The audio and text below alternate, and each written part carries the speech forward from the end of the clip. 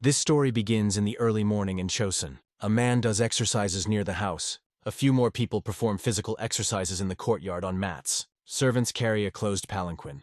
A person inside thinks that this is not a morning in the city early, but he is just an early bird. Hungry, he walks along the street. Through the window, he watches how people also carefully do charging inside the house. He smiles, hearing the sounds coming from the hall for training. The guards near the gate do exercises with dumbbells. One of them, noticing an approaching person, turning Your Highness to him, asks, "He came to the morning training?" He replies that it is, and tells him to open the door. The guy performs the exercise, bending hands with dumbbells. Then he is engaged in the simulator. Two men are talking. One of them notices that a friend is probably sitting on a diet. It is immediately clear that he became slimmer. The second confirms his guess, and he adds that he gained mass, and his shoulders now have the size of a mountain. They take various poses, demonstrating the muscles to each other. Out of the corner of his eye, the guy watches them. Someone is engaged in the running simulator. A sobbing fat man complains that so little time has passed. Moving in the wheel, he complains that he was able to blow 1 hour, and according to his sensations, as if an eternity. Some sounds come to the guy. This is the noisy breath of a man trying to raise the bar. A sharp cry breaks out of his mouth. His efforts were successful. Putting it on the shoulders, the man exhales sharply. A group of guys, encouraging each other, perform squats. The prince is satisfied. The roar of the muscles of visitors is in full swing. Could there be a big joy for a trainer in a sports lifestyle? There are many different shells and simulators in the hall. Cho Yunjik, an ordinary Korean who studied nutrition in the magistracy, stands in the center of the hall. He is a full-fledged coach in a healthy lifestyle. He first learned about bodybuilding in the army. Since his service took place on the front line, the conditions were extremely difficult, and the only outlet for him was the gym there. Even my mother could not believe that her son had changed so much. Returning to college, he did not abandon the sport. Girls sitting behind him in the audience are surprised that students from the sports department attend classes on Chosun's history. During his studies, the guy is still more engaged in his body than training. Looking at him, fellow students believe that he is clearly out of place. Thanks to his efforts, he receives a certificate of instructor of a sports lifestyle of the first level. To celebrate this event, he arranges a party. That evening there was nothing unusual unless he drank 1 extra mug of beer. Before going to bed, Cho Yunjik decides to see something interesting on the internet. He finds an article in which the question is asked, "Why was the life of King Sejong so fleeting?" The guy answers easily, because he did not go in for sports. Falling asleep, Cho Yunjik thinks, "I wonder what to wake up in the morning in Chosun as a sports instructor." He represents how the rows of pumped-up guys stand in front of him. The guy is sure that he would rewrite the whole story. He believes that it sounds funny. Sitting on the couch, Cho Yunjik falls asleep. At dawn, someone's voice is heard from the house. The interest is still tormented by the cough of His Highness. There is a cry of a rooster, a shocking guy trying to find his phone. He cannot understand where this bird came from. Rising, he thinks that it seems that yesterday he went over. His gaze stumbled upon a chest of drawers, which he never had. Cho Yunjik understands that he is in Hanoka, a traditional Chinese house. He is sure that he is still sleeping. Sitting in bed, he raises his hand and freezes in bewilderment. Under the window of his room is a servant who says it is time to get up. Looking at his body, Cho Yunjik asks one question.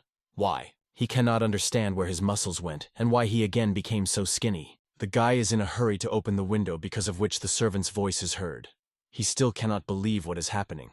As soon as he opens the sash, the servant repeats his question again. The guy sees in front of him an unfamiliar yard and some people in national clothes. He asks his name. The servant first cannot understand what he wants. Then he answers. His first name is Yu, and the second Suji. The guy is interested. The name of his father is by chance before? To which he receives an affirmative answer. The guy understands that now he is the son of the 4th king of Chosun, whose posthumous name, Sejong the Great. Cho Yunjik considers the information received. Having folded all the facts together, he understands that now he is a great prince. He realizes that he moved to the era of Chosun. Cho Yunjik, everything seems too real. He thinks that it seems that he really ended up in Chosun. Seeing the guy who appeared in the doorway, the servant reports on the arrival of the great Prince Junyan. Cho Yunjik thinks, since he was called Jignan, then now the period is no later than 1445. He believes that nervous in such a situation is quite natural. But he should only think with which people he will meet, how his heart begins to pound like frantic. He will meet with the most respected historical personality #1 in the Korean army. He cannot believe that he will now see the Sejong of the Great. This is an incredibly exciting moment for the student of the East-facing. He is allowed to enter. The guy delights the king's charismatic voice, but the man's breath confuses him. Going into the room, he sees an incredibly fat man who informs him that he is here, because there is an assignment for him. Noticing his surprised look, Sejong asks why he was stared. He has not yet woken up, or what? The guy is disappointed with the view of the hero, whom he represented completely differently. He knelt down in front of a man sitting on an elevation. He asks, "What's the matter?" He asks for forgiveness and says that his father showed incredible wisdom and insight in matters of government. Calling himself a submissive son, he complains that he was removing all the manners and looks ignorant, worrying about how to rather bow to his majesty. The man replies that it is not worth talking about ignorance. He notifies that since he appreciates his talents, he will give him the corresponding instructions. He wants the prince to rewrite Kanmok, a general review of events taking place in a certain period. Sejong tells him to go to Cheapenjon and rewrite in more and more letters. The guy replies that his order will be executed. Cheapenjon is an educational institution of the early Chosun, in which scientists are trained and research is being conducted. Sitting at the table, the guy thinks that while he lives here, he will have to go here at times. The young man standing at the racks with books says, "If the great prince is able to rewrite Kanmok, then everyone will be admired by his talent." The guy interrupts him, saying that His Majesty's handwriting is many times better. The interlocutor believes that he is too modest. Cho Yunjik notes that he has no problems not only with understanding of speech, but also with a letter. He realizes that the body has retained the muscle memory of the owner. Swearing the pages of the book, he thinks that the text in it is not so small. It seems that Sejong has a great vision problem. Mentally, he considers the man as a club member, and makes his own professional opinion of the coach with 15 years of experience. He believes that Sejong suffers from obesity, and his body weight index is more than 35. In addition, the king's face seemed too swollen to him. In addition, in the yard a cool summer morning, and his sweat was already flowing down his cheeks. The guy believes that, most likely, he has diabetes, or a violation of glucose tolerance is a state preceding this disease. Then everything is clear to him, like a day. Sanjeon died suddenly. His successor King Mujon will also die soon. Further, the Tangjeon, which the rebels will be killed, will ascend to the throne. Cho Yunjik decides that it will not happen. Crown Prince Lee Hyun, the eldest son of Sejong, and the future king of Mujon, approaches him. He says that he is unusual to see him here, because he usually enjoys hunting in the mountains. The guy understands that in front of him is the 5th king of Chosun, who is his older brother. He asks what happened, to which the crown prince replies that he wants to check in advance in what condition the books that will be sent to his father are. He asks not to worry about him and continue to go about his business. The guy thinks about his words. Does Hyun not notice anything? He addresses the crown prince, saying that some books are written in a very small handwriting, and they are difficult to read.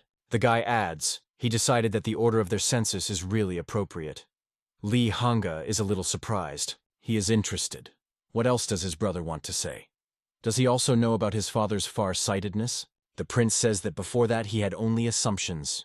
Lee Kiana reflects that he used to be so boasted at his greatness. How a change in life. The guy is interested. When did it start? And Kronprint replies that a year ago the first signs appeared. And this is not quite like senile farsightedness. It's not only about the inability to see things near. At the moment, this is a secret, and Lee Hyun warns him that you need to keep your mouth on the castle. Cho Yunjik bows his head, agreeing with his brother, thinking that it is not so easy to get rid of him. Kronprint leaves the room. I can hear how people are welcomed. People standing in the corridor. The guy feels that he is breaking the back of his head. He turns his head alternately to the left or the right.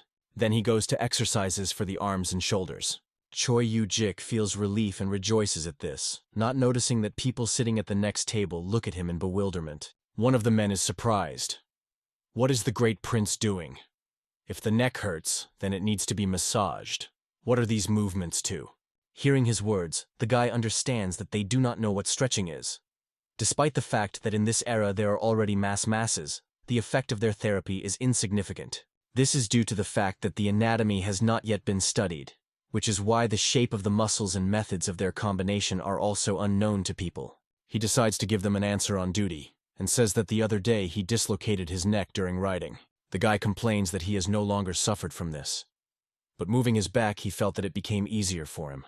He assures men that this really helps, and he also offers them to try. They repeat his movements, first doing exercises for the neck, and then they move on to warming the back. Men feel much better. The next day, the Crown Prince, part of Chipinjon, hears how the guy recommends that the people present here move their backs and shoulders so that relaxation is felt in the body. The young man listens in surprise to enthusiastic exclamations. The people who felt relieved believe that in this case even a doctor is not needed. The stretching technique, demonstrated by Prince Jingyan, spreads with lightning speed among Chipinjon scientists. She was nicknamed the Stretched Whale. But the Great Prince has another headache. A passerby asks the shopkeeper, "Does he have crabs?" The merchant is surprised that the prince granted them. Suyan reports that he came to buy oil, something like sesame seeds. The man replies that he has beef, and he can give him everything. Holding the money to him, the guy asks to collect oil, starting from the lowest quality. A passerby is perplexed. The prince just bought in a shop with herbs everything from the simplest drugs to the root of the dudnik, and now he also buys oil. What did the prince plan? The guy remembered that Prince Janyan died of severe dermatitis, and since he cannot return to modernity, he decided to take proactive measures. He thinks sadly that even dermatitis is deadly at this time, and decides to realize his plan as soon as possible. He is welcomed by others and include his heads in front of him. The prince's thoughts interrupt someone's voice. A woman who approached behind, accompanied by a maid, says that she heard that he often goes to this street. Turning to her, he answers, "Right, his wife." The guy explains that after a close acquaintance with some books of Chipinjon, he had some experimental ideas. The woman says that he had only done earlier, that he hunted for days on end, and now he was engaged in a despicable work. She is wondering what her husband thinks about. The prince's wife is interested in what her husband conceived? The guy finally realizes that this is really his wife. He says that he looked at the books in Chipengon and came across one interesting invention that was used in the country to wash. At the same time, he mentally persuades himself to calm down and not panic. He explains that he wants to try this invention. This is soap, and he believes that this is the most necessary thing for a person who has fallen in the Middle Ages. Even modern people suffer from skin diseases if they do exercises in unexpected clothes. And how to engage in bodybuilding in Choson, where there is no mention of soap. Of course, this will lead to the development of even more serious skin diseases. Once, he tried to make soap for the hall in which he worked. The grandmother of the owner of the room said that she did not trust store soap, so she makes it herself. Her recipe was surprisingly very simple. In natural olive oil, she added water mixed with ash of burned rice straw, carefully mixed everything, and heated. That's all. The guy is sure that such soap can be made even in Choson. The woman believes that if oil comes to the body, then it will become dirty. She says that she would never have thought that it can be used for washing. The prince says that he plans to conduct several experiments. If you believe the book, then with the help of this invention you can completely clear the dirty collar. It is also written that you can remove old spots. Going to leave, the woman says she really hopes for his success. The guy understands that they have a strained relationship. Prince Jinyan watches how soap is cooked. Nearby, standing a servant carefully watches his actions. He believes that since there are signs of foaming, then this is already success. You can find the perfect ratio only experimentally. Looking at the brew, he thinks that, judging by appearance, then he seems to be good. But he is more interested in how effective this product will be effective when washing. He decides to test it on himself first. By hardening, he notes that there are shortcomings, but the result is quite good. Sitting in the bath, the prince considers the flaws of the soap welded to him. Due to the presence of sesame oil in it, there is a small smell he notes. He believes that as soon as this problem is resolved, and the opportunity to implement mass production will appear, it will be possible to establish supplies for the Ming dynasty. His other problem is the health of Sejong. Even the king's father gave up attempts to make him engage in his body. The guy reflects on whether he, the second son, will be able to reach him. He is not even his successor. He imagines how the king says that it seems his son has nothing to do, since he clogs his head with all sorts of nonsense. And then his imagination draws, as Sejong invites him to join the struggle of Kim Chonso with the Tungus in the north, or to become an official somewhere in Murindo. Having left the bath, he continues to reflect on this problem, and comes to the conclusion that he must outwit the king at the expense of logic if he wants to cope with his obesity. The guy thinks that his own body is also a continuous problem. How can he teach someone in this form?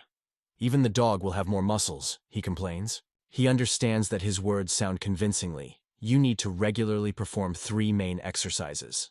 get to the level of weight raising 400 kilograms, and develop about 620 muscles.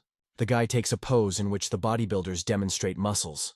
The banners look at him in bewilderment. He thinks, what if you make bodybuilding science? How far can he go?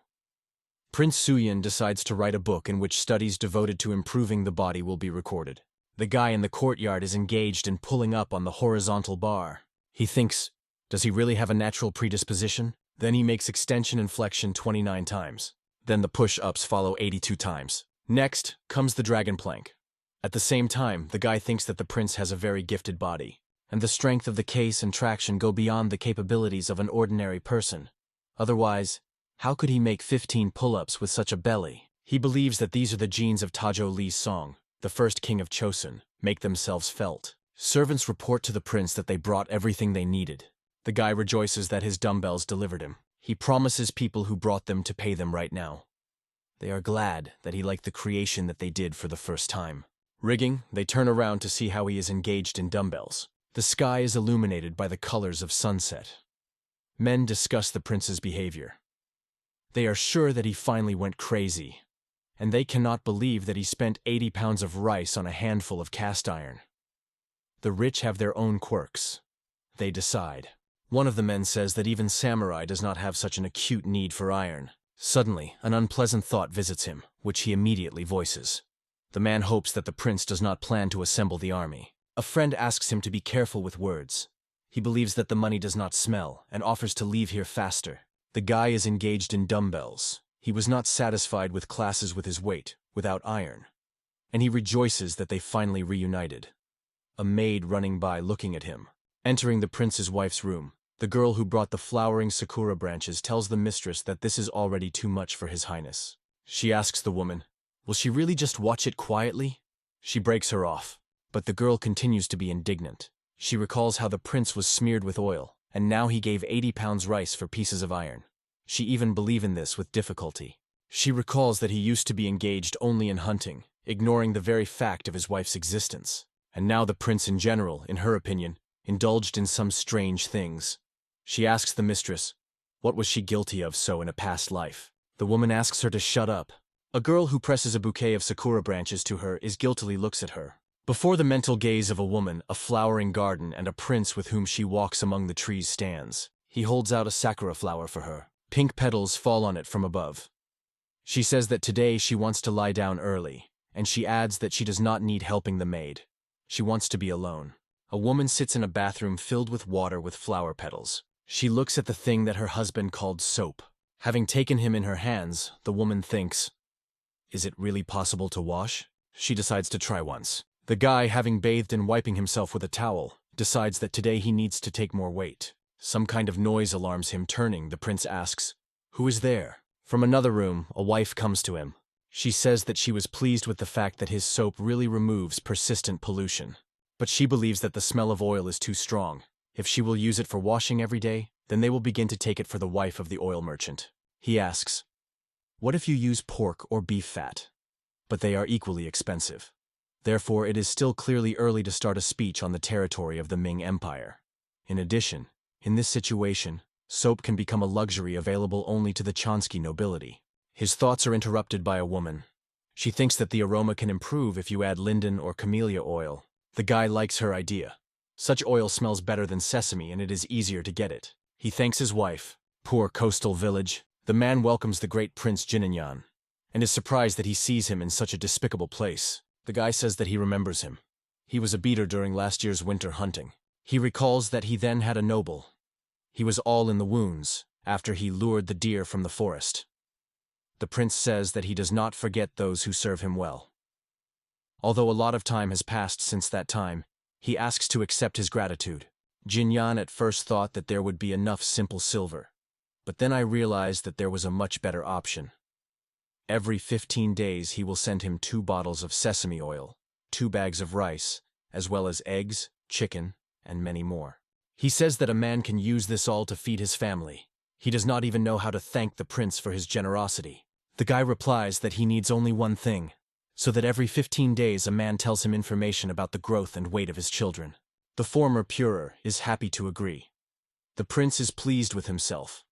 In 20 days, he promised to provide food support to 20 yards and began to fix the weight and growth of children. In some, the diet is based on protein, while others are on carbohydrates and fats. He represents how he tells about changes in the parameters of the physique of children and their motor abilities as confirmation of the king.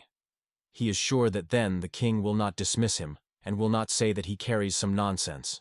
Jinyan believes that this study will probably help change the food habits of King Sejong. The guy holds out the drawing of a blacksmith, asking, "Can he do it?" He replies that he does not know how to read, but understands the numbers.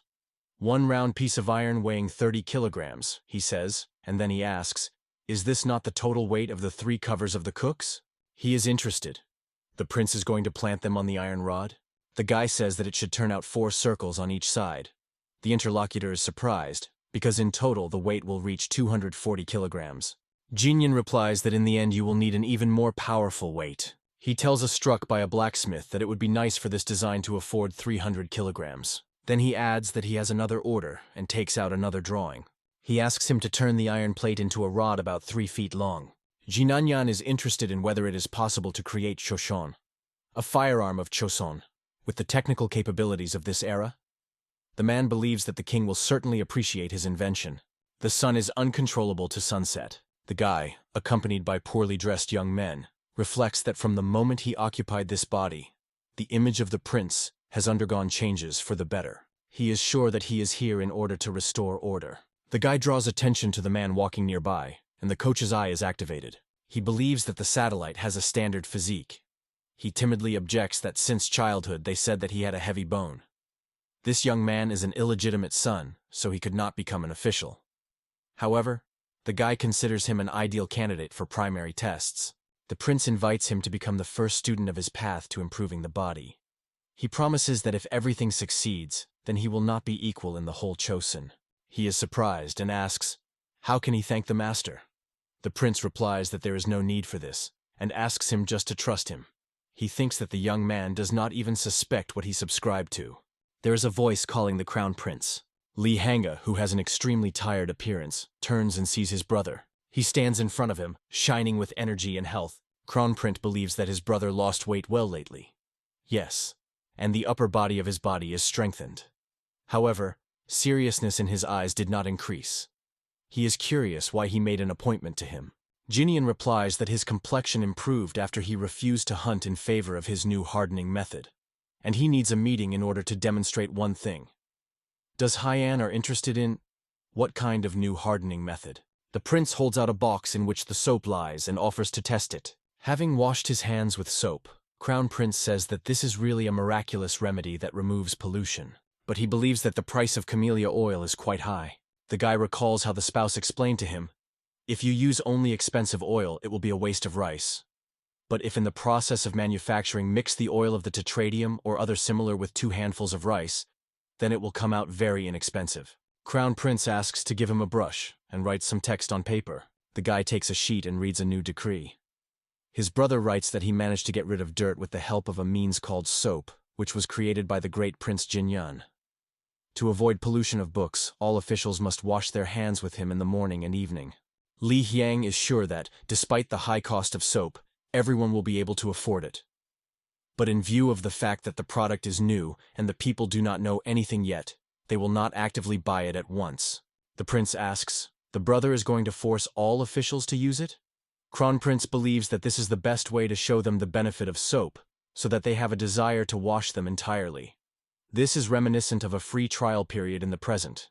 Li Qiana believes that the easiest way will be widely spread soap if private auction begins. Then it will be possible to introduce a tax on it, thereby receiving a new source of income. The guy considers this a good idea. Looking at the Crown Prince, he thinks that it is not without reason that he is the first son of the Sejong of the Great and the future king of Munjeon. In front of the blacksmiths there is a man who is interested, whether they are sure that the prince ordered that. They answer that it is. He says that it is, but they themselves know what awaits them if they make a mistake. The blacksmiths bow and wish him a good path. One of them tells the other all the prince's orders to immediately melt and destroy. The interlocutor objects that the deadlines are already suitable, and the damage will be enormous. The first blacksmith shouts angrily, is it really more expensive for him more than life? If so, then let him dare. They did not see this prince in the eyes. The man, meanwhile, reflects that the second prince, who has not managed to earn the right to inherit, spent a lot of funds to buy iron. For days, it tempers its body. Finally, the true nature of Prince Jignan makes himself felt. Rumors in the city are quickly spreading. The man, showing his hands to the interlocutor, says that when he washed them, using a remedy called soap, the ink spots immediately disappeared. He asks, "Is it only washing ink?" And he hears in response that the oil from the face easily washed off. They decide that this is really a miraculous remedy. A man is interested. Do friends know who invented him? Someone suggests that Crown Prince, but he replies that this is the merit of Prince Jingyan. The interlocutor is surprised. He heard that His Highness is only to bear the hoppers, and is not able to come up with anything sensible. Friends agree with him. They really hardly believe in it. The guy performs the exercise, the bench press lying. Nearby is a young man insuring him. After keeping an account, the prince thinks that he performed a bench press with a weight of 120 kilograms 10 times. His muscles are developing so quickly, as if the god of bodybuilding himself favors this guy. Jinyan finished the exercise, and the young man admires his achievements. The prince replies that one cannot neglect respect for his parents, and hardening of the body is the best way to express it. Although the manufactured equipment reminds him of rusty rods in the fitness center, but the benefits of it, he believes. With manufacture, however, many difficulties arose.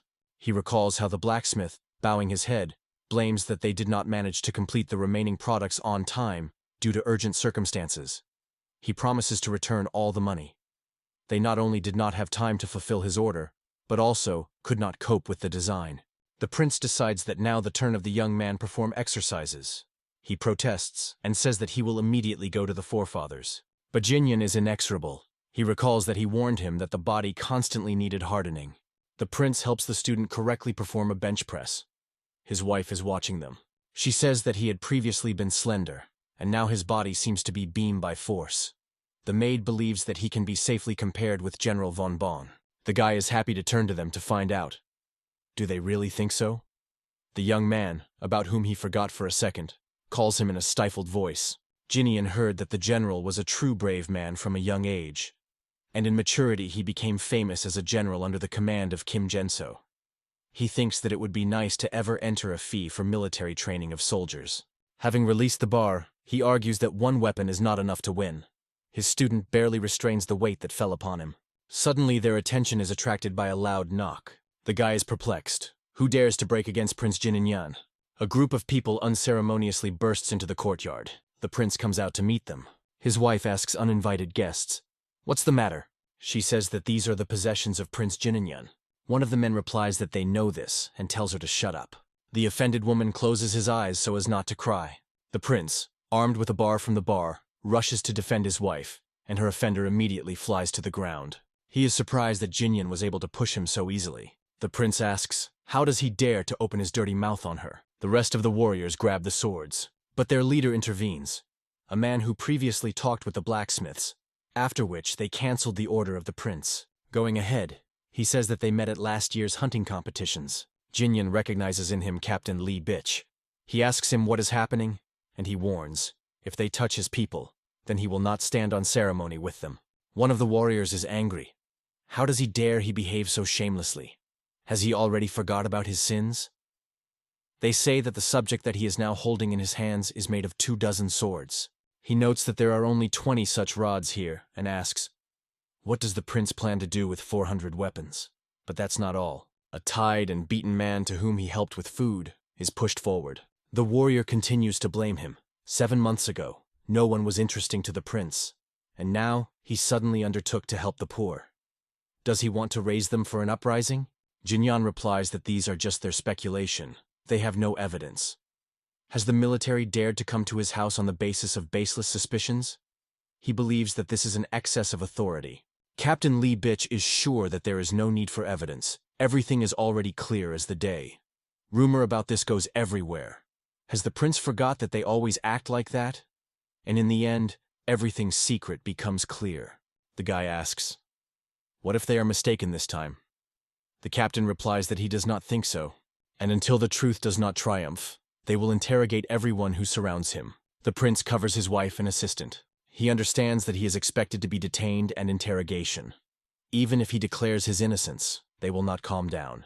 He considers this a typical target investigation. The guy is sure that he did not do anything bad after moving to the prince's body. He is interested in what friction they had before his appearance. But what should he do about it now? Suddenly, he hears someone addressing him with a question. What is happening here? He turns his head in that direction. And he recognizes the Crown Prince Lee Hanyan. The brother says that he came in person, because bad rumor about him spread everywhere. The captain clearly did not expect to see him here. Lee Hyan continues to speak. He thought that his brother found a new way of hardening the body. Lee bitches asks him not to approach the prince, since it is not known that this madman who decided to make an uprising on his mind. Kronprint does not like what the captain called his brother a madman. He warns that he would be careful in expressions. Lee Kiana says that he is not a madman but his younger brother. Everywhere there will be dissatisfied with the fact that someone uses wealth for personal purposes, but he intends to give the prince a chance to explain everything. Despite the fact that they are relatives, it will not be easy to clean from dirty rumors. Significant arguments will be required. But if the captain's accusations against his brother are groundless, he should not hope that he will be able to get rid of easily. Lee Hanyan's voice, who assures Chiki that he cannot avoid punishment if his accusations are groundless, spreads to the whole yard. The prince, turning to his brother, says that he will need some help. He asks the servant to bring the book. When the young man brings what he asked, the guy explains that he had a very reasonable occasion to create all this, namely, the development of the doctrine of a healthy lifestyle. Holding the manuscript of the Kronprint, he asks him to first familiarize himself with the records. He is surprised. What can be such an important book on the body of the body? Lee Hyan begins to read. Reverence for his parents is expressed in a care of the granted body. He says that this does not raise questions, but he still does not understand why so many investments were required. Kronprint asks, since his brother was puzzled by the creation of the healing method, why did he need to make how much costs? Jinyan replies that he can only explain the reason Lee Hanyan. He says that his brother is aware that their father is weakening day by day, no matter how regrettable it is. But the truth is, Lee Hanga is sure that he is so worried. He considers vision to vision a age-related change that overtook their father a little earlier than usual. But if his brother has any special knowledge in medicine, then he is ready to listen to him. The guy says that more recently, their father was tormented by a fever. Despite the cool weather, sweat flowed abundantly across his face. He tries not to draw hasty conclusions, but suspects that all these signs are the precursors of diabetes. Lee Hyan looks at his brother in surprise. He continues to speak. He thinks that the reason for this lies in the overabundance of Yang's energy, and also that the king eats too much. But since he does not have physical activity, this energy cannot be freed. Therefore, the conclusion suggests itself that its part manifested itself through a disease that struck his eyes. Kronprint is interested in. Why then did this all the help of the poor need? He heard that his brother began to supply food for their children under recording. Is this really somehow connected with their father? Jingyan confirms his guess. He managed to find out that only a few spoons of rice and eggs are enough to gain weight. His book records all reports related to nutrition and physical activity. He wants to convince the king himself of the written. Lee Hyan considers his words. He tells the captain to withdraw the soldiers. Kronprint is sure that the prince has no evil intentions, but Lee Bichchki refuses to obey. He claims that they monitor the behavior and moral principles of citizens.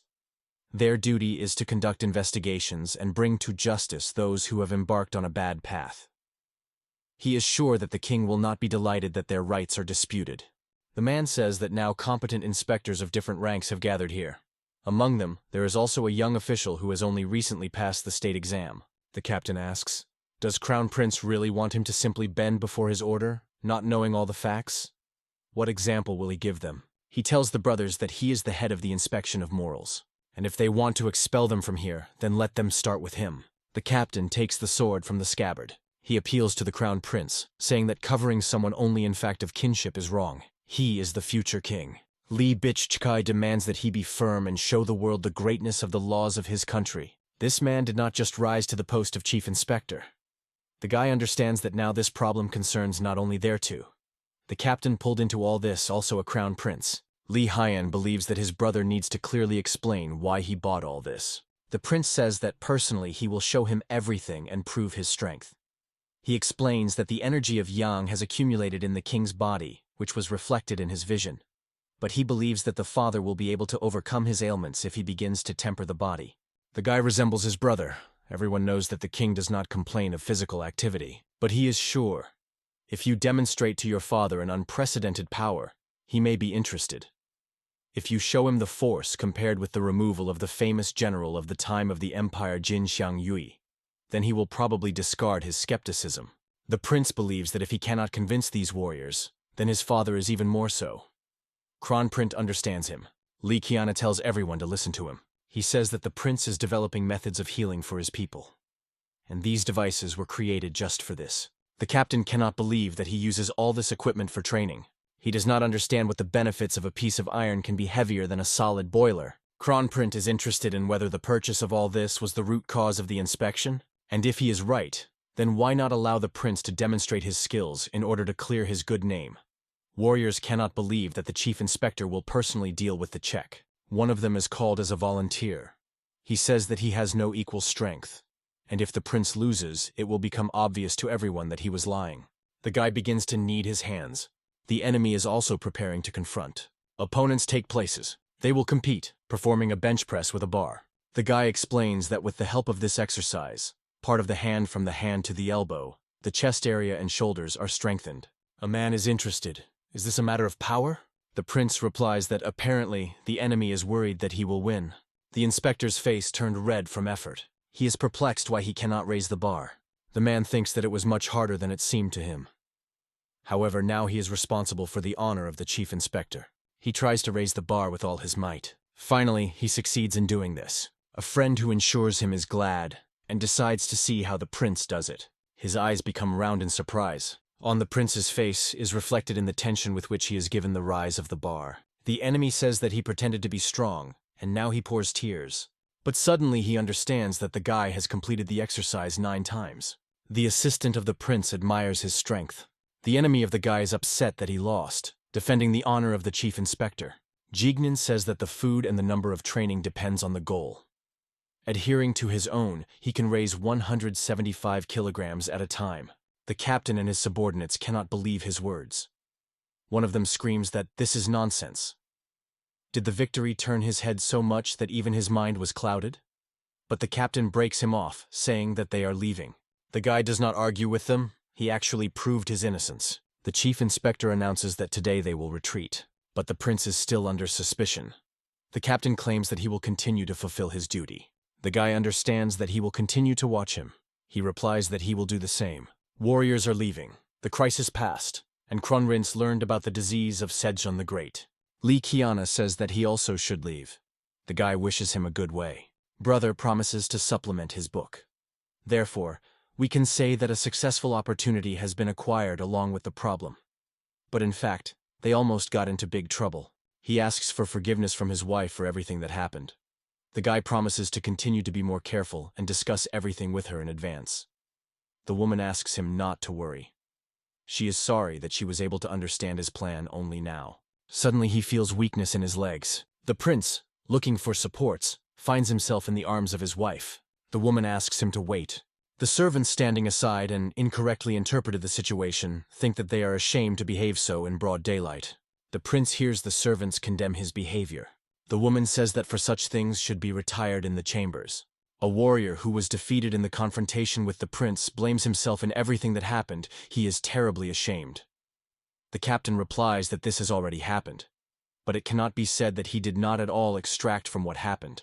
The man is interested in what the chief inspector has in mind. Among the metal products ordered by the prince, there was one entertaining thing: a thin, hollow rod made of iron. It was like a tubular weapon. The captain highly appreciates all kinds of wonders, and with confidence it can say that that subject was created for a reason. There is a chance that the prince is trying to improve existing firearms. On hunting competitions a year ago, he saw the phenomenon of the beast that exposes his fangs, and the prince suddenly now spoke about the reverence of his parents and the book on healing. He is sure that this is nonsense. He will certainly reveal all the plans of Jignan. After some time, the blacksmiths report that the order for the manufacture of tools was again received, and the prince, meanwhile, leads an ordinary life. 3 months later, the prince's wife reports that recently she did not feel very well, so she went to the doctor. He said that the woman is pregnant. Jignan is a little puzzled. It turns out that on that day they conceived a child. He recalls a friend who had a 1-year-old baby. He complained that he had no time for sports. The guy assured him that sports could really change his life. He believes that a surge of strength and vigor after training is an important aspect, but he does not agree with him.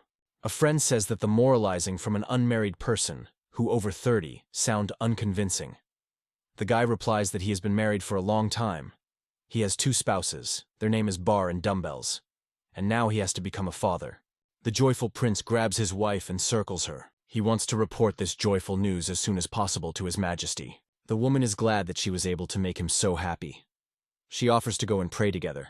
The prince believes that his wife, in order to give birth safely, must first be engaged in his health.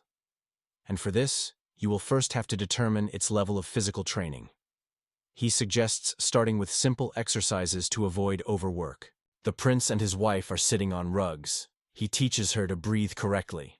At the same time, the guy thinks that in order for the birth to be successful, one stretching is not enough. The wife of the Kronprince died immediately after childbirth due to complications. In this era, the death of a mother or child during childbirth is harsh everyday life. He believes that the presence of a simple disinfectant could reduce risks. The guy decides to create it. The prince demonstrates the apparatus he made. His guest is interested. Is this a container for storing a koju? He could not even imagine a similar form in a dream. The guy says he made him. It helps to collect alcohol, and with the help of a long tube, it is cooling. The prince orders to bring everything to Juju what is in the house. He believes that after cleaning, it is necessary to check the purity of alcohol. To do this, he needs 2 circles with 1 volume of liquid. Water fills only 80% of the container. The specific gravity of alcohol is about 0.8%. If the alcohol filtered to him will be easier or heavier than water, this is a failure. Putting the mugs on the scales, he with excitement watches their hesitation. Finally, the bowls freeze. The guy rejoices that there is a disinfectant. From his move to Chosun, quite a bit of time passed, and there was no sudden reverse movement to modernity. In the prince's house, everyone is already engaged in fitness. The guy is interested in what managed to happen in his absence in the modern world, but this question worries him only somewhere deep down. It is much more pleasant for him to walk with his wife in the garden. After the birth of a child, he finally plunged into the life of Chosun. Time flies quickly. Recently, Prince Jinyan has succeeded in many ways, His Majesty believes. He says that his son came up with soap available to ordinary people, thereby enriching the treasury. He also created a means of helping to treat wounds. The guy thanks him for his mercy. He believes that he still has something to strive for. The chief inspector carefully watches him. The king believes that he does not need to be modest. The captain gloomily listens to the words of Sejong, that he distinguishes 200 nannies of silver in order to compensate the prince to create soap. The king believes that the recent appearance of the firstborn Prince Jinyan is a blessing for the royal family. In addition, Madame Yun, his wife, came to his senses in a week. Does this not prove the effectiveness of his new invention? Sejong commands to continue to use alcohol to treat children and mothers. Looking at his son, the king thinks that he considered him a white crow in their family, and he suddenly matured so. His vision is blurred, and he no longer sees the prince so clearly. He gets worse, alarmed screams are heard. The king is falling. People hurry to him. The order is heard to call the doctor. In March 1438, the state of the king of Sejong began to rapidly deteriorate. The prince, sitting at the table, is interested in the well-being of his father. The brother replies that his condition has worsened. This time, of course, he woke up right away. But Li Hanga is still worried. He says that the king constantly torments thirst, and his vision worsened so much that he was forced to keep books literally before his eyes. Sejong accepts a healing decoction, but he does not give any benefit, Kronprince believes. The guy asks, did his father discuss his ailments with his brother at least once? It is important for him to know whether the king mentioned something in the spirit of whitish fog or insects flying around. He recalls that his grandfather suffered from diabetes, complained about this. Li Hyun replies that his father was complained only to the fact that he could not see the objects located far away. The prince believes that if everything is so, then the situation is not critical. He thinks that perhaps the current state is only a temporary malaise caused by overwork, but the guy is not fully sure of this. Degeneration of retina and cataracts is not to be treated. If everything continues this way, then, according to history, in a year, the king will lose vision due to complications. The prince asks, soon after all, on September and the birthday of mother. He is sure that more successful to influence his father simply cannot be invented. Kronprint is interested. Is he really going to arrange something at the royal feast? The guy's book has only 3 exercises in which the heaviest weight is used. The first is squats. The second exercise is a bench press. The third is the deadline. Together it is called 3 main exercises. The prince is sure that by the birthday of mother, he will reach 1,000 pounds in them. A brother cannot believe in the figure he called. He asked an experienced soldier to raise 600 pounds, but he did not even come out of the place to move such a weight. As the man did not try, but he did not succeed. Having picked up the chicken leg, the guy admits that now he cannot cope with 900 pounds yet. And if we talk about 1,000, then this is an extremely difficult task. But the prince believes that for the good of the father, he must master this. Kronprint replies that then he will not remain aside. The brother's book has many difficult places to understand, so he will work on the availability of presentation so that he can achieve the meaning of even their stubborn father. He believes that the prince needs to pull up in the teaching. He is surprised by such a statement. But the brother recalls that he himself wrote about respect to his parents. Li Hanga says that the book should contain at least 13 sutra, the main Confucian commandments of the Ming dynasty. And the prince, as the author, should be studied thoroughly. The only scriptures that are in the guy's memory are 4 books and 5 classic works. He thinks that the level of complexity has increased, but remembering the king who lost consciousness, he decides that this is all for the sake of the Sejong of the Great. He tells his brother that he agrees and entrusts to him. At the birthday of mother, he will raise 1,000 pounds. Kronprint promises to make his father to do with his book. He is sure that he will definitely understand everything. The brothers proclaim a toast for the health of the father. They are not embarrassed by the fact that the elder holds a glass in his hands, and the youngest, a chicken leg. The time has come to do something truly crazy. Raise the bar by 100 pounds in just 6 months. The guy is worried. Will he cope? To convince the king of the effectiveness of 3 main exercises will not work if his body is covered with a thick layer of fat. The guy and the assistant go to the foot of the mountains. To demonstrate the best from the sides of his method, it is necessary to drop about 8 pounds. He finds the most effective method for this in this era. He will help him in the mountains. He counts on the potential of his body. From this moment, he begins to engage in special training. From the very dawn, he rises into the mountains and then sits down at the books. He is unpleasantly surprised by the amount of material that he must learn. The guy recalls the words of the crown prince. He coped in 2 weeks, and is sure that his brother with his special talents will manage in a week. In front of his mental gaze, does Hyang's face stands? Who is interested in everyone who is satisfied with his brother? On the table are dishes with Beijing cabbage and cucumbers, with red tofu and oats. The wife is interested. Will he really be there? She knows that oats helps to cleanse the stomach, but still, this food does not look tasty. The prince replies that on the birthday of his mother, he will have to clearly show reverence for his parents to his body. And if there will be too much fat in his body, this cannot be achieved. Jinyan says that in the name of this goal he will eat so daily. Mrs. Yoon is ashamed that she could not solve his plan. She considered it necessary to add a little salt so that tofu was not fresh in taste, but now she realizes that she had committed stupidity. She calls the servants to remove everything and set the table again. The woman tells that henceforth they check the prince's food. It should always be fresh. Tired after the morning climb into the mountains, the guy stops to rest. In the afternoon, the wife watches how he performs the exercise, deadlift. At dusk, he climbs a steep rock, and at night the prince plunges into reading. With a victorious view, he stands at the top of the cliff. Time flashed unnoticed. The guy looks at the city extending far below, the day of the royal feast on the occasion of the birthday of Queen Sejong. The royal couple sitting on an elevation looks at the performance arranged for them. Watching a man standing on a horse, the queen rejoices. She says that horse breeding has reached a new level. The vision of the king does not allow him to see what is happening in detail, but Sejong does not show that something is wrong. Kronprint talks with his brother wrapped in a cloak. He says that he is in the last line. Everyone believes that he will demonstrate his physical skills, like vague actors. He asks, did he really discuss the upcoming event with someone? He replies that he spoke with the Kronprince, that the prince intends to raise 300 kilograms. But she did not believe and got angry. He asks his brother to fulfill his plan. He is sure that then, mother will probably be interested in the doctrine of a healthy lifestyle. Li Qiana says he is very counting on his brother. The turn of Prince Jignan comes to show his skill in front of the royal couple. Dressed in a cloak hiding his body from prying eyes, the prince congratulates his mother on his birthday. While he says, the servants tearing away from gravity carry discs. The prince pronounces the words of congratulations and gratitude. He believes that he received everything that he has in his life only thanks to his parents. Servants carry several more discs, and now he wants to pay her attention to his work on a healthy lifestyle. It contains methods for improving the body. The king says that behind him a bunch of iron. He does not understand what the son wants to show them. The prince replies that he prepared a slight idea in order to repay them for their mercy. The guy picks up a metal vulture and says that it is filled with a feeling of deep gratitude. Today, he has the opportunity to demonstrate his magnificent body to them. With these words, he breaks off his cloak. Their gaze appears a perfectly complex body of the prince. On the birthday of Queen Songko in 1438, Chosun's story thoroughly changed. And all this originates in this moment.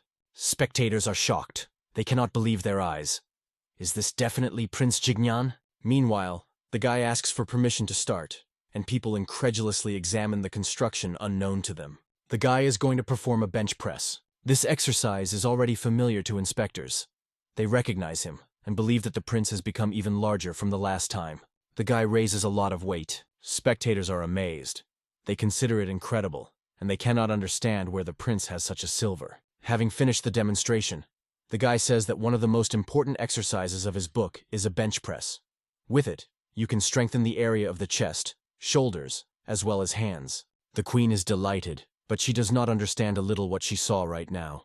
She asks, how much is all this iron weighs? The prince replies that the bar is 40 kilograms, and the plates are 240 kilograms.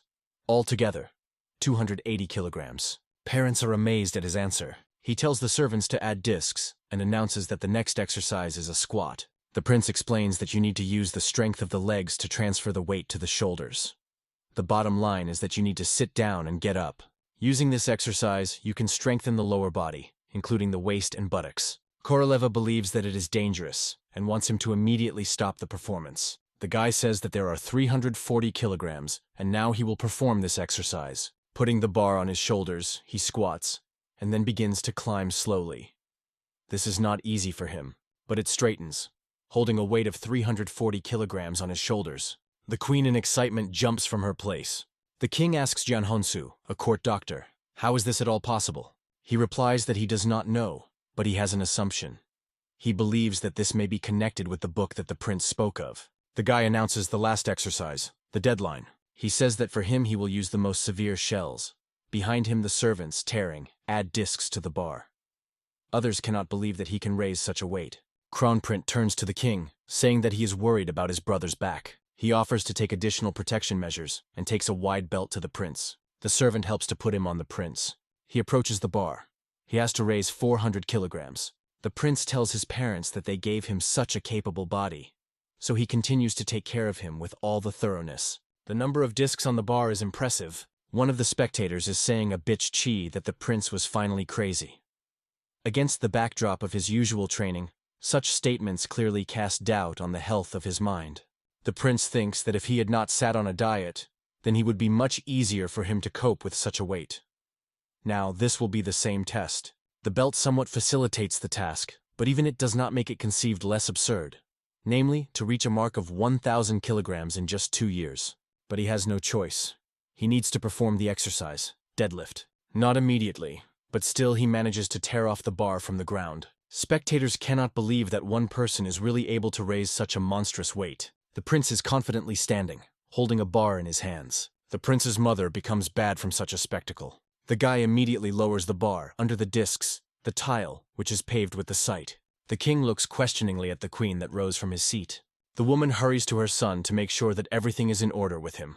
Looking at the corns on his arms, his mother complains that in 2 years of training with iron, his hands became like that. She asks, does he call it respect for parents? With tears in her eyes, the queen announces that she did not see more respect in life. The crying woman says that when he looks at how he worked hard on himself, he cannot calm down tears. The court ladies also begin to sob. The queen continues to say that the abdominal muscles in people engaged in martial arts become more clearly defined, but to bring them to such a relief. Others listen to their conversation. One of the servants tells the other that the prince's muscles, as if alive. The king believes that the son really proved the effectiveness of the method of strengthening the body, set forth in his book. He says, "This is a great job." Looking at the bar lying at the guy's feet, he is interested. What inspired him to develop this idea? Prince Jinyan replies that he and his mother gave him such a wonderful body, so he is obliged to protect and improve him. Sejong asks, are 1,000 kin necessarily the norm for raising? He is worried that people who do not have sufficient strength will not be able to take the prince's method into service. The guy answers, not at all. Initially, he began training only to get rid of excess fat. Strength is added naturally. He says that after a few months his movements became more smooth, and fatigue was removed as with his hand. The king replies that he knows that they, together with the Kronprint, worked on writing this book, and after personal acquaintance, he will determine what is right and what is not. The father suggests discussing the details of the teaching of his son in the near future. The guide proclaims that the king's mercy is limitless. Sejong adds that he does not like the official name of his son, Prince Jinyan. The king decides what kind of merits to heal his people. He will be called Prince Suyan, in which Su is a head. From now on, his name is the Great Prince Suyan. Having set aside the book, the king says that it is really outstanding. He is surprised that the youngest son managed to acquire such knowledge. Kronprint replies that he was also surprised to read her. He only set forth the methods of brother training themselves. Unlike other books, only in the first there is a thing called a table. They decide to do check today. Sejong studies records of changes in the body and food habits of children from slums. If you cook 1 bag of rice, about 6 kilograms, then it will be enough for the adults to be fed 10 days, and the children, 20. But overeating leads to the lips of the body. If a spoonful of sesame oil is present in the diet of children daily, their body will be full of energy. On the other hand, Paul Kina, about 300 grams fat, is added in a month. After reading about fat, Sejong begins to inspect itself.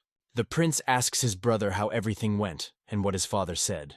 Kronprint makes a sad look, but he can't stand it and, smiling broadly, says that his father showed a desire to begin to comprehend his art. The guy is glad. Preparations are already in full swing. Since today is the first day, he decides to teach his father only the right position. The brother objects that right now the king is very busy, walking under an umbrella, which carries a court healer. The king says that he is very tired and demands that he would be brought shoshon, a pull resembling honey. Its accompanying person objects.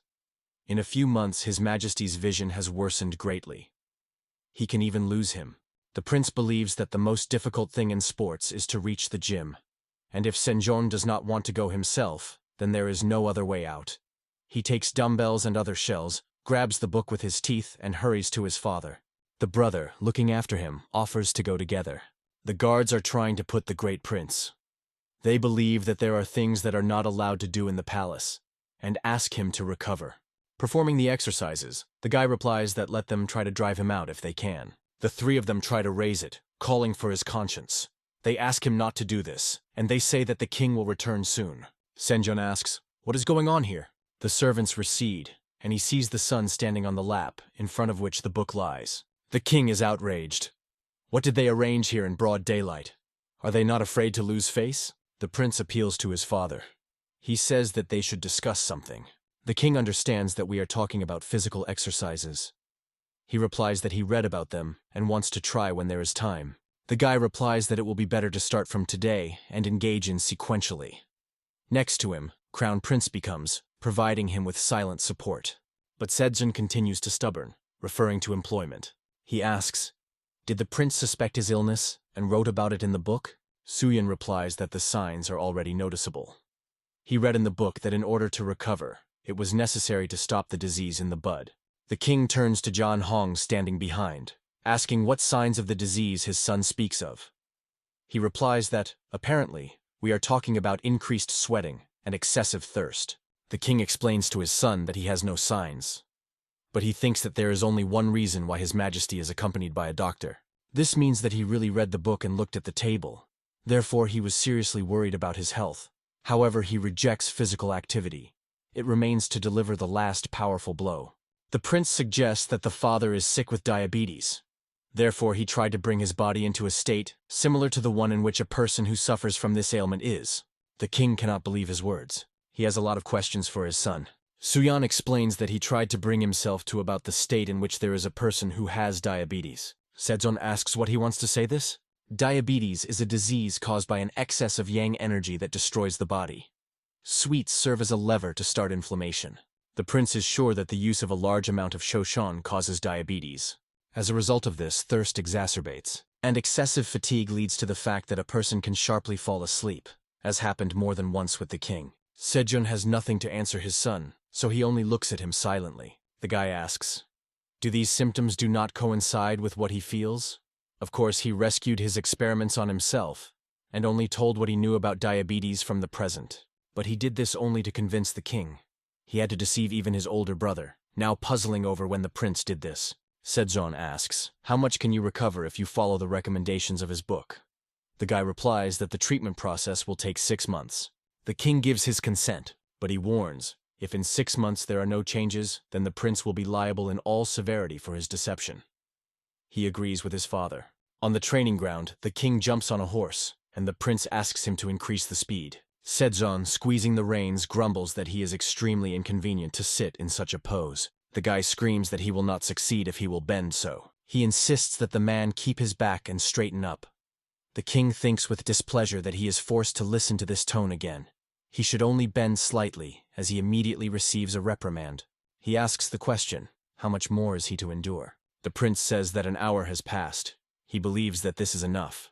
Sejong rejoices, and replies that he finally heard something sensible from his son. But the guy immediately lowers him from heaven to earth, explaining that it was only a warm-up.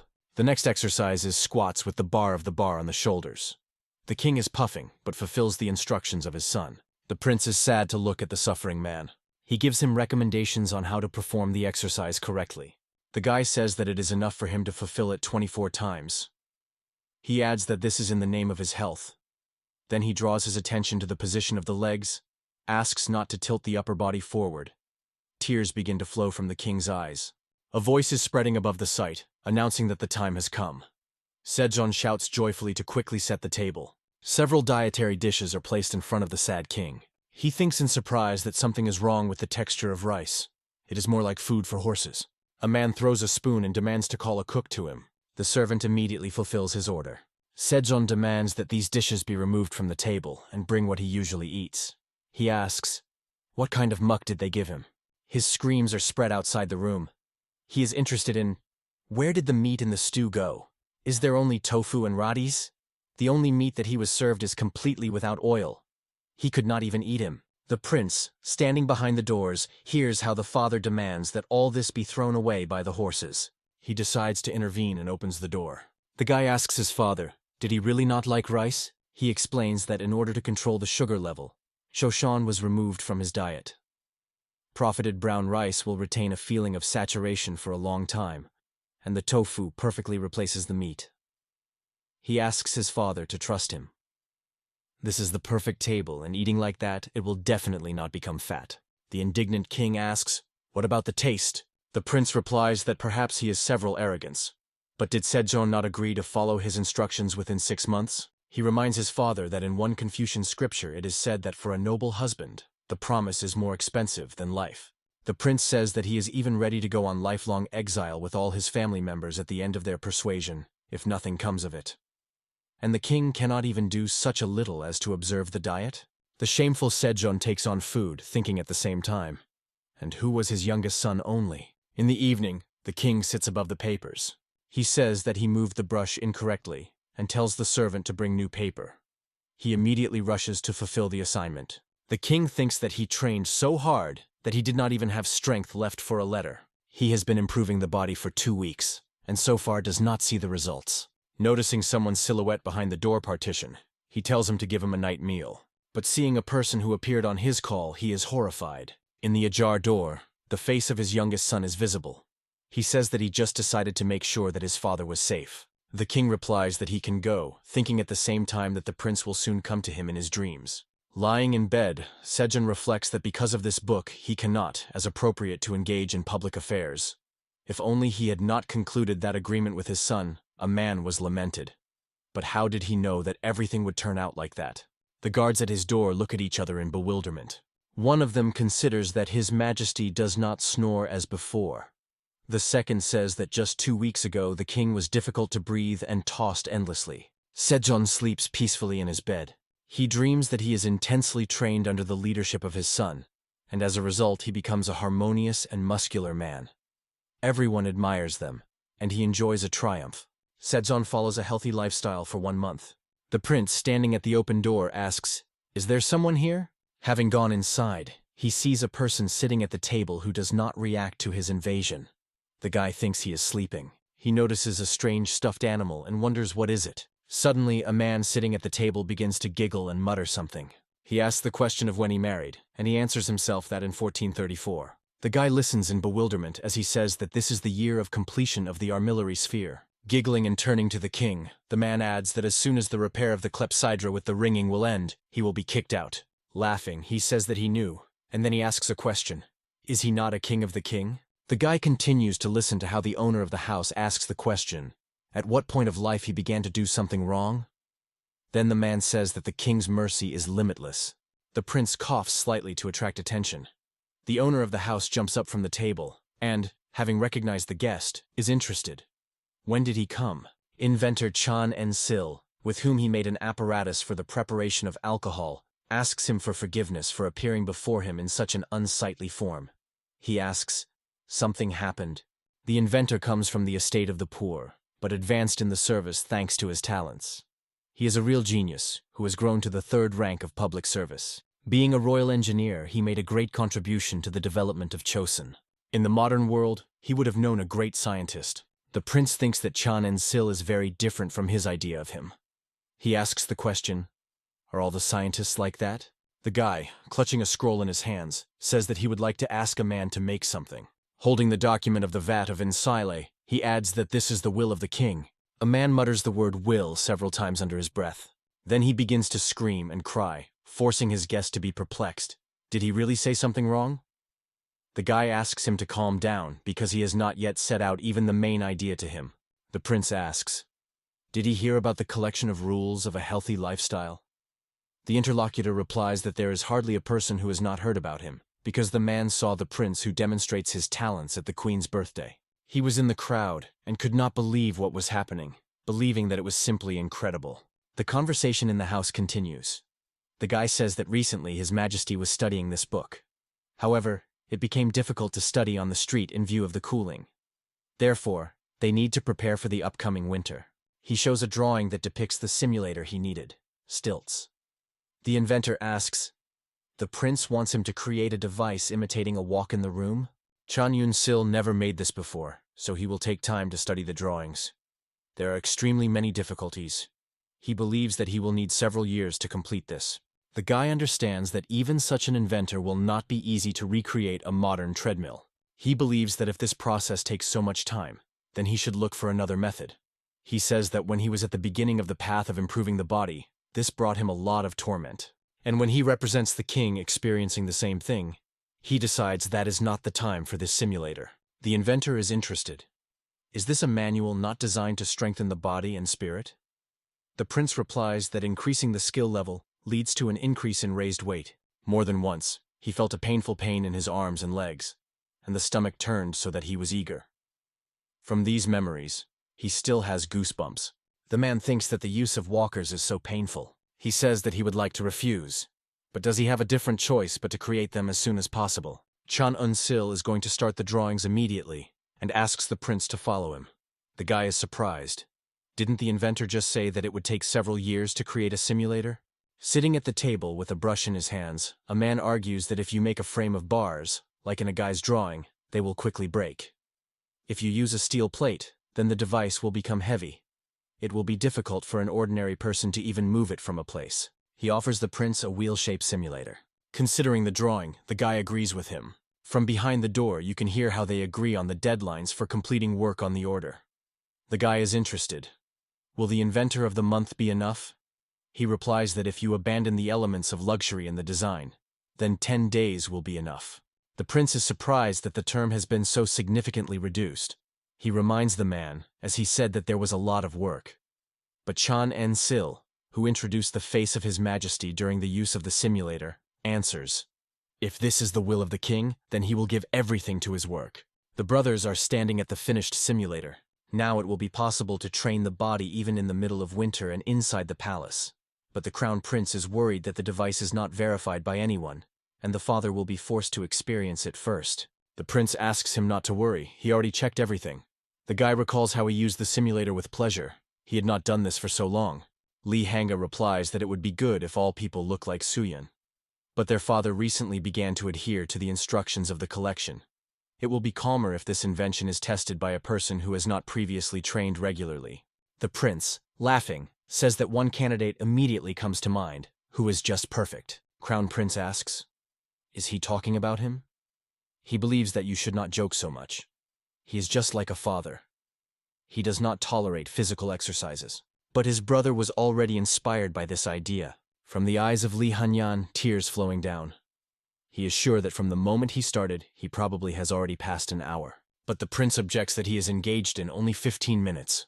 A brother cannot believe it. They continue training. Is Hyan indignant? Why should he do this bench press? Soo-yun says that he is sad from the fact that his brother, having similar physical abilities with him, does not make efforts to maintain his body in shape. It requires the exercise 3 more times. Kronprint believes that he wants to turn him into dust, and he notices that his brother has already added the number of benches once. The prince believes that his muscles speak for themselves. He is sure Lee Kiana can fulfill his requirements. Kronprint advises him to go to the academy. There he will be taught to count correctly. Turning to the next exercise, the brother asks Soo-yun to tell him everything honestly.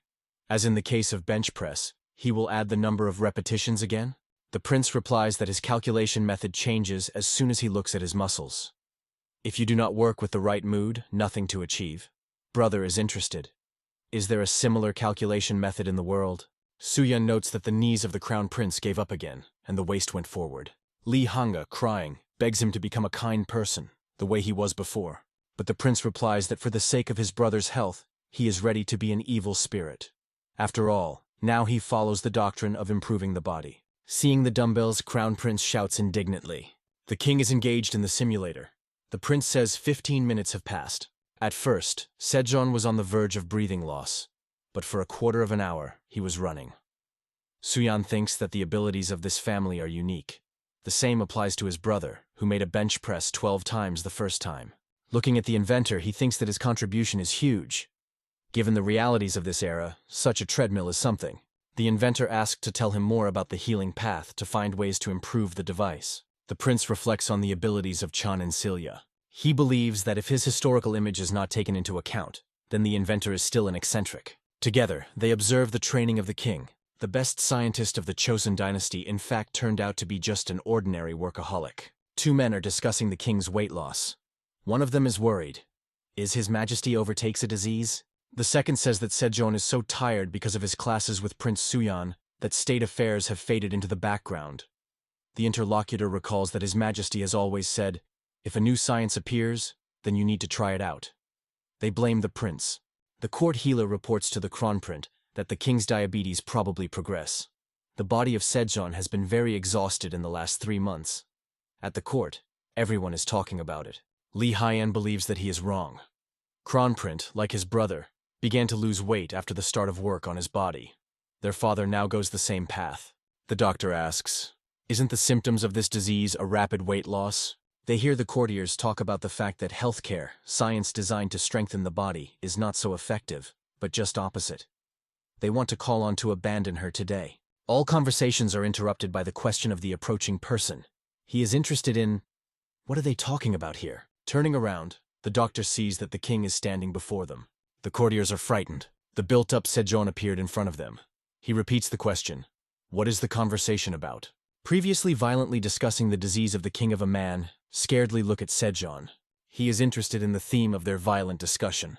Men, bowing, consider it the best to leave here faster. Kronprint turns to his brother. He says that ministers dismissed rumor that changes in the appearance of their father are a sign of a progressive disease. The prince is sure that there is nothing to worry about. The king's medical records indicate that he sweats a lot, but the amount of fluid consumed has decreased.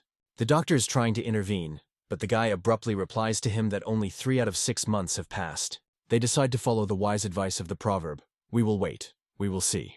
The guy stands under snowfall, thinking about how quickly time flies. His former life seems to him a dream. He hears him naughty. Captain Lee Bich-chi says that he had either a light or dawn in the palace today. Su-yan is interested. And what brought him here at such an early hour? The man refers to the fact that the king has recently complained about fatigue, because of which state affairs have faded into the background. So he came to lightly alleviate his burden. The prince notes that the captain is very worried about the king. He says that they are very similar in the desire to preserve the fortress of the body and spirit of his majesty. He is interested. The captain has not yet decided to embark on the path of improving the body.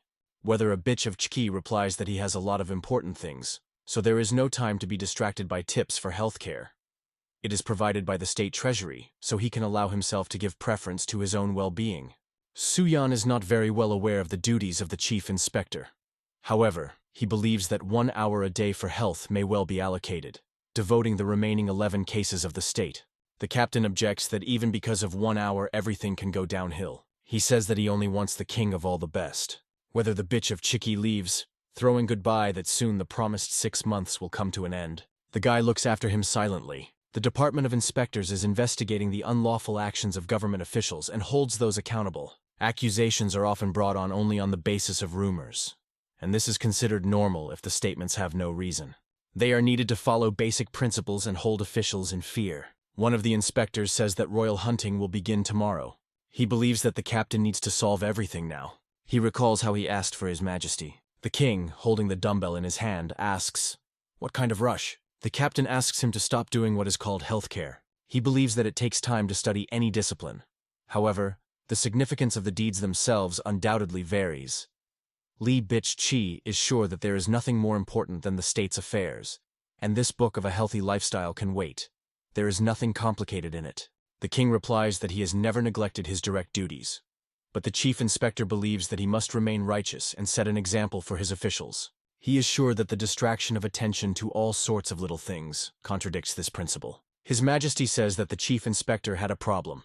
He is so committed to his principles that sometimes Sejong does not even know. Is it loyalty or a challenge to the king?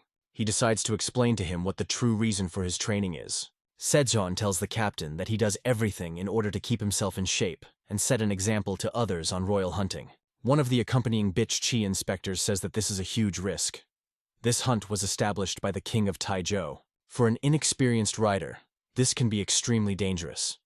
To learn to confidently shoot a bow at a horse, even a young person needs at least a year. The proposal sounds to be placed next to the military unit of experienced veterans to prevent accidents. The king believes that if only do what to worry about his convenience, then you will not achieve anything. He is going to continue to train in order to become an example of royal hunting for everyone. The king recommends the captain to think about his own training.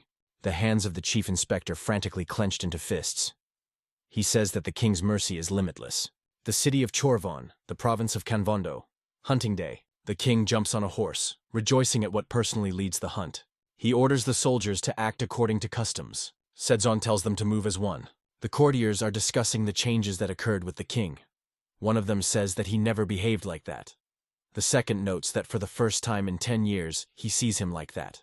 They recall that on the previous royal hunt he rode in Palankina and did not even protrude. Royal hunting is announced open. The king rides on a horse along the forest path, thinking that it will pleasantly ride a horse on a horse with his son. Now he understands why King Taizhou so persistently advised him to do riding. Is it not useful to train your body in this way? There is a turn ahead. Su-yan rushes behind. He never thought that his father would ride like this. Sejong notices a boar, and rejoices that the living creatures that are so far can clearly see. He demands that his son give him a bow as soon as possible. One of the riders asks the captain, "Does His Majesty hunt with the chief inspector?" To which he replies that the king decided to catch his prey himself. Lee Bich-chi reflects about the prince. He does not know why he hides his true face so sophisticated. But he did not forget anything. The captain is sure that Su-yan is a seed of discord, which will bring misfortune to the king. In fact, royal hunting is preparation for war, and there everything happens. Thinking about the prince, he once again mentally distinguishes the word, everything. The captain, thinking about Su-yan, believes that nothing good can be expected from him. He seems to be ready to make a decision. His hand squeezes the onion tightly. The second hand reaches for the arrows located in the quiver. There are cries, notifying that His Majesty shot a wild boar. The king looks at the trophy, poking around with arrows. From all sides he hears congratulations. He looks at the murdered boar, and hears the courtiers compare him with the king of Taizhou. Suddenly he dismounts and sinks to the ground. The worried Suyan niches him. The courtiers ask, "What happened? Is he really injured?" Sejong laughs happily. The guy calls him again. The king says that he had never hit the target from onions before. And now, having matured, he feels all the charm of riding and shooting. The captain on a cliff looks at the rider dressed in clothes similar to the king's robe. But having heard screams and looking down, he sees that Sejong is there. He understands that he was revealed. The prince reaches out to help his father get up. Sejong says, experience showed that his book is an extraordinary method of maintaining health. He believes that his son did what was considered impossible, and now the turn of the inspectors to keep the promise and engage in himself. In response it rushes, "It will be fulfilled, your majesty." The inventor represents the first simulator mentioned by the prince, the thrust of the upper block. Suyan believes that he did an excellent job. He is in a hurry to try out a new simulator. The guy thinks that for a long time, they were not seen with the thrust of the upper block. The inventor is interested in his opinion about the device he made. Suyan apologizes for getting carried away. He only wanted to try the simulator. Today is just a day of training of the back muscles, and for them, it is a right fairy tale. That is, he wants to say that this is a great help in training. Chan En-sil says that thanks to the great prince, he learned a lot of new. For example, the method of using a moving pulley. He is surprised that the inventor learned this from him. He thought that the technology of moving pulleys was quite common in this era. The man says that he also wanted to take advantage of the device, but barely lost his hands. He even trembles from the thought of what torment His Majesty will endure when occupying with these simulators. He sighs sadly, saying that nothing can be done here. The guy, watching how he smiles gloatingly, clarifies. Really, nothing can be done. He says that the next simulator will be for flexion and extension of the legs. The inventor replies that this is not difficult, so he will manage somewhere in a month. Suyan believes that he works a lot as a royal engineer. He promises that at the end of his work, he will definitely ask the king to give him a vacation. The man replies that you should not do this. He went up to such heights thanks to His Majesty, and he does not understand how to enjoy life without doing anything. He says that he pleases to see how people, including the king, recover and become happy. At the same time, he recalls the torment of Sejong. He adds that since the footing simulator reminds him of his shape with his shape, here he decides to cut off the phrase. Then, he continues to speak, grinning ominously, that His Majesty will experience a lot of pain. And this means that he will receive an incredible healing effect. The guy asks him to calm down, and thinks that you still need to ask for a vacation for the inventor. The guards believe that the great prince walks with his head proudly raised from the fact that His Majesty patronizes him. They notice that he has already paced for half an hour. The king says that if he is not obeyed, they will break the word. Is their word an empty phrase? The inspectors running after him reply that this is not so. A group of men who does not keep up with the king asks the prince not to inactive and stop His Majesty. He laughs. Who dares to stop the king? One of the men suggests that this is revenge for the invasion of the chief inspector in the prince's estate. Suddenly one of them falls under the feet of the dumbbell. A man falls to the ground. The fallen man says that he was wrong. He advises his colleagues to hurry and run after His Majesty. The prince hears men assure him that they will run together, even if they have to carry him on his back.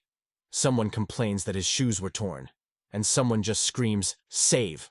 But the only sound that he is pleased to hear is the end of the breath. Looking at the king's running crowd, he thinks that this is the perfect chosen.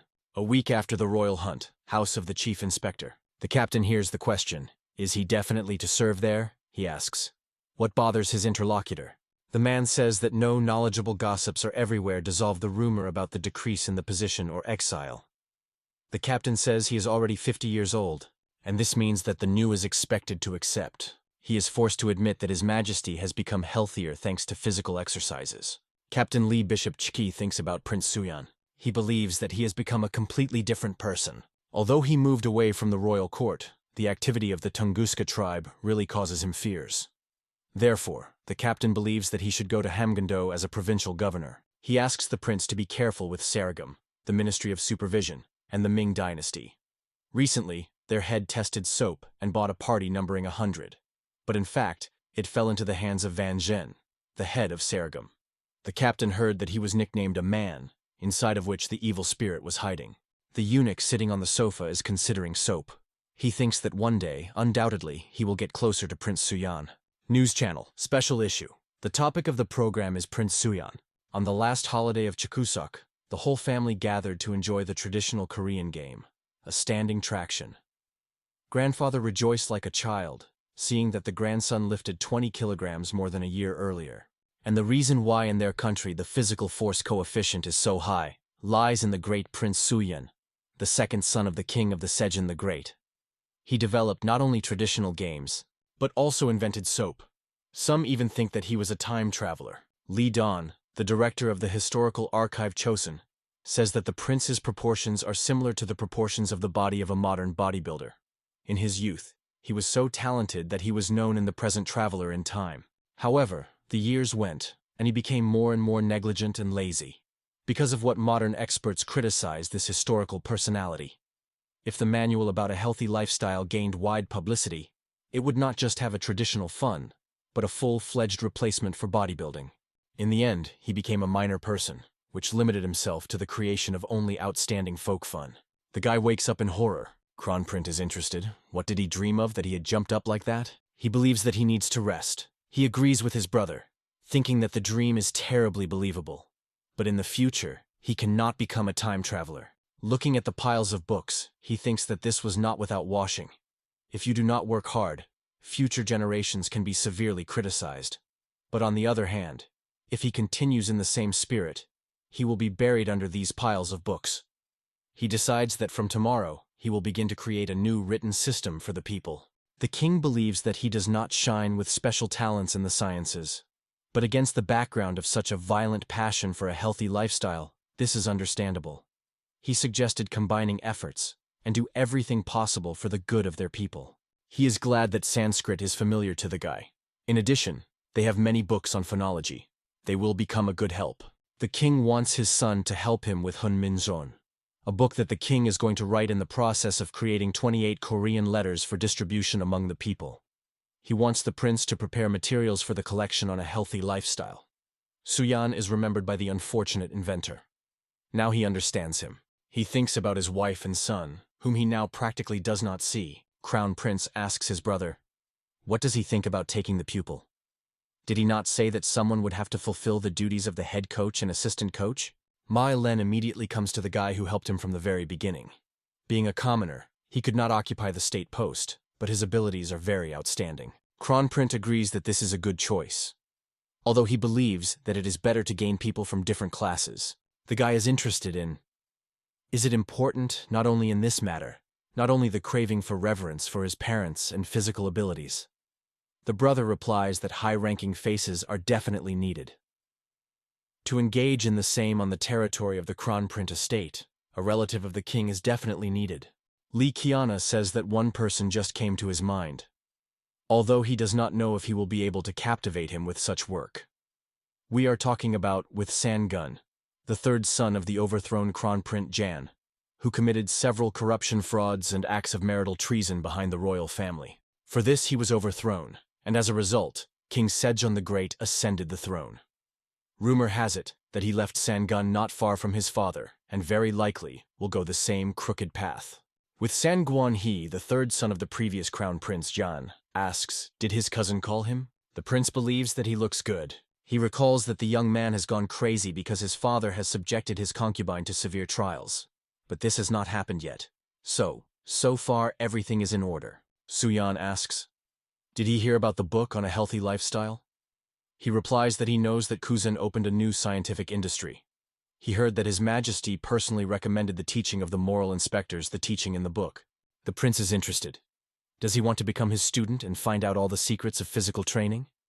With San-gun, he thanks him for the honor. Suyan, turning to the assistant, says that it is wonderful. He agrees with him. Ma Il-len suggests starting with a warm, up at a wooden bar in front of the main part of the training. With San-gun does not want him to approach him. From the smell of sweat, his head almost spinned. He asks, how does he dare to approach him with such a dirty body? Ma Il-len looks at him in bewilderment. With San-gun, he believes that a healthy lifestyle is commendable, but he is still a member of the royal family. He asks Kuzan, how can he go with such a low-born person? The prince, not wanting to listen to his nagging, orders to quickly start working. With San-gun complains that he can no longer train anymore, his legs are already numb. The prince believes that he pretends, and sets him as an example Elena, reproaching that the cousin himself and 60 kin could not raise. With Sangun asks him to give him a smaller weight. The prince and assistant look at the young man who fell from fatigue. Soo-yun asks, did he not complain that all his life he was unfair to him because of his father's reputation? He says that such injustice also affected his assistant, who was born out of marriage. He asks the question, why does he treat him with the same malice with which he was poisoned by? The young man replies that he would not do this. He would have felt so humiliated that he could not continue to live. He says that he was not different in science. Both the eldest and the younger brothers exceeded him. Did he have the opportunity to get closer to the country's affairs, not to mention becoming at least an official? He spent all his life under the supervision of people who are wondering whether he threatens a throne or not. He was upset by his impotence and was alarmed by empty attempts to change something. The prince says that be that as it may, but members of the royal family should not behave like that. He is interested. Does the cousin know how terrible for ordinary people is the oppression of the nobles? With Sanguan, he says that he acted incorrectly with respect to Elena, and promises that this will not happen again. The prince believes that if the incident is exhausted, then perhaps the young man will allow Elena to teach him 3 main exercises. The guy says that if he can raise 650 kin for all 3 exercises in total, he will make him responsible for a healthy lifestyle in the palace. With Sangun cannot believe his words, and the prince meanwhile asks, did not the king prove the effectiveness of his method by a personal example? He believes that anyone who wants to become part of the royal court will have to know the content of the book on a healthy lifestyle, on a par with 4 books and 3 treatises of Confucianism. He reports on making a decision to call a person who teaches physical training. Soo-yun explains that a cousin, not him, will enter the Crown Prince Palace as a coach, and this means that in fact he will become the coach of the future king. And if everything turns out like that, then does Sangun really think that there is someone who dares to poke his fingers in it? Tears flow from the young man. He asks, does he really have such an opportunity? He is ashamed to admit in this, but he is even a collection of the authoritative monuments of thought canonized by Confucianism. He has not yet mastered him. The prince promises that they will help him with Lenom. And since His Majesty created a new system, it will be a great help in comprehending these works by him. The new written system was nicknamed Hunmin Jomin. Since the Korean language differs from Chinese, their speech cannot be recorded by Chinese letters, because of what illiterate people cannot fully cover their problems. The king saddened by this invented 28 letters, so that everyone could learn them and easily use in ordinary life. Sejong proclaims, let him be heard finally the voice of the people. He is sure this will benefit the whole world. The prince's house is met by the son of Hyun. The kid boasts that he can already raise a cat. The guy takes the boy in his arms. He asks, why does his uncle lie every time he sees him? Last time, he even asked to save him. Does something hurt him? Soo-yun, looking at vacationers after grueling training of men, explains, in order to become stronger, you need to go through tests. If the muscles hurt, then they grow. Looking at one of them, the boy says that his uncle is simply amazing. He always sits or lies. With Sangun, he believes that there is nothing amazing in him. Since he began later others, he has to give all the best.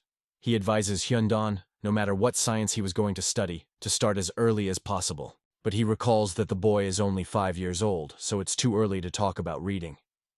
The boy shows him a book and asks, does he mean this? The young man is interested. When he managed to learn literacy? The child replies that his father gave him this book. If he wants, then they can see her together. The prince proudly thinks that his son is already 5 years old, and exactly so many large and small dumbbells and rods exist. Now modernity seems to him a distant dream.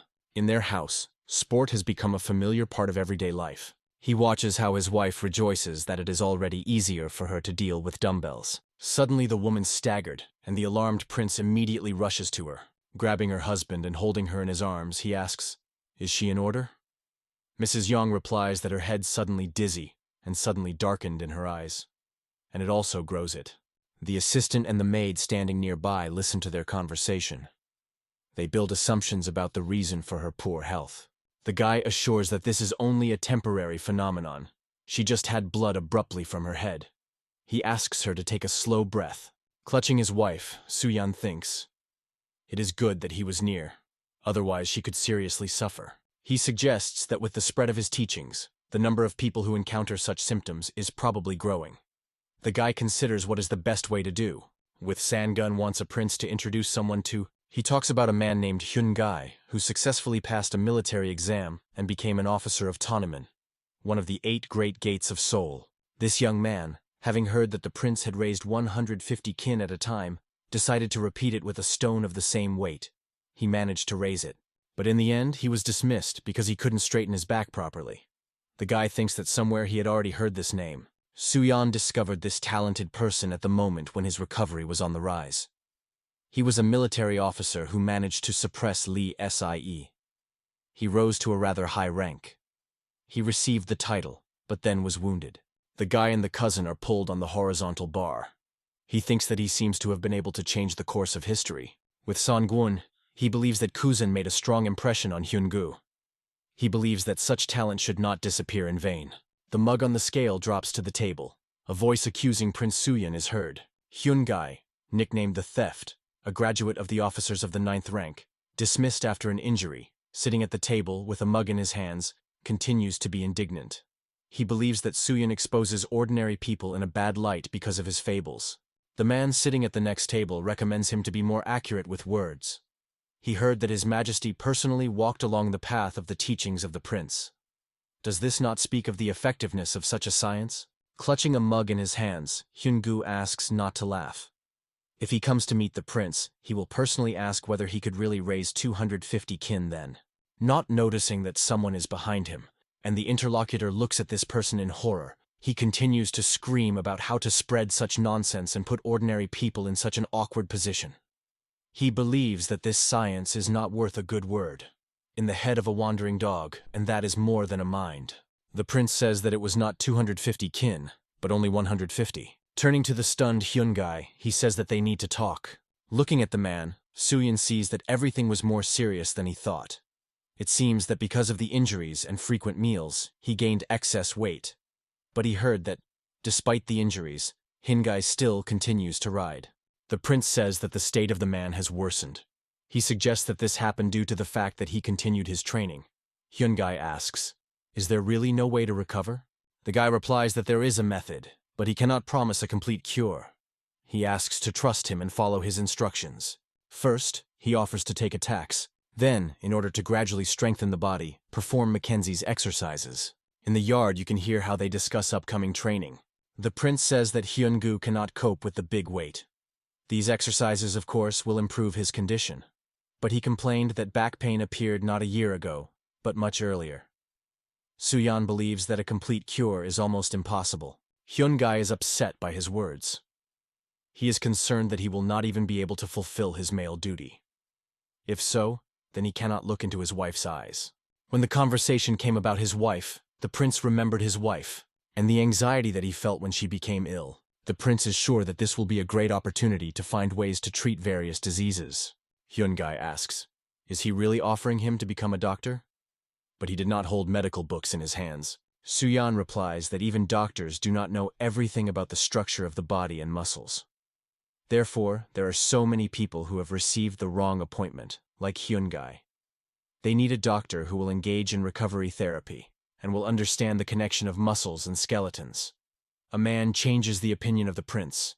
Now he considers him a thoughtful person and will not allow anyone to speak badly about him. Hyungu trains with other men. The prince thinks that there are more students. Thanks to the appearance of a new alphabet, his book will spread even faster. At this pace, everyone will soon train on the streets in clothes, clearly not intended for this. He thinks that we need such robes that will be available to everyone, regardless of their position in society. The wife shows him clothes. He believes that even a hawk suit looks good.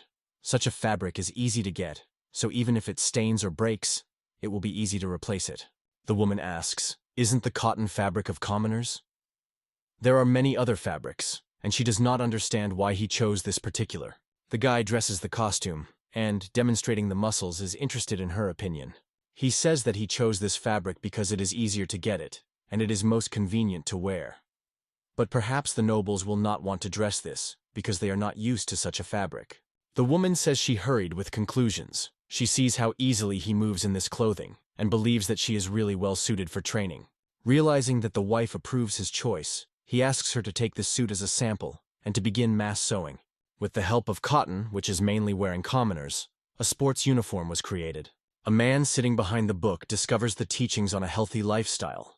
Chingwan's Buddhist temple in Seoul. Scientist Chipinjon Songsanmuna, whose creative pseudonym Ju Hyun, is asked, was he sitting too much? The man, stretching, asks, did he really read it before midnight? Sin Bitch Chu, his colleague, is interested in, why did he suddenly have so much in his studies so much? Song San Moon says that they cannot sit, folding, while a member of the royal family gives them such a clear example. He read a little manual on a healthy lifestyle, and he liked it. He is interested in Haviji, whose creative pseudonym Tanga, what he is doing. He replies that the push-ups presented in the book do. Sun San Moon recalls that his colleague suddenly disappeared and returned early in the morning. Then he took the bath. He asks, Tange wants to run along the mountain trail, as described in the teaching. He confirms his guess, but complains that Mount Samgaksan is too cool to run over it. In this case, it is better to practice jumping jumps to warm up the body and get rid of unnecessary thoughts. Sleep San Munu. The book does not seem so amazing. In addition to the main way to strengthen the body, it in fact collects knowledge from other manuals. Tonga believes that the book, which is praised by the Crown Prince himself, cannot be treated so frivolous. Voices are heard from the temple. In the end, they decide to finish this and discuss a new book tomorrow. Yesterday's debaters are going to start discussing. Song San Moon invites the first to speak out, Tanga, who read the most books. The young man believes that the study of the foundations of physical training is not enough to save the body given by parents. In the book, the main attention is paid precisely by the process of strengthening the body, but the development of understanding of their essence is practically no. Sin Bitch Cho has not yet read the book, but having heard the thoughts of his colleague, he begins to doubt. Religious books usually contain thoughts of true sages set forth in the records. But does Prince Suyan belong to their number? Song San Moon supports him. He says that the most sure way of manifesting respect for parents is to improve their reputation. But how is the improvement of the body connected with this? He also doubts the assertion that in heat or cold, a trained body will be easier to withstand ailments. He believes that focusing on causal relationships is not something bad. However, he is worried that expensive devices are actively used in this teaching. Sinsbit of Chu heard that in the end the body is changing beyond recognition. But he was interested in how many people have actually changed so much. Tang asks, do they really doubt it? It turns out that the example of His Majesty is an empty phrase for them. He is interested. Are they trying to humiliate their king? Those violently deny such an assumption. Tanga believes that since the start of studying this book, the king is like another person. And the palace eunuch said that he became even more active than he was in his youth. One of the scientists says that, of course, not everything in this book is true, but the body is really transformed. Having paid a little attention to these exercises, they will still be able to move normally the next day. He believes that this will also help in study. Sun San Moon asks, does he really want to say that they need to get such simulators? He replies that in fact, nothing prevents them from resorting to replacement with improvised means, such as stones and logs. Given at the same time, of course, the weight of the selected items. Tanga says that if they do not like it, then no one forces them. 8 days later, men are intensely engaged in training. They complain to each other in fatigue and believe that there is nothing good about it. Sin Bitch Chu says, it would be better if they read books. As a result, scientists are presented. Physical training changes people. Only by doing everything in series can you transform the body. August 1441. The prince, watching training, says to the inventor, excellent work. He thought that creating a simulator for a bench press from the shoulders would be extremely difficult. But thanks to the efforts of Chan Yun-sil, they coped. The man says that for a faithful subject it is quite natural to obey His Majesty's will. He believes that the inspectors had a hard time. After all, they checked the stability of the simulator personally. The coming Kronprince thinks that the simulators turned out to be excellent. Inspectors are amazed at the appearance of Li Hanyan. They together welcome His Highness. Kronprince decides to test the simulators himself. He asks the inspectors to rise from the knees and focus on physical training. The prince decides to check the abilities of his brother in the performance of 3 main exercises in the morning. He asks his brother, who performs the bench press, put a little more. Finally, he announces the end of the exercise. He believes that the level of training of his brother has increased, and sincerely congratulates him on the capture of 500 kin for 3 exercises. Li Hanga replies that getting praise from him is worth a lot. Given his pace, he thinks that before reaching 700 kin, it will go about a year and a half. Su Yan cannot say for sure, because each person's muscles grow differently. He gradually increased weight to 800 kin, 480 kilograms, in 3 main exercises. And after that, his muscles began to grow more slowly. He moved to the body of the prince, which is predisposed to sports, and already had experience in the development of muscle mass. Lee Hyan is also a descendant of the brilliant King Tae-jo, but he lacks experience and skills. The guy believes that he will need from 2 to 5 years to reach 700 kin, which he spoke about. But does it matter how much time it will take? The main thing is not to leave the chosen path. He offers his brother to work a little more with the bar. At home, the prince finds his wife lying in bed. He asks, "What happened?" But the woman asks him not to worry. It seems that food disorder and nausea has stared at each other. She asks, "Could he get meat that he did not like?" Suin clarifies, "Does she mean pork?" If you think about it, then because of proper nutrition, he eats only chicken and low-fat beef. He asks her to wait a bit, and rapidly carried away, promising to get the best pork for her. The prince demands that the merchant show him the largest pig. He points to the animal, saying that of course it is she. Suyan asks him to stop inappropriate jokes and just bring the largest. But he replies that he speaks quite seriously. He assures that the prince will not find a pig in Chosun better than this. He, looking at a small piglet, cannot believe that the man is not joking. Kim Jong, with a nickname Tiger, combining martial arts and a quick mind, defeated the northern barbarians and arrived in the capital. The king believes that he did an excellent job. Winter is soon, and therefore, it will be more difficult for savages to move. The man bows, saying that the mercy of his majesty is limitless. The prince offers Kim Jong of Ko sitting at the table to drink at the king. The man says that he was heard about the prince. He believes that Suyan is able to compete with the greatest general given his current appearance. Pouring him a drink, the guy replies that he was flattering him. The prince did not build up muscles in order to shoot from a bow or wave a sword. Kim Jong-with is sure that Suyan sent to the north something more valuable than bows and arrows. The man explains that he means alcohol. The capital sent a party of alcohol, which made him think. He was told that the wounds should be wiped with a warm cloth moistened in it. Is this the prince invented him? Kim Chen-si says this reduced the number of people suffering from festering wounds. The guy thinks that, probably, this is the reason why rust did not appear in the distillery. He can't even believe that this will already be used everywhere. A man complains that in this case there is a reverse side. Soldiers often apply to the bottle in the north to prevent a cold. Because of this, problems arose more than once. But if you think about it, having mixed alcohol with water, you can get an alcoholic drink. After all, initially this was the ingredients for koju.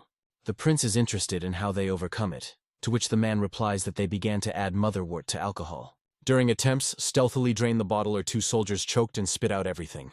Kim Jong with Lee Ji-kanak invites you to drink with them. The guy looks questioningly at the interlocutor. He says that Lee Ji-nak is also very strong.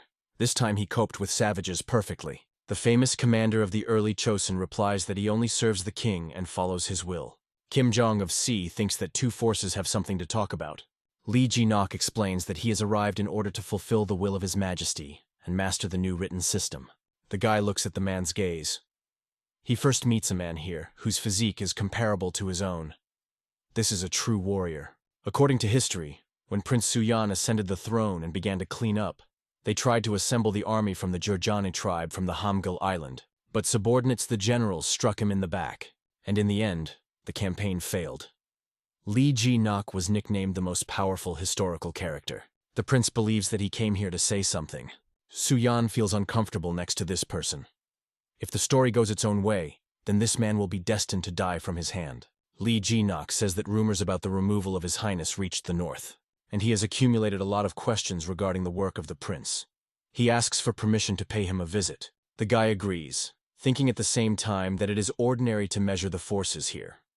He did not ask because of arrogance. He changes his opinion, and now he believes that it is not so uncomfortable with him. With Sangun-hee and Mai Lena, they hear the question, "Is this the estate of Prince Suyan?" Looking at the guest from the bottom up, they wonder, is he exactly an ordinary person? Did Ji-nak say that he has already read about a healthy lifestyle, and what he sees in front of him is called dumbbells? With Sanguan Li Ha, his assumption confirms. The man believes that he should try it out. The young man, passing him a dumbbell, warns that it is made of cast iron, so you need to be careful, because it is heavy. Lee Ji-nak, bending his hand from the dumbbells, notes that she really weighs more than it seems at first glance. The young man looks at him in amazement. Use dumbbells weighing 25 kin to bent hands? He uses them only for traction. The man heard that the prince performed 3 main exercises, with a total load of 1,000 kin. He is wondering what his abilities he has. Lee Ji-nok, holding a bar in his hands, says that this does not require much effort. With Sangwan Li Ha, he thinks that he, after 6 months of training, cannot even dream of such a thing. Soo-yeon believes that he is really good. Raised as much as 690 kin in total. He first encounters this kind of physical exertion. He thinks that in this century this can be called by force from God. Noticing that the man seems to be saddened by something, the prince asks, "What happened? Does Jinoko don't like his book?" But he answers negatively. He learned a lot about training. Soo-yeon asks him to be honest. He understands that the study may have flaws, because he conducted it alone. His Majesty said to Lee Jinoka that the prince has discovered a new method of body training. The king believes that it can be used in military training. But a man has doubts. The guy is interested. Whether Jinok believes that the teaching will be difficult to apply in the military industry? The interlocutor says that in the book, the main emphasis goes on to extension of the muscles. But the muscles that are used when using weapons are almost not developing. The prince thinks that somewhere he had already heard about it. In the modern world, they said that the muscles in bodybuilding are only for beauty. The words of the man firmly settled in his head. In addition, the general continues. The book says that it is necessary to eat meat and engage in regularly.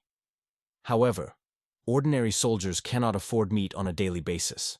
If we take into account the current realities of military affairs, then healthcare, according to a man, is more like a theoretical science, which can hardly be useful in a real battle. Lee Ji-nok, having lost interest in the teachings of the prince, is leaving. The guy is angry. He does not know military craft. Prince Soo-yeon may not fought, but Cho Yunjik is a reserve soldier. He began to engage in bodybuilding in the army. He decides for 3 years to certainly create a suitable option for soldiers. The king is studying the scroll. Crown Prince asks, "What's the matter?" Sejong replies that this letter states that the Ming dynasty wants to purchase soap in the amount of 100 units. It pleases. So, it was not for nothing that they began to grow linden for its manufacture. But buyers want to meet with Prince Soo-yeon, the creator of soap, personally. The king does not know what the reason is, since the prince with the minor minds does not have any connections. It seems that the eunuch from the Ministry of Supervision desired this. Kronprince thinks that everything is in order. The brother of all of them has the widest horizons. They decide to send Soo-yeon to the Kingdom of Mines as an ambassador. The prince watches training with Sangun Lee-hee. He says that the young man began to train a little more than 6 months ago, and is already raising 500 kin. He believes that he can become a master at such a pace next year. The cousin replies that he has not even reached the level of the crown prince, so he is clearly far from the master. The young man tells Soo-yeon that he had previously wanted to get in concubine. But then he focused on a healthy lifestyle and surrendered. He thinks that he needs to try again. Others are worried about the fact that he still has no children. He says that he chose a daughter from the family of Mr. Yun Ham Nan. The guy thinks that in this era, offspring up before 20 years old. If the young man was 20 years old and he still has no children, then it is reasonable to take a concubine. Sejong the Great was also concerned about it at one time, since his firstborn appeared only at 23 years old. The guy thinks that he will not believe with Sangun Ha if he tells him that his father will soon put his hands on his new wife. Soo-yeon says that he wondered from the Book of Change, and if the cousin takes his second wife, someone can bring down the misfortune in his family in the form of a certain crime.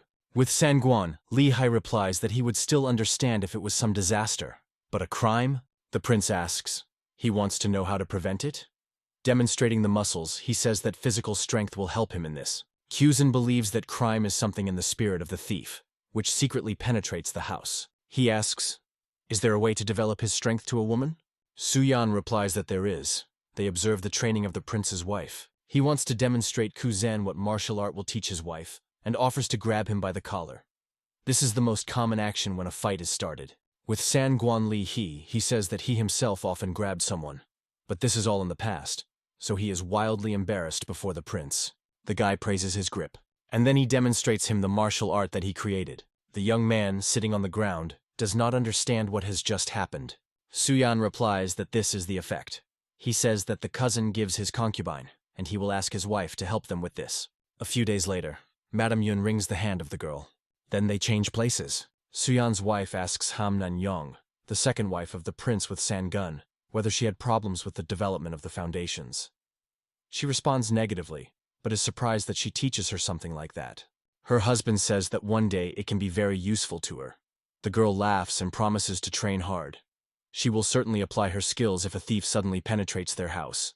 Time flies unnoticed. It was June 1442. Ma Il-len is in a hurry to the prince, hurrying to tell him that trouble had happened to Prince Yan-nen. Su-yun closes the book, thinking that time has come. The assistant continues the story. The prince has beaten a member of his family, and now his left hand is broken and his teeth are damaged. The guy is amazed. Of course, they taught the girl self-defense, but how could a man get such serious injuries? He asks. What happened? Yan-nen indulged in idleness and thought that it was just amazing how his son was studying earnestly. He tells his new wife with San Guan-hee to bring him a cup of tea. Ham Nan-yong brings him a drink. The man begins to shower her with insults, knocks out a tray from his hands and pushes her to the floor. He scolds for making him wait a long time. Suddenly he is silent and stares at the girl. Ham Nan-yun cries, sitting on the floor. Jan-nen notices how beautiful she is, and he says that they and their son have similar tastes to women. Grabbing the girl by the clothes, he lifts her. She tries to break out and asks him to remove his hands, but the man does not want to hear anything, and the girl is forced to defend herself. She beats his head on the teeth, and he is forced to let her go, very cursing at the same time. Without heeding her requests not to approach, he immediately paid for it. Ham Nan-yong broke his hand back. Its bones cannot stand it, and the prince asks for help. In front of the king stands on the lap of Ham Nan-yong and next to the prince Yang-nen. Sejong orders to say that it turned out on the case. The courtier reports that in this incident the prince was beaten by a concubine, which led to severe injuries.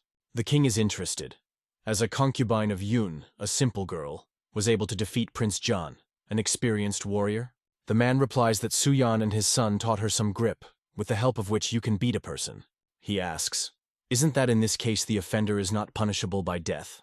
Jian-nen believes that not only she should be punished, he demands to punish everyone who is involved in teaching the art of murder. Su-yan, who was standing nearby, thinks that he always called him his favorite nephew, and now hesitated. The king asks Su-yan to tell about everything. It was already dark when Sejong decides that he had already listened to everything.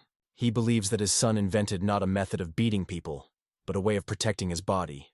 Sejong asks, what do the others think? Who is the culprit? The prime minister says that, knowing the disposition of Prince Jan, he suggests that he wanted to be snaped up by the concubine of Yun, and she repulsed.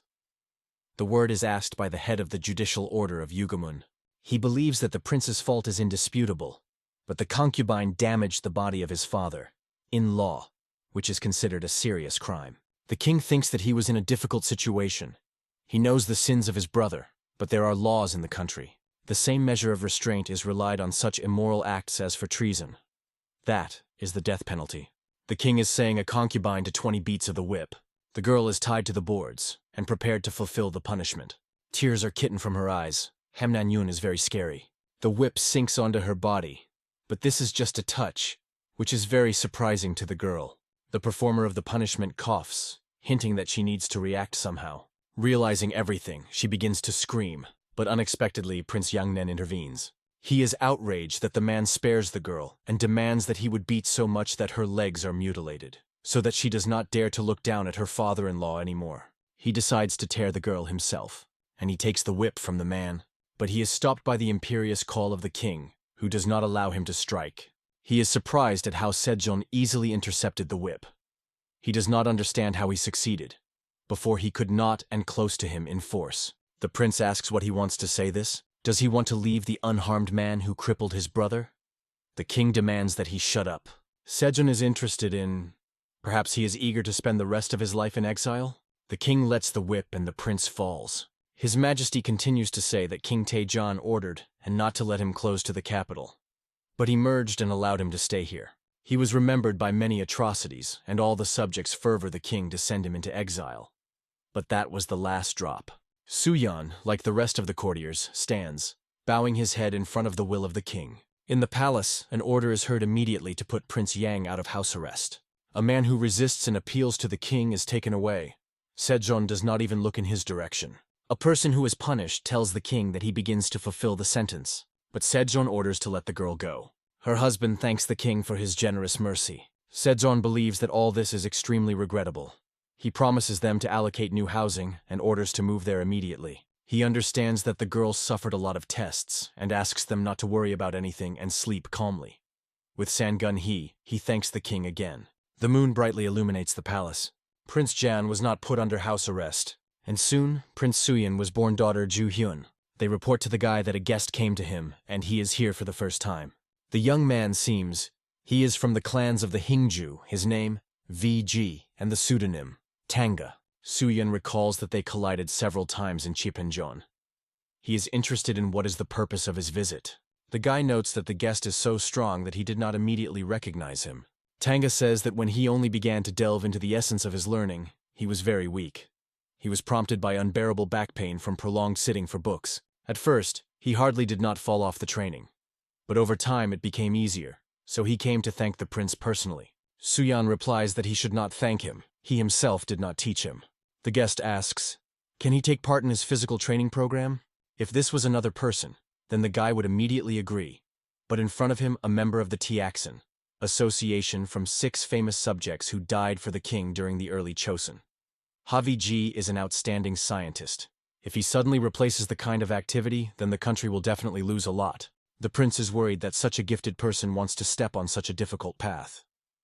The guest asks him not to worry. He believes that the knowledge of his comrades is many times more significant. He thinks that all of them can be considered outstanding scientists. The prince clarifies, does his guest want to become a coach? He answers in the affirmative. He already informed him of Majesty that he wanted to leave Chipijon. Ha Vi welcomes everyone on the training site, saying that he is a new student. The prince says that although he has already begun his way as an official, he still has a lot to comprehend, a lot in the hardening of his body. He tells him to watch and study. Tanga asks to teach him everything necessary. He says that he is a little embarrassed, but he wants to demonstrate his current successes in pull-ups. The prince asks him not to overdo it. At first it is not easy for a beginner to do everything correctly. With Sanguan Li he complains that although he has been engaged in about 6 months, he has mastered only 3 to 4 skills. Hearing how Tanga believes that he does the exercise 8th time, the young man grimaces. He says that the beginner does not straighten his hands completely. But the quality is important, not the quantity. The prince notes that the arrival of a new person revived everyone. The guy believes that he will be an excellent incentive for the rest. Suyan, with a satellite standing on the observation deck, is looking around the surroundings. Kronprint is impressed. He believes that even 20,000 kin can easily get with such volumes of raw materials. Now they have plenty of linden. The prince is sure that you can get not only a lot of silver from the sale of the soap of the Ming dynasty. The interlocutor looks at him inquiringly. Suyan says that they will receive the future prosperity of their country.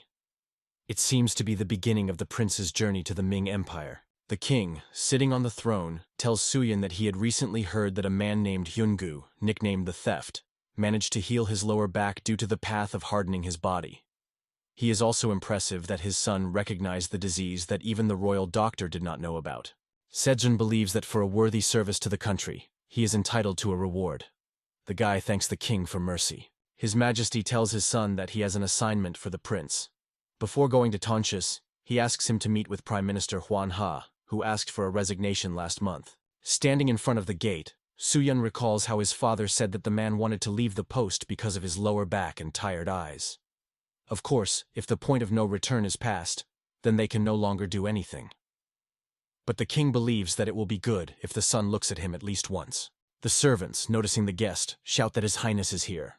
It seems to the guy that they behave strangely.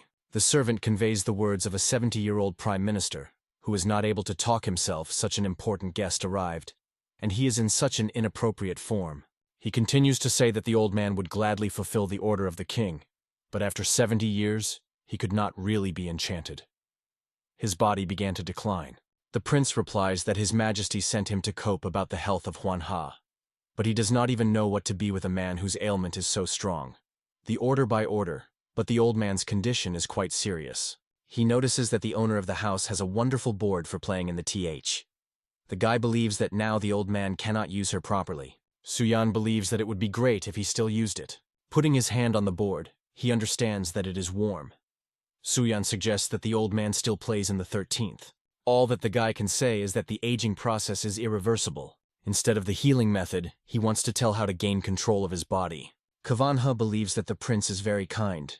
since he tries so for the sake of a weak old man. He regrets that his body still cannot be corrected in any way. The guy sits in front of the table with a treat, and the servant continues to bother near the owner and speak on his behalf. Huan Hu regrets that His Majesty has no honor to see. The prince hopes that the state of the Prime Minister will improve. He says that for health it would be indisputably good to warm the room. But you should not overdo it, otherwise the effect will be fatal. The servant is embarrassed when he hears that in the room it is so hot that even the board for Go warmed up. The prince adds, as if the Prime Minister still played him.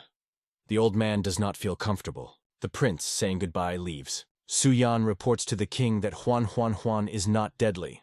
However, treatment here is almost impossible, since we are talking about the natural aging of the body. He believes that if they started 10 years ago, it would not have reached this. Sejong regrets that this did not happen. The king thinks that if the Prime Minister began to take care of himself earlier, he could have engaged in state affairs 10 years longer. If he had strength, they could discuss more things. He believes that the most correct way would be to begin to learn physical training from youth. The king is interested in the students of Su Yan. The guy replies that he came across very diligent daring. Sejong talks about what recently saw with Chen Ko. The man also thinks that it would be nice to create a system of preparing soldiers that they are serving in the north. The prince replies that he understood him. Father is interested in his plans regarding the trip to the Empire of Ming. He asks, "Is Su Yan going to visit the Khans after stopping in Beijing?"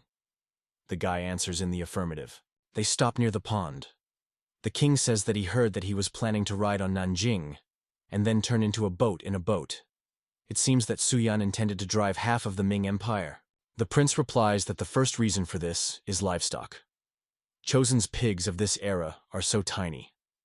If you are puzzled by the breeding pigs of the Ming dynasty, each person, regardless of status and capabilities, will be able to consume enough protein. He heard that the Chinese hieroglyph meaning meat is associated with pork. Obviously, pigs that are bred in the Ming Empire are easy to raise and fatten. The king believes that one livestock is not enough. There should be another reason. The guy notices Sejong upset. He understands that for a man this trip means separation from his son for a whole year. Did he hurry, concluding that the king would easily agree? The possessions of the Ming Empire are huge, and they have plenty of people, so they can grow a great many grain vegetables. The guy explains that after gathering the crop, they will call in Nankin for books. The king replies that Nankin is the oldest city with a long history, so there are probably many rare books. He asks. The prince expects that the head of Sorghum, who invited him, will help him in this. The prince answers in the affirmative. Van Zhen is so powerful that even ministers are afraid of him.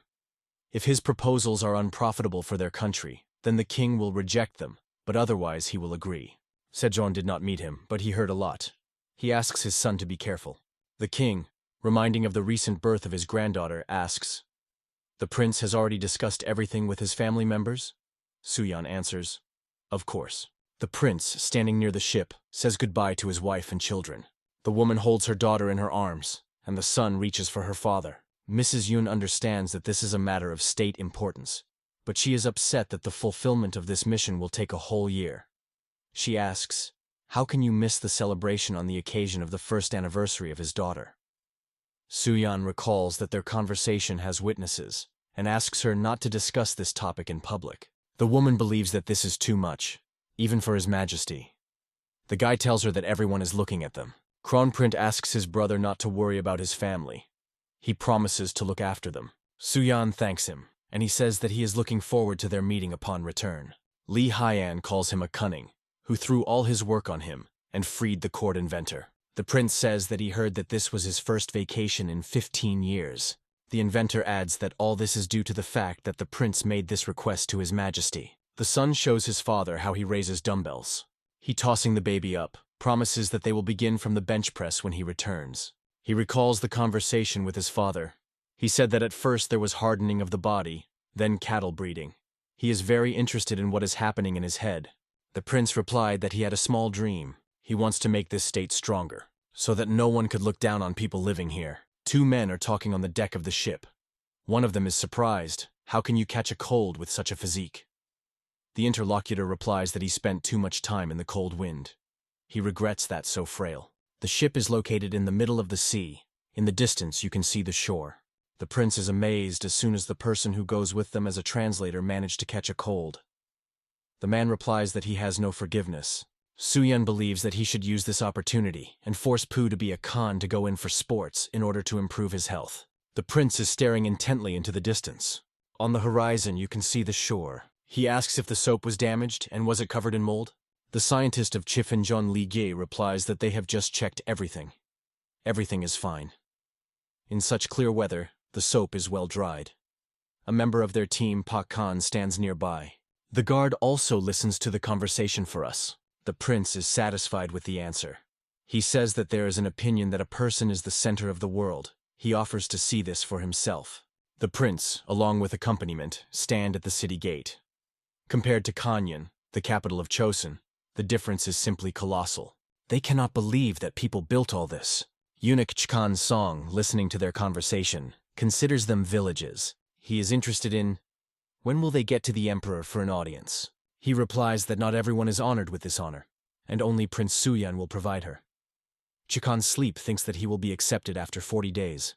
The translator cannot believe it. Eunuchs are interested. Is this their offering? What does the prince answer? Are there any problems? Chkan's song says that some time ago he tried to use soap. It turned out to be extremely effective. The prince thanks him for not being embarrassed to praise the product, which was still far from perfection. In his opinion, the soap lacked the fragrance, and he improved it. The eunuch asks, how to improve? Soo-yeon explains that he has prepared a little more than 2,000 kins, and offers to look. Chkan Dream feels a pleasant aroma of flowers and ginseng emanating from soap. He considers it incredible that the country, similar to them, sets such a good example. He heard that the second son of King Chosun is like a fearless general. Putting his hand on the forearm of the guy, he continues to say that his shoulders are strong and wide, like the shoulders of the virus god. Chkan Sleep hears a call and is interested. What's the matter? He cannot believe the news heard. The prince welcomes the emperor, saying that he arrived from Chosun. He makes a laudatory speech to the ruler, thanks to which peace reign around, while thinking that his tongue tired of such a ornate greeting. The emperor of the dynasty Ming Jungtong replies that he heard about the outstanding sons of King Sejong. Recently, the eunuch gave him to try out soap. After he used it, all the dirt came off the body, and even more surprising is that the prince created it. He believes that Soo-yeon really worked well, bringing with him 2,000 kin soap. But he wants to discuss the establishment of trade ties in another place. Soo-yeon replies that the grace of the emperor is limitless. Jungtong ends the audience, and the guy feels how the atmosphere around has changed. The courtiers believe that chosen immigrants pollute their gaze. The prince feels hostility reigning around. He is greeted with words. It seems that you finally come. Chkan Sleep, accompanied by a person hiding his face behind a fan, says that they were waiting for him. The prince bows to them and replies that thanks to their efforts, he received an audience in only 10 days. Their descendants will sing this event. The eunuch asks, does he know who he is talking to? Soo-yeon replies that according to the rumors that have reached them, the sorghum is led by a person whom the ministers called the Father. A man with a fan says that he had heard about the second son of King Chosun. Apparently, it is not deprived of ingenuity. The eunuchs tell the prince that thanks to the soap brought from Chosun, after the bath they feel as if they were born again. And they are surprised by the amount of soap with which he granted them. When asked, how much did they cost it, the prince replies that everything depends on the ingredients. A piece of soap with ginseng costs 10 a fry, and with incense, 6 fans per kin. A person with a fan says that it turns out, 1 kin costs about 1 nan of silver. The prince answers in the affirmative. The interlocutor asks the question, how is it made? The translator thinks, what a shame. He intends to steal the secret of manufacturing because he considered 2,000 kin with an insufficient gift. The prince says that first, algae from the island of Hamildo are gathering and dried. A person with a fan is interested.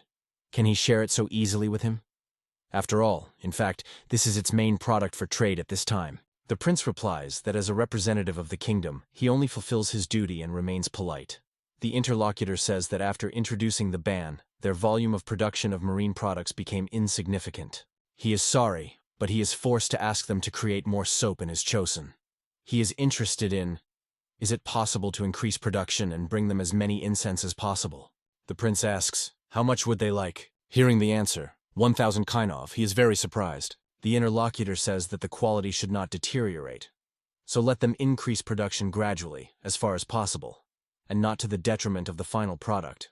He adds that usually when the deal is concluded, representatives of the parties should look at each other in the face. Opening his face, he says that his name Van Zhen. Van Zheng, eunuch sorghum, is glad that the transaction passed smoothly. He is interested in, does the prince need something? He is ready to help everything he can. Suyan replies that he arrived in the Empire Ming to bring their products to them. The interlocutor asks, what if he asks him to give him 50,000 linen right now? Will he be able to do this? The guy is amazed at the name number. Mentally, he reassures himself. Once seeds of grain crops and cattle will be much more valuable than money. The guy replies that he can only thank him for his mercy. Chosun will try to do everything possible to send more soap to the Empire Ming. Van Zheng believes that this is also not bad. He will make sure that the prince's trip in the empire was like the smoothness of the sophisticated of the silk. Guests leave them. The translator believes that he can understand why the eunuchs are so interested in flavored soap. To the prince's question, why? He replies that in the Ming Empire, unlike Chosun, even a penis is cut off with eunuchs. And because of this, they smell bad. The guy immediately thinks that eunuchs to gain muscle mass is much more difficult. The translator believes that their problem is not this, but in the fact that they cannot control the urination process. Illusions and flavors are nothing in the face of a caustic smell. Now the prince understands why they need so much soap. The next day, on the street there is a harnessed carriage. The delegation, led by the prince, is met by a group of men interested in, are they gentlemen who arrived from Chosun? The head of Sorghum ordered them to take care of their convenience on the upcoming trip. The prince is delighted with the wagon provided by him. He is interested in, is it not the emperor's son who himself travels on her? The guy asks, can he use it? The interlocutor replies that the one in which the emperor's son travels is twice as much as this. The inventor who pees out of the carriage window is struck by the fact that the wagon overcomes 150, about 60 kilometers per day. He is asked to close the window. Satellites of the prince scold dust, which is the same everywhere, that in Chosun, in the empire. Suyan agrees with them. He thinks that roads with proper coverage appeared only in the 20th century, if you do not take into account ancient Rome. The translator turns to the prince. He asks, what is the guy doing? He is interested. Does Puchkan not miss the faces of his mother and father when he comes to another country? A respect to their parents is also manifested in the fact not to give themselves concessions at such moments. It is impossible to neglect the body that they granted for a moment. Suyan points to the interlocutor that a huge fold of fat is peering out from under his belt, and despite his age, he already has a triple chin. The guy recalls that he got sick during the trip, and when they went ashore, his legs were so tired that he could not walk. Even if the translator passes quite a bit, then sweat pours into 3 streams from him. Shortness of breath begins. He is interested in, does Pu Serik Han think that it's time to change something? The man is practically crushed by reinforced concrete arguments. The prince says he has something for him. To the destination, the city of Chanyan, 1,500 remained. That is another 12 days. He believes that they can spend this time with benefit. The translator categorically does not want to change anything. Chang'an, 12 days later. The prince says that it was not easy. He does not even know how to pay for services. A man who leads escort replies that he was just fulfilling his duty. Suyana is nullified, and they ask, do they arrive from Chon? The head of Sorghum has already contacted them. A high-ranking official Chanyan says that they have come a long way and invites them to relax first. Foreign guests serve food. The inventor says that I have never seen such dishes. The prince believes that it looks like a strange noodles. A man sitting with them at the table explains that this is called daosyumen. This food appeared during the reign of the Yuan dynasty. Trying the next dish, Li Gi says that the pork in the noodles was excellent, but the beef is terrible. He has a feeling that he was eating a cow that died due to malnutrition and improper feeding. He grumbles that you cannot cook dishes from such meat. Looking at empty plates, they believe that some kind of mistake should be occurred. After all, everyone agrees that the pork tastes wonderful. Li Ji thinks that if he had eaten such a pork every day, then she would never have come to him. Beijing, the capital of the Empire Min. Eunuch Chkan's song says that they came to lead from Chanyan. He reports that the guests were provided with maximum cordiality. Is there a reason why he cares so much about these insignificants? Van Zheng replies that he once decided to become an eunuch because he had not a penny for his soul. And then he set out to rise to a position that would allow him to give someone 50,000 liang. The eunuch squeezes a silver ingot in his hand, worth 1 liang, 37.5 grams. He casually throws him out the window, and then he monitors his flight. The eunuch of Soragama says that he wants to know what the second son of King Chosun is standing in practice. Considering the impressive sizes of the pig, the prince, along with the satellites, cannot believe in its existence. Suyan thinks that in front of him is such a huge individual that she can easily compete with a wild boar. But Klikov is not visible. It means that this is definitely a pig. The owner says that his pigs in just 2 years reach a weight of 200 kin, 120 kilograms. The prince asks to cut off a piece weighing 1 kin so that they can make sure of the quality of the meat. The translator says that even if they simply bring this pig to them, it will be in great demand. He does not understand why Suyan is worried. The guy believes that they should be careful with the fact that they will take it to Chosun. Isn't it better to compare several types? He thinks that if you take different pigs indiscriminately, then they simply mix blood, and as a result they will receive either fish or meat. Empire Minutes, the city of Luoyang. Travelers believe that there are no less people here than in Beijing. They notice some strange people, and the prince says that in Kanyan it is difficult to find people who hunt like. Here you have the famous Empire Ming. The translator considers their speech strange. He clearly hears that Chosun is being discussed, and tries to understand what is about. The merchant, showing some pill, promises that if people make a purchase now, then their body will become the same as the Prince Suyan. The translator reports that these villains sell the name of His Highness. They offer ginseng tablets, supposedly bought from Suyan, and claim that if they take them, the body will become as strong as His Highness. The prince thinks that only a month has passed since their arrival, and the rumors have already scattered. The translator asks Suyan not to do stupid things.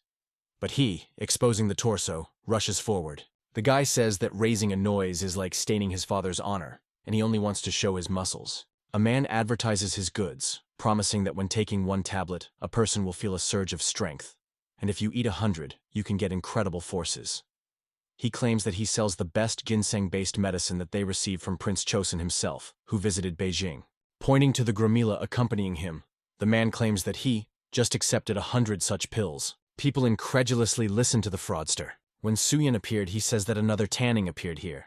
People are enthusiastic at his body. The merchant says that he does not know where he came from, but if he accepts only 50 tablets, he can become a real strong man. The prince replies that he does not need pills. He says that he wants to fight his friend. The man believes that he does not need to take medicine. The guy is interested in how a merchant claiming that he had acquired pills from Prince Chonsun will not recognize him.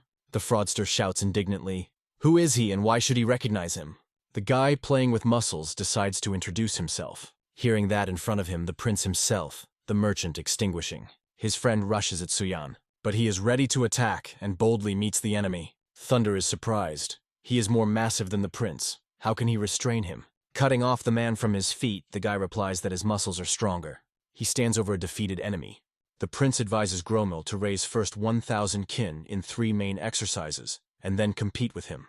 Running fraudsters shout that they made a mistake. Accepting the most profitable pose, the guy demonstrates the real crowd of the real muscles of Chosun. A man standing among other people says that he needs paper and ink. He is going to cut a new statue of Buddha in Lunmin, and take the prince's body as a basis for this. Only in this way can he convey the greatness of the deity. His companions are in a hurry to the guy who were absent at that time. They ask how things are moving. He replies that it is too early to make a decision on what kind of pig will be brought to Chosun. And then he is interested in their opinion about this. The scientist found several old books, but they are rather dilapidated. He wants to first send them to Chosun. His companions found several varieties of seeds, but they are not sure whether they will take root with them. Suyan says they have worked gloriously. The prince grabs the book and joyfully asks, "Is this a new chronicle of Pache?" Great copy, he believes.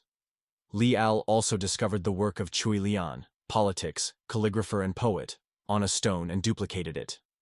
Suyan asks to let him look as soon as possible. The guard thinks that still warriors are very different from civil servants. He does not understand what these gentlemen find in such books. But hearing that they are considering a book about General Han of the times of the Kingdom of Chu, he asks him to show him. They collected enough crop in Luoyang and moved on. March 11th, 1443. Stop in the middle of the great Chinese channel Hunza. The prince with a retinue is examined by a chastra ship, one of the largest ships in the world. The Chinese are chokla and cherish him, like a beloved child. Liga says that even in the Min Empire, there is only one such ship. It was used on expeditionary purposes for the command of the eunuch Yung Sun. Suyan wants to visit the shipyard on which this ship was built when they get to Nanjing. The translator notes that 3 months have passed since their arrival in the empire. The prince agrees. Time flies quickly. He has already missed his family. Meanwhile in Chosun, the king asks the Kronprince. Recently he has been working on small arms. He answers in the affirmative. Sejong is interested. Does it not serve only to intimidate people? He would not want to think that his son was wasting his time in vain. Lee Hanga replies that he decided to make a weapon that shoots much further than usual. If the soldier will carry it with him, then he will be able to strike from afar. Sejong says that in the north, the man at whom they shot woke up the next day intact and unharmed. Although everyone said that he was supposed to be dead, this is all due to the fact that small arrows were used against a person dressed in leather clothes. But if they shot a lead bullet, then the armor would definitely not save him. Kronprince is trying to find new methods of applying the form, which Suyan took as a basis for the bar. Chanun-sil sits at a table with a mug in his hands. He thinks that he had been waiting for this vacation for so long, but in the end he cannot throw his majesty out of his head. He asks, how is it better for him to please Sejong? A passing employee of the tavern thinks that the visitor is strange. He talks to himself.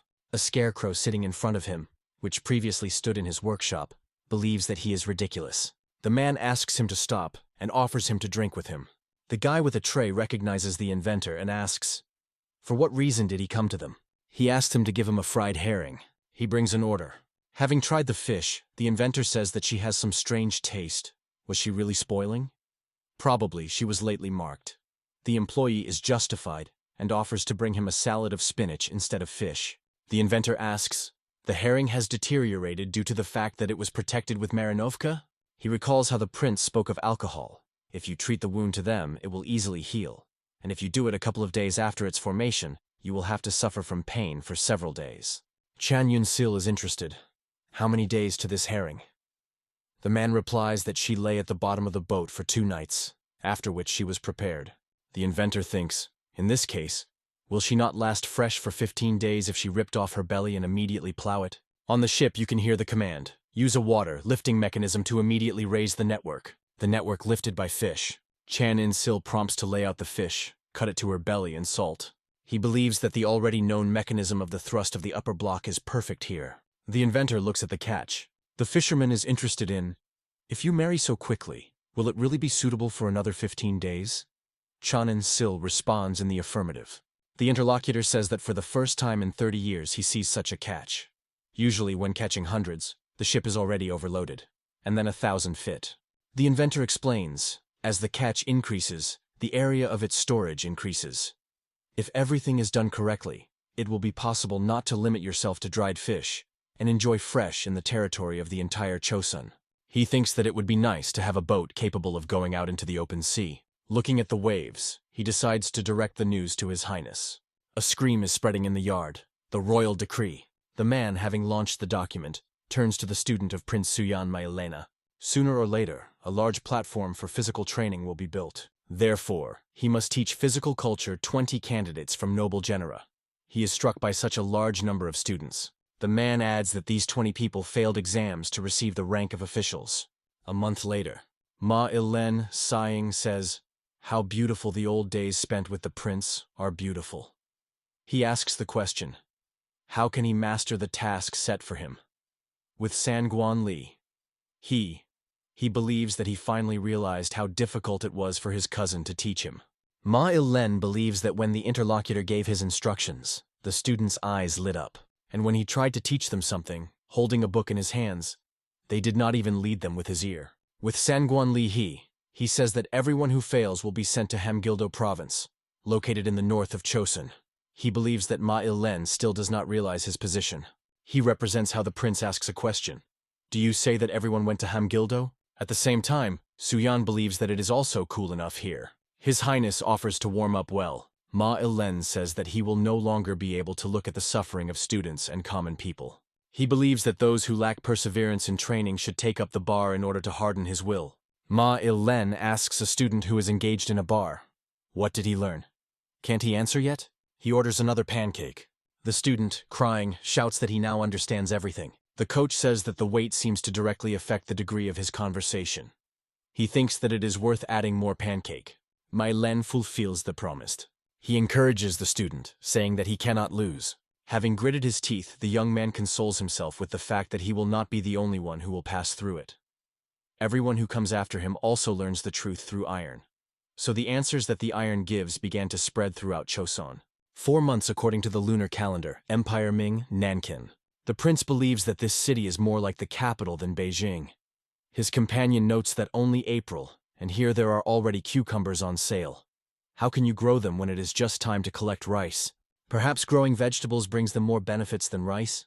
Suyan thinks that the agriculture of Choson is holding on to grow rice. Their lands are devastated due to the invasion of the army of red turbans and Japanese pirates. And the country had no choice but to engage in the production of long-kept food. But he plans to achieve the same revolutions in the future. The prince and his retinue decide to try the local cuisine. Throwing money on the table, they complain of hunger and ask to fix it as soon as possible. The owners are surprised by their generosity. They put a dish with fried carp in front of them. Then they bring a fried pig. They boast that all the bones are separated in the preparation process, so they can enjoy the dish. Next follows the soup with the sea turtle. Here it is. The true taste of the Empire Ming. There is simply a whole sea of amazing ingredients. The tired hosts literally lie down. They hope that the Chosonists appreciated their delicacies. When the dishes are empty and everyone was saturated, the prince makes a decision. He believes that it is time for them to meet someone. After the meal, the prince informs his companions that they were going to meet Nankin Chonskaya shipyard.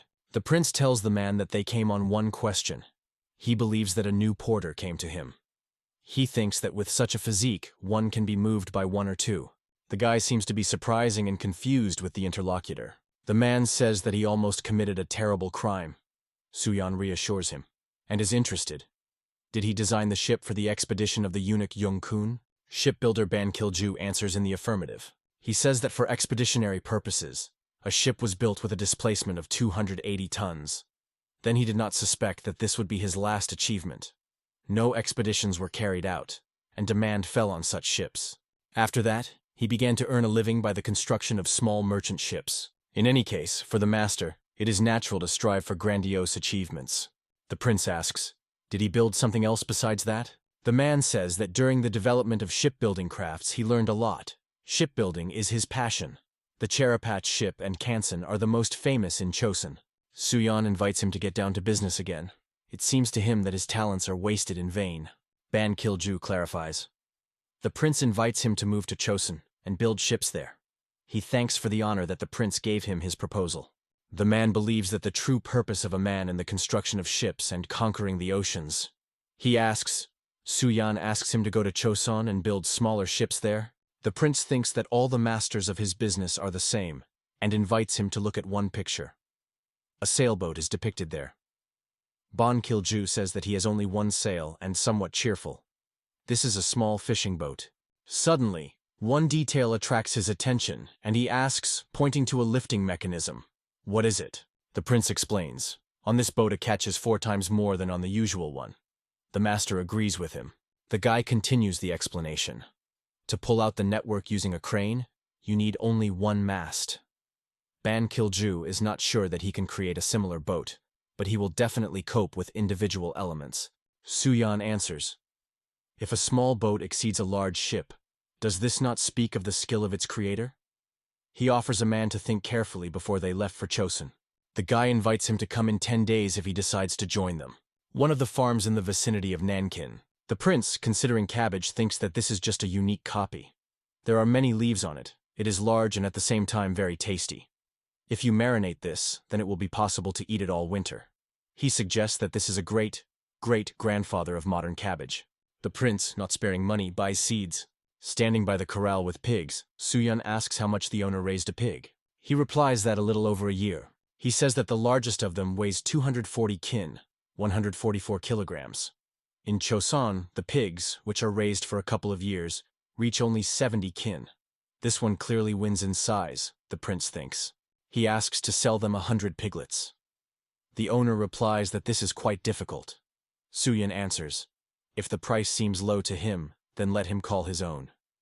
The owner promises by tomorrow to prepare females and males of the Eamon Black Pig along the gold section, 8-2. The guy reflects that their journey through the Empire Min is coming to an end, and the funds given by the main eunuch of Sorghum are already running out. He understands that this amount is easy to get from the export of soap, but he is worried that he has no idea what he thinks about. However, He must overcome everything in the name of Chosun's prosperity. The prince has reported that Ban Kilju came. He was surprised that so much time has passed. He believes that talented people gather in Chosun. Suyan asks, "Did everyone collect things?" Pointing to the books, he says that there are more than 400 books, so he asks them not to waste time. He believes that it will not be easy to fit all this so that there is enough space and people. His companions say that in a fair wind they will get to Shandun, the provinces in the east of China, for 6 days. The translator reflects on what reaction their gifts will be called. The prince believes that there will definitely be a crowd in Chifenjon. A servant is running to the king, screaming that trouble had happened. He reports that excitement began in Muache. Sejong says that he was just about to break the record in the standing thrust, and he prevented him from. He asks not to bother him in trifles, but then he is still interested in what's the matter. The servant reports that the gentleman returned from the trip. The king believes that this is good news but cannot understand. What is the excitement? The servant reports that the escaped pigs sowed chaos. The king asks him not to panic because of a pile of piglets. He objects that they reach 240 kin by weight. He manages to surprise Sejong. Screams are carried on the street. "Grab it!"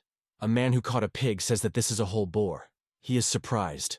Where did she get such a silver? Screams in vanity due to scattering pigs continues. A person stands opposite the angry pig. Having closed his eyes with fear, he screams that she wants to attack him. He is trying to run away from the animal's attack, ready to rush. But his legs are braided, and he falls. Suddenly, someone's hand tightly squeezes the tail of the pig and raises it up. Prince Suyan, now holding 2 pigs in the hands of 2, says that his year was not in Chosun, and they are already defaming his good name. The king, looking at the pigs, tells Suyan that with such a harsh form and a cool Norov, they are more like wild animals. He holds out a bunch of grass to the animal, continuing the conversation with his son. The pig chews grass, and Sejong says that it is terribly hungry. He believes that in the future they will not have to worry about pigs, because they are so large and mobile. And when the animals have already decided that he could be trusted, he orders to submit the most well-fed from them to the festive table. The prince reports that he brought many books, since many of them were irrevocably lost, but most of them are dedicated to agriculture. The king believes that the Ministry of Providence and the tax department will add work.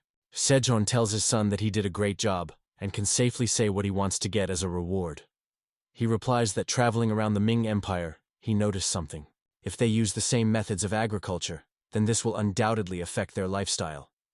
This will help solve the problem of unbalanced nutrition, as well as acquire skillful masters. The king meets Ban Kilju. He says that the man has come a long way to come to them, and promises to dispose of to be placed in worthy conditions. The prince believes that a man will definitely come in handy, since his devotion to his craft is undeniable. In the courtyard of the estate, students meet Suyan. The guy believes that Ma Len showed himself perfectly. He replies that being a teacher is by no means the same as being a student. In the hardening of the body, the origin does not play any role. This is the doctrine of the honor of their parents, and nothing more. The prince thinks, was his assistant really ignored due to origin? He knows how to deal with it. He announces that from that moment on, the Lins will teach them differently. Suyan says that this method is called CrossFit. Repeating the same type of exercise, students can get pretty bored, and switching between different ones, they will be able to get rid of depressing thoughts. When he was in the Ming Empire, he came up with an exercise called burpee. The students rejoice that they will finally get rid of the piece of iron. If you do not need to lift weights, then they are ready to perform the exercise at least 100 times. Laughing, the prince says that he is pleased to see them so enthusiastic. After 20 repetitions of the first exercise, jumping through the log, then swings with weights weighing 20 kin, and then squats without additional weight, and all 20 times. Suyan says that they can repeat this cycle twice, relax a bit, and then make another such approach. Pupils are interested. Will this workout end on this? The prince answers in the affirmative and adds that it seems to be approaching a powerful hurricane. Pupils complain that they are tired and can no longer perform exercises. One of them says that he will be sick now. The prince makes a frightened look. He invites him not to restrain himself and continue after he will tear him out. He did that too. The students look sorry, throwing the book on the table. The prince says that 6 months have passed since the beginning of training, but their preparation is still bad. He tells them to open books and focus on teaching. By investing in a useful occupation, they will protect themselves from embezzlement of them in vain. One of the students asks, "Is it possible to read in such a terrible state?" The prince and his assistant unanimously answer, "Of course." The young man is delighted. He examines copies of the manuscripts of the great Cho Yunjik. Looking at a large number of books, he understands that there is a lot of interesting things. The prince says that there are still works of the authorship of Yan Xun and Yan Zhenqing. The young man believes that he must master this wonderful handwriting. Crown Prince notes that the great Prince Zhan Pian would not mind being an ambassador for another time. The young man agrees with him. He really wants to visit the lands of the descendants of Confucius. The royal couple is very pleased with the results of the passing trip. So they already asked if he wants to go there next time? He asks the brothers, "What's the matter?" The prince is interested. Did he see how the body has changed with Sangun He? He is extremely concerned about the weak muscles of Yang Fen. Kronprince adds that such distant wanderings require good endurance and good health. Zhan Pian says his hands are so weak that he will not be able to raise such a mountain of metal. The brothers reply that he does not even imagine how the dumbbells are found. Su Yan adds that his strength has doubled, but he did not increase the skills of calligraphy from this. Zhan Pian replies that he was not interested in calligraphy. Isn't it? The prince promises to help him personally and invites him to training. The new invention of the Kronprince is an artillery gun that one soldier can use. Li Hyun demonstrates the weapon he created. The shot sounds and the bullet flies into the target. Crown Prince says that his forces are enough to break through iron armor near and go through the skin from afar. The prince believes that he managed to achieve amazing firepower. They do not notice that a person is watching them. Van Zhen asks, "Their spy in Chosun has no difficulties with the mission?" And he receives an affirmative answer. The eunuch believes that the prince is very talented and inventive, given the past experience with soap. He wants him to be immediately informed if Suyan invents something that Empire Ming has not yet seen. For a written message, he promises to pay 5 linen. And for the drawing of the invention of Van Zhen is ready to give more. The cost will increase depending on the list of details. He believes that it does not matter where the person is in the Ming Empire or in Chosun, when he has enough money. In order to break through the leather armor, it is not even necessary to approach 100 steps, about 180 meters, to the enemy. First, the weapon needs to be fixed on the shoulder, then clamp the chin. But in this situation, an ordinary person will not cope with weight. Therefore, Crown Prince came up with a way according to which the gun can be held between the hand and sideways. The prince thinks that it is very similar to a gun that appeared at Songzhou. A thing appeared, clearly ahead of its time. Suyan believes that this will be useful for siege and assault. Kronprince is a little surprised. He was developing a weapon for the palace guard. The prince assures that it is poorly suitable for close combat, and he asks to let him show why. When performing an inspection, he thinks that the gun breaks through both iron and wooden plates. Impressive power. He believes that you need to do accuracy, because bullets do not fall into the target. Yes, and aiming is inconvenient. Kronprince did not think that an ordinary soldier could have problems. He reflects on how to reduce penetration and dimensions. He asks his brother, "Are there any other ways?" Suyan is heard a rustle in the bushes, and it turns sharply. The person who peeps after them hastily retires. The guy thinks that perhaps he was just heard something. They again return to the discussion of sights. The brothers turn to Ban Kilju for help, who made the drawings of self-shoots in the Ming Empire. He says that he is just improving his old self-shot. Suyan wants to take a shot to show his brother what the essence of the problem is. It is carefully aimed at the crossbow. The arrow falls exactly on the target. Crown Prince understands what he wanted to tell him. Accuracy improves when the eyes and weapons are on the same line. Moreover, when hovering the barrel with one hand, it would be very difficult to breed another fire. Thus, it is easy to miss the moment of approaching the enemy. In other words, this weapon is difficult to use in a mobile battle. Suyan wants to solve the problem by combining 2 types of weapons. He tells the master that his self-shooting can wait. He offers to postpone it and join their development. They are accepted for work. Already a few shots from such a gun will lose his strength and injure his face.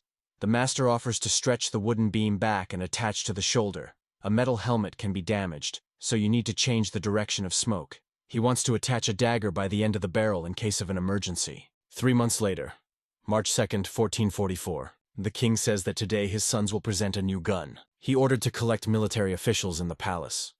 Sejong believes that the princes have prepared well. He is sure that their works are not in vain, but he is afraid that their sample will break.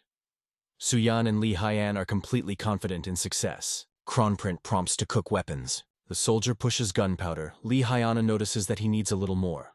Then he puts bullets, and again receives a remark that he put too little. The military does not yet understand what is happening. They believe that brothers lack combat experience. Kim Jong-si and Lee Ji-nok silently watch preparations. Kronprint gives the command to shoot. The soldier, carefully aiming, presses the trigger. The shot sounds. Men are talking. The team is heard. Check the target. The goal is amazed. The testing witnesses are unhappy that such a noisy weapon inflicted only one blow. They are perplexed. Where can it be used at all? But Kim Jong with a different way. It is impressed by the fact that the goal is struck by one blow. At this distance, 10 guns will be required to at least touch the target. The team sounds, prepare a long-range weapon. Looking at the gun, men begin to discuss that it is too heavy. An ordinary person will not raise him. The order is again given to shoot, and the soldier presses the trigger. Now there are 2 hits on the target. Men believe that this weapon is useful, but reloading is long. 1 shot of this gun is equal to 3 shots of an ordinary archer. They believe that it is suitable only to make a shot and run away. Even if you lay gunpowder in advance, then there will be no time in a simple battle in a real battle. The king calls the crown prince. He says that this weapon is difficult to consider artillery, and both lose to Luke in speed. Sejong asks his son, what is the scope of their application? He replies that the first gun is not a replacement of onions. To become an experienced archer, at least 10 years of practice is required. However, those who shot now train to use the gun for only 15 days. The king is amazed that the warriors have mastered the skill of shooting in such a short time. The man thinks that in 15 days it is hardly possible to even learn to keep the bow correctly. And in order to start to beat clearly on the target, you need to spend at least 6 months. Crown Prince says that they showed him the skills of those who trained only 2 weeks. And now the time has come for experienced shooters. Crown Prince offers Sejong to look at more experienced shooters. Warriors with guns reach a position. The team sounds, the most important. Then the Crown Prince tells them to shoot. After inspection of the target, the result is summarized. 19 successful shots from a distance of 60 steps. The audience is surprised. From such a distance, only 3 out of 10 shots usually fall on the target. And the speed of preparation of tools has increased. The king says that this is great. Here he is, the result of many years of experience. Kronprint replies that even an ordinary person can be compared in shooting skill with an experienced archer in just 2 months of training. And now he wants to present the last gun, a double gun. Spectators are perplexed. Isn't this a gun? Somehow big for a gun. They are interested in what shells are used in this tool. Kronprint explains that buckshot is used here. He says that now, together with his brother, they will demonstrate his power to them. A volley sounds. Spectators freeze in shock.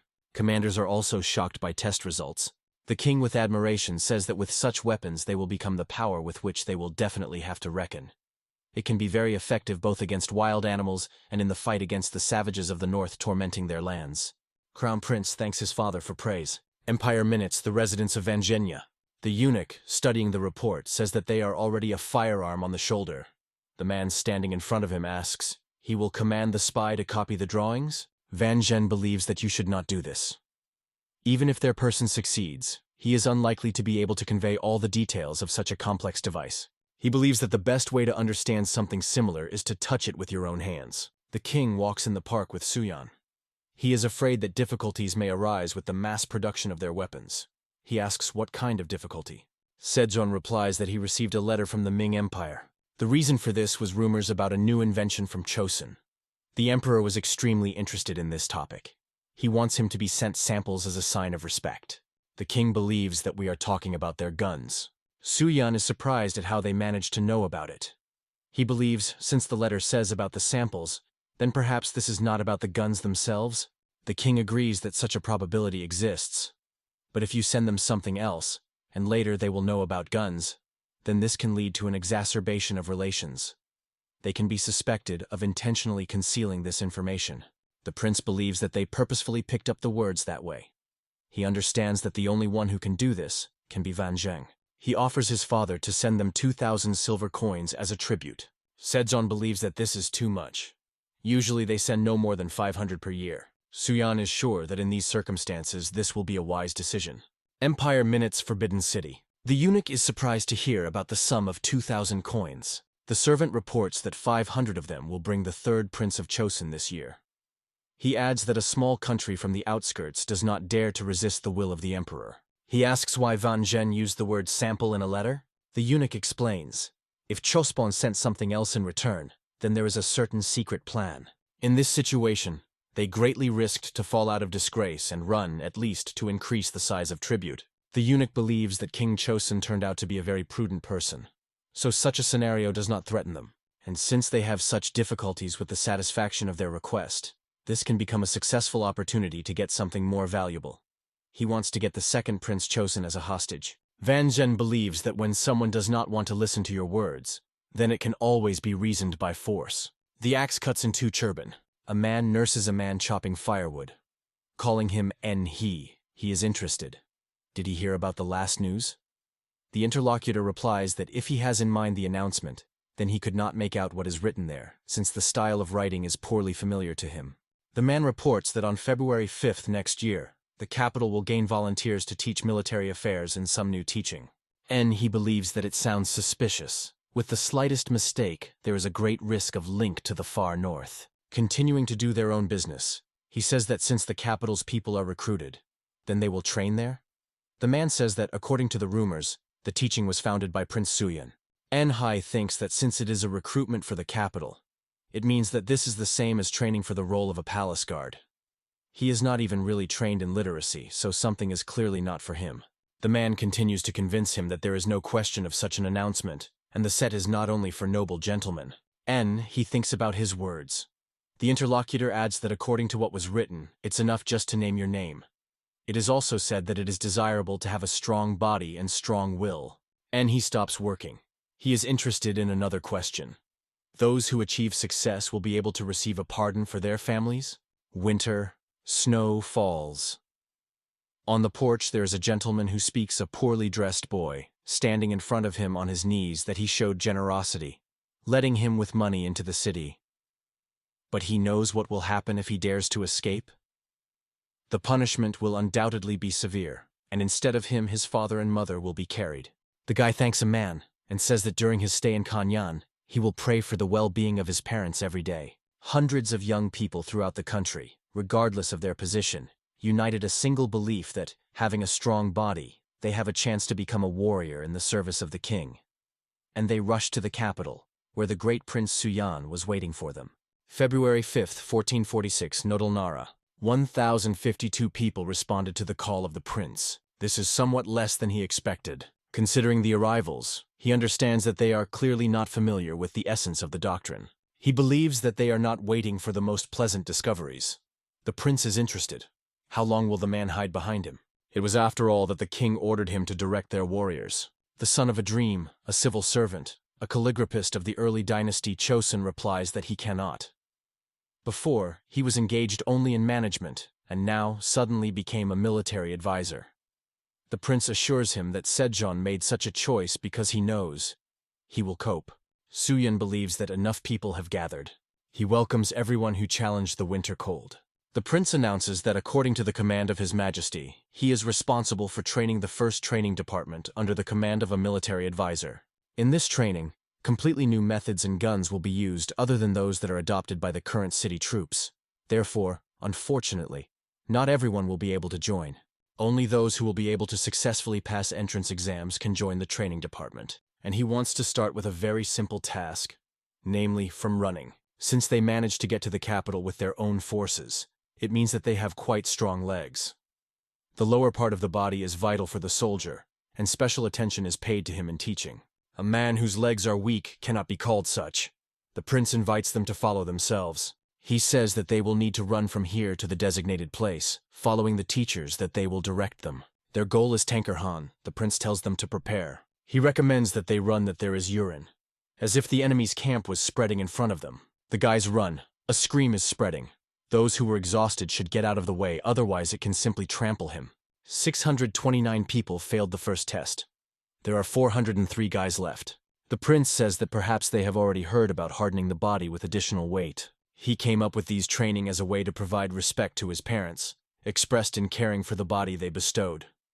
So the second test is to verify the strength of their entire body. The guys will need to perform a bench press, then squats with their own weight, as well as a dash traction, with a weight exceeding their own by 1/5 share.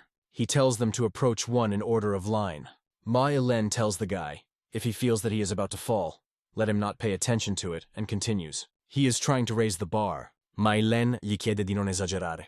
Watching how his assistant leads the guy to his senses, the prince thinks that they already have experienced instructors and students who have undergone the main training course, so it should do without serious injuries. The second test failed 182 people, only 221 remained. As a result, a single unit from the remaining volunteers with already confirmed skills went to Mount Namhansen, where a training camp was built for them. They arrived at the destination at night. One of the guys says that his legs are still trembling. The second complains that it is already dark, and if you stay at night in the mountains without shelter, you can freeze to death. The first asks, "How does the brother Han feel?" He replies that the tests were too simple. He would have coped with a greater load. So the following tests are also unlikely to cause him special difficulties. Fortress Namhansen. The prince welcomes the selected guys. He says that this place is intended to reflect unforeseen threats, that they can once overtake their country, and for them it is a crucible, where they are tempered and become real warriors. He reports that dinner is already ready for them, but first they should wash in a bath. One of the guys asks, "Is the ink, like them, is allowed to do in such luxury?" The prince replies that, being students here, they can allow themselves to allow this at least every day. The guys are delighted. Suyan reports that tomorrow he will talk with everyone personally, but today they let them wash and rest. After 7 months of training and practice, they will reach Chamga's status, equivalent to the senior sergeant, and will be able to direct other soldiers. The question is heard from the door, "Is it possible to call the next one?" Suyan, wrapping his hands, thinks that the interview is almost completed. Only 2 of the An family remained. The first name is Han San. He was a slave in Kanvando, so he arrived here in the hope of changing his position, the prince thinks, looking at the modest look of the guy. He asks, "What led him to this path?" He answers, "The master said, if he enters military service, he will be able to free his parents, so he signed up." The prince thinks that he is quite low and too thin. The young man continues to tell that from an early age he wanted to find a way to free parents from slavery. He began to train himself, attaching all his strength to express his respect to them, and in the end, he became as it is now. Suyan understands that these were difficult training. The upcoming training here will also be difficult.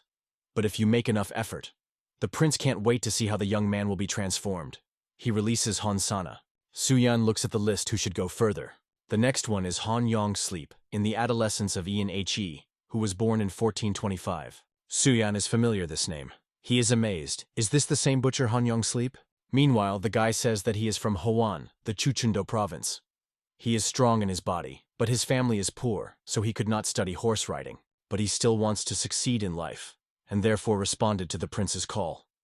Suyan decides to argue with the common opinion that a person cannot be corrected. He wants to try to rewrite the story of a 22-year-old guy. He asks, does he realize his role here? He replies that if someone is needed who should keep these homeless people in the bridle, then he is ready. The prince explains that the true leader is able to direct his subordinates without resorting to gross cruelty. It is not at all necessary to beat people to make them listen to themselves. The guy asks, how to rule the people without it? What else do warriors need if not for cruel measures? Han Yongsong asks a question to the prince. He asks, what else do warriors need if not to take cruel measures? Suyan hopes that they will be able to clarify this until the end of training. He lets go of the guy. The prince thinks that the king was also very stubborn, but he managed to change him. Han Yong Sleep is much younger, so he believes that his chances are high. The team is heard, and the ban on conversations in the ranks. Pupils believe that the training is somehow strange. The prince explains that this is a coherence exercise to hone the command work. Orders on the battlefield should be performed impeccably. This is extremely important. After all, this is the place where living people can turn into pieces of meat at one point. Pointing to the poles to the letters, Suyan announces that from now on, all interactions among their troops will be carried out through Chonim, and therefore they are those who will send their warriors in battle. They must also master them. The teacher monitors order in the classroom. Approaching Han Yong-song, he is surprised that he already knows how to read and write, to which the guy replies that this writing is quite easily given to him. The prince thinks that he will revise his plans for his account if he notices at least a drop of cruelty. But while everything goes smoothly, he believes that the guy has every chance of becoming one of the first instructors. The students ask Hong Shan whether he will play with them, but he rushes to the exit. He says that he had never played in Thie, so it will go better and refresh his head. One of the guys is surprised that he was going to walk. They were so exhausted today. but Hong San believes that a short break will benefit him. He recalls the instructions received before leaving the house. Father said that for him, this is the only chance to make money, so you need to dispose of it wisely. He asked him to forget about them and never return. Hong San thoughtlessly wanders around the camp. He approaches a large tent and he becomes curious. As far as he remembers, the light is always on here until late. He is interested in what kind of place it is, and he looks inside. He sees a guy with 2 clubs in his hands. He says that if he came to just stare, then let him immediately leave. Hong San thinks that all the exercises that he had seen before were already familiar to him, at least to some extent. He does not understand why these blocks of different sizes are needed. He asks what rank the guy has, and he replies that he is a younger assistant. The rank of 8th rank is a court position for those who work on textbooks. Han Sleep asks, why is a flap, which he holds in his hands? He replies that if he became interested, he can familiarize him with this personally. This is called heavenly inhabitation. Slow rotations of the wooden cargo allow you to improve the grip of weapons and increase the dexterity of handling it. Han Sleep cannot even imagine how to train at all, slowly rotating something similar. Having tried, he asks, who invented it? He would like to look into the face of this person at least once. The guy replies that this is the teaching of Prince Suyun. Exercises vary depending on which weapon the fighter will choose in the end. But if he has not decided on this yet, then it makes sense to try everything. Han Dream replies that he is going to become a thyroid gland. In this case, such a practice is clearly useless to him. The guy shows him a shield and says that then he will have to prepare for the fact that he will have 40 kin armor. Han Sleep, sobbing, asks for forgiveness and calls himself a rustic. He understands that he was in vain for this. He believes that he should leave and not waste time in vain. But the guy does not think so.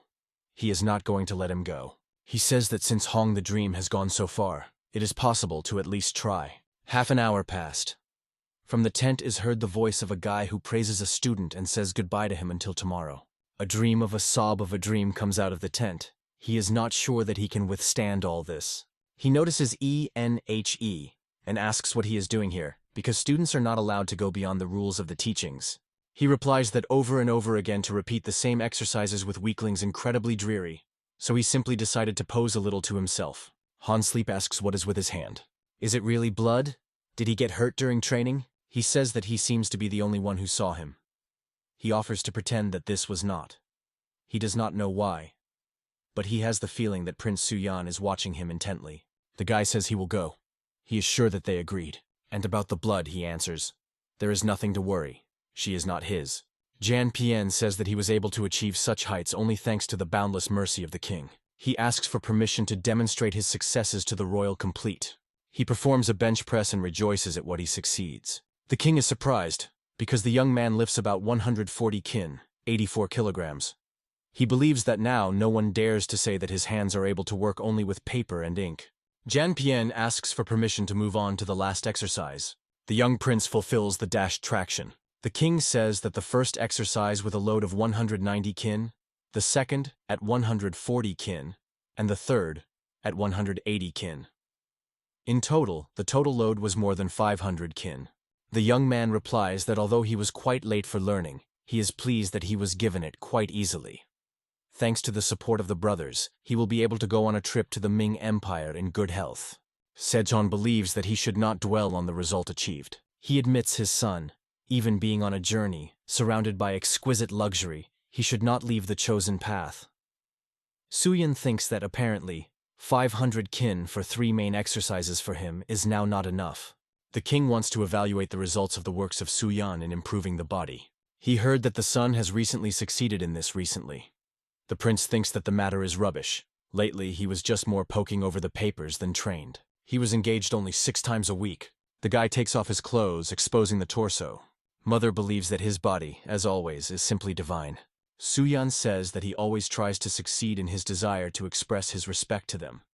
He decides to start the first exercise with a load of 440 kin, 246 kilograms. He successfully raises the declared weight. The second subsequent, with a load of 330 kin, also does not cause any special difficulties. The prince surprised this at first, but the body that he landed in was really striking him.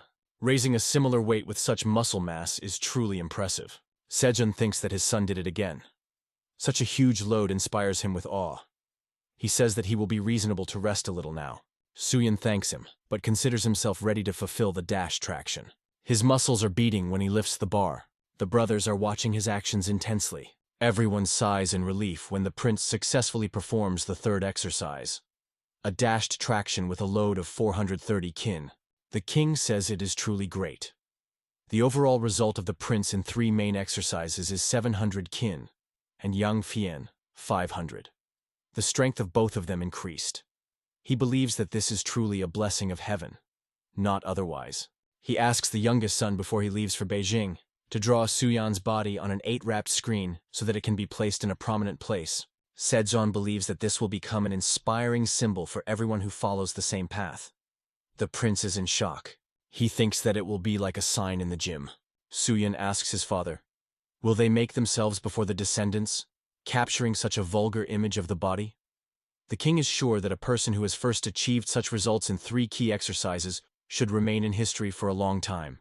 He announces that from now on, 3 main exercises in such a weight category will be called Suyan. The guy thinks, is it not too many oddities that he brings to this new chosen training camp? Suyan announces that from today, students begin training according to their kinds of troops. They have to get acquainted with the new type of firearms developed by the crown prince. Then he tells them to disperse according to his classes. They report to him that the distribution of fighters in classes is completed. As a result, 41 shield bearers, 51 kopecks, and 63 swordsmen turned out. And finally, 66 assistants to the commander. The prince thinks that the latter did not work out so much. Perhaps they have not yet managed to get a stamping in handling cold weapons. Looking at the falling leaves, he thinks that all of them should properly overloaded in training. He feels slight anxiety. Pupils consider the main weapons of the thyroid glands. The teacher tells them to take their places. He says the first exercise is the rotation of the shield in all directions. One of the students afraidly asks, does he mean exactly those shields that they distributed to them? The man orders to stop talking and get down to business. The prince thinks that at first it will be very difficult for them, but now it is necessary. They settled on this form of shields for several reasons. Firstly, to increase the protection area. Secondly, for a more successful opposition to the enemy's frontal attacks. After all, it is not known where Ming will decide to try the guns received from them, and sooner or later it will happen. So you should prepare. Observing the training, he thinks that only the strongest of the students can become thyroidists. The rifle could not break through these shields at a distance of 100 steps. They had to increase their strength and, accordingly, weight. Watching one of the guys, he thinks that he will swear every day. And where does it take strength from? He hears the teacher calling this young man by name. The man asks the student, did he consider approaches? The prince recalls his name and is surprised. Is it Honsan? Pupils consider weapons. One of them clarifies, is this a longsword? The teacher answers in the affirmative, but in fact it is Michomdo, an analog of the Japanese Bisento, a 2-handed shaft weapon, the length of which is 2.4 meters. He adds that his weight is about 15 kin. A week has passed since the start of specialized training, and as difficulty increases, some students are out of the way. But for the first significant changes among the remaining, it turned out to be enough for a month and a half. 2 guys eat, sitting under a tree. One of them says that the school here, of course, is quite harsh, but they are fed simply amazing. The second in response is interested in, does he still do not burst from such satisfying meals? Han-san asks, what about himself? They eat without taking off shields. The interlocutor says that there is. The rice here is quite ordinary, but the pork is very good. A friend agrees with him. He believes that if they can eat pork instead of beef, then this is truly a luxury. Han-san decides to go and take a little more food. The interlocutor is surprised that he already ate everything. He replies that the training was saturated, and he needs to properly eat. The prince says that now students are like real soldiers. He recalls that the life of a warrior, as they can remember from the time of the first selection for service, depends on the strength of his legs. They will be given new elements of clothing and shoes, so let them gradually get used to them. He announces that in 2 days they put on a campaign. One of the students asks, what kind of campaign will this be? Suyan replies that they will go along a mountain trail from morning to late at night, having passed a total of 100 li, 40 kilometers. Pupils go in the rain through the forest. One of them says that part of him wants to run away from here and go home. To which the second responds, if he does this, that is, the risk of a collision with mountain raiders, and they can solve. The team sounds to stop. You need to replenish strength. The guys are talking among themselves, exchanging impressions. The prince says that when they drink, let them swallow a grain of salt with water. He adds that they should not worry if their flasks are empty. At the next halt, they will replenish the reserves. The guys believe that the presence of the prince strongly raises the fighting spirit. They continue to move forward, walking one after another. Soo-yeon thinks that a little more than a month is left before training for the role of the instructor. Hon Jong-sona, from the very beginning, considers an outstanding person. But Hong-san first looked very exhausted. The prince is surprised. How did he manage to get stronger so quickly? But this is not only about these two. The rest also changed a lot. The prince is no longer tolerated to demonstrate all this power to his father. September 1445. Empire Ming, Beijing. The emperor welcomes the third prince of Chosun. He says that at first the second prince visited them, now the third. He sees that Chosun passionately strives for enlightenment. And also rumors reached him that John Fen had a talent for calligraphy. The Lord asks, can he demonstrate it? The young man is interested. The emperor wants him to record a certain famous phrase. He answers in the affirmative. He believes that a beautiful letter is always pleasing to the eye. The emperor wants to talk about what he brought them as a gift. He is interested in why they did not use this in the fight against barbarians. The prince replies that as a prosperous kingdom, they fully support the great empire. But they do not consider themselves the right to excessively master.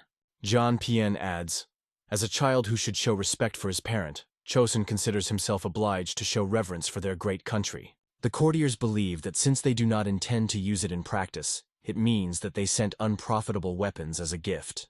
The prince says that be that as it may, but his penetration power is really impressive.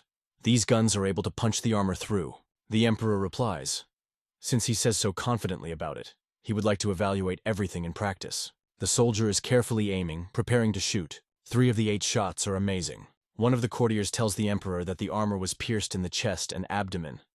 If she was wearing a person, he would have died instantly. The emperor believes that in comparison with ordinary guns, these require less gunpowder and allow fire to be faster.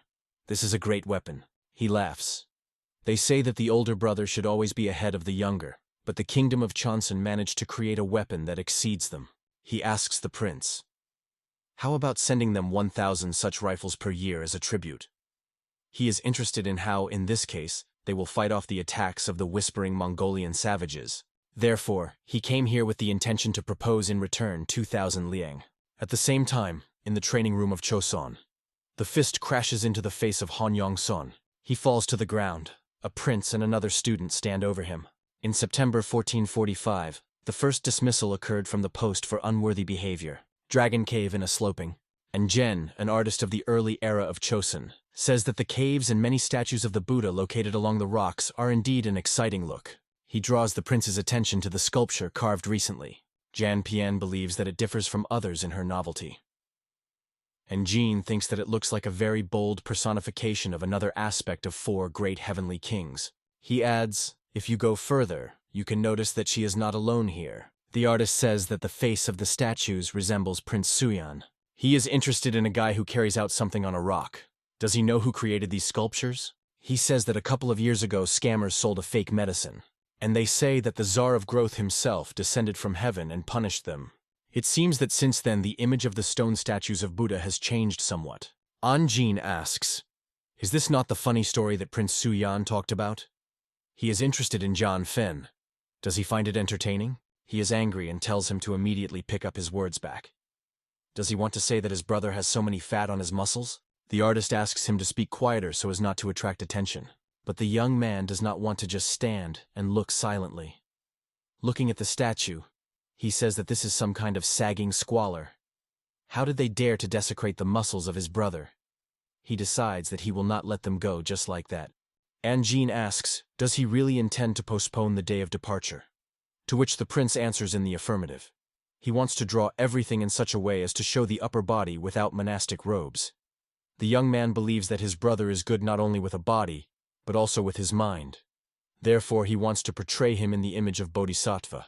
A few months later, the prince, with a sigh of relief, says that the first sketch is ready. The artist believes that this statue has a special dark aura in comparison with the other. It is very reminiscent of a black dragon who is ascending to heaven. Thus, Empire Ming acquired a new Buddha statue called the Muscular Bodhisattva, which became a new attraction of Loyan and inspired numerous sculptors. September 9th, Chunyan. The day of graduation of students. The team sounds, set aside. Then, welcome His Majesty the King. The guys greet Sejong. The king says that, looking at how harmoniously they move, he understands that training was successful. He believes that they will become a model for all warriors and set an example to subsequent generations. In order to repay him to majesty for his great mercy, they will work until they turn to dust. The students scream in response to his speech. Sejong asks Kronprince to step forward and evaluate how well these warriors comprehend their art. Lee Kiana orders to take a protective construction. The guys execute the command. The next order sounds, to everyone to take their positions.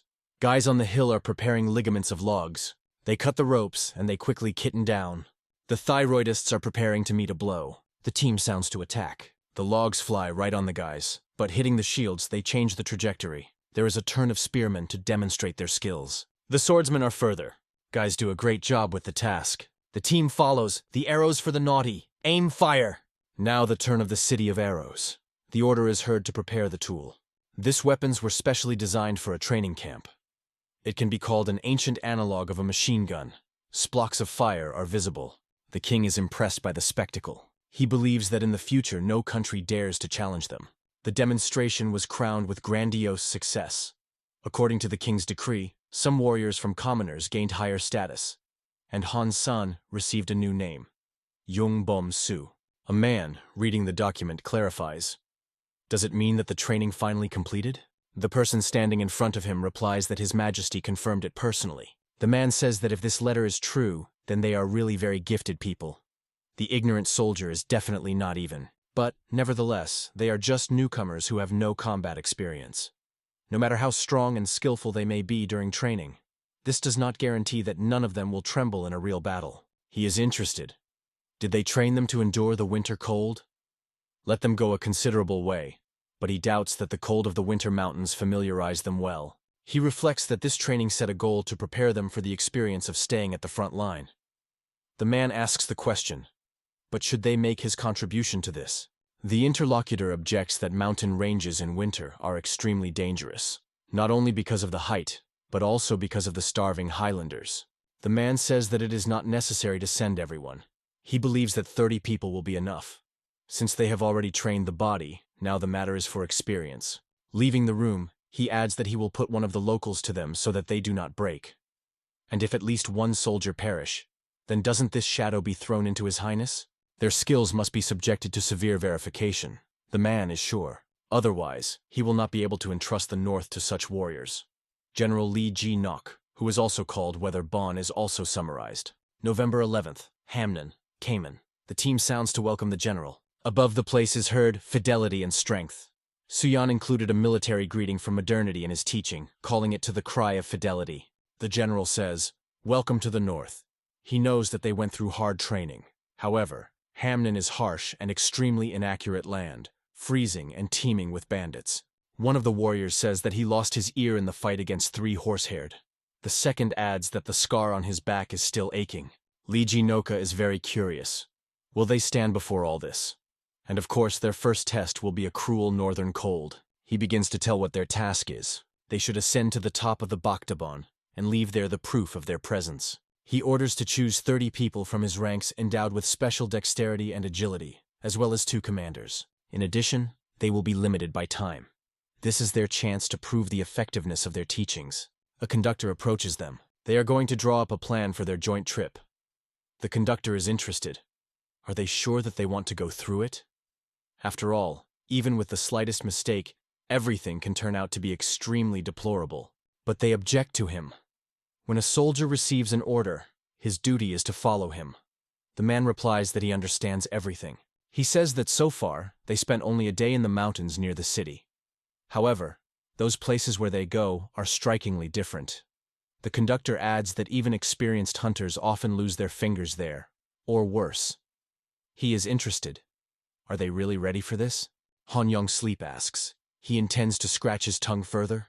If he is still gathering with them, then let him go. But no, then let him fail. Yung Bom Su, in the past, Hong San, says that one of their coaches was from Gapsan.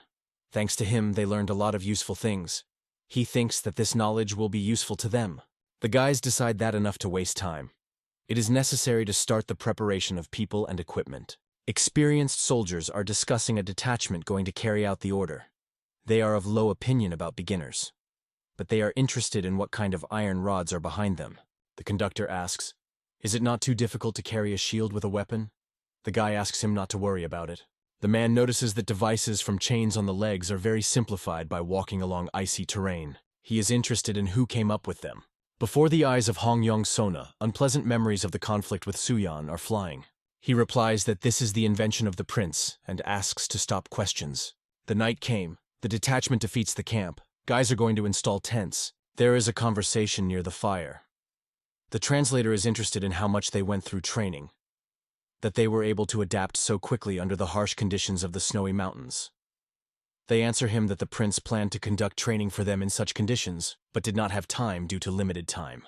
Young-bom-soo says that instead they just trained to move in the mountains twice as much. The man believes that the food in the boiler is already ready and asks that they added their steamed rice, or something like that.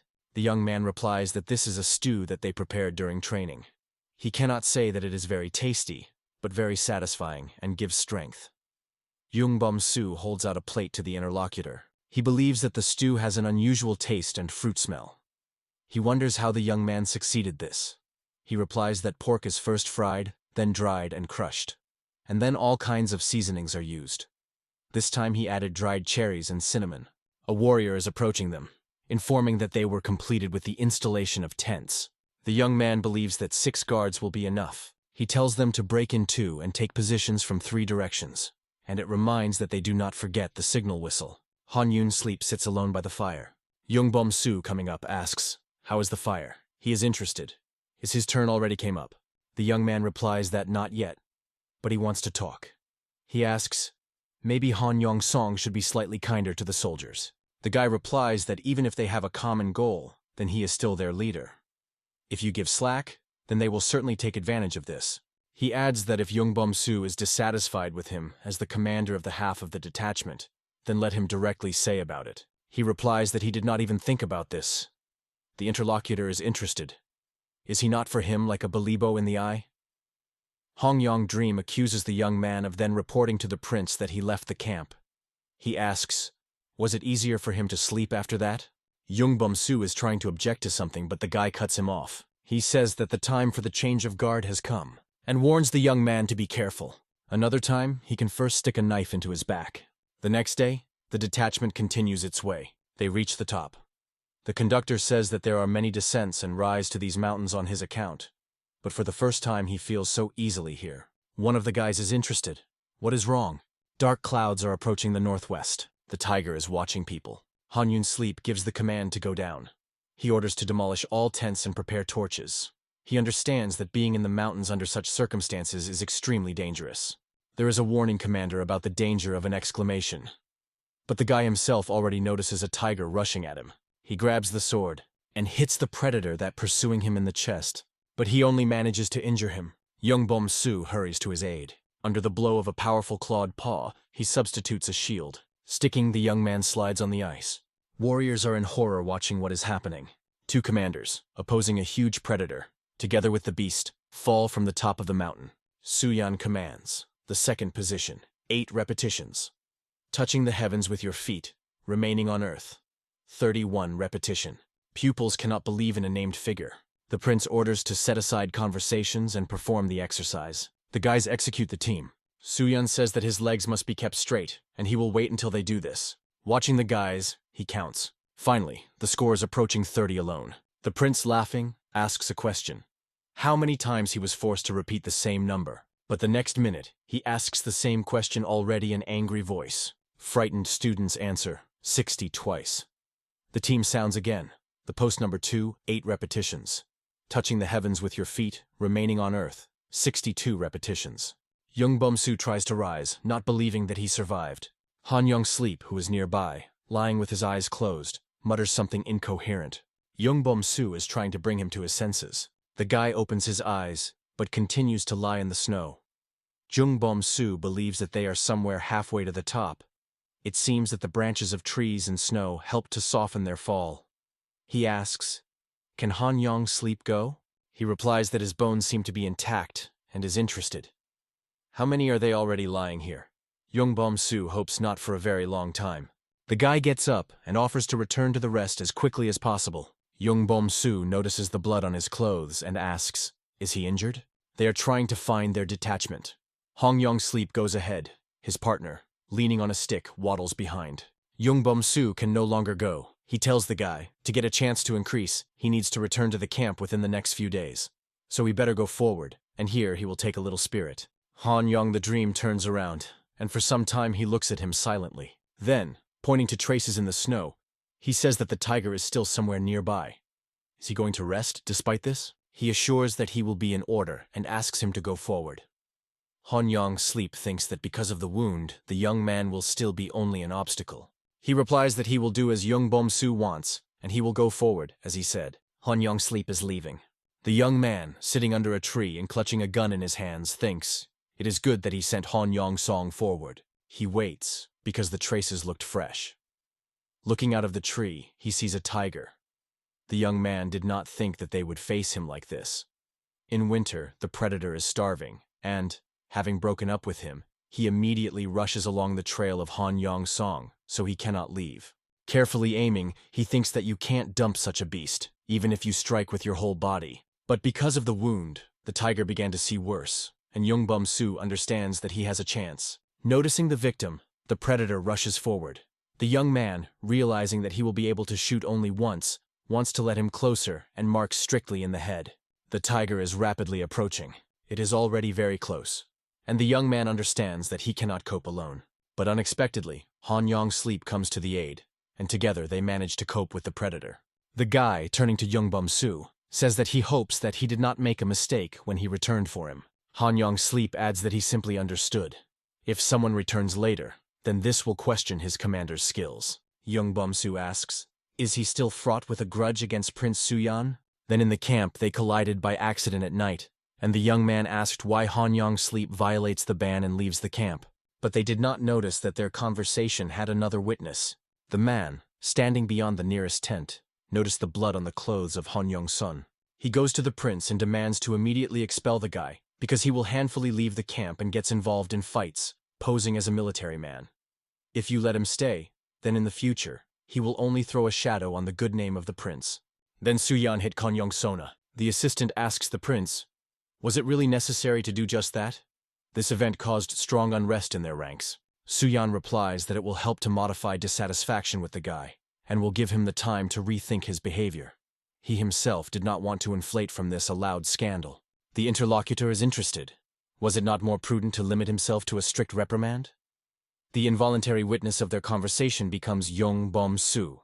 The prince says that Hong Yun-sleep is a very proud person, so this most likely would be even more redressed. He would not go so far because of someone else. Yongbom-soo hears how the prince explains. He understands how difficult it is to radically change the character of a person in just 7 months. But he is sure that the guy is able to make extremely much benefit from this training. Han Yong-sleep is interested. Why did he suddenly ask about it? He assures that he has long overcome these feelings. The guide and soldiers are looking for missing commanders. They call them by names. Finally, they find them next to the dead tiger. Hamnin, Cayman. The team sounds immediately gather. If the detachment cuts such a heavy snowfall, then everyone can die. Lee Ji-nok rinses the soldier. The man who approached him says, if they are now at the very peak of Bakdalbon, then the snow there probably reaches the waist. Even if you go immediately, then... He does not agree to the end of the phrase. The general believes that if they die in vain, then it will be entirely his fault. He cannot just wait, fold back. Lee Ji-nok, jumping on a horse, orders to collect those who can ride and know how to survive in the mountains. They should be able to transport 30 people and return here. The general tells the gate to open. But barely the wings opened, as a detachment appeared before him, led by commanders and conductor. They welcome Ji-nok. He is amazed at the fact that they were able to complete his task. Hong Yong-sleep says that they executed the order and left a sign of their presence at the top. They set the flag. He steps aside a little so that the dead tiger can be seen, and he says that they were faced with him, going down from the mountain. He believes that a group of mountain raiders attracted him. They decided to bring the tiger here, and this detained them a little, for which he apologizes. The general hurries. Stepping closer to the dead predator, he is interested in whether the bandits really struck him. This is an extremely difficult task. even if there were as many of them there as them. The conductor replies that he was killed by the commanders. Hong Yoon Sleep says that their journey was very pleasant, given such harsh conditions. He believes that this is the merit of Commander Young Bom-soo and his competent leadership. The approaching warrior cannot believe that they overcome the beast only together. The general thinks that this is extremely not easy even for an experienced warrior northern one, but a couple of green newcomers coped here. He believes that they have an outstanding talent. He praised the feat of warriors who had overcome the tiger, after which he decided to appoint them commanders to train soldiers. And it was a truly incredible event when the students received such an honorable increase. But the rest of the soldiers reacted incredulously to the fact that they managed to get to the top and return back in just 3 days. Men are talking among themselves. One of them says that with their only talent, it is clearly impossible to argue, with the ability to tell beautiful tales. The second supports him. It cannot be that they together overcome the tiger. And even if, is it difficult to deal with an old animal? Young Bom-soo in a voice does not foresee anything good.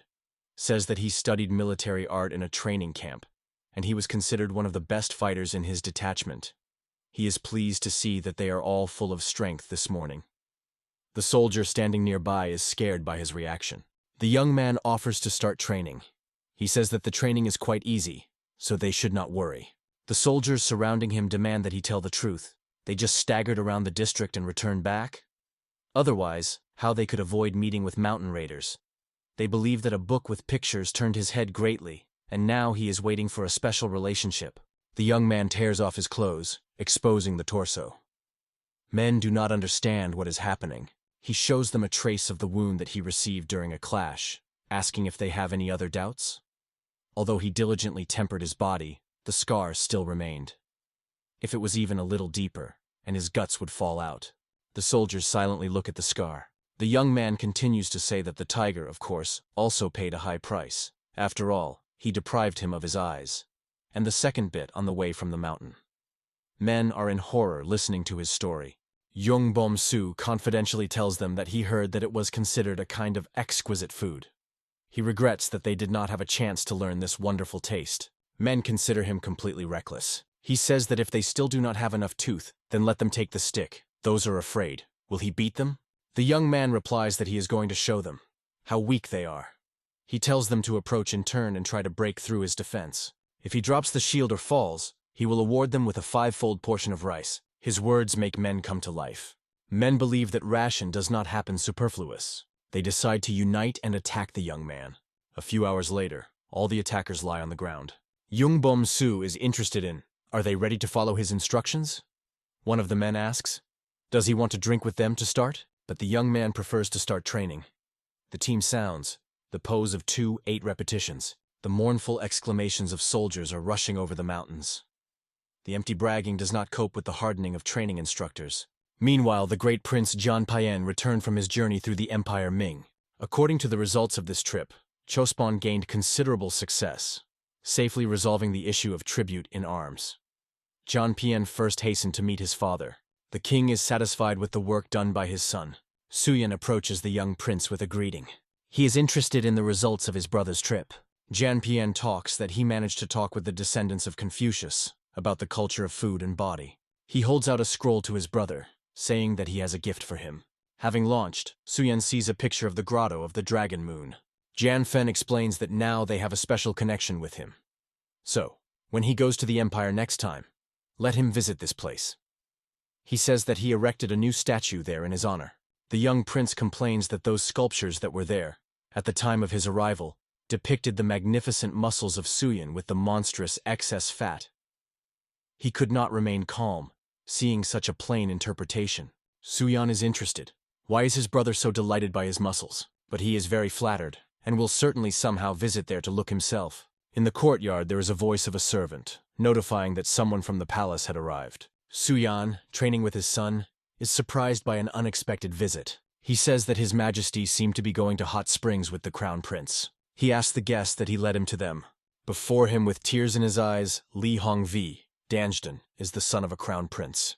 The son of his older brother arrived at the house of Prince Suyan. When asked what brought him here, the boy replied that he would like to listen to his journey to the Empire Ming. Is it true that the ships there can pass through the mountains? Suyan replies that they can pass along the rivers flowing between the mountains. Li Hongvu asks, how do they manage it? The guy says that initially the first great channel was built by Emperor John Di from the Sui dynasty 800 years ago. The boy listens with interest about how the ruler brutally exploited his people, capturing lands along the Wanhe and Zhangjian rivers. Suyan says that it came to the point that people crippled themselves, just not to fall into slavery. GPN Diana, a mentor by education, recalls that the time has come for classes, and Li Hongvazix needs to prepare for the lesson. Suyan notices that the boy begins to smoke. He asks, does his training determine the crown prince? Can he also work out with him a little? The disgruntled man agrees, but asks for no more than half an hour. Suyan invites the little prince to follow him. His mentor is very unhappy, but does not dare to argue with the prince. The guy offers to play in badminton. He asks the boy, does he know that Kronprince is engaged in improving the spirit and body? Li Hong is responding in the affirmative. Suyan explains that the harsh training should be moved only after the adulthood ceremony, when the bones are finally stronger. No need to excessively injure the not yet formed body. Therefore, he developed special exercises that are just perfect for children. The prince throws up the wax up, saying that this can also be considered a kind of training. The boy is delighted with the proposed game. The oxide makes a deep dent on the site behind him. He is not sure that he will be able to play like that. The prince sends a ballon forward again. At first, he trained with Maya Lenom, and therefore put too much effort into the blow. He says that he just stumbled by accident, and invites the boy to try again. The prince easily beats a racket along the stream. The boy beats him back. He considers the game fascinating. Mentor Ji Fian Diana, who is watching them, believes that these are not equivalent to the lessons determined for His Highness by the Crown Prince. Suyan understands that, upon returning from the sources, the Crown Prince will probably want to check what his son learned. He can understand the desire of a man, because he is also obliged to demonstrate qualitative results. He says that work on his body is also training. If you include a little badminton in the schedule, this will undoubtedly become a valuable contribution to the prince's formation, as it will help him in the future. The guy asks Jifian Zhang, isn't that a lesson? He is forced to agree with him. The prince invites the boy to try to repeat his movements. He believes that if you do not go through all the stages of training as it should, then it will be as pointless as trying to learn all the teachings of Buddhism without comprehending the basic foundations. He invites his son to join them. Hyundon happily agrees. He takes the racket and includes in the game. Li Hongvi is also passionate about a new occupation. Mai Len, standing aside, calculates glasses. The mentor believes that it is time for a little prince to return home. The prince suggests playing a little. The man objects that he is just a servant of His Highness. He doesn't need it. But Suyan is persistent. Li Hongvi, whom the guy drags by the sleeve, believes that this is already too much. Kronprince will be clearly very disappointed to learn that the young prince missed his classes. After some time, the mentor, enthusiastic about the game, gives instructions to the little prince. Suyan believes that today it seems that his guests are pretty exhausted. Madame Yoon calls her son and husband to have dinner. The prince offers her a little to practice badminton. He considers him useful for women. The wife replies that paying attention to improving the body is undoubtedly important, but it is too late and it's time to have dinner. A little later, the smiling Madame Yoon argues with her husband because of a light stacked, and claims that her counting is correct. Will the popularity of badminton be limited only to this? Kronprince tells his son that he heard that he frequent his uncle's house, and at the same time I missed a lot of classes. So today he is waiting for a big catch-up, and it is better for him to prepare for this. The boy says that the time of the lesson is approaching, and Kronprince, with a racket in his hands, checks what he learned. And after Zurit Suyan for developing a new exercise, he did not show him primarily to his older brother. Is it really badminton to become the only allowed drug in Chosun? Representatives of the nobility quickly picked this fashion, but ordinary people did not lag behind them, and thus a new folk fun appeared in the country. The emperor is interested in the successes in the manufacture of rifles and the number of weapons made. The courtier reports that Chosun sent 3,000 and another 8,000 on the tide. The emperor asks, what about heavy rifles? The man replies that the volumes are the same, but because of the weight, soldiers are too out of force, wielding them. In response, he hears the proposal to give them out only to the powerful warriors. The ruler adds that soon they will have to use them to conquer the Dala, northern Yuan. Vengen, eunuch Soragam, replies that all the commands of His Majesty will be fulfilled. The courtier clarifies, does it mean conquest? The emperor responds in the affirmative.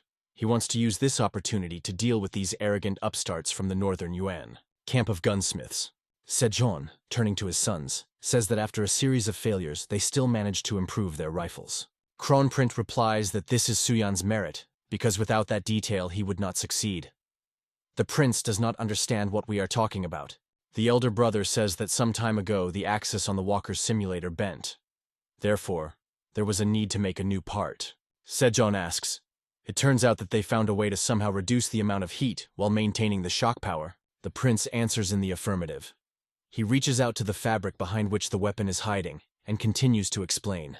Kronprince was engaged in the simulator when the axis broke, and then the idea came up with how to achieve improvement. At first, the trunks were cut and dragged by the disciples. However, no matter how much power is in their hands, it is still limited, which often leads to defects. Performing the same actions many times, they inevitably begin to make mistakes. The king asks, so they decided to let them go early to give them the opportunity to work on their body, and also with additional benefit. The prince thinks, does the crown prince want to say that they agreed to finish the work earlier in exchange for sports? The king says that he and his eldest son also had a special passion for this simulator at one time. The prince asks the master, what about the method that he illuminated them earlier? He clarifies, with the smelting of bilateral trunks, manufacturing two halves of the barrel for further connection. The man replies that he tried, but they can't stand it and hundreds of shots, becoming unusable, so he preferred this option. Brother tells Suyan that Mr. Jim also put forward a lot of ideas. The guy thinks that this man, of course, is smart. But having taken this technique into service, it will be easy to achieve a performance of 2,000 rifles a year. The prince clarifies, do they want to say that guns with soldered trunks will soon be abolished? To which he receives an affirmative answer. Due to the range of defeat in combination with the power of the shot, the current light rifle requires cutting notes. As a result, too much valuable material goes to the manufacture of one unit of weapons. The new prototype is less costly on resources, and it is much easier to produce. Therefore, Kronprince has no doubt that as soon as the artisans gain experience, they will begin to spread this method of pulling out the barrel. The prince asks his father, is there a certain special reason why he decided to devote increased attention to the issue of building up weapons? The king replies that at the beginning of this year a decree was issued in the Empire of Ming. It says that in the near future they intend to punish their arrogant enemies and recommend that they cooperate with him. Suyan clarifies, is it really a question of Dalj about the natives of the Yerzheni tribe? Are they not in alliance with part of them? Sejong replies, there are rumors that recently they have been behaving more and more defiantly, and Ming decided to teach them a lesson. The prince says that in fact they are forced to get involved in this conflict, and the father replies that this is so. He adds that the emperor has already ordered to put 20,000 cavalry and 80,000 foot soldiers under the gun to attack Dalji from the rear. Suyan is interested. Is this the number of regular troops? If about 200,000 people gather there, this can lead to catastrophic consequences. The king replies that it was decided to arrange a meeting on this issue, collecting the brightest minds. He adds that the prince is also invited. Suyan thinks that all this is very time. The man is outraged. He screams that this is not heard. Whatever the great was the country, how to feed such an army at all? He is sure that they can't collect horses so much. Even if they provided her with rifles themselves, then they simply would not have enough people. The second man, present at the council, clarifies, does he propose to send only one infantry there? The interlocutor replies that in this case they will have to call on to the war all men, except perhaps, of 3 southern provinces. The king, for some time, considers what he has heard. Then Sejong, in order to avoid riots in the country, is appointed by Kim Jong-sona by the Minister of Internal Affairs of the Borderlands. Having dutifully bowing his head, he replies that the king entrusted him with such a responsible role, and he will make every effort so as not to disappoint him. Mentally, he appeals to him with the hope that he would not send him again to the north. Sejong asks how he would describe the situation in the north. He replies that in recent years several settlements have been ruined, namely Enen, Muchan, and Yue, which led to the strengthening of the riots. However, judging by the last news from Liji Nok, now it's quiet there. Things are also folding with the Hamgyal Island, but near Sagun people are much more wild. A good half of them is trained with pogroms and robbery. It is especially restless around the Paja River due to the aggressive behavior of the gang Imanj. The king replies that they cannot refuse all the requests of the Ming Empire. So it is necessary to weigh how many troops they are able to send. Kim Jong-dream says that in total, about 60,000, including both the main forces and auxiliary. This is very many, and may ultimately lead to the risk of collapse of the northern border. Suyan thinks that if the north is now collapsing, then there will be no one to wait for help from them. This will give the barbarians an excellent opportunity to unite forces in order to hit them with all the skeletons. If you send the troops now, this, in fact, will untie their hands for invasion deep into the external territories. The prince represents a raven soaring against the background of gathering clouds. The bird has scarlet color. In its beak, she holds a bloodied object. He thinks that their united army is quite capable of walking with fire and sword up to Pyongyang, and then further. Suyan decides to turn to the king. He says that he has one idea. Empire Minutes Forbidden City. The emperor is listening to the fact that the prosperous dynasty Chosun suffered many losses at the hands of Dalj during his predecessors. The courtier continues to read the message. Since the emperor says that he decided to no longer pull with their punishment, they are ready to do everything possible to support him in this undertaking. The ruler asks, they said that they could send 60,000 soldiers. But what does the military ministry say on this? The man replies that given their current situation, it seems that Chosun approached the issue very conscientiously. Above the hall, the emperor's voice, who decided not to find fault with the numbers, flashes. He orders to continue reading the message. He listens how the courtier reads. So they must defeat them and strengthen their rear before joining them in a victorious campaign. The emperor clarifies, what is it about? They answer him that this refers to problems with Imanj. The leader of barbaric tribes recently came to power. His Majesty asks, is this the type to which they granted the rank without any merits not so long ago? What is he called there, Yulyankatai, or somehow in that spirit? Van Zheng replies that the others lost to him in the championship. The emperor calls him a poor fellow. He came to power, but is still forced to hunt with robbery. He orders to convey that they deal with him immediately. The courtier warns him, even if this was only a formality, but in fact this person was erected into the rank on behalf of their empire, and if you allow Chosun to deal with him, this can lead to the fact that the other tribes of Yurchen will rise against them. The emperor thought about his words. The man adds that victory over him can turn his head to the Chons. Van Jin says that with the advent of a new leader in the army, excitement often arises. If other tribes are outraged, they can simply say that they were not aware of this. He adds that there is another reason why Chosun should be allowed to conduct this campaign. The emperor and courtiers want to hear what he has in mind. Prince Suyan tells his father that they should ask permission to deal with Imanu before joining the battle against Dalj. They can motivate this by the fact that they will not only protect the northern border, but also check for the strength of their warriors who have passed recent training. They will also test the effectiveness of new rifles. Van Zhen explains that the fight of Chosun and Imanj is a great opportunity to check new rifles in the case. In fact, they will be able to rehearse the battle from Dalj, not even the lubrication of the hands. The opinion of the eunuch and the prince came together in this. Even after the conquest of the northern Yuan Emperor Yunl's, Judi, it was not possible to get rid of the raids of nomads. As a result, the third emperor of the Ming dynasty compromised, imposing them with a tribute and agreeing to trade relations. So Masi arose, the horse city. The Ming dynasty redeemed horses from the northern Yuan, thereby weakening them, since this was affected by the life standard of the people there. And now some oddities are taking place in this city. A man asks a richly dressed person, did he not buy a horse last year even worse than this 40 nannies?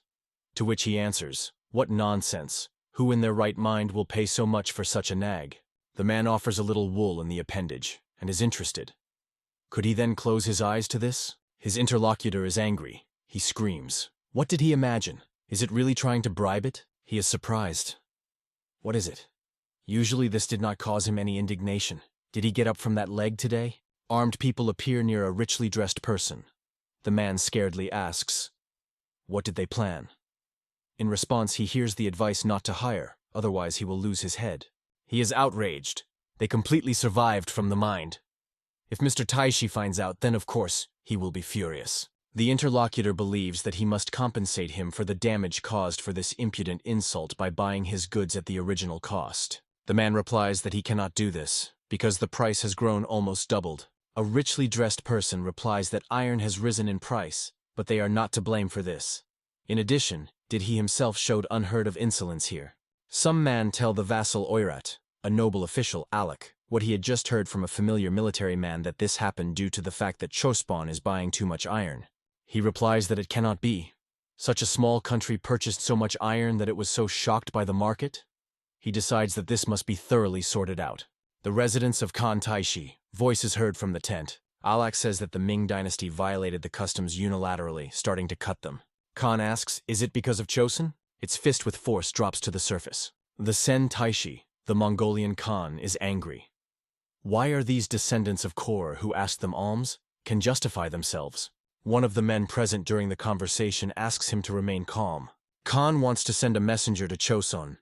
If they kill him or drive him away, then they have a certain conspiracy of a couple with minds. If they accept him with open arms, it means that a chill of enmity ran between them, Taishi believes. A few days later, Hanyan, Chosun. The man reads the message. We, Oirata, are direct successors of Dewan, as well as you, Chosun, receivers of Kor. The ancestors connected themselves with special obligations to each other. Therefore, they are interested in how they look at them to continue this tradition, because they are practically brothers.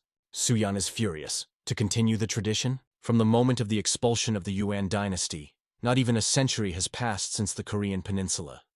They annually took with them hundreds of noble girls, enslaved their people as many as thousands, and the losses in the battles of the Great Wall are generally innumerable, because the recruitment of the soldiers there was almost non-stop. Those who actually turned almost the entire country into slaves dare to call themselves their brothers? The envoy standing at the foot of the throne of King Sejong says that recently the Ming dynasty reduces the volume of trade with them, provoking the deficiency of everyday household utensils. As a result, their people are starving and resorting to extreme measures, mastering leather pots to cook food. Suyan thinks in other words, they want to coordinate with them the opening of a new trade route. The courtier, standing next to him, says that it is necessary to tear out his filthy tongue right now. He personally knew 4 women stolen into slavery, who were condemned to the fate of wandering souls. The man believes that it is necessary to accomplish revenge and kill him immediately. Suyan explains, if he kills the messenger, succumbing to rage, this will bring them all only trouble. He is sure that the king has some kind of plan. Sejong tells them to send them 1,000 bags of rice and 50 iron pots. The courtier asks him to drive him away from these vile araples. The messenger thanks the king for such a generous gift. The prince is interested in the father of this decision. He asks, was he already ready for such a turn of events? The king replies that without this it would be too easy for them to convict them in alliance with mines. The prince understands that in this way he covered their rear. Sejong says that he won only a little time for them, since soon they will still find out the truth. They need to hurry to deal with Imanju until that moment. Kanga, North Chosun. The 2 military are talking about the fact that for 30 years they have not seen each other. One of them complains that he is an old man. Military advisor Kim Hae-dream hopes that this is his last campaign. He heard Lee Ji-nok adopted recently developed methods for teaching fighters. The inspector of the Central Military Directorate Lee Jing-soke says that these savages have mainly cavalry, so they will have to reckon with the infantry. The interlocutor partly agrees with this when it comes to steep mountains, but on the middle, Chilmas terrain, the cavalry can just be very effective. As he understood, among them there is a lot of all sorts of rabble, which they gathered, passing through 4 provinces. Lee Jing-sok says that, in the end, by no means every day they have a trip to the campaign. Kim Hae thinks that this wretch will definitely not miss this. For a long time he did not see him, and he is interested in how he looks now. A man is interested in the interlocutor. Is he still not at the wretches with his brother? He replies that he is so hidden in Nachi Bib that it is difficult to find an approach to him. Kim Hae says that the interlocutor himself is like this. Blood is not a water. His brother went a long way in confrontation with the Highlanders, and he heard that his warriors were proud of their commander. The military council is discussed. Sending troops is scheduled for the first day of the 6th month. Lee Jing-sok believes that at least thousands of these savages are overcome. This will not help them much if Imanja survives. He will retreat, regroup, and make up for strength, uniting with other tribes. The proposal sounds to divide the forces in 2 and take them into ticks. Lee Ji-nok says that the right army will remain in Shenyang, sending intelligence to the north. And the left will have to advance to the maneuver from the intersection of rivers and strike east from the current position of Imanj. Lee Jing-sok heard from the leader of the tribe, who agreed to take off to cooperate that the gang of Imanj had already crossed the Paja River and hid deep in the east of Gevon. Kim Hae says that if they do not be able to break them from one swing, then they will be able to retreat and dug even deeper, and then it will be almost impossible to grab the leader. Everything is clear to him with the right army, but the left will have to overcome 600 leagues in steep mountains. He is interested in how much it is at all. Lee Ji-nok says he has a request. He asks to remove 1,000 infantrymen from the forces of the left army. Kim Hae sleeps. Why? He does not quite understand the meaning of this redistribution, because these fighters will not be clearly superfluous.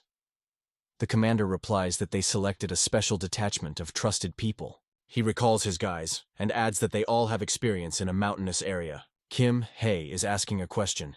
Is he sure that they will be able to lead the troops to the day of uniting the army on time? He replies that he is much more important for them to act immediately as soon as they arrive in place. The interlocutor is interested. He believes that his people will be capable of this by going through such a harsh path. Kim Hae is the commander of the Central Army. The total number of troops is 8,000 soldiers. 3,600 people were disclosed. Lee Jing-sok, commander of the Right Army, horse troops. The total number is 5,000. 2,500 people are disclosed. Lee Ji-nok is the commander of the Left Army, infantry. In total, 4,000 soldiers, 1,400 people were discovered. On June 1st, according to the lunar calendar, the three armies advanced on a trip to Imanj. A man who looked into the distance is reported that Chosun's troops moved across Widge. He is interested in a person who brought this message. Are they already on the doorstep? Crossed the river? He replies that it is. He says that he heard about this 4 days ago, so he has no doubt that they had already managed to cross all the abstract. One group of troops, the cavalry heading for Shenyang, the second, has already passed Widge. And there is also information that infantry detachments are also moving to the north from Kanga. The man says that of course they often robbed and ravaged their lands, but they had never directed such impressive forces in their direction. He believes that the Empire Ming turned away from them. The interlocutor asks, if so, then perhaps they should immediately retire from here and take refuge better. The man screams, who will he expose himself then if he immediately takes away by holding his tail? If he runs away from them now, he will immediately lose his current status. He thinks, even if you plan a retreat, you first need to show off to the public, pretending to be held worthy. But he must have time to gather under his beginning the scattered tribes of Yorkin before Chosun gets to him. Since his elevation, he was in battle only once. But if they manage to repulse Chosun at least in one battle, then this can contribute to increasing their power. The interlocutor asks, how can they be? If they do not retreat now, they will soon be completely surrounded. The man asks, pointing his hand forward. What does he see in front of him? From here to Kanga is only continuous steep mountains. He is surprised that someone thought of sending troops in this way. He believes that you cannot worry about the infantry. The man thinks that the first thing they should worry about now is cavalry, and not those guys who are approaching from the side of the river. A group of soldiers walks. A guy with a bandage in the eye scolds an Imanj, because of which they are forced to cross the mountains into such a distance.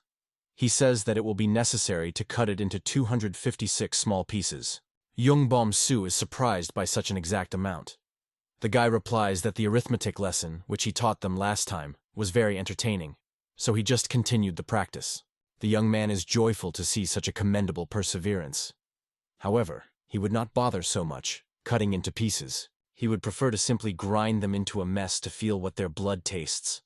The guy is in horror recoil from him, thinking, why is he like that for a monster? A scream is heard. The enemy attacks! 300 equestrian raiders move towards them along the northern ridge. Soldiers are ordered to take shelters and prepare for battle. They quickly execute the command, hiding in the field among the high vegetation. Yongbom Su says that they don't know how many of them are there. But since they descend from the hill, this is a good moment for shelling. Lee Ji-nok announces that they need to be captured by someone, so they do not need to kill everyone. The soldiers aim from rifles. The team sounds, volley. The commander of the opponent detachment, realizing that arrows were waiting for them, gives the order to disperse. Lee Ji-nok shouts that his warriors are able to get them from 300 steps. They came here to punish the evil monster Imanj. Those of them who agree to indicate the path to him will save life. In response, he is advised not to grind nonsense and threaten to remove everyone in the blink of an eye. One of the opponents considers it funny that they hope to overcome 300 warriors with some miserable bunch of shooters. The rest support him, threatening to cut them into shreds. But new circumstances make them be very surprised. In front of Li Ji in a kneeling pose is a man who is ready to serve him by faith and truth. He believes that if it were not for the evil tyranny of the Imanj, they would not have to connect banditry. The general is interested in whether he understands correctly that the road through the main tract takes 3 days, and 4 through the mountain path. The man replies that this is so, but the villain Imanja does not doze at all, and if they move through the tract, they will be immediately discovered. Lee Jinok says Young Bom Su. If you form a detachment from especially clever soldiers, you can overcome a mountain pass in 2 days. He tells him to collect all the fastest. A man warns that they use this path only when they are in a hurry. The road is not easy. He laughs that for the incomparable army of Chosun, this will be the same test, which is furious to the young man.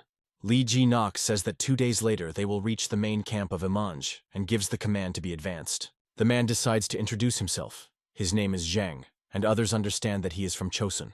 Around the same time, the positions of Li Jing-soka are on the positions. The rider says that another horse broke his leg, which should be expected from such a time of year. This is clearly not the best period for mass military transitions. The second believes that do not rush too much. Even if Imanja tries to slip away, in the end he will still wallow in the mud.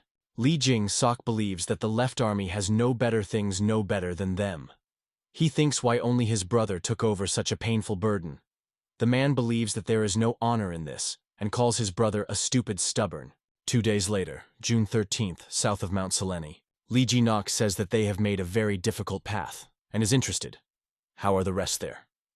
The warrior standing nearby trembles with fatigue. The general manages to give everyone an additional 5 portions of rice, since the transition turned out to be very long and heavy. The warrior is interested. What should they do now? What gets an answer to? First, you need to wait for the arrival of the rest. The man says they are too stretched, so they can very soon notice them. The approaching soldier notifies that they have a big problem. The bandit that they used as a conductor disappeared. They willingly led to his skilled game. The warrior believes that he is already on the way to Imanj, so it is extremely dangerous to stay in place. The general replies that now there is nothing to be done. He gives an order to prepare for the transition. Imanj gives an order to feed the horses properly, equip them with all the necessary and be ready to leave them at any time. He considers it annoyed that the sorghum and barley will have to be abandoned. The warrior shouts that the Chonsvets have already occupied the slope. Imanj replies that the horse would not be able to climb to the top of the steep mountain, but he already sees that the enemy is very close. Ahead of the infantrymen are shield-bearers, among whom is Chon Bom-su. A man is perplexed. How did they manage to climb here? He jumps on the horse and tells everyone to prepare for retreat. He believes that if they got here, then their forces were clearly exhausted. He offers to tear claws. One of the warriors indicates that they are somehow strangely built. They have another additional line behind, but why? The man believes that archers are located there. But such a difficult transition clearly hit them, so you should not be particularly afraid. He believes that it will be enough just to keep the distance. A salvo is heard, and the people of the Imanj fall dead to the ground. He understands that there are not archers, but rifles. The team sounds to prepare tools, and the soldiers load the guns. The man screams that opponents need time to reload. If you do not attack now, then they will give another salvo on them. The general tells the arrows to get ready. He gives a command, fire, and the ranks of the enemy are rapidly growing. A warrior jumping behind Imanj cannot believe what is happening. The man calls not to panic, they got close enough. He orders to hide behind shields or wooden boards, and also grab any weapon to restrain the fire of their shooters and push. The warrior asks, is he sure that they should attack the enemy in the forehead? The leader replies that he sent the troops to the west, but as soon as they return, the ranks of the Chonseets from the flanks will bypass. The interlocutor delights that he always has a plan. The leader believes that in any case, the enemy has only infantrymen, and one equestrian can withstand 10 of them. He orders to send horses to them so that they spend a volley on them. The general understands that the enemy plays dirtily. He tells the infantrymen to advance closer to the line of the collision, and the shooters prepare for the salvo. The team sounds, aiming, fire! The soldiers shoot again at the approaching opponents. Lee Ji-nok screams, a little more! They are already in front of your nose. The leader is sure that they now have an initiative. The horsemen are rapidly approaching the infantrymen. The Mongolian warrior brings a saber to strike, but the spear immediately penetrates his chest. The penny and the shield-bearer are rejoicing that together they manage to recapture the attack and decide the next time to act the same way. The noise is heard, and the soldier wonders, what else is it? They see the horse detachment rapidly approaching them, and they understand that the cavalry of Yershin enters their flank. Young Bom-su offers not to spend a salvo on them. He takes them to himself. The horseman is surprised that he decided to stop the horse at a horse with only a shield. The young man prepared for the attack. Yongbom-su closes with a shield. An injured animal falls to the ground. A dismounting rider believes that Chonsites use some dirty tricks. Lee Ji-nok gives the command to shoot, choosing the goals at his discretion. The soldiers are wondering where Imanj went. One of them suggests that he escaped. The general asks the warrior, "Does that leader know?" He responds negatively, but he knows that he is a master to run, so, in his opinion, he had long given Dara. In the distance you can see a blazing flame. The leader decides that it is time to retreat, one of the warriors asks. What about the rest? What does he get in response? Does he really not understand what position they are? Suddenly words sound. When you take on certain responsibilities, you must be prepared to be responsible for the consequences of your decisions. Imanj sees a soldier who was calmly leaning against a tree. Imanj asks, "Who is he?" Hon-yoon Sleep says that he does not beg him to save his life. If he was about to do so initially, then it was worth doing it, standing next to his dead soldiers. On the ground are bloodied bodies. You can hear the command, "Sharply a step." The horseman says, "If they put it on, they will again be ambushed." Lee Jing-sok is answering, "If the left army has a reason to poke him in the face for the excessive favor of Imanj, then he will not wrap the shame." Suddenly a voice is heard. But is it possible? The man is interested. Who is so bold? Yongbom-su asks, "Is he a general?" Nearby is Hong-yong Sleep. Lee Jing-sok sees that they are from the Chonsun troops. The young man explains that they are part of the left army, and were sent as messengers to friendly troops. A man looks at his head, mounted on a spear, and understands that this is an Imanj. He asks, "How did it happen?" Lee Ji-nok welcomes his brother, and asks for forgiveness for not in a hurry to hold out his hand. At first, he needs to wash himself. He believes that due to the fact that Imanu sent most to the right army, they had a good chance to press it. Lee Jing-suk thinks that while he was bored, there with 200, he completed the campaign with the forces of infantry alone. He says that they did not have a cavalry at all, which means that there were many problems. The commander replies that they dragged the enemy with a barrage fire as soon as the battle began. Lee Jing-sok is interested in the fate of the surviving horses. Having discarded the canopy of the tent, his brother demonstrates him how the soldiers climbed Konina. Lee Ji-nok says that they launched some of them on meat. Some were returned to the Yurchin, who agreed to cooperate with them. The interlocutor admits that he, as a commander, is undoubtedly entitled to dispose of trophies in this way. He is interested in the fate of the prisoners, to which his brother replies that he sent most of him to the village, which met along the way. The general believes that hundreds of prisoners of war are enough. Lee Jing-sok is furious. He asks, his brother even knows what is the cost of prisoners and horses. Lee Ji-nok does not understand what is wrong. But Lee Jing-sok, who has a high instinct, decides to make a good mine with a bad game. Smiling through force, he replies that the word of the commander is undoubtedly the law. Having a younger brother with such an impressive list of merits is unheard of happiness. Sejong is happy to hear that they were successful again. July 1448. Chonsun troops returned home, a scare of Imanj. The left and right army quite rapidly captured the advantage and defeated the villain Imanj to fluff. The Central Army also successfully coped with the hindle of barbarians that arose in their path. The king complains Kim Hae-song the title of the great commander, as well as 80 rolls of selected silk. The man thanks Sejong for mercy to him, who does not deserve so generous gifts. Lee Jing-soku, who made a considerable contribution to the victory, having pulled over part of the forces of the Imanj troops, thereby providing substantial support for the Central Army, is also raised in rank. Now he is a military official of the second rank. The king lists Lee Ji-nok, who overcame the steep mountains, and passed through an impassable area in order to go to the rear of the enemy. Sejong raises it to the title of an official of the first rank, and promises that very soon he will enter a new position. The general replies that his appreciation has no limit. Looking around, a man sees a stood behind Suyan. For some time they look into each other's eyes. The prince's gaze is open and friendly. Kim Hae leaves the audience of the king with the prince. He says, when the warriors who studied the teachings of Suyan left Namhansan-song, he all asked himself how they would cope with such a serious test. But now, apparently, they have every chance of becoming part of their military elite. The prince is nauseous to Jing-sok. The man says that he heard that Suyan made a considerable contribution to the hardening of the fighters who passed through new training, and he has one request for him. He believes that the palace guard cannot gain special success due to the fact that they do not have proper preparation. The guy immediately understands what the interlocutor was driving at. He clarifies. The general hints that he would like him to take up their retraining. Lee Jing-sok says that the need for cavalry does not always take place, and over time, Their skills can finally dull. He asks Suyan with all his heart. He thinks about his words. He understands that the number of horses granted as an honorary tribute has decreased. And this can hit the success of the guard even more. History remembers many names of great riders. There were many equestrian troops in service.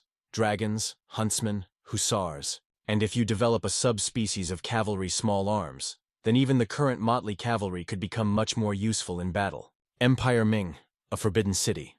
Pointing to a severed head sent in a box, the emperor demands to get rid of it as soon as possible. The ruler says that Chosun coped with a very difficult task. Van Zhen believes that the benefits of their new rifles deserve a separate praise. The enemy rows were literally braked with volley fire, and the enemy horses fell into panic, instantly destroying the construction. They are able to effectively hit targets in a living battle with 60 steps. The emperor notes that Koni Barbarov was not ready for such a deafening attack. The Chisonites found them by surprise. He believes that next time you can even provoke their attack first. Even if they do not climb into the rang, the confrontation with them will still deplete them, one way or another. And such a moment will be ideal in order to finally walk along them with his conquering exercise, the emperor argues. The courtier asks for permission to make one request. He says that Chosun's experience clearly proved the usefulness of new guns, and it would be very prudent to first teach their warriors to possess them to fully before proceeding with the conquest. The emperor asks, what will happen if one of their soldiers is captured? Will they not be forced to direct their own weapons to them? The eunuch believes that this request is quite justified. To get used to the sounds of shots, every soldier must personally make at least 10 shots. The courtier mentally scolds the eunuch. 10 shots, and immediately into battle. Did he think to save on gunpowder in order to appropriate the remaining funds? The main camp of Asen Taisha. The angry screams that reproach Chonsons are heard, and threats addressed to them. The saber dissects the air. Khan asks a person standing in front of him. He needs his head only for beauty? What did he tell him? Having put the blade to his throat, he says that the envoy had to go to Chosun and agree on everything with their king. But in the end, he so easily led his nose towards their handouts that he returned, without agreeing anything. The man is trying to justify himself by the fact that when he visited them, it was not at all like that there was a certain agreement between them and Min. The man standing behind the Khan asks him to calm down. Taishi tells the messenger that he will die. Having lowered the blade, he adds that once he had already deprived someone of his life by negligence. But the fate of Alec will be decided depending on his merits in the upcoming war. And if he admits at least one more mistake, his blood will paint the earth much earlier than Chonskoy. He, falling on one knee, promises to wash off his sins with the blood of enemies. Taishi believes that King Chosun is not deprived of his mind. He had already managed to take a bit with mines, and they even managed to deal with Imanj. Now he believes they are aiming at them, but he will not allow them to get away from retaliation. Khan tells everyone to prepare. He is going to go to Khan. Taisha believes that they should unite forces with the Golden Dynasty of Kublai, the descendants of Genghis Khan. When asked whether there is any news from Khan, a man surrounded by the attention of 2 women replies that there is no. He really hopes that they will be able to smash the Minsk villains into fluff. Khan says that if the world could be affected by the power of thought, he would have long broken their filthy emperor into pieces. But now they are in such a situation that they do not even fully understand what kind of weapons Chonson are used against them. These are some iron long poles. The interlocutor is interested in his words. Taishi says that while he himself knows little about it, but in recent years they have launched some strange weapon. He orders Alec to show the drawing. He demonstrates the drawing of the gun. Bukwan Keshik, Khan's personal guard, is interested, and warriors with such weapons do not accidentally carry the fuse with them. Alak replies that it is. It is quite long, and they stick it into the upper part of the weapon. The man says, "Here is the answer to you. This is a firearm." He recalls that this was launched both with the crushing of their lands and in other conquering campaigns. Taishi believes that this is simply unheard of. In fact, we are talking about a portable gun, which is able to carry in his hands only one warrior. He heard from the elders that the penetration power of the iron balls that they shoot, stronger than a shot from a self-shooting. In addition to penetrating power, these things are, in fact, a figurative artillery, so they make a rather loud sound when firing. During the conquests of the Song dynasty, the sounds of such guns were like the rings of thunder. This caused many problems with horses, as they were very scared. Taishi is interesting how loudly noise such a small gun. The man says that the voice of one person may not scare anyone, but if a whole 1,000 is together, their common cry will be quite capable of shaking a whole plain. He invites him to guess how their horses will react, hearing a one-time salvo of thousands of such guns. He believes that this will be like a thunderous retire that shakes the air very close. Taisha asks, "What if the weather is windy or rainy?" The interlocutor replies that now he knows why they do not like to attack first, and sit out behind the walls of their stone fortresses in the rain. Khan believes that if the problem is only that the horse is scared of loud sounds, then you can simply plug your ears. The man says that this will nervous, making her less obedient. He scolds the rummage, and believes that before his insides will burst, then they will come to something sensible. The woman silently dealt with her business, listening to their conversation and melting the stove. An explosion is suddenly heard, and it is thrown by an explosive wave to the side. Alak scolds her. Who puts wet logs in a roasting? Doesn't she know that they can shoot? The Khan, thanks to his words, has a certain thought. He is surprised that he did not immediately think about it. It's just like during the reprisal of Khan Kubilai over the Zhen dynasty, when they blew up a bamboo to scare away wild animals. The man asks. He wants to say that there is wood that can explode when burning. He begins to speak, but at the same time still reflects on something. The interlocutor cannot be patient to get an answer. Taisha tells Alec to get bamboo. He bows and answers. It will be executed. The man asks, all they need is to hit mines the first? Khan answers, not quite. While he is busy showing a mine, Khan will strike the chansets. On guard Kanyan are 3,000 warriors from among the guards. 1,000 of them enters the service only 10 days a month. They are called Sanban, senior guard. The remaining 2,000 are called Kaban, junior guard, and carry the service tirelessly. They earn a living doing black work and various instructions. Prince Suyan asks. They want to say to him that this is true, even if you collect all the soldiers available in the capital? But here, after all, 400 will not be typed, he complains. Kim He says that they did not convene everyone, and besides, many could not appear, hiding behind apologies. Suyan replies, if the guard adheres to such orders, then the question arises, what is happening in their country? The interlocutor agrees with him. To see the guards with such and is really depressing.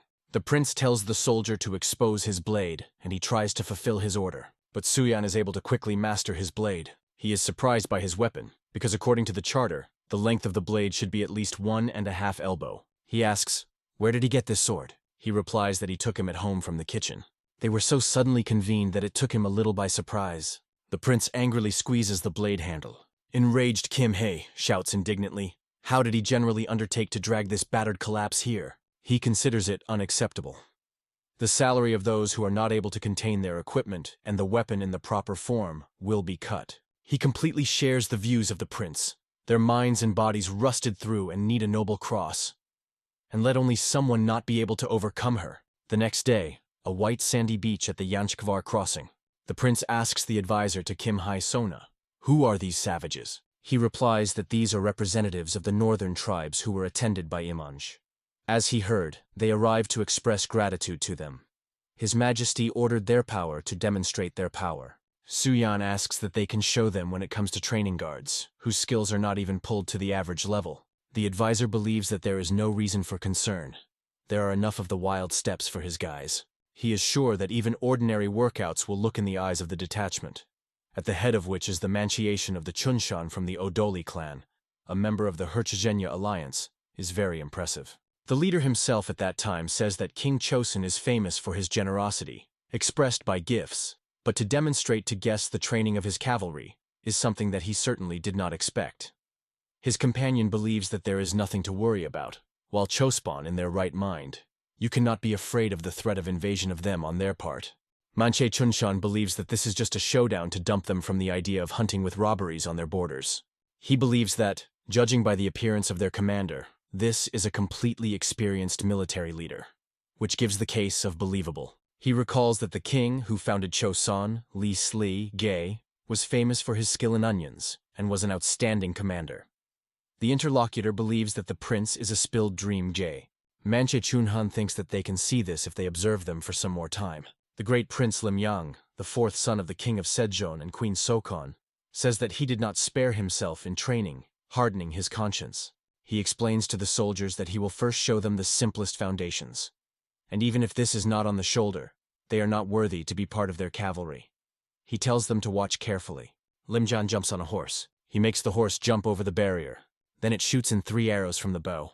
All of them fall into the target. He says that now the soldiers have seen everything and will be able to repeat. There is no better way to confirm their understanding. Guys are in shock.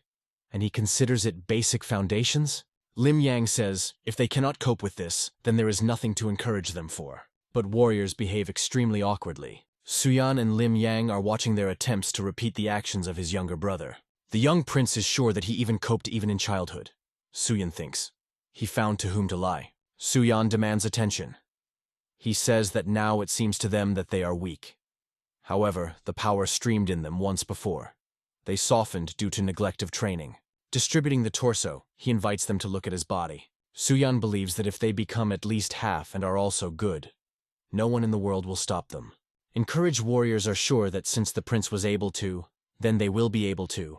Manche Chunshan, watching what is happening from the top of the cliff, believes that students are just leather and bones compared to the body of the prince. His companion confirms, they are too miserable.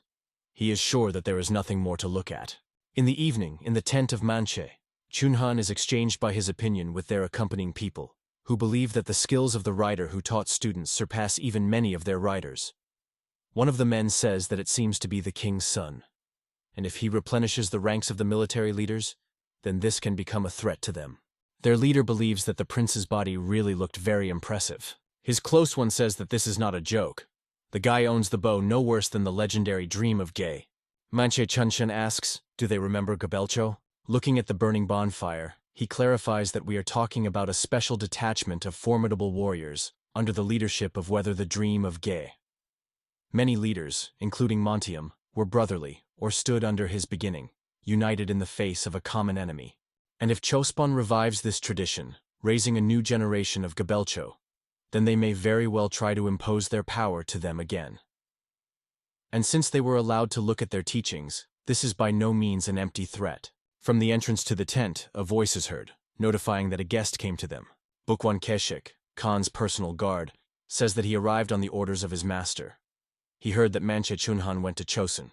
The leader replies that it was flattered by the fact that Khan needed something from such a small person like him. Bukwan Keshik replies that it can hardly be called that. And then the man notifies that they would soon attack Chospon.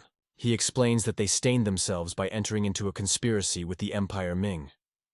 One of the men present at the council says, in order to contrast at least something, they will need at least 10,000 soldiers.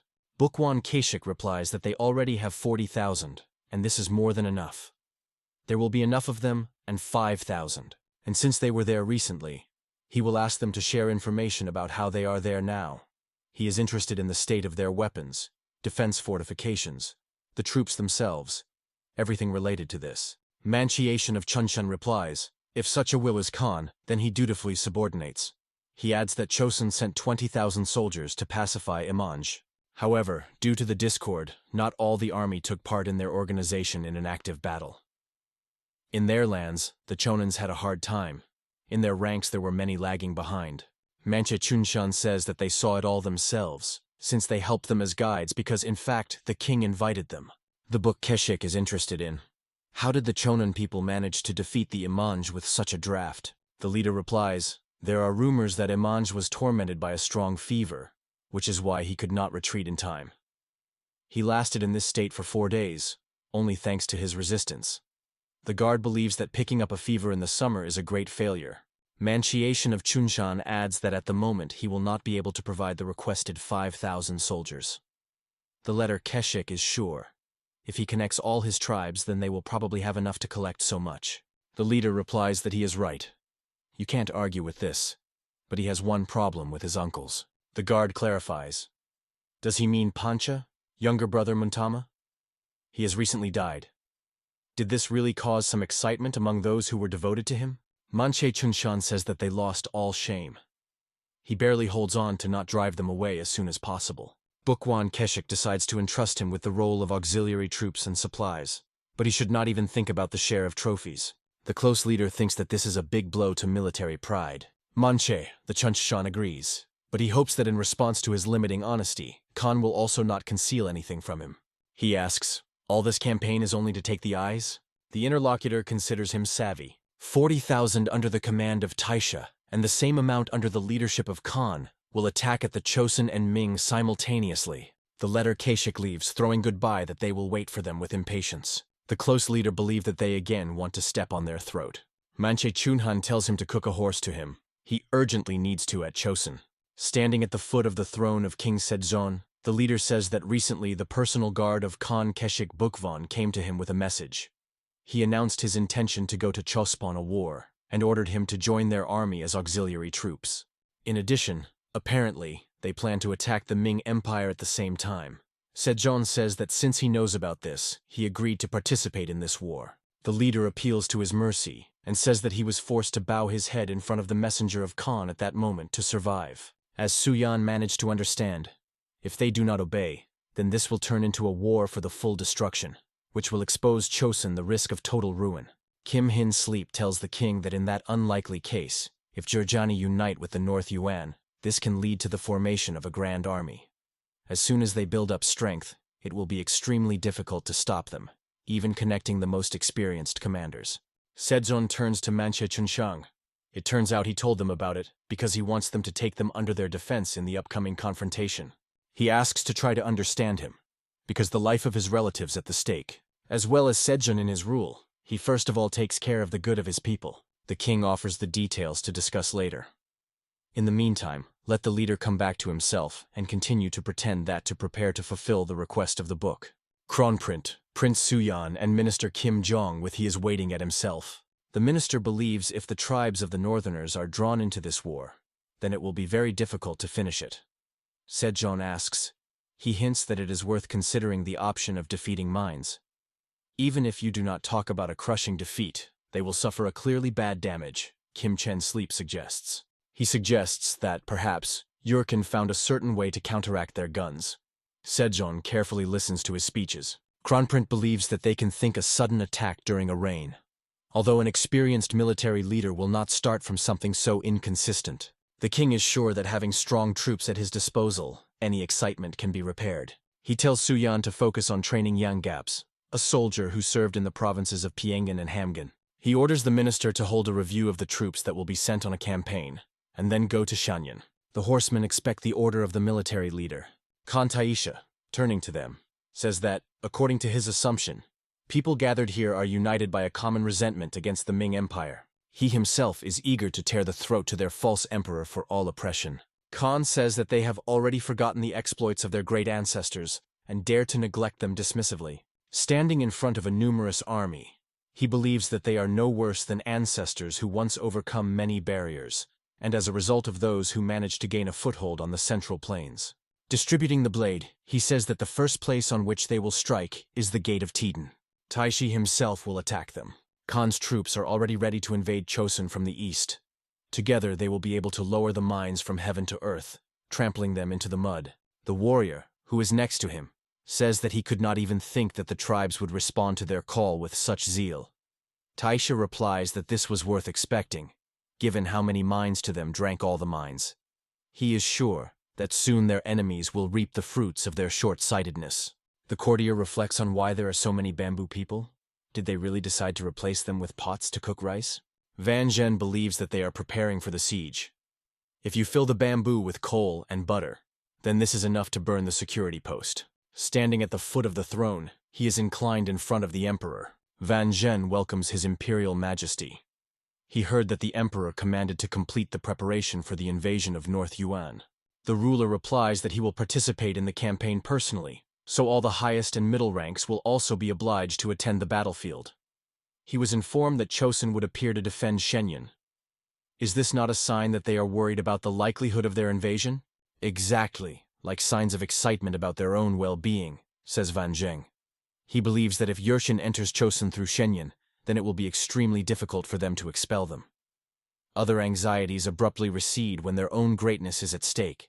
The emperor considers the sword. Raising him, he says that it may not be superfluous to bring the king of Sejong to his father's house, in order to dispel their excitement. Van Zhenya had an idea. Not so long ago, his two sons visited their country and learned a lot.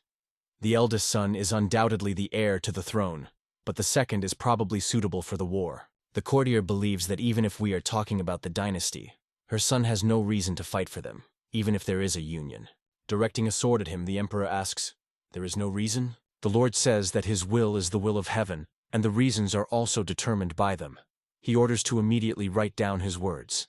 After that, a messenger was sent to Chospon with the imperial decree. Prince Suyan from the ruling Chosen dynasty must necessarily come to a military gathering in order to capture the emperor in all his greatness. Sejong cannot believe that he seriously asks to send Suyan for such an absurd reason. He considers this a flagrant disrespect. The prince, laughing, asks, "Is he really worried that there is no horse that will withstand his weight?" The father replies that we are talking about the role of the messenger is not a military leader. Sejong explains that the prince will not go into battle personally. It will be enough to sit out quietly in the camp. Suyan promises to attach all efforts so that he does not freeze anywhere, so the father should not be so worried. Sejong asks him for sure to return alive. The main training camp at the Namhansensen fortress. A scream is heard, a general on a grid. Lee Ji-nok trains with everyone. Having overcome the obstacle, he jumps to the ground. Warriors greet him with enthusiastic cries. Wiping sweat from his forehead, he says that the device is extremely curious. Everything that should be supported in the form of soldiers is worked out at once. Kim Hae, sleep Suyan. He is serving in a week and will be right on the front line. The prince replies that it's okay. He will simply move in the camp. Lee Ji-nok approaches them. He advises the prince not to be tied on the battlefield so dismissive. Then, playing with a club, the commander invites him to cross their swords in a friendly duel. Suyan did not expect such a turn of events. Mentally, he is indignant. Why is it suddenly? They, standing against each other, squeezing the blades in their hands. Warriors are talking among themselves. They believe that, despite their age, their general great warrior, who managed to defeat even the leaders of hostile barbarians. The prince in no way can fight him on an equal footing. Men suggest that the general should have some kind of strategy, because in which case they can punish him. Lee Ji-nok says Suyan that the times are now dangerous, and in such periods it is extremely difficult to predict the moment when the threat collapses on it, and he will do everything possible so that the prince is ready for this. The guy is horrified by his words. Everything is possible. The prince and commander crossed the swords. The battle began. Suyan is not inferior in strength to the enemy. The guy, having made just an incredible jump, attacks whether Ji-nok is attacking, but the man raves the blow. Books give a crack. Warriors believe that the general holds with his highness on an equal footing. They are not surprised. Who else can restrain such power? The next meeting of the blades ends with the fact that they fly into pieces. Opponents freeze, realizing what happened. Warriors are surprised by this outcome of the fight. Kim Hae was worried that the prince set aside the sword for too long, starting to pay a lot of attention to strength training. But he believes Suyan is in good shape. Lee Ji-nok turns to the prince. He says that even an experienced general cannot overcome 1,000 warriors. Therefore, he asks him to be extremely careful on the battlefield. Suyan thinks that, despite the loud statement before the fight, the general would hardly risk defeating a member of the royal family. Although, judging by the way the man was moving in battle, it seems that he expected somewhat different. Probably the combat skills of the former Prince Suyan were different from what he had demonstrated to him. Lee Ji-nok thinks that such a talent is necessary for this country as heir. One prince costs thousands like him. If the warrior was injured during the fight, then he can no longer be involved in the war, no matter how eminent he was. The general put all his strength into this fight, but, unfortunately, he could not break Suyan a single bone. He believes that the prince is much stronger than he expected. July 14th, the military raid of the Ming Empire at Yanchi. The kneeling warrior reports that General Gil Chun was killed, and the Tidon is pierced. General Huan Gen and the leader of the avant-garde Sun Yen are amazed at the news. The general thinks, were they really able to take them by surprise even if there are rifles? Something does not converge, he thinks. The man asks, already there is information about the total number of enemy army? The warrior reports, early intelligence reported 40,000. However, according to the latest reports, there are only 20 on the front line. Huan Jin is interested in Sun Yen. What about lure them here and tie a battle? It turns out that on their side is only a quarter of their strength. The leader of the avant-garde replies that the fighter flesh from Tidon is exhausted and demoralized. The interlocutor is sure that there is nothing to worry about. Shots from guns are frightened by enemy horses, and the fighting spirit of their warriors will decrease sharply. The general believes that they only need to hold out until the emperor arrives. A scream is heard. The enemy goes on the offensive. The team sounds, cook spears and guns. The arrows are talking among themselves. One of them asks a friend, "Did he add gunpowder?" He replies that he is in confusion, and offers him to do this first, and then he will repeat after him. The leader of the avant-garde, scolding them for slowness, orders to immediately prepare weapons for battle. The leader of the Mongolian warriors orders the archers to shoot. He wants to provoke opponents to a salvo. The man advises to aim as far as possible and not try to beat aim. He wants them to simply fill up the arrows of enemies. Archers perform the command. The emperor's soldiers are given an order to change their position. The team sounds, rifles, fire. The soldier is afraid to shoot. He doubts. How did he add a little gunpowder? But it's too late to do something, and he is forced to press the trigger. The bullet flies right into the leader of the Mongol army, but she could not break through the metal armor of a man, already mentally farewell to life. His associates are surprised. After all, they shot at him from the gun, and he was safe and unharmed. The man mockingly responds about the weapons of opponents. Someone is interested. How is he?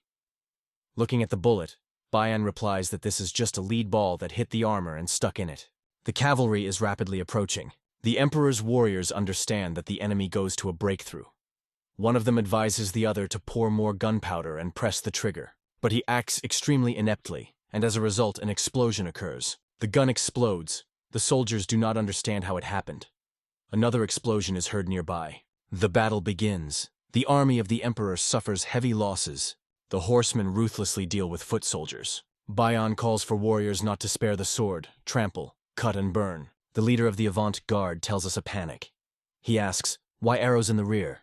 The leader of the Mongol army, seeing the commanders of the enemy army, orders to grab them. Hanjin and Sunyan freeze in amazement. August 8th, 1449. The emperor, jumping on a horse, says that since the arrival of the avant-garde in Tidon has passed 15 days. He cannot believe that they did not send a single messenger during all this time. Van Zhen suggests that the enemy was already fled, plunged by the power of imperial greatness. The warrior reports to them that 20 of them are noticed traces of enemy forces. The emperor believes that they had completely beaten off. Since they know that they arrive, why no one meets them? Where is the command? Having stumbled, the warrior asks for forgiveness, and suddenly the emperor notices ravens swirling in the sky. An exhausted man with a wrinkled face, looking at himself in the mirror, thinks that he did not stay long. Soon, a person who decided to become a eunuch for the sake of wringing silver will disappear, and it will appear different, majestic to match the battle. Heaven wished to show him to this world as a child of a poor man, but now he rises above many. Holding his hand to the brushes, he thinks that today, thanks to this war, he will shine brighter than the emperor himself, and will rise even higher than the heaven itself. He begins to make up his face. A high-ranking nobleman, Jianfu, turns to a horse in front of him, Van Zhenya. He was told that one rifle is many times more effective than 5 archers. He asks, on the basis of what such conclusions were made? The eunuch of Soragama replies that usually, if 5 archers are allowed to be launched, then only one of them is able to injure someone. But when rifle falls on the target, the armor is broken through in an instant. Therefore, they undoubtedly win from archers. Jianfu grins. And what kind of calculations are these? An experienced archer can let 5 arrows when the rifle shoots only once. There is no particular difference between these types of weapons, only shock power differs. Van Zheng replies that he is not to judge about it. In addition, this can be discussed later. Now it is necessary to get to the emperor as soon as possible. On the battlefield, dotted with dead warriors, a voice is heard that implies the emperor to retreat. He exhorts the ruler. There is a lot of horse manure and corpses that they had not yet managed to stab, which means that the enemies have passed here only half a day ago. The emperor asks, "Retreat?" He at least realizes who he offers it. The warrior replies that according to the surviving soldiers, the enemy invaded the Ulju area 3 days ago and cut everyone out there. The emperor cannot believe. Ulju is in their rear. He tells everyone to immediately move away. They will take up the defense in the fortress and prepare for the new attack of the enemy. However, a quick retreat for exhausted soldiers is impossible, because of which they move even more slowly than at the beginning of their campaign. Taisha swearing. Then he says that he took the path here for 15 days, which means that it will be clearly no less on the return road. Judging by the interrogations of the captives, The total number of their army is 120,000. To get rid of everyone, you need to kill at least 8,000 a day. He asks a person standing in front of him. Is it possible for him? Bayan replies. How about to captivate their emperor and use it to open the gate of Beijing? Taishi believes that this is a good idea. He orders to convey to all their leaders. Let them continue sudden attacks every night in order to properly exhaust them. A scream is heard in the night. The Minsk villains go to the fire to set fire to their guns. The archers are ordered to aim in them. Arrows fly to the soldier of the Imperial army. They shoot in response from the rifles. The horsemen rush to the attack. The soldiers are perplexed. Why does the enemy horses not scare the roar of shots? Bamboo explodes in fire. The Khan pacifies the frightened horse. Taisha praises the animal and says that at first it has no longer scared, but now calms down much faster. Bayan reports that he with a small detachment drove near Tidon on trained horses. The sounds of shots no longer scare them. Taishi says that he sent part of the Bamboo Khan so they will be able to train their horses. The riders shout the Emperor's soldiers that their Vol guns are no longer afraid of them. If they throw their weapons right now and run away, so be it. They will keep them their miserable lives. The man screams that he is dumping. All their soldiers are dead, so now they, servants, are ordered to pick up swords and spears. His comrades in misfortune adhere to the same opinion. It is better to try his luck on the run than to simply perish here. They believe that this creature that does not understand at all someone is either a man or a woman was clearly not good. The fortress is to do. Bayan tells Taisha that the number of enemy troops was halved. Khan asks, how many soldiers did they lose? And he hears in response, about 4,000 killed. But they hold on bravely. It seems that they perceive it as their last battle. Taisha reports that tomorrow they will go on a full-scale offensive, so soon everything will end. Clouds are thickened over their heads. Looking at the walls of the fortress, the Khan is interested. Aren't their losses here great? Bayan considers the reason that of the soldiers remained only the personal protection of the emperor. Taishi is sure that they did not stay long. Vanjin is reporting that the wells are empty. He says that he will give 100 nan to the one who will bring him water. Nearby, the standing warrior dismissively remarks, you think that if you have 100 silver coins, then the water will pour on you from the sky. The servant pulls him out. Do you even know who you are talking to? The soldier screams that the enemy is retreating, leaving his current position. He believes that reinforcements are already close. The ruler rejoices. He believes that it is precisely he is in a hurry to save him. The military leader warns that this is a trap and asks the emperor to prevent himself from fooling. He is sure that their reinforcements could not arrive here so quickly. The eunuch of Sorghum says that their army has probably reached the positions of enemies and began to push them. He advises the emperor to hurry to move to the Great Dragon Hall in order to protect the integrity of the imperial press.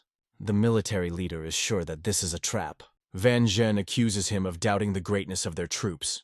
He threatens that if he dares to say such nonsense again, he will lose his tongue in an instant. The man has no choice but to reconcile, and he tells everyone to prepare for the departure of the Great Hall. A scream rushes over the plain.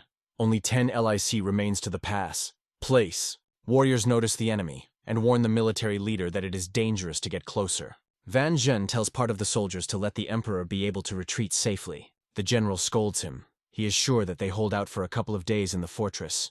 Their reinforcement would take off the siege. He believes that it all went somersault because of him. The eunuch calls them useless creatures, and throwing coins, says that it will make them more accommodating. He promises, if they provide them with the emperor with a safe departure, then he will give them 200 times more. But the coins thrown right in the face of the coin are interrupted. Van Zhen, which fell to the ground, insults the general, not believing that he dares to do so with him. The man replies that no matter how much money he has, his life is not for sale for them. He only knows what to think about money. The eunuch says that he only fulfilled the will of the emperor. But the general tells him to shut up. He takes out a piece of soap, asking, is this his beloved? So let the heaven and earth attest to the manifestation of its courtesy. A man collapses a fist with a bars clamped in it on the head of the eunuch. Having finished beating, he, looking at his hands, says, well, a disgusting sight. Under all these layers of powder, such ugliness was hidden. Then, throwing coins to the ground, he adds, I return it to you. Use for pocket expenses. On August 23, 1449, the eunuch Van Jin met his destruction. The flame of the war reached Shenyang, where Chosun troops were already located. Shenyang, August 24th. Zhao Hua, the commander of the Liudan garrison, is outraged. Who generally gave such an order? The man standing in front of him reports that complete chaos reigns in Beijing. Generals Ben Pu and Jem announced a hasty collection of their troops to prepare for defense. He should also take measures immediately. Zhao Wei reports to Prince Suyan and Kim Hae Sonu that an urgent message was received from the perspective of His Majesty. They managed to undermine the spirit of Daljites, but many warriors received serious injuries, so now they need support for their troops. The commander believes that it would be glorious if Chosun troops filled the missing soldiers here. They compensate them for the cost of placement. The prince considers his words. He believes that the commander is hiding something. Zhao Wei replies that Chosun is completely devoted to him, so why should he conceal something? Suyan is sure that if everything were so smooth, there would be no cases of flight among their warriors. He asks the commander to be honest, and gives the floor that it will remain purely between them. The man replies that their main forces suffered huge losses. Most of the experienced military leaders are killed, and the emperor, judging by rumors, is driven into the trap and captured by the enemy. However, 100,000 soldiers are already marching to protect Beijing from Huaibei and Huanan. But they must defend him and hold out at least until their arrival. Kim Hae thinks if the enemy will advance through the same tactics, thanks to which he has already defeated the 200,000 army, then this can turn into big problems. The commander asks, they will be able to keep the defense of Shenyang? The military advisor replies that they are about 10 days before these leads are scattered everywhere, and if until then they will not be able to push them away, then Churjani will rise and pound them with all the abstract. They believe that they have one way out. The warriors of their countries should rise against Daljites. Zhao We objects that this is a furious enemy who managed to defeat such numerous troops, and they intend to go to them with a full-scale ruin war. Kim Hae explains, if they are sitting in Shenyang, then they themselves can, and they will survive. Only the entire northern border will be plunged into chaos. Suyan recalls that in historical records about the period of the Mongolian uprising, Chosun did not suffer direct damage, and the empire's troops were not defeated. He does not understand why this happened, because they even gave them guns. The prince says that the commander is all on the nerves, to which the advisor answers that it is quite natural. Kim Hae Sona does not fit in his head that the Daljites managed to defeat such a large army. They pass by a soldier trying to understand how to use a gun. Suyan asks to show him a weapon. He asks, is this a light gun? Carefully examining him, the prince clarifies. Is it a fighting one? He understands that everything is distinguished in the guns, sizes, weight, and even a barrel. The soldier is surprised. But shouldn't it be so? Suyan screams, no. And then he asks, why are the guns so clean? Did they go away at least some training with him? The man replies that today he first trained with real gunpowder, because he is expensive. The prince looks at pure targets. In the learning process, they instantly instruct their fighters about the principles of the work of powder weapons. But even this does not save them from accidents, and they send completely untrained soldiers to battle, also with such a hastily made on a knee with a weapon. He believes that in this situation, North Yuan has not yet felt the real power of their guns. Tyson Khan camp in the northeast of the province of Kaiwan, Liaodun. The warrior reports the letter to Keshik about the latest events. Their troops in the west defeated enemy advanced detachments and went on the offensive on the main forces. Given that Chosun is much weaker than mines, then 30,000 soldiers will be more than enough. The guard replies that the time has come to act. He is interested. What about those troops who left Liaodun? Maona Kai, the younger brother of Essen Taisha, heard that they retreated in a small number. He is sure that their grand victory is just around the corner. A warrior runs into the tent, screaming that Chosun's troops had left the fortress and moved north. Bukwan Keshik believes that they decided to run when the garrison was empty. The younger brother of Taisha is not even believed that they preferred the field to stone walls. He wonders, did they really decide to go to the Kwansun Pass, the place of location of one of the gates of Liaodun, in order to prevent their advancement? In this case, they need to hurry to capture the gate and deal with the enemy in the south. The guard says that the battlefield will become the area around the Kolrin fortress. He is interested in the opinion of Manhwa. He, smiling, replies that it seems that the time has come to try the fierce horse that his brother granted him. He is sure that it will be a slight victory. A military camp is defeated on the hill. Bukwan Keshik, sitting on a horse and considering an enemy camp, is surprised that the enemy behaves so boldly. Maona Kai says that they did not even hide with earthen ramparts, although this would not help them anyway. The guard believes that, judging by the choice of a place and accommodation. Among them, there are experienced warriors. He is trying to understand what they planned. His companion is sure that he is too concerned about Mina's secondary improvised. MANHWA recalls that their troops broke the enemy's defense with unprecedented ease. Bookwan Keshik thinks, as soon as this war ends, they will again become enemies with this short-sighted youth. He says that their troops are not used to fighting together, so it will be wiser to divide. MANHWA has no objections. His people will move ahead and tie a battle. The letter Keshik gives instructions to the warrior. He thoroughly aims from onions. Suyun hears how he is naked. The warrior says that he brought onions and arrows for him. He asks, "The prince is sure that he can use them?" Suyun asks him not to worry. He has enough strength. The prince, standing on the elevation, takes the bow in his hands and prepare to shoot. A scream sounds, arrows, and then the team raise the shields. The letter Keshik is surprised. How can the enemy manage to wield such hefty shields with such ease? MANHWA is sure that this will not become an obstacle to them.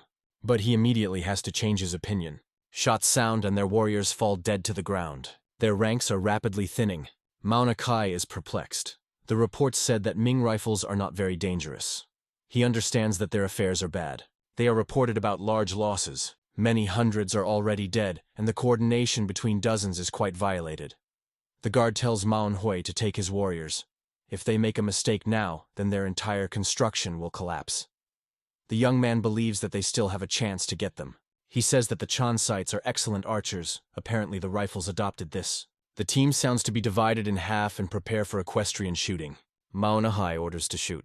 The warriors of the Chonsan army are also fired. Soldiers shoot from rifles. They amaze enemy warriors. Jung Bum-Soo gives the command to concentrate and prevent himself from pushing himself away. Bookwan Keshik tells MANHWA to calm down, otherwise they will put all the soldiers here. Smoke covers the plain.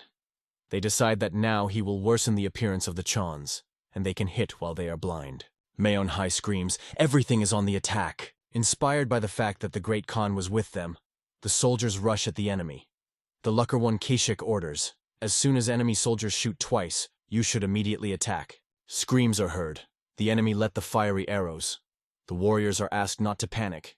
This is just fire. The team sounds, "Raise the shields." Exclaims are heard. There is gunpowder here. Bookwan Keshik believes that they rely too much on their shooters. But ultimately, the lands are conquered into hand-to-hand maiden, he thinks. He gives an order to advance. A soldier sitting on a tree reports that the enemies changed the construction to the assault. The team sounds, "Prepare to swordsman." The rifles are ordered to give a single salvo and immediately go to the rear trenches. Act by signal. About 5,000 horsemen in iron armor are on the offensive. They go into 2 waves, one after another. The soldier says that from such an accumulation of people the earth walks with a shake. He does not understand. Why does their cavalry not fight with them? He believes that the infantry, like them, will simply be trampled to death. The warrior standing nearby says that he must believe His Highness. It was not for nothing that those secret ditches were harvested. If the prince was not sure of success, then he would not bring them here to slaughter. Suyun, armed with onions, stands on a high-rise. Screams are heard. The enemy is on the way. Then the team sounds, "Rifles, fire!" Bullets fall into both people and horses. The letter Keshik screams. There is very little left. He calls on the warriors to be careful, not to stumble about the fallen. He shouts threats to the enemy. The horsemen fall into the prepared trap. Screams sound. There is dirt around and the team is standing. Soldiers shoot enemy warriors. MANHWA is at a loss. He is naughty by the letter Keshik. He tells him not to panic. They divided the forces in such a case. The guard tells you to cover with something dirt so as not to lose the run. Warriors hastily carry grain, hay, and other improvised means. Bookwan Keshik says that Chisonites decided to resort to dirty tricks. He promises that he will personally go along the heads of those smart people who came up with it. The soldier reports to the commander that the enemy is trying to cross the ditches with mud, covering them with grain and straw. He says that their horsemen are just one jerk of their positions. Kim Jong replies that they will also send their cavalry to their flank. He orders to prepare barriers for shooting. Then the order should be prepared to cross the handle. It became almost impossible to keep the line. The pressure of the enemy was unrestrained. The shields trembled under the weight of strokes. The riders rushed on them. The hoofs were hit in the ground, and the shields crashed from the collision. In the hands of enemies, bloody swords, each of them took more than 1,000 lives. The battlefield turned into a meat grinder. The body on the body, death did not distinguish the face. One of the riders, sitting on a horse, threw No doubt this rat fired from behind the shield. On the ground lay a man, silent, confused, did not know what to answer or at least say. But will anyone listen to him? Will they give at least a chance to justify? I didn't even think to say. At that moment he was just preparing to meet death. And only the real miracle in the image of the one he knew saved his life. He immediately ordered everyone to gather and keep positions until the last. "We must stand!" he exclaimed loudly, waiting for reinforcement. But when he was distracted by the words, he opened himself to blow. He was thrown off his feet and came only much later. "Master Chon, do you hear me?" the young man shouted, leaning over him. The boy's face was covered with numerous scars, like a battle map of his past. The guy tried to bring the Master Chon to his senses, but it was at that moment that the swordsman encroached at them with the intention of killing. But the sword saved them. The blow stopped something else, fast and unexpected. The lightning movement fled the air, leaving behind only whispers of steel. He appeared, confidently holding a spear as a wall between death and allies. The commander explained strictly, "In panic to lose himself means to condemn everyone." Yong tried to justify himself, murmuring that it was just a little stunned. "Then come to your senses, here either you or they," the commander briefly cut off. Meanwhile, there was already an archer on the hill, a great prince, like a shadow above the field. He was crying to retreat. A random arrow could cut off his life. But he only squeezed the arms of the bow. Rage boiled in every movement. "How can I retreat when my people die? I will show them what a stiffness is," he said decisively. At this time, two riders laughing, insulting the chosen warriors. One roared that he would kill everyone, but did not have time. His friend pierced his comrade. The spear pierced the chest of the rider. All the superiority with life disappeared. The enemy immediately realized where it was flying. Death rushed to them with the accuracy of the hunter. All the views instantly directed to where the prince stood. It was from the other side that the kopya arrived. The glitter of armor became clear. There is not a simple warrior, but someone is really dangerous. One of the commanders announced, "The one who brings his head will become the hero of this day." Everyone in the eyes broke out the thirst for murder. Everyone wanted to put the prince first, and they lost one of their own. The copy interrupted his way up. The enemy turned out to be unpredictable. Instead of arrows, fired the spears just from the bow. One of the riders became angry even more, stopped the horse and prepared for the attack. The prince stood tense like a string, feeling the threat quite nearby. The enemy had already approached close. A few meters separated them. The advantage of the enemy was obvious. The horse gave him speed and strength. Their views met, like a duel before the first blow. Meanwhile, panic began below. Someone called out, "Let's fall. Faster. Now open fire! All on shelters!" The following warning came. Who could where he could? He hid there, escaping from the fire. "The gun is ready," reported the general. He ordered the command to wait for the fire. At this point, the general sharply orders everyone to storm enemy trenches immediately. His eyes watched a rusty horde, which was coming directly on them. There was no retreat. "The smoke is dispelled. To open fire," said the team. The guns were already ready, charged and directed in the heart of the enemy. Every fighter kept the weapon firmly. The moment of truth was too close. And then the command cry came. "Fire!" A terrible word that changes everything. And behind him, even more terrible consequences. Death, dust, cries, and destroyed bodies. Even those who looked from above, the ants crawled on the skin from what they saw. "Continue shooting!" someone exclaimed without stopping for a moment. The general calmly, though with pain, watched this horror without any emotion. Finally, after a moment, "Stop the fire!" briefly and without hesitation. The losses were terrible. They could not even be counted. The general hoped that the next enemy would be able to overcome the great prince himself. It was only necessary to believe that the prince would be careful and stand in battle. Meanwhile, the same man stood silently, looking at the mountains of bodies in front of him. There was no doubt in his eyes. He was going to destroy the enemy who stood before him. The goal was clear. A warrior with a bow, a copy, and a deadly look. The bowstring is stretched to the border. He firmly kept the bow, without drawing his gaze from the target. The arrow was targeted directly at a horse racing on him with all force, and the cold words broke out of his mouth. "You will breathe now, a mock."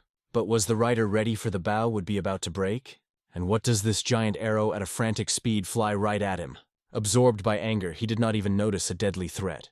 There is no thought about defeat, just a blind confidence in victory. But instead of the triumph, he saw his own death, lightning and relentless. Witnesses were all around. The commander fell dead, without any chance. The great prince destroyed him, and this victory caused an explosion of joy in the army. Meanwhile, another warrior heard the death of the commander. It was only necessary to disassemble the remains of enemy force. He was rage. He believed that he needed to mix urgently with the enemy cavalry to avoid gunfire. But it was at this moment that something hit his armor, sharply and with a force that stops the heart. "What is the devil? Why hell should we retreat?" shouted the warrior in the spring. Khan was well aware. If the Chosun are losing, other tribes would no longer respect them. But it was just as clear.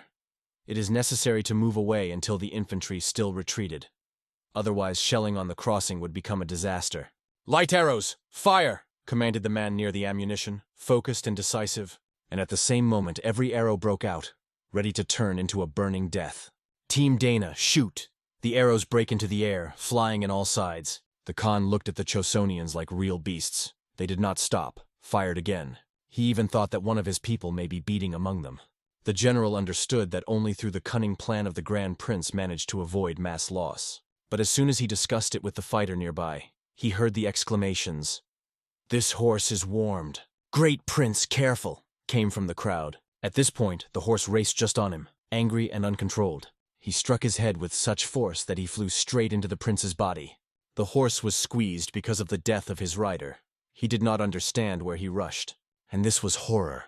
This creature was much more powerful than a regular horse. Everyone saw the prince defended himself from an angry horse, and in his eyes he was reading, the opponent was worthy. Although it is not a person, but the battle with this beast gave a real combat hobby. He defended himself and thought out the plan, how to conquer unmanaged force. Even a fool is clear. It is simply impossible to lose here.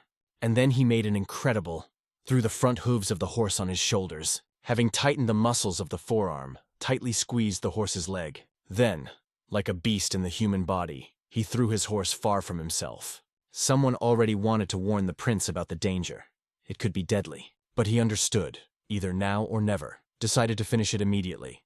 Leaning to the animal's ear, whispered, "Your owner is dead." "Come on, give up," added with a sly giggling. It was extremely strange to watch this side. Is he trying to strangle the horse with his bare hands? No one believed. "Otherwise, you will not call it." But the horse heard an ultimatum. Either serve the new master or die here and now. And this fierce muzzle made a choice. He leaned his nose quietly against the prince's hand, like a sign of humility. He really managed to tame this crazy, unrestrained creature. The prince smiled and gave him a name. A good thing that means Black Baron. A smile of victory appeared in the prince's face. This trophy was special. The results of the Battle of Schol. From 28,000 Chosun soldiers, 1,400 were killed. 700 were seriously injured. 4,000, easily. Of the 30,000 Jersanians, only 1/3 survived. It was a stunning victory of Chosun. According to the memoirs of the prince who reincarnated in this world, Tyson Khan had to die at the hands of Essen Taishi. But what does everything change and someone else is killed? In the meantime, Khan retreated, squeezing his teeth. It is not time to die.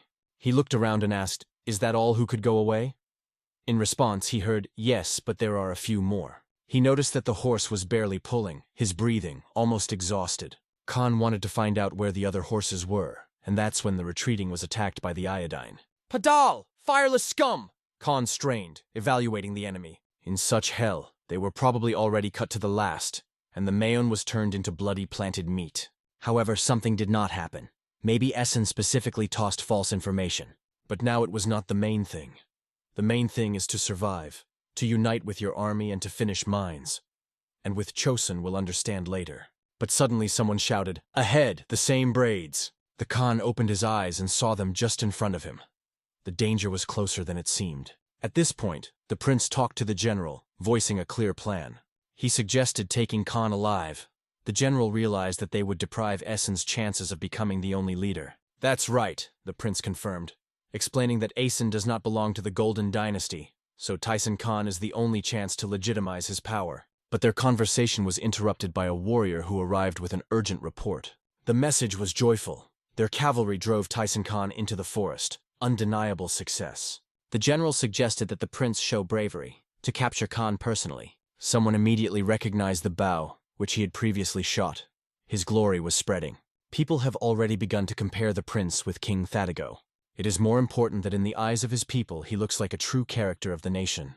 If the Khan wins, the others will get faster, and the country will receive more favorable conditions in the negotiations. This is what General explained to him. Meanwhile, Khan hid in the woods as deep as possible among the thick bushes. His goal is to find a way out, because as soon as they come out to the open terrain, the Chons will start shelling from guns. Recognizing all the risks, Khan ordered to prepare for the last battle. But the behavior of the enemy seemed strange to him. Something suspicious was in the actions of Chosun. The shame of the Golden Dynasty, the prince thought with contempt. I want to see in the face of the one who eagerly tears on the pieces of our country. Do you laugh to call yourself the voice of the great Khanate? These words, full of strength and anger, the prince chased the enemy, like a challenge. After that, he solemnly introduced himself. I am the second prince of Chosun, Ju Hyun, the descendant of King, and the killer of Manhwa, commander of the North Sea troops. I give you exactly half an hour. Come out and fight with me as a real man. It was visible along the expression of Khan's face. He did not expect such a turn of events. He could not say anything, and the prince only laughing, enjoying the moment. Even further, he even offered a fight without weapons. They say you are a fan of such entertainment. I assure, I will find something to surprise you. One of the fighters behind the Khan was already boiling. He was ready to rush forward himself. This pushed the Khan to the answer. He asked the prince that he would give in the event of his victory. I recognize you as a true descendant of the Golden Dynasty. I will give each of you on a horse and guarantee a safe departure from shame. Khan asked, and I have to believe these words? The prince answered the question. Do you know at least one Commander Chosun, whose deception would be like what your countrymen do? He also added his condition. Go out alone, without the approaches. Otherwise I will go out myself and wipe you all. After that, the prince consulted with the general. Will Khan go to the duel? The general was convinced that Khan would not miss the chance to save himself and his own. The general was interesting. Where did the prince come from? It was a Chinese technique where the fighter patiently defends and waits for a counterattack. The prince replied that the style originated while working on the curriculum, and worked out more for relaxation between workouts. In a fist battle, of course, you can use cunning, but it is always a force against strength. Their conversation could last for a long time. But it was then that the Khan came out into the arena. The one who sought to see his enemy face to face for a long time finally stood before him. The fighters kneaded. Khan even dropped his outerwear, preparing for a duel. Under the clothes were the body of a real giant, a massive, heavy, hardened in battles. But his rival did not concede. The prince's muscles were like a rock, and it was not superfluous. Khan's warriors shouted to him, "Break the spine! Show strength!" In the meantime, the prince reached for armor. He also began to undress. All the warriors were silent immediately. Silence became more noticeable than a cry, because what opened his muscles under the armor's eyes caused a shock, and the words, "Let's see what the finale will be." Khan was rushing forward without thinking. He managed to grab the prince at the first moment, but for the prince, it was a game. With a light smile, he took a delight for his waist, as if not a fight, but a dance. Then he grabbed an instant movement Khan under the blade. The capture became a trap. In a moment, the giant was already flying. The prince began to throwing it through himself. Raising the enemy over his head, he said coldly, "Scry, broad of the storm." And here the Khan, as if the boar after a stroke, lay stretched on the ground. "Get up," the prince threw. "That's all I beg. Or do you want me to be Yuso to Chosun himself?" Gathering with the spirit, Khan was raised, and his warriors were still shouting, "Soak this brazen in half." But the screams subsided as the prince grabbed Khan by his neck. The delight was called stranging bar, and it was deadly. It was a classic technique of resilting, to raise the enemy for the throat and to crush on the ground. Again the prince said calmly, "Rise." This time, Khan flashed in a fury. He rushed with a new force, crowded with anger. But the prince did not even strain. He caught his hand like a child on a fun. The hand, which he dared to hit his fist, the prince grabbed him. It was a violation of the rules, and now the time has come. And there could be only one punishment for this: death. And then Khan stood on his knees, broken, humiliated. In his eyes, tears shone. Not from pain, but from powerlessness. He lost this muscle mountain, this monster in the human likeness. And he lost so shameful that even tears and snot could not hide the defeat. He shouted in a full voice, "I recognize the defeat. Lost, honestly." The prince addressed everyone. "Look, it is the victory of my body, not the spirit, but the strength." And he thanked only one, the king who gave him this unbreakable gift. His posture was more like a dragon than a man, a formidable and majestic. And in honor of his loud victory, he became a pose of the black dragon. Soon the command was reported by the news. The enemy was defeated. This meant one thing. The enemy's forces were now separated and morally broken. In this regard, the prince was asked to prepare for future negotiations. But at first he decided to visit where in the dark he was in the dark. The prince went to Khan with the words that he may not have to hurry. After all, no one wants to die voluntarily, he added calmly. Even if you spare me, you will still be sent to some nameless island to live in shame, Khan suggested. But the prince answered differently. Just accept our conditions, and you will go free. I will keep the words. The great prince ordered the conditions. The first is to recognize Chosun's victory and pay a ransom, 5 horses for each captive. The second is that in the case of a trading agreement with Chosun, you are obliged to support it with your best. Third, if your Koinkushans decide to attack Chosun, you should immediately announce the race. The fourth, you should take Chosun representatives on each Kurultai with royal honors, and this representative should be not lower than the position of first rank. From the Khan heard his eyes on his forehead, he decided that they just got crazy. The first 2 requirements can still be understood, but the royal honors of a stranger on our council, and even someone who is neither the king nor the prince on the right of inheritance? He did not believe heard. Khan boiled the rage. He almost drew from the insult. The prince reminded him that he was in Beijing. 200,000 army was broken there, and the emperor himself was hostage. In other words, Khan was in a full mess. The Essen he had hopefully suffered a devastating defeat. The prince finished. Even the current success of Khan is only a deferral. Ultimately, everything is doomed to failure. The reason is simple. The mines have got too long. In Nanke, a large reinforcement is probably collected, and that is why the prince came to one logical conclusion. Essen no longer sees the ally in the Han. He wishes his death. After the hard, the Khan eventually agreed to the conditions, but asked to enter the point. While alive, he has the right to call his troops at any time. The prince accepted this requirement without disputes. Khan asked when he was released. The answer was 15 days. He remained annoyed. To sit tied to the pillar for 2 weeks did not suit him. The news of Tyson Khan's death will reach Essen no earlier than September 14th. But if the one who is already considered dead will return after the 30th Essen knows exactly that Tyson was negotiating with Chosun, and whatever its origin, even belonging to the Golden Dynasty will not save. This will no longer be ignored. First, it may be a lull, but the Mongolia will soon be covered by a real civil war. September 17th, 1449. The forces of the warriors were on the verge, physically and morally. It took 15 days to break through Gyeongguvan and Chachengguvan. The losses near Beijing have already reached 250,000, and with the Imperial troops, more than 550,000 killed. But where does the hell come from? So much fresh reinforcement arrives. It was the main question, and he still had no answer. One of the warriors, all in the blood, already on the verge of death, looked the enemy directly into the eyes. "You will never invade the Forbidden City," and in a moment he fell dead, giving his life for these words. Meanwhile, Taisha listened to the report. A new army came from the south, about 100,000 fighters. It seemed to him that they already had more people than they had arrows. The indignation boiled. He remembered the rumors of Chochengongvan, 80 million subjects. It looks like it is true, and every 5th man is a soldier.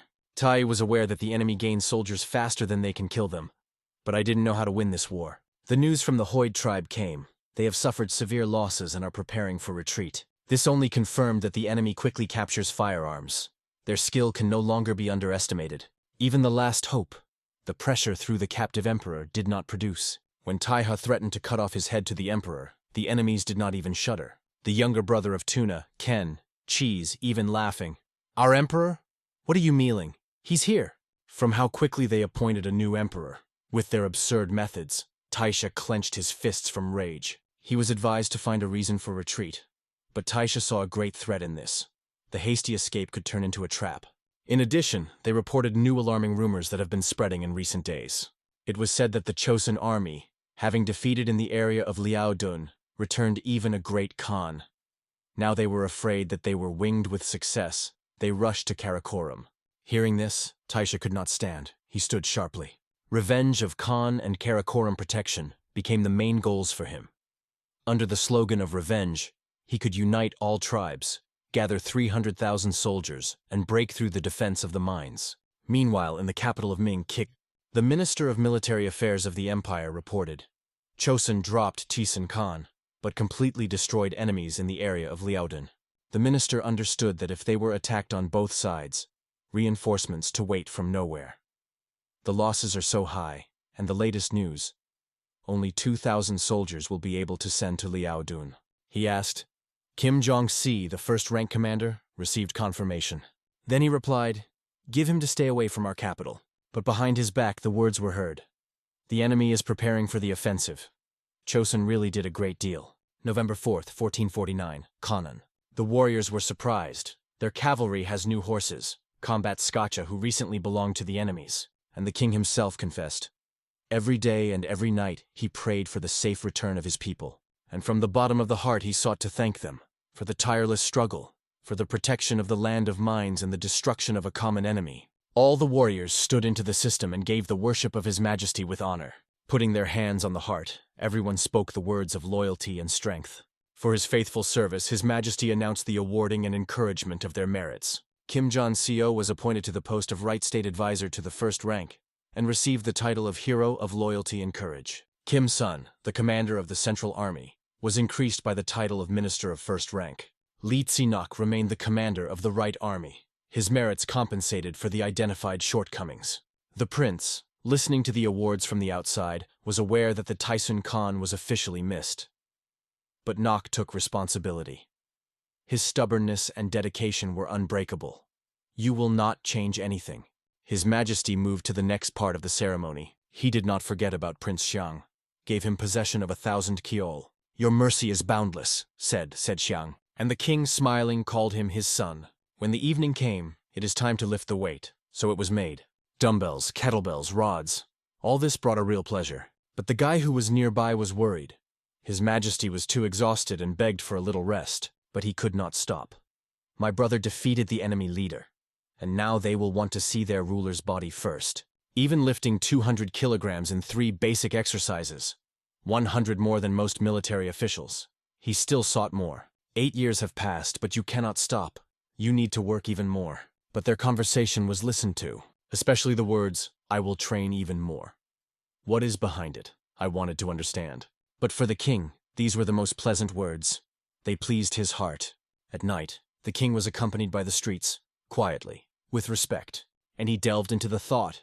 When did his sons grow up so much? And it was at this point that he realized, now Chosun's fate is in their hands. The prince was in a strange place. He did not understand where he was around where the world disappeared. Ants suddenly ran through his skin. Cold and anxiety filled the body. He felt something soft under his foot. It was the body of a dead warrior. Looking back, he saw dozens of such. The dead lay everywhere. Right in front of him, a skeleton from which the worms crawled, cutting away the remains. Suddenly, this skeleton stirred, inserting a knife into his stomach. "Feel my pain," whispered the net through his teeth. At the same moment, the girl's voice, a cry in reality. "Beloved, what is with you?" She lay on it on top, shaking out of fright. His condition was reminiscent of post-traumatic shock. He could not be reached. She realized that the medicine was not eventually acting and suggested to try another potion. In her eyes, a deep mourning glowed, like a bottomless well of compassion for him. But suddenly someone else appeared in the room. An unexpected guest. He announced that the prince was called to the palace. And for a while, he and his brother stood in front of his father. In his father's hands was a message that was planned to send to the new Emperor Ming this summer. It was about him. "What do you think of this letter?" he asked the sons. In a letter, Chosun reports the consequences of the last attacks of the Jurzena. Both sides suffered losses. But the situation was not only used by the Tatars, and the plowers also showed disdain for the greatness of mines. "We ask you, Your Majesty, take decisive action about Liaodun and expel the enemy from there. If you place a permanent garrison of 100,000 soldiers in Liaodun, no attacker will even dare to look in that direction." And Chosun himself swore allegiance to the Ming Empire and promised to eradicate the threat of Jurzan. Here's what was just read out loud. The older brother asked the words. At first glance, it is a gesture in the face of mines, but there is a hidden content, and the second prince understood the essence briefly. The letter is said, "The losses are caused by a shortage of people, so we ask to relocate the population there to strengthen the troops." But the older brother tried to explain, "If you relocate 2 million there, it will only be damages for mines." The father agreed. Liaodun is a poor land, and even tossing Jurichanas, the only thing that can be grown is Gaulian, and except for horses. Ming will have to feed the population itself. If you relocate 1 million people, you need at least 4 million bags of grain every year. 4 million is the annual income of all Chosun, the older brother exclaimed. Do they imagine what costs it needs? And yet, the placement of so many soldiers in Liaodun will become a real knife near the throat of Northern Yuan. Their attacks will not stop. As a result, Ming will not receive any benefits from Liaodun, the second prince summed up cold. But if the Ming is suffering, the father said, then we will have to share this burden. They will definitely decide that Chosun is also obliged to contribute. After hearing the explanation of the second prince, his father agreed to take into account their opinion. But he added, there is something more important that he must tell them. I am already 50. I'm tired. I'm no longer able to manage the country. Therefore, on March 30th, I will pass the throne to the heir. To hear that is now a real shock. But his father was convinced that he would find another important thing for himself. It would be a new set of laws for the country. He even came up with the name, the Great Code of State System. The eldest son pleaded to think of him, because he can be at least 20 years of life ahead. But his father was solid. It was the set of laws that he has a priority now. He then turned to the second prince. His request was personal and important, having gone on a year on a pilgrimage to all 8 provinces. Visit even the most remote temples, and carry out commemorative services for fallen warriors. It is very important, his father said, looking straight into his eyes. My father remembered his uncle, the great Prince of Ran, who was deeply religious. It would be good if you accompanied it. The son immediately realized. His father worried about the shadows in his soul left after the war. They both bowed to the father, saying in one voice, it will be an honor for me, your high. Chosun demands compensation for participation in the war. They do not cope with the aggression of Northern Yuan and ask for help. Chosun's ruler, probably, had no other choice how to make such a proposal. The Emperor Ming did not understand. They were asked to place 100,000 soldiers in Liaodun to move people there. It will go into a whole wealth. The real problem is the cost of resettlement. The Emperor addressed his advisors. Tell me one, given the fact that Liaodun is tearing up, will Chosun handle them? The answer was sharp. It is impossible. These tribes live a robbery.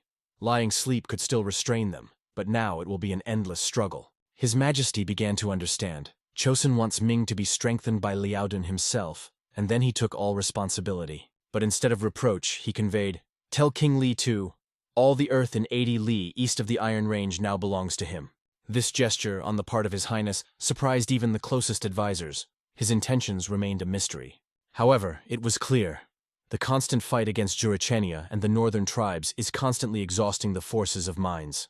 And although not everyone recognized it, but in the corner of the mouth of the emperor, a smile was mounted. The war is replaced by the wind. The wind of change. March 1st, 1450, the fourth king of Chosun, Munda, officially descended on the throne. The whole country celebrated, the palace glowed with joy. But one man did not share this general delight. The request for resignation of the Sana Hryan 11th, who has been 88 years old, was postponed again. Even after the ruler is changed, he was advised to repeat the request of the new king. The next day, Hanti Gyortin turned to Sejong, now as a king-father, but again received a refusal. In the meantime, one man was walking through the forest. More precisely, he did not go, but hung on the back of the prince, who at that moment decided to make several push-ups. The prince trained without stopping, and the old man only muttered with annoyance. What is bad about strengthening your body? The prince wondered. And he also suggested jumping a skipping rope on the abdomen to strengthen the abdominal wall. During the pilgrimage, they visited numerous temples.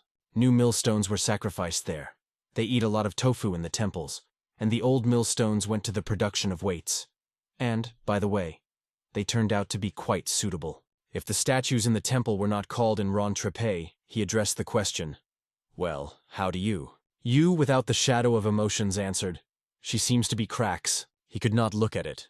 He asked to immediately bring the master to make a new statue. Subsequently, he brought the sculptor and ordered the statues of a more noble look. The model for the statues of the 4 heavenly kings has always been himself. In his opinion, only the statues had to look. Now his soul was calm. They were not just figures, but majestic, muscular guards of the sky. So the time was missing. April came unnoticed. Uncle told the prince that he received the letter. They say his brother became seriously ill. It was about his older uncle. It was strange to hear this, because he always seemed unwavering. Because of this, he decided to teach the great prince of Hyeon Ron simple exercises, in particular basic techniques of working with their own weight. After a while, they were already near Odessa Mountain, talking about the art of reading faces. You mentioned one very capable man and suggested that instead of Volksons go to the monastery of Sanvonis. That man studied with Master Chachako under the leadership of Great Hamho. When they got there and did everything planned, did you wait for his uncle with a question? He met your expectations? You were right, he replied. I didn't think the jokes would turn into the truth. It was the first time that you saw the Hu River so excited. He even asked, "The stairs in check," and without hesitation he went to the mysterious door. The prince cautiously opened the door, asked, "Is there someone here?" And he saw how the grace was slowly smoldering near the Buddha statue. A stranger was sitting under her who said calmly, "You should not come here now." The prince suggested that he was waiting for him, maybe 15 years old, but the man replied, "In this case, I would not have a chance to think about the appointed. In the real history of Sejong came to Odessa only in 1465, and then he was already ill with leprosy, or something no less scary." The prince wondered, can this man really possess the gift of prediction? But the stranger said that he was not sure whether it is worth opening what he knows. But then he said, "You will become a king, but your actions will cause bloodshed. The nephews and friends will die." Hearing this, the prince broke out with anger, but the stranger added, "Still, everything can change one guest. But even if the guest tries to direct your destiny to another way, it is not so easy to change it. You probably won't be able to avoid bloody storm." With his breath, the prince barely whispered, "Bloody storm?" In response, a voice came, "Will you be able to withstand it?" Squeezing his fist, the prince firmly replied, "I have to." The prince thought, "I have already changed a lot, with my own hands. Can't you challenge the fate itself and change its direction?" These words were genuinely pleased with the seers. "It seems that there is nothing to worry about," he said. "It is probably the power of this young man who will become the key to future changes." The next day, standing in the yard, the prince went into thoughts, silent and immersed in himself. Uncle noticed it and asked that he was worried.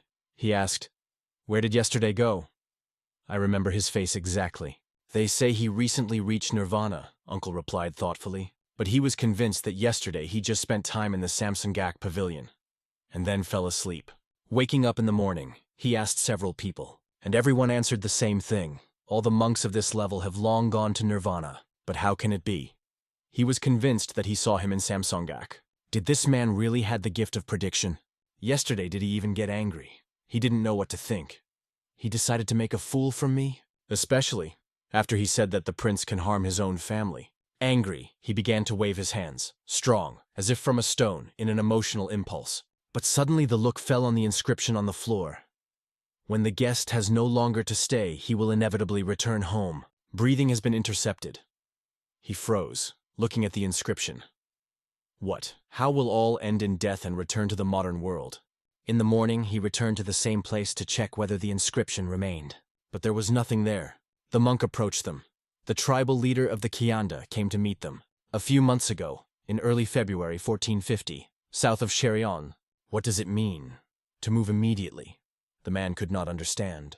They were promised 2 bags of rice and millet for every yard, but he was not going to agree to such an agreement. Only said, "I'm not agreeing." Then they hinted at him. Let him try to find out what a cookroom is. He was pressed. Chosen's warriors have repeatedly demonstrated how their guns work efficiently. He agreed to find a place for resettlement, but asked, at least to give peace by the end of the year. He said that 4 bags in the yard were not enough. I asked to wait for the harvest until people gained strength, but the commander was indifferent. He called all this their problems. "And if we will find you here next year," Chosen's warriors said, "then blame yourself." It was necessary to resolve the situation urgently, so he convened negotiations. The 3 of them sat down at the table, and he immediately raised the question. "In Beijing is full of chaos. How did you manage to gather so many soldiers here?" In response, he heard, "This is not the Beijing army. They were sent from the southern provinces. It seems that their intention is to completely surround Liaodun." It was clear. The Chinese would continue to arrive, a wave behind a wave, and after a few years, all the horse people who live behind a large wall will be expelled. At this point, the man remembered the second prince of Choson. They said that he defeated Tyson himself, his bare hands. He even rushed that he was throwing horses and tearing the armor. There were also rumors that Choson had already captured the land of Eha, Hoifa, and the whole of Uli. And it was these rumors that made him think deeply. A month later, the court of King Munjeon, dedicated to the art of body improvement. The leader of the Kandu tribe personally congratulated the messenger of Choson. From under the wet from the sweat of the forehead, it came, "Good afternoon." And right away, the question, "Do not want to join Chosun?" The leader did not understand where he was at all and what it was. He was explained. It is a device for hardening the body. He was invented by his younger brother, the second prince. He did not have time to get away, as he was immediately offered to try. He was put under the bar, seriously and without jokes. "Lift your chest as if you want to push your bar up," they told him. He tried, tightened his muscles. He was incredibly difficult. Up, down, without stopping, without relaxing, the body burned. This bar weighed 122 kilograms, the weight of 2 adult men. "And my brother raises 345 kin is 220 kilograms, the king added with pride. The leader was overwhelmed with a trembling voice and glitter in his eyes. "Your brother? Do you mean the great prince of Suyan?" Who did not hear about him? "You want? I'll meet you." The answer came.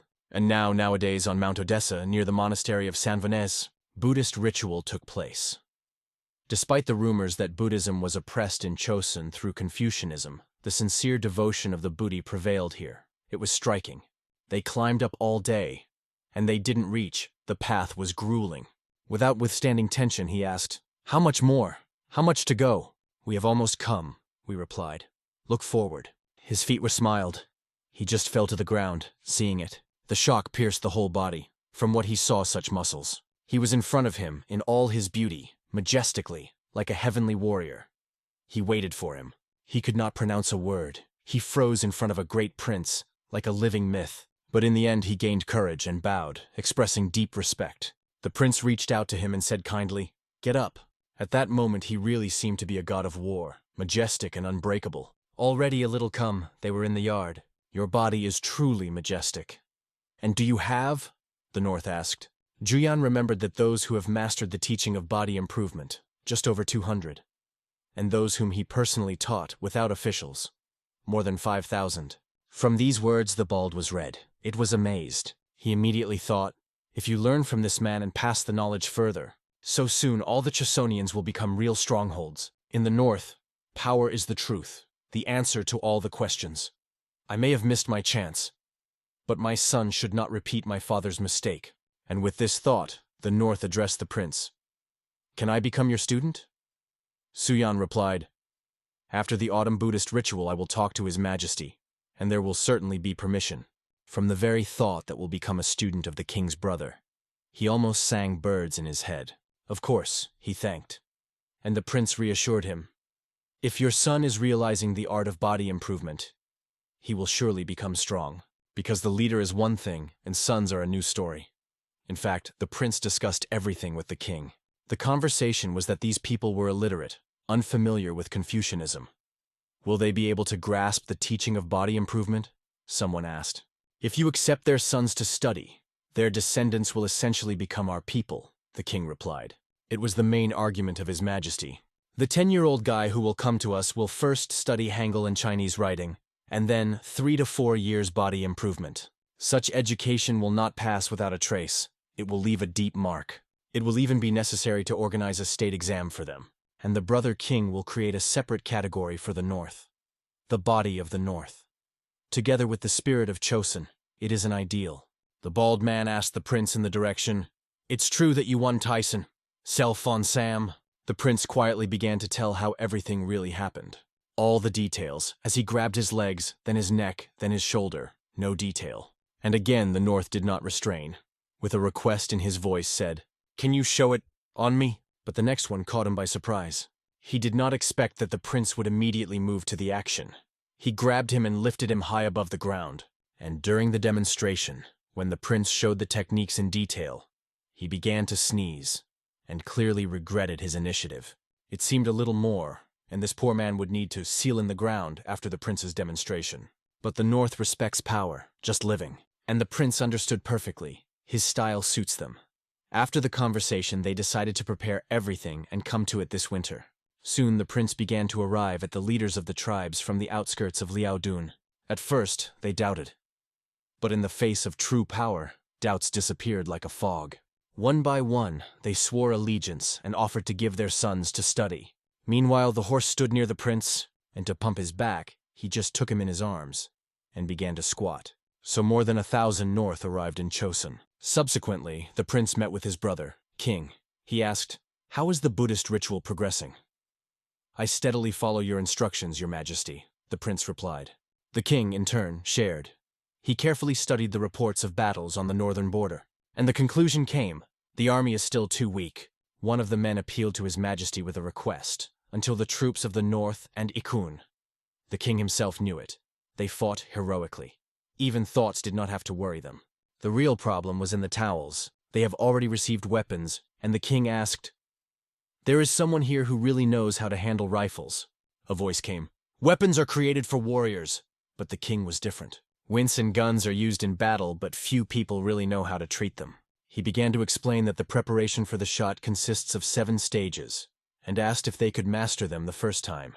That is why the king wanted to select some of the towers from the training building and create a new military structure, the Mud.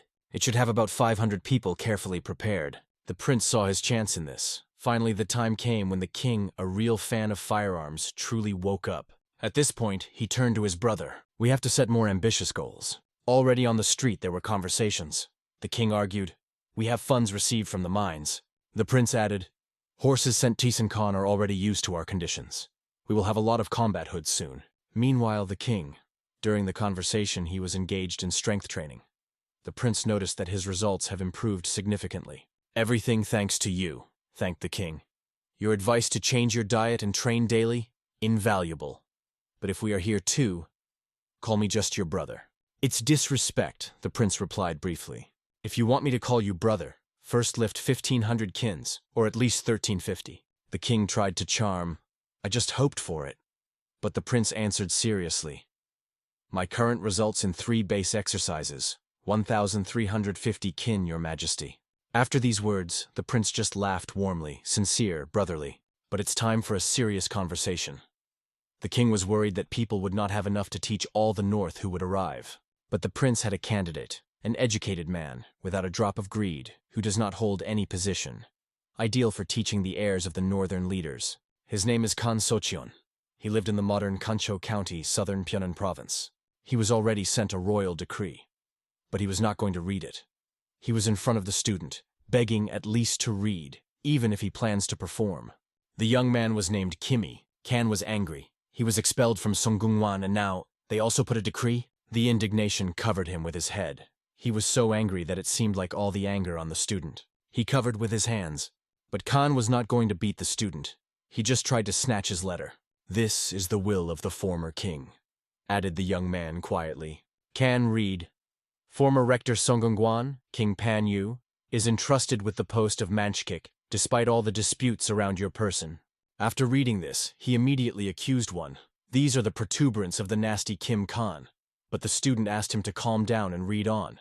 "We want to instruct you to teaching northern students, both Hangul and Chinese writing. You are also given the title of Jogak, an act that is in line with the position of Chichakak of the 3rd rank. Khan confessed that even thoughts were not agreed, but he added that he will only do it for his student.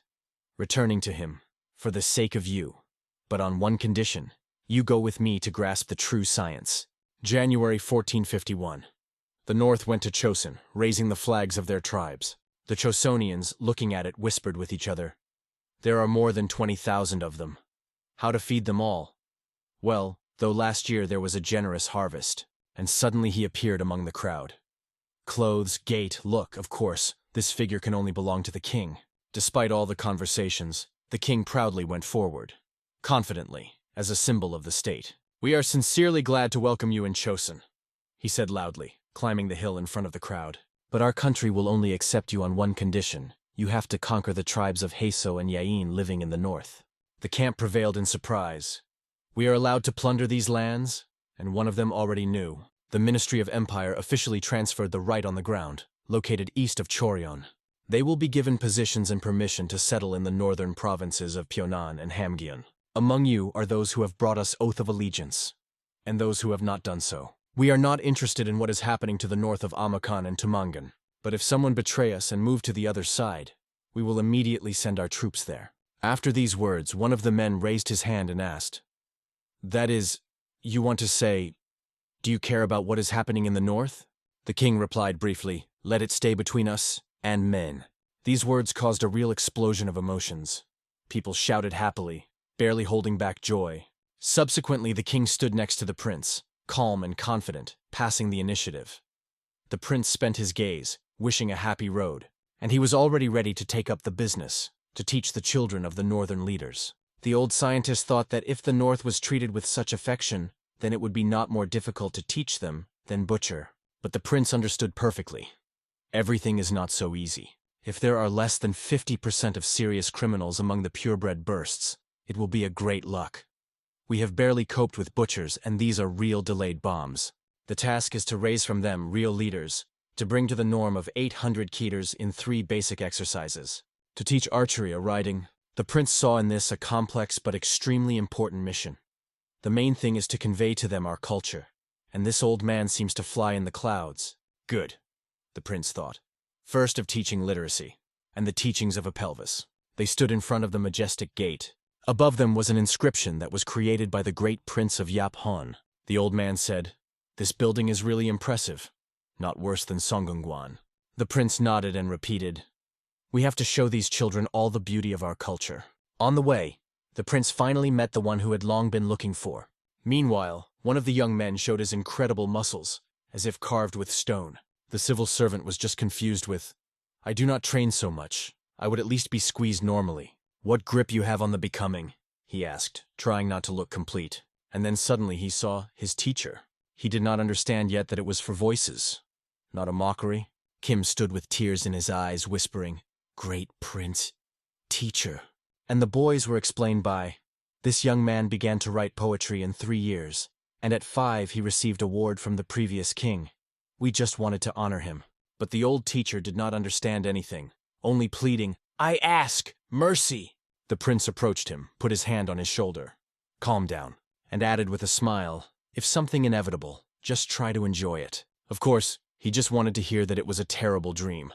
What workout is just a nightmare? But no, it was a reality, and everyone around reminded him of it. The teacher tried to reassure him, "Don't be afraid. I'm here nearby." But the conversation suddenly interrupted the vowels. "Great prince, we have arrived." The North brought a group of young children. They did not understand anything, which road was waiting ahead. The prince met them with a smile and sincere words. "Welcome." The children were hardly washed. Let's say soft. It was far from failing, especially because of the use of stone roastings. They were even stronger from them. The prince immediately suggested that they first take everyone in a warm boil. One of the boys approached him with a confident voice and called him uncle. And then he seriously asked, "And who won the Mongol Khan here?" The baby did not understand herself from the north. So much joy they had not yet worked at the same time. On a long bamboo pole, in the garters, 6 children hung until the prince, like a skilled warrior, squatted with this weight. But it was not just a squat. It was worth leaning forward as the children flew up like arrows. Blue water washed everything around, washing any dirt from baby skin. The children felt unusual in this situation, so they were gently reassuring, explaining that everything was fine. Seeing soap, they only watched in surprise. Most did not even know what it was. One of the boys, with a smile on his face, pulled out of the water and shouted, "Throw me again!" Outside, a prince was addressed with a child's sincerity. "Uncle, I'm clean, let's come again," said little excitement impatiently. The prince smiled and warned, "If you are scared, don't cry." And immediately he took this little body on his hands, like a light ball. He threw him so high that it seemed the baby was about to touch the clouds. Others have already prepared a sheet to catch the baby after flight. With a frantic speed, it fell directly into the center. But it is caught gently and accurately. The boy only liked it. He laughed, wanting to repeat again. One of the students was frankly frightened. What he saw did not fit into his idea of human opportunities. Looking at how the prince easily raises 6 children, the guy began to doubt. Is he a person at all? Hearing how the Chosonians joke that with such a body it is possible to lift both father and mother, the guy began to understand where he got. Small, full of curiosity, ran to the prince and asked when he became as strong. The workout will start at 16. It is then that the bones grow. By that time, listen to teachers and get ready seriously, the prince replied. The baby listened carefully to the explanation, and it seemed that everything was understood. The sky was already getting dark. The day came to an end, and a quiet evening dropped over the camp. It's time for dinner, but the guy looked at his plate with surprise, not realizing what it was at all. The food was without spices, dry and fresh, as intentionally created, so as not to be fun. One of the students explained what he heard. Such food is given to gain weight for future workouts. Someone got up and suggested, "Now let's run 10 lie." Whatever, nothing happened. Everyone supported this idea with children's passion and joy in the eyes. All, except for him. He's still eaten his portion with tears in his eyes, barely chewing. They ran 10 without stops and immediately sat down for books, as if it were necessary. The guy could not believe what possible. The same children, and ran, and study, and did not give up. Taking a book called Lun Yu, he thought in surprise. Was she always so short? Finding the answer, he addressed the student nearby, and heard that the book was divided into 4 parts to read it in an hour. I did not have time to digest how a new announcement sounded. It's time to move to body improvement. The books were flying away. Everyone broke into the yards, like a team, without any delay, and he just managed to get read again. As everyone already played on the street in badminton, mobile, fun, easy. The little one was in a team with a gray-haired grandfather and, surprisingly, began to repel the steering wheel. And he was still not invested in his head. Is such games really able to help in learning? Another quiet night came, but peace did not last long. He was held out of his clothes and ordered to dress. Today is a test of knowledge. Come with me. He was killed. He read only twice. How can you remember something in such a time? If he suggests at least one mistake, he is waiting for weight exercises with weight. Breasts, press and triceps. And yet, shoulders, back, biceps and other muscles. And all this is in strict mode. As a newcomer, he will have to do 3 approaches lying, and then exercise on his legs, but only if the exam fails. If not, he will be able to rest at least a little. At first he thought that exercise was a punishment for mistakes, but soon I realized everything is much deeper. On the street, students lined up in a row. In front of them stood the old book in his hands, ready to check. The old man read the passage and paused, waiting for someone to continue. One of the students loudly and clearly reproduced the right line as if he read from memory. Did he really remember the whole word for word? But even more strange was that the beginner suddenly remembered these words, although the day before he considered it impossible. It was at this moment that His Majesty, the king, who was revered by everyone, was in the palace. He came to him, with repentance and a request to allow atonement of ancient sin in front of the crown. The king himself approached him to support. He saw how difficult it is to stand without risking health. The whole of the 11th began his confession. It all started 11 years ago when the king was still a prince. He remembered how he brought a boy named Han Saint, saying that he was an illegitimate son. Then, during worship, gold fell from his hands and crumbled on the floor. One of the men demanded from Sen explanations. Where the rest of the gold and what he hides? He was immediately called the criminal, not letting him justify. And when the fever appeared, the situation became more entangled. It was not clear what was happening and why. He was explained, this offender stole the golden bowls and jewelry from the palace of the crown prince. A loud, powerful voice was asked directly, "Do you admit your guilt?" Saint, in a trembling voice, he replied. He was not alone. He did not. "My brother," he said, and in a moment he stood side by side, kneeling. Saint confessed that he only took what his brother gave him, nothing more. The angry 11th acknowledged he himself took Sen to himself, though he was not of his kind, because he regretted the boy. While he told it all, he kneeled and did not restrain his tears. Sincerity broke him from the inside. Currently, the king remembered how the boy saw in the palace. He seemed to be executed for crimes. And the hose asked, "Didn't you deny that he was your son?" Hin finally confessed he was really illegitimate. For others, it was a betrayal, the deception of the king. And such a sin cannot go unpunished. A few days have passed at the Shugen Palace. The tension was still raging. The king was talking to Sen's father. He remembered a recent meeting with the prince and asked what the law he considers unfair. The prince replied, "Even the orchid in the pot reaches the sun. Why should the loyalty of the unlawful son differ from the faithfulness of legitimate?" These words made the king think deeply. They penetrated directly into the heart. Comparison with the orchid struck it, the pure, selfless desire for light. However, he noted that if both legitimate and illegal sons will receive posts in the yard, it will cause dissatisfaction among the first. But even these words, the father calmly replied, "Don't worry, your majesty." Hanohi sincerely repented in his deception and begged to abolish the law that humiliated the rights of illegitimate sons. Perhaps it is because of the example that his father reminded the king and agreed to review his decision. The high was mentally sigh of relief. He was sure that it was now completely free. But suddenly the king said, "You will go to the palace of Sugen and ask for forgiveness from the former king." The king had pardoned him and did not intend to punish. but repentance remained mandatory. After that, the servants immediately led the High X to the palace of Shugan to fulfill the will of the king. Meanwhile, the king himself thought about an important question. What about those who were born out of marriage? He asked about it and heard the answer. Such children are given to women with low origin. Can a woman with servants or slaves be denied her master? Continued the king with a touch of voice. This question drove everyone to a deadlock. It was not easy to answer, and the king firmly said, "The father has no right to refuse his son in the chance only because he is illegitimate. If he has a talent, he deserves success.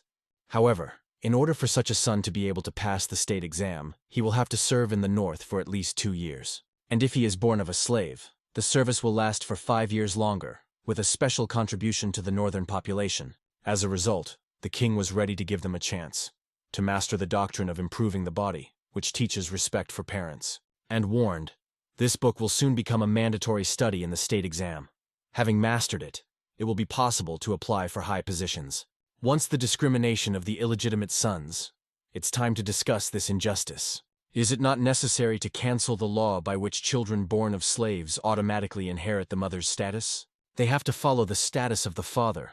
Otherwise, it is not equality, but a brand for life." The old man wondered, if the ban on high posts for such sons is already abolished, the law on inheritance of status is a trifle. So in Chosun, 2 old, unfair laws were abolished. A new justice began from a new era. Meanwhile, Hani Shi arrived at the Sugan Palace and asked Sejong to release him from his post. But in response he heard, "You need to create a new era, laws that give freedom." He did not reach the desired one. The Hun was forced to stay in service. After the morning meeting, it was approved. Training in body improvement today, with a focus on running. The prince warned everyone, they will run down to Hebi, and do not hope it will be easy. One student complains, after each race, their feet hurt. The other advises to wear mituri, traditional Korean shoes. Each problem has its own solution, and so, with new forces, they moved forward. On the way, they bowed to the Grand Prince and the Minister of Finance, with respect and respect. Everyone wished good health, because it was brought up among those who were raised in honor. The Minister of Finance recognized a familiar face among the students, a scattered and a little awkward friend.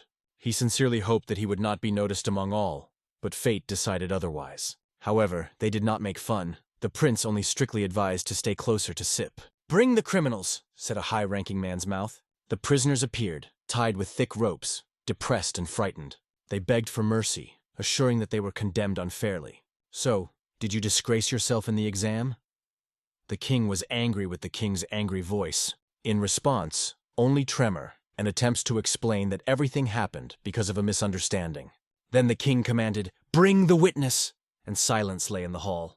The defendants did not expect such a turn. They were anxiety. And here was the same man who had to tell the truth. The former student was summoned and asked to tell the details of what happened. Swallowing saliva, he gathered with the spirit and began his story. Once he was visited by a manager from the Chichue family, one of the influential Yanban families. He started a conversation with the question, "Are you a student of the great prince of Suyan?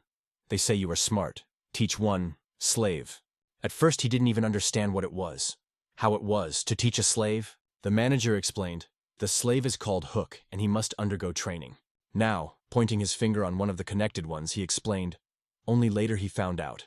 The sound was not a slave. In fact, it was a Christian named Cho. Hardly the scientist said it as the accused began to beg for his majesty, justifying himself and declaring that he was here to nothing. The scientist was angry to the edge. This arrogance was already crossing the borders. There was a weak body in Cho, and he could not perform the exercises properly. He just slept and evaded any responsibilities. And how could such a lazy man at all take the first place in the Concha exam? It's just impossible. And now he explains that he won because the rivals were weak? The king immediately thundered, "Tang out!"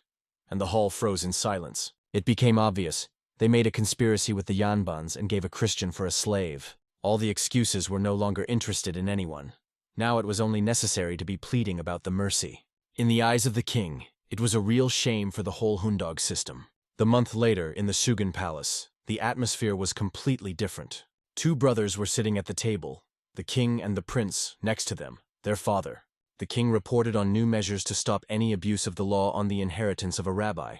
The prince heard about it for the first time. He was shocked by news. With his mouth open, he watched his father with his brother rejoicing in changes, clapping each other in his palm. In the introduction of the old law, the slave began to give birth from whom it was, and gave children to other families. As a result, the treasury emptied. There were almost no slaves, and those who wanted to have more slaves forced their servants to rape free women. Their cruelty did not know the limits. It was these horrific events that the prince remembered well from his past life.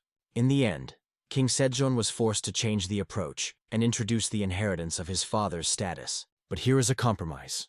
Violators of the law will be sent to the north to learn the lands, and their sons will help them in this. When the situation stabilizes, a system of personal certificates will be introduced.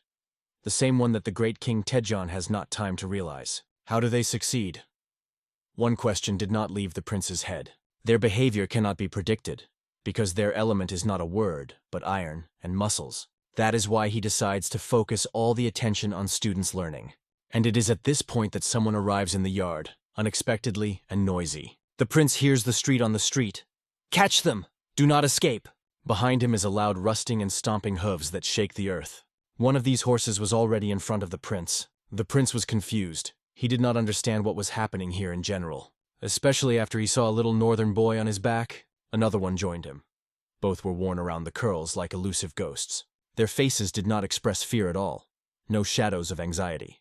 On the contrary, they sincerely enjoyed what they did, as if it were the best adventure in life. The prince could not stand, and decided to intervene personally in the situation. With his strong hands, he grabbed a horse directly, and he kept him. Obviously, even the animal could not surpass the power of the prince. Although it was a pity, but the prince pressed it with a muzzle to the ground to stop. There was no other way out. The prince's face was skewed with anger. No one has seen such a fierce. He strictly ordered the child to get off his horse immediately. And here the old man ran out of the yard, frightened, confused, crying. His eyes shone from tears, and he turned to a great prince with a shaking in his voice. After falling on his knees, he begged to listen, and the prince only asked calmly, "What happened?" The old man started the story. Lately, the children asked to teach them to fight. They complained that they were difficult to study, and sought something more, real, living. Now, they stole horses and behaved like real devils. They trampled the crops, turning the fields into chaos and dirt, and they knocked someone on the way, racing without disassembling the roads. It is impossible to stop these breaks. They are like a storm that knows no limits. Even now, when the teacher complained and the prince kept the little one for the collar, he did not ask for forgiveness, but only demanded to teach them to fight. The prince patiently explained, "Your bones have not yet strengthened. It's dangerous." But to study, he decided to shake his stupidity a little. But even then, the little one did not give up and argued that they were smart and capable. The old man complained that it was impossible to cope with them, and the prince only spread his hands in response. He did not know what to do with them. The prince understood. Future talents simply overvolted, and they urgently need a discharge. That is why one very interesting memory has fallen in his head. He mentioned the traditional Korean style of struggle. Neshirin is a bright show that demonstrates the strength, power, and grace of a well-trained body. Something like the intelligence. An ancient street theater filled with movement and emotions. It was a real Korean representation, with dance, battle, and theater in one. At first, the children thought that it was a harsh struggle, but quickly realized it is a fun theatrical performance. The prince justified, "This is the best way to cheer you up and relieve tension." He called a few boys closer and whispered to them just in his ear. From what the hair was heard in those hair, the intrigue was serious. The former king and the great prince of Hyoron arrived on the celebration of Chuseok. Seeing the yard, they were amazed. The children settled well and even created their comfort. They approached the northern children and asked how to study in a new place. With dissatisfied faces, the kids thoughtfully answered, "Interesting." It sounded too restrained, even suspicious. But at this age, everyone says they do not admit what they really like. Today, Prince Juhyun had to show Neserin's own vision, and everyone was looking forward. For two children, it was something unclear. Only from rumors knew that it was like a theatrical performance. It was at this point that they were brought to them an extremely important person. She was so unexpected that the children froze in place, almost forgetting to breathe. It was Juhyun himself, dressed in matrony, in the female image of Kunyo. He proclaimed loudly, "O are the suffering, I am your Buddha. How many of you have been waiting for my appearance?" Continued with pathos, waving his hands. And he announced the theme of the performance, Nasurin, the fall of Kunyo. In his past life, Juhyun has twice viewed the historical series about Van Kone. Now he knew him almost by heart. In addition, he involved several statistics in the performance. Everything was prepared perfectly. When the prince went on stage, the children had a breath. The look was stunning, but it was only one to cough. How the prince thundered, "Who is there? Who dared to cough?" All their heads turned back to the one who dared to break the play. The prince rushed to the guilty, shouting, "In your head, probably nesting demons." The children were frightened and buried immediately behind their teacher's back, not to fall into disgrace. The prince, as a anger, jumped on a coughing flurry of accusations. The game moved to a new level. The teacher's face was no less frightened than that of children. He pleaded with the prince not to touch them. But suddenly, a loud and decisive man sounded from behind. "Stop! I can no longer tolerate your thief. How do you laugh to call yourself a Buddha?" In response, the prince calmly said, "Look carefully." Removing some of his clothes, he solemnly demonstrated the true signs of the Buddha. Among them, virtue, compassion, and most importantly, a pumped body that shone in the sunlight. The small brawlers had flowed down. This show was so striking. Two standing nearby soldiers, too, did not stand, decided to show themselves. They took off their clothes and demonstrated that it is also in shape. And no worse than the prince. The audience could only pray, looking at all this. Such beauty made the heart beat more often. Under the stage was a man to whom the prince addressed. "Are you probably Pa Kenkvi? Did you arrive from a distant Soganola to evaluate our combat skills?" And when he confirmed, the prince asked with a smile, "Then please do not judge us too strict." And suddenly, a loud blow to the drum. The air shuddered. It was the beginning of the fight. The protrusion began. The tension increased every second. The prince was captured in strong embrace for the waist. The moment of truth came. In such a situation, the main thing is not to get lost and not to lose the rhythm. Who thought the prince would be lost cruelly? He immediately grabbed the enemy by his neck and translated the course. And then, a rapid throw through a deflection, as if in a real resulting. The body flew heads straight to the floor, leaving an arc in the air. The children were brought to the teacher. "Don't give up! Get up!" They shouted again and again until the prince was preparing for the next course. Pushing from the ropes, he rushed forward at lightning speed. It was difficult to believe that it was only a theatrical decree, not a real match. But the teacher worked no less professionally. He intercepted the prince in the air and swore to the ground, if they fell on soft mattresses in training. So, the solid floor made it completely feel the reality of the collision. While the prince lay on the ground, the teacher, breathing hard, climbed the ropes, ready for the next jump. The teacher exclaimed loudly, "Your tyranny has come end," and flew up to the decisive blow. The audience looked with their eyes wide open. What happened went beyond the imaginary. The prince's father, seriously naked. His son seemed to be on the battlefield. The teacher pushed back. He was preparing to complete the start and put a point. At that moment, his cry resembled the voice of an eagle that goes to hunt. The eagle looking for prey. And when he was already flying down, the prince suddenly exclaimed, "Wait!" It was definitely not included in the script. The prince himself did not understand what was happening. But a light smile appeared on this thought. The show managed. But she disappeared instantly when the teacher's elbow crashed into his stomach. Even if it was a vague, the pain was quite real and merciless. The father was already breaking on his face from what he saw. Everything looked very convincing. But the kids rejoiced, deciding, everything with a pagan, they are over. But it was not here. The prince has not yet said the last word. Calling the teacher too easy, he began to climb, as if from ashes. Although he was still lying on him, the prince was not going to give up. Having tightened his back muscles, he formed a real bridge and simply dropped the enemy. General Van watched this from under the ropes, as if preparing for the next course. But the other ran into the ring. He intended to demand Kuno finally. He jumped from all overhead and hit the prince with both feet, just below his back. "So dishonest," one of the audience exclaimed, and in the air, literally smoked from the prince's ass. At this point, the old man allowed the replacement. The show had to continue. The battle lasted for a while, striking every new movement. The little ones were enthusiastically shouted to the teacher, "Show him where the crayfish are wintering." General Demon, now San, a dark and formidable figure, came to the arena. The prince accused him of Van Gon's betrayal, calling him a traitor and a apostate. "You are nothing. Even a traitor tongue does not return to call," he exclaimed with fury. "Anu, attack, saucer," said the prince, lighting up a new round. Their collision caused a wave that dispersed all over the ring, powerful and spectacular. The prince leaned to the enemy and whispered, "It's time to finish."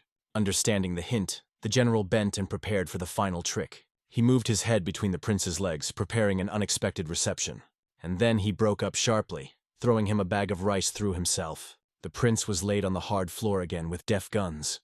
Not a performance, but a survival. The children jumped with joy. Kunio was defeated. The holiday was done.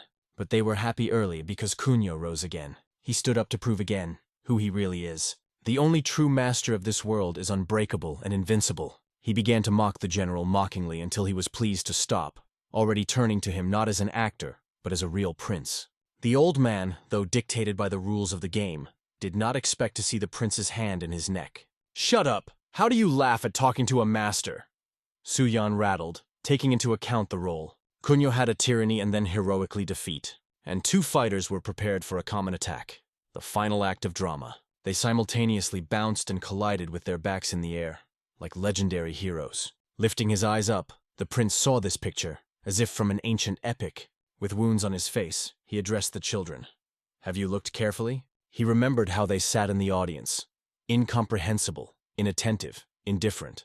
"Nesserin is a story about heroes where strength, honor, and skill are ruled," he said solemnly. The prince announced the theme of the performance, the last days after Kunio, and then he accused the children that they did not understand anything, because they studied badly. If you were studying everything properly, they would have a lot more pleasure from Nesserin. The little one looked at the book with interest for the first time. Something has changed. At that moment, the prince addressed the teachers. They mastered the 4th and 5-year-old, and now is time to improve the body. The boy looked strongly at the prince and asked, "How much else do we study?" "At the age of 16, you can start improving the body. It has been 5 years. Are you ready?" The prince replied, and a unanimous voice came, "Yes." After a while, the prince genuinely apologized to these two for making them so nervous. And they did not hide that during the speech were sitting on needles. The heart was fighting at a frantic speed. They were also awkward in front of the Sinmi master, who came with them. But the prince also apologized to him. The father asked his son with interest, "How did you know about the exploits of the insane monk Kunio?" The prince thought, after all, the history of Koryo has not yet been written. What to say? "I saw a lot of Sagi scrolls in the repository." He began with cautious. "I mixed Sagi with legends to create my story," the prince confessed. The next time he was already planning to arrange a battle at a boasting, but while keeping it secret. The next morning during the official assembly, someone read a letter in which it was reported. The great prince of Juyan at the holiday staged a play by Nesserin, using the monk Kunio as a thief. The letter was read by the king himself. After reading to the end, he raised his eyes on the prince, and he said strictly, "Go forward." The king was waiting for the explanation, and the prince gave him. "Your obedient servant of Juyan showed difficult self-confidence due to lack of knowledge." Meanwhile, children, armed with sticks, were dressed in their hands on the streets. They imitated the robber Kunio, a hero from the performance, and they also stated that they would destroy all the Alamans. Of course, the prince asked for such influence. But what to say when everything happened? The performance has done its business. The king was more interested in another. How did the prince portray the events that did not exist in the history of Koryo? As a punishment, he ordered the prince again to look at all the chronicles. The prince has been instructed to gather scientists and review the story from the beginning, even if you have seen it 3 times. The king's gaze fell directly on the prince, and he already felt bad. He was overwhelmed by a strange anticipation. Something will go wrong. Perhaps the matter in that Mount Tsukoyu, which scientists were kept. How huge is the story of Koryo? It seemed endless. When doing business, Julian thought more and more, where are other students? But it turned out, they were all occupied by writing other historical books. And here the prince covered memories from the past life. For a graduate of the Faculty of History, this was not a problem. 2 years of maximum, and maybe 1 is enough, he said with fire in his eyes. Scientists have only been surprised to look at. Such confidence looked a little suspicious. These books have not yet been completed, they explained. They are at the stage of verification. First primary sources, then secondary sources. The prince nodded and said, "Good. First, sort the material, and then rewrite the text." When the prince said it, he easily touched the shoulder of one of the scientists, a gesture that preceded the storm. He seems to have forgotten about the improvement of the body, plunging into books. But it is not necessary to worry. The prince was already preparing to help and restore their shape. It all started innocently, with light warm up, without a hint of rigidity. Meanwhile, on the East Sea, one man was on his knees near the board of the ship, shaking with the waves. Was it so well in the south? "Why do we go north at all?" he muttered.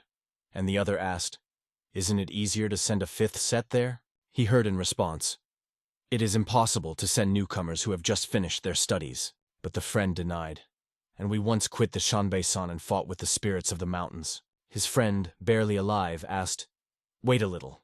To the Tumongan River is not far more much faster than on foot. We will be still in place soon." He sighed, dreaming of the land under his feet, the northern border fortress of Varian. The leader of the Kondo tribe, and Guji, in the sign of loyalty, was awarded the position of an official of the 6th rank in the preparation of military forces. His new duty was the protection of the fortress Porn under the order of the king. Taking the document, Guji bowed low. "I listen and submit." The king gave him not only powers, but also generous gifts. Even the cows were sent, and 9 carts to the top of the stuffed supplies. "You do not have to engage in agriculture. 2 months later we will send food," they said.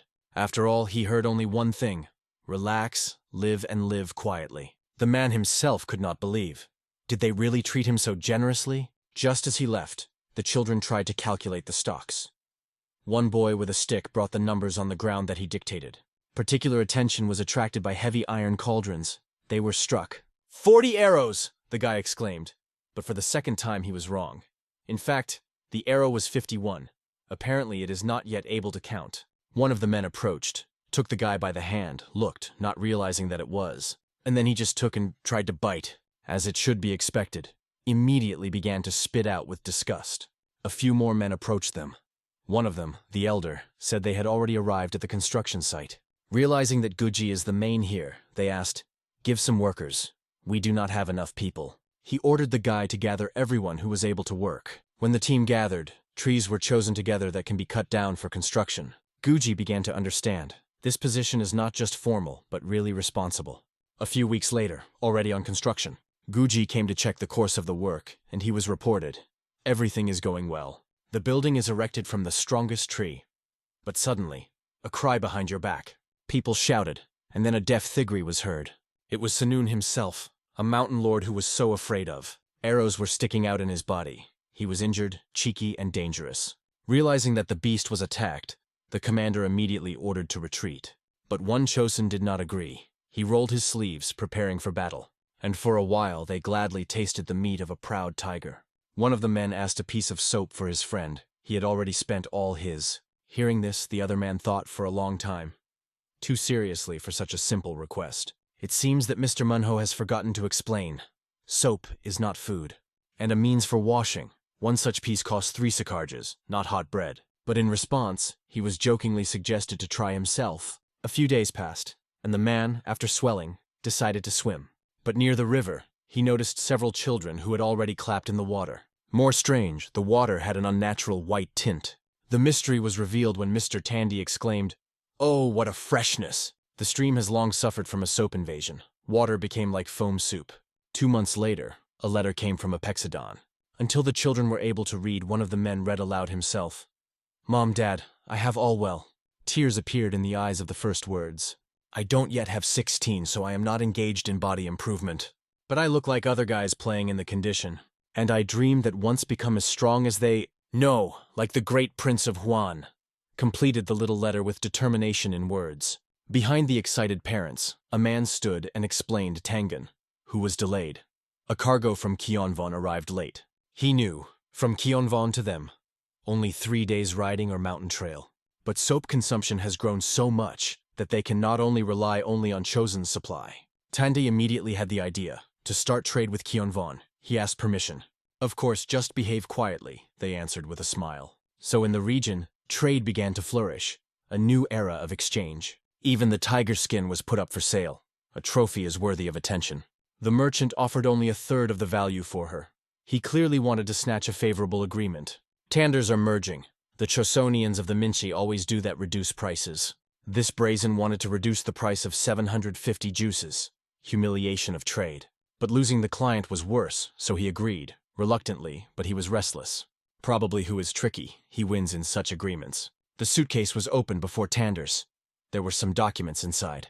Looking inside, he did not understand anything. What about the paper? The merchant began to explain that these papers can be handed over to Kansho and get a rice for them, or exchange for goods at the nearest bench. "This is the decree of the king himself," he added. Tandy took these forms. Could not believe that such pieces were really using. But something was still embarrassed. When he went out into the yard, he could not understand. Why so many soldiers here? "They guard them. Are they waiting for the opportunity to destroy? One guy replied, both. They say they recently leveled with the ground with the village for 300 yards. And it was during this conversation that one of the northern boys just fell to the ground. The soldier sat on it and asked, "Did you break the sword?" Of course, it was clear that it was not going to kill him, but the situation remained very tense. Meanwhile, on the outskirts of Aguji, Little pursued the deer, shouted to someone, "Run faster!" But who did he drive? The old man, who is barely on his knees, is not able to go normally. Asked his grandfather to return to the village. The guy himself rushed forward. A few days ago, the same old man was hunting and saw a familiar landscape. It was severely excited. He remembered.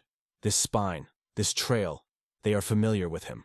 And soon he was convinced of his assumptions. This is the place where their tribe once lived, is no doubt. He later told Tande, mentioned the old settlement. He also talked about a distant relative, who was attacked only for friendship with Chosun.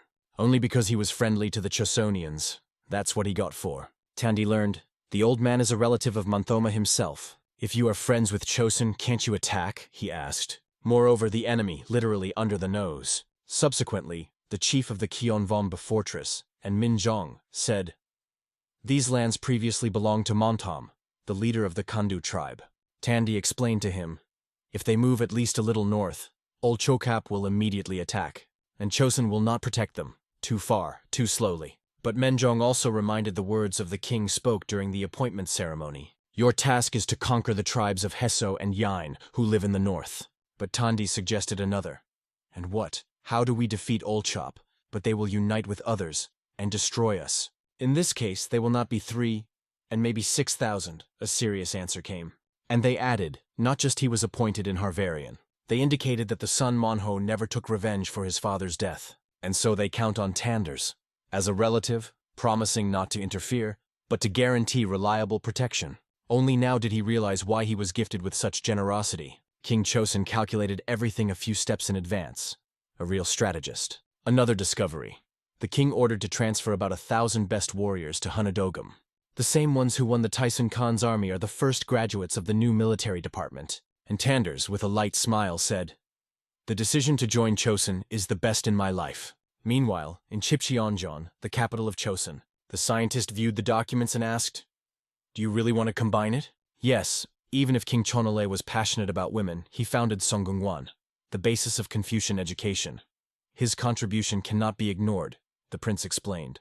But the scientist was interested in something more. Will you be able to focus? Do you not pay too much attention to Mo Chon? Myo Chan is a Buddhist monk who tried to overthrow the ruling elite of Koryo and move the capital to Sogyeon. In this case, you must correctly correct, the prince exclaimed and got into the bar. Do you want me to change the text? Or pose? He asked with a smile. At this point, the king himself came to the room. And he also asked the same thing as a scientist. Do you manage to focus on reading? They soon sat at the table, and the prince assured, everything goes very smoothly. The prince noted that the decision to place a relative of Muntham was a truly wise step. Compared to my father's plans, it's just a small trick, the king replied with a smile. And he added, the seed brought by him gave a great harvest. And iron production also increased significantly. Progress was felt everywhere. Thanks to Khan's gifts, many new horses have appeared in the country, whole herds. The Minister of Public Works suggested expanding the roads. There were problems with the distribution of iron, despite large volumes of production. The prince immediately guessed who gave the idea. A smile gave his thoughts. Now he is in the caisson. Checks the accuracy of the measure of weight and length, he added.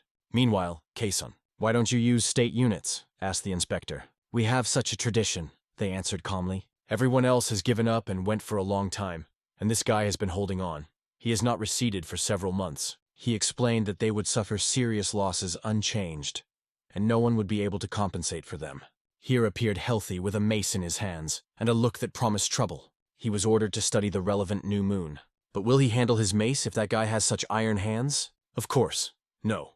Despite his massive body, he immediately flies into the air. It was unfortunate, because he really wanted to help, not to fly out of the frame. Grinding is rolled into the water, lifting a wave like a ship. I traveled to Ming with the great Prince of Sun and studied their trade, improving my body in parallel, the new moon said. You need to change your approach, he added calmly without raising his voice. After these words, he stretched a book about his traveling to mines. Seeing her, a man on her face has a genuine surprise, such a surprise.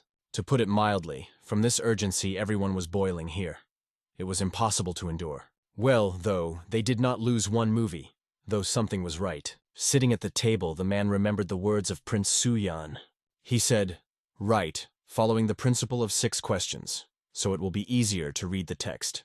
At this moment, the scientist asked the back, "Do you gather in the capital?" "Yes," the man replied. "I have not seen the great prince for a long time. I want to ask if I do everything right." The old man followed him, stepping slowly, and just heard the conversation. Someone dreamed that the great prince came to Kason and read a lecture on body improvement. Meanwhile, in the camp of the northern tribes, Chonjon Dream met with Kanga. He immediately made the impression of unusual, not at all like a typical military. There was something in his gaze and manners, like a real wild wolf. He was asked to briefly report on the state of affairs. Tango said that 3 tribes have already been conquered, and 1 was almost completely destroyed. This made Kona understand that first it is worth conducting an intelligence to check the situation in place. But there was one serious problem. The dream said that there are almost no skilled riders among their fighters. Well, it's not surprising. You do not shoot from the musket on the horse. Someone was on the side. But John just answered, "Don't worry," and got a long star sent by the king himself. Such devices need to be given to all intelligence. The advantage is obvious. The dream took him in his hands, pressed him to his eye, and looked in surprise. The dream was amazed. He saw even a bird flying far in the sky. At first he was scared. I didn't understand how possible, as if magic in his hands. The next he showed a map drawn up by Aguji and other leaders. He pointed his finger at a place where the mountains are very high.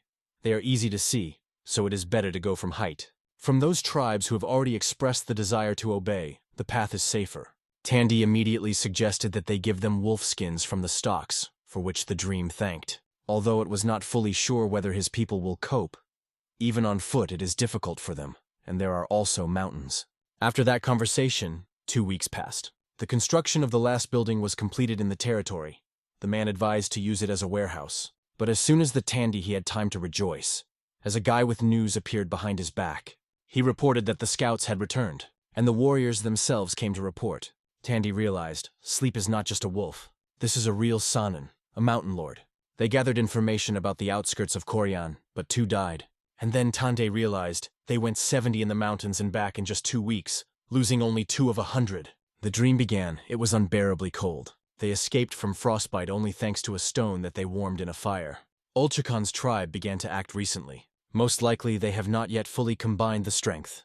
All the information collected was recorded in detail in the report. "Great," Tandi said, knowing. "A month later the river will freeze, and this will allow you to start an offensive through the crossing." He immediately ordered his subordinate to pass to all the tribes. The robberies were strictly forbidden. A month later, a big hike begins to the north. We, the Kandyu tribe, the descendants of Olchop, lived in the north, and then moved to Liaodun in search of mercy of the Minsk Empire. But we were deceived. Instead of defense, we only felt a wick and humiliation. And who opened us with arms? Who accepted us as relatives? Chosen. The answer came. And who gave us iron and grain? Again the question, and again the answer. Chosen. The answers were clear, no doubt. Only Chosen supported them in difficult times. But not everyone remembers Monto's story.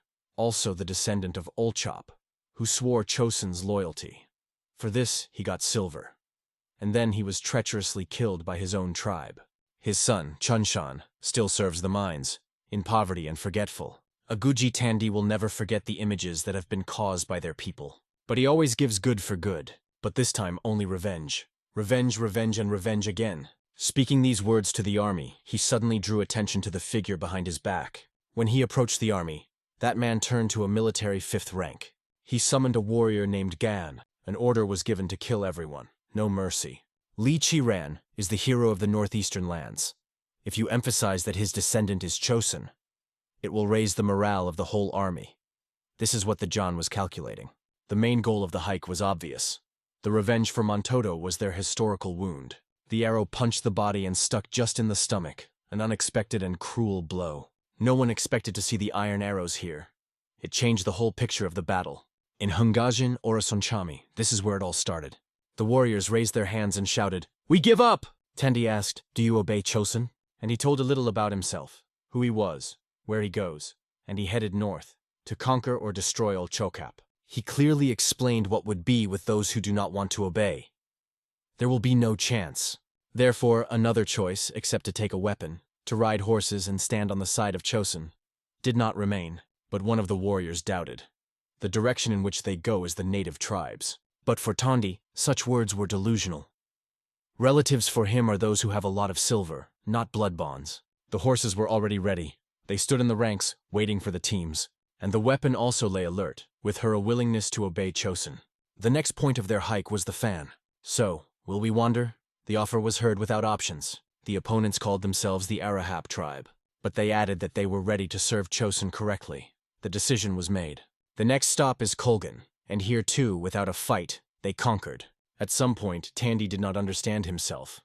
Why are they all so humble? And here is a new point, Nimacha. But everything was changed here. The locals were delighted. Finally, there will be a real battle. At some point, the leader just threw everything and began to flee from the battlefield. But he fled for a long time.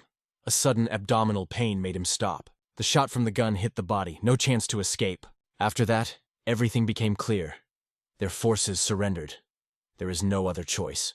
The dream came across some things and asked the locals, "Is it edible at all?" The moldy oats and rotten barley looked sad, real debris. The woman explained that this summer they had no crop.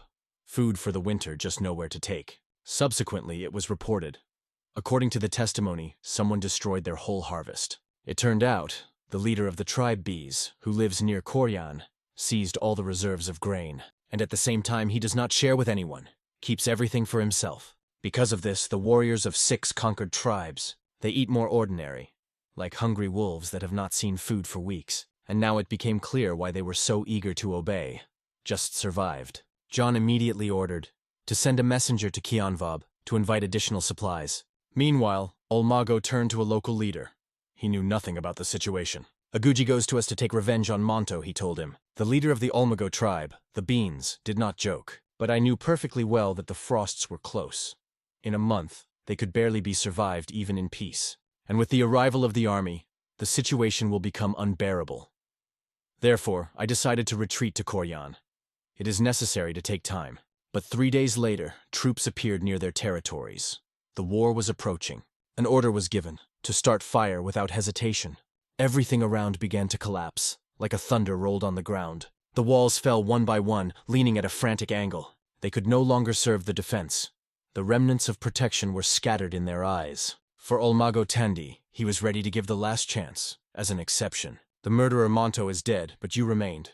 Beans, his relative," he said. But the beads replied sharply, "Why didn't you mention that Monto wanted to betray us?" And he argued, "We beat on the side of Chosun, just as Monto wanted." To prove his words, he brought forward his iron guys. They were incredibly chunky, just giant. It was only necessary to look at their bellies. There is a press like stone. One of the audience, a little more durable, felt his stomach and sighed enviously. Would like that. But is it possible to call the strongman of the one who is not able to raise a person over his head? Only Chosun is able to control the army, which can be a power worthy of legends. The boys immediately suggested that the leader surrender, without any pressure, just a fact. He already understood that if he does not seem, his warriors will break him into pieces. Squeezing his teeth, he admitted, "We give up." And thanks to the sophisticated plan of Chonjun Sun Chosun, she won a devastating victory with minimal losses. Cold January calendar 1452. Although not much time passed, Jinjan had already managed to work 50 volumes that he was instructed. Yes, it is only a third of the necessary. But still his successes were very impressed by the elders. Moreover, good news from the north has recently received. In the last battle of the Chosun army, only 8,000 people subjugated 2,000 families of Jurchezhena. And she smashed 1,500 families of the 8 Olchop, which belonged to the Beats. Half of the Hessos tribes and the Jains living in the north expressed their desire to obey them. Probably in Chosun, a great celebration was ripe. And it was so. The preparation for the festivities began immediately, and soon it was a holiday. The army entered the city, leading the conquered tribes, and everyone understood that the last combat campaign ended in success. The heads of a powerful country could not be rejoiced. Li Han spoke joyfully with the subjects who gathered in front of the palace. The head of the army came from the back to the most valuable prisoner, and pushed him into his back, to the legs of Li Han. It was the same man who killed the vassal of their country, Monto, also invaded their territory, and tried to raise a rebellion against the legitimate rulers of these lands. Moreover, he resisted the latter and refused to obey, to admit his guilt for the done. However, now that he got caught, it was no point in evading. He thought he was ending that no one would be able to forgive such a cruel betrayal, and would have a death in torment. But the ruler's face suddenly softened, and he announced the sentence. The warrior would be exiled to the island of Tamna, and spent all his life there. Whisper and surprise spread between the soldiers. This was the power of the character of their ruler, to whom all the subordinates could not get used to. He listed all the crimes of the beings so that the leaders of the leaders would know what was waiting for them in the event of disobedience. It was not only an act of pardon, but also a strategic course. Among all those present, though the outrage was in many, only Aguji found what to say. He had one request for His Majesty. He wanted the ruler to give him the name of Chosen. Getting a new name is like swearing in Chosen's loyalty. Therefore, the ruler gladly agreed. For his dedicated service, he called Aguji, name of Chonchun Neville, and appointed Kenvun Bu commander. In the eyes, even tears made joy and gratitude for their new life. He worshipped Li Hyana and promised to serve him truth and faith. Other Jurchas the ruler sent to the south and forced to breed horses. Then the guy appointed Li Menjan commander of the second-rank army. And the soldiers who have shown themselves will be assigned higher military ranks. There is only one question to solve. How to do with other Jais tribes that joined them. The elders said the ruler that if they were as generous as they were to the Chonchungun Nelia tribe, it would be too overhead. But if they are worse, they may be dissatisfied. It is known that the Ming Empire placed in the Korean Waste a military garrison that protects the Imperial Palace. But if Li Hyang makes the Korean with their Weiss and send traders there, they will be able to meet their needs through trade. However, the counselors said that we would not be enough. Then it is wiser to send there those who suffered from hostilities and place a permanent garrison there. Only if there are too many people there, then the army will need to keep them in the knot, and the palace is just a suitable candidate for the role of the commander. It is about Hongjun Soni, an 8th rank.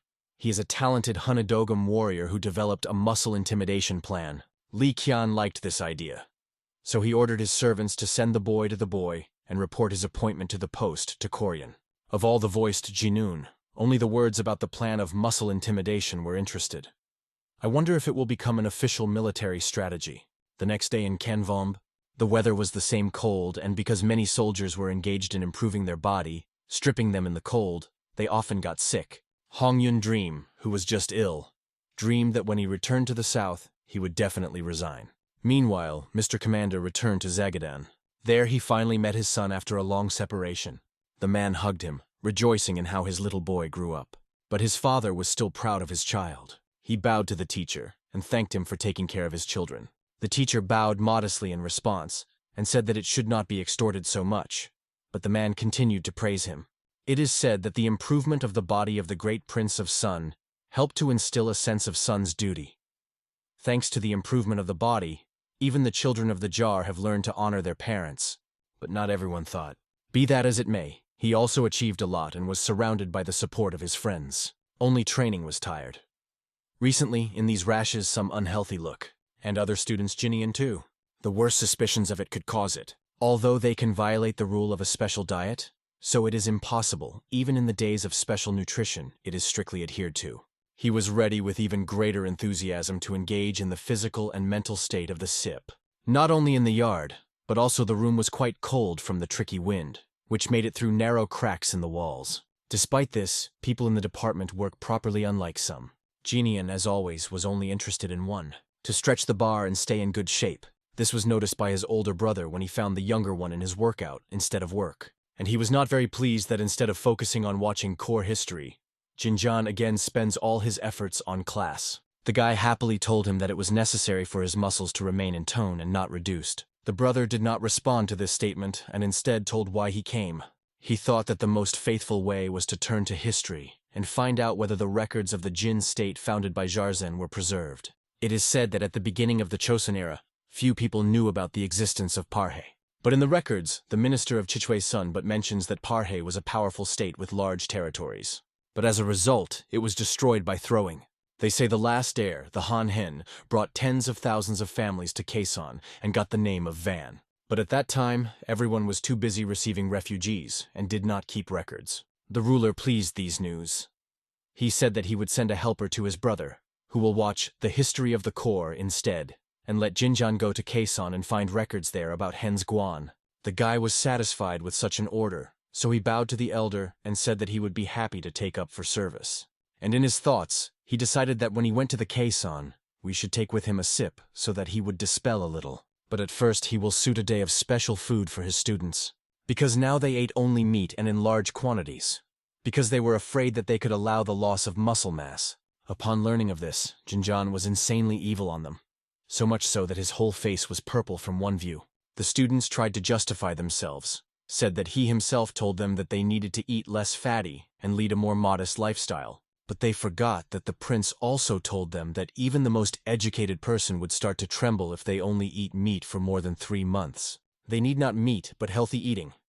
Yes, sometimes you need to caress yourself to maintain both the body and the spirit. Then, the improvement of the body will be more effective. Therefore, one day the prince still decided to indulge them, but then they will all have to change their eating habits. In the meantime, students were glad to make preparations for them. The prince walked between the rows and everyone carefully advised, who needs to eat more fiber, and someone other nutrients. And the star at this dinner was a meal from Choi-pek-chon, a wonderful fried pork. Looking at this friendly picture, the prince could not be surprised, because 9 years ago, they all rushed from criminals. And now that the number of his followers has increased, and they were corrected, they began to treat them completely differently. For meat dishes to come even better, Jinjan generously added spices there. And everyone was grateful to him, because at their time black ground pepper was comparable to true silver. It is good that the prince is rich and can afford to take care of their students. While everyone was busy with food, the prince told her son that he would go with him a month to Kaison.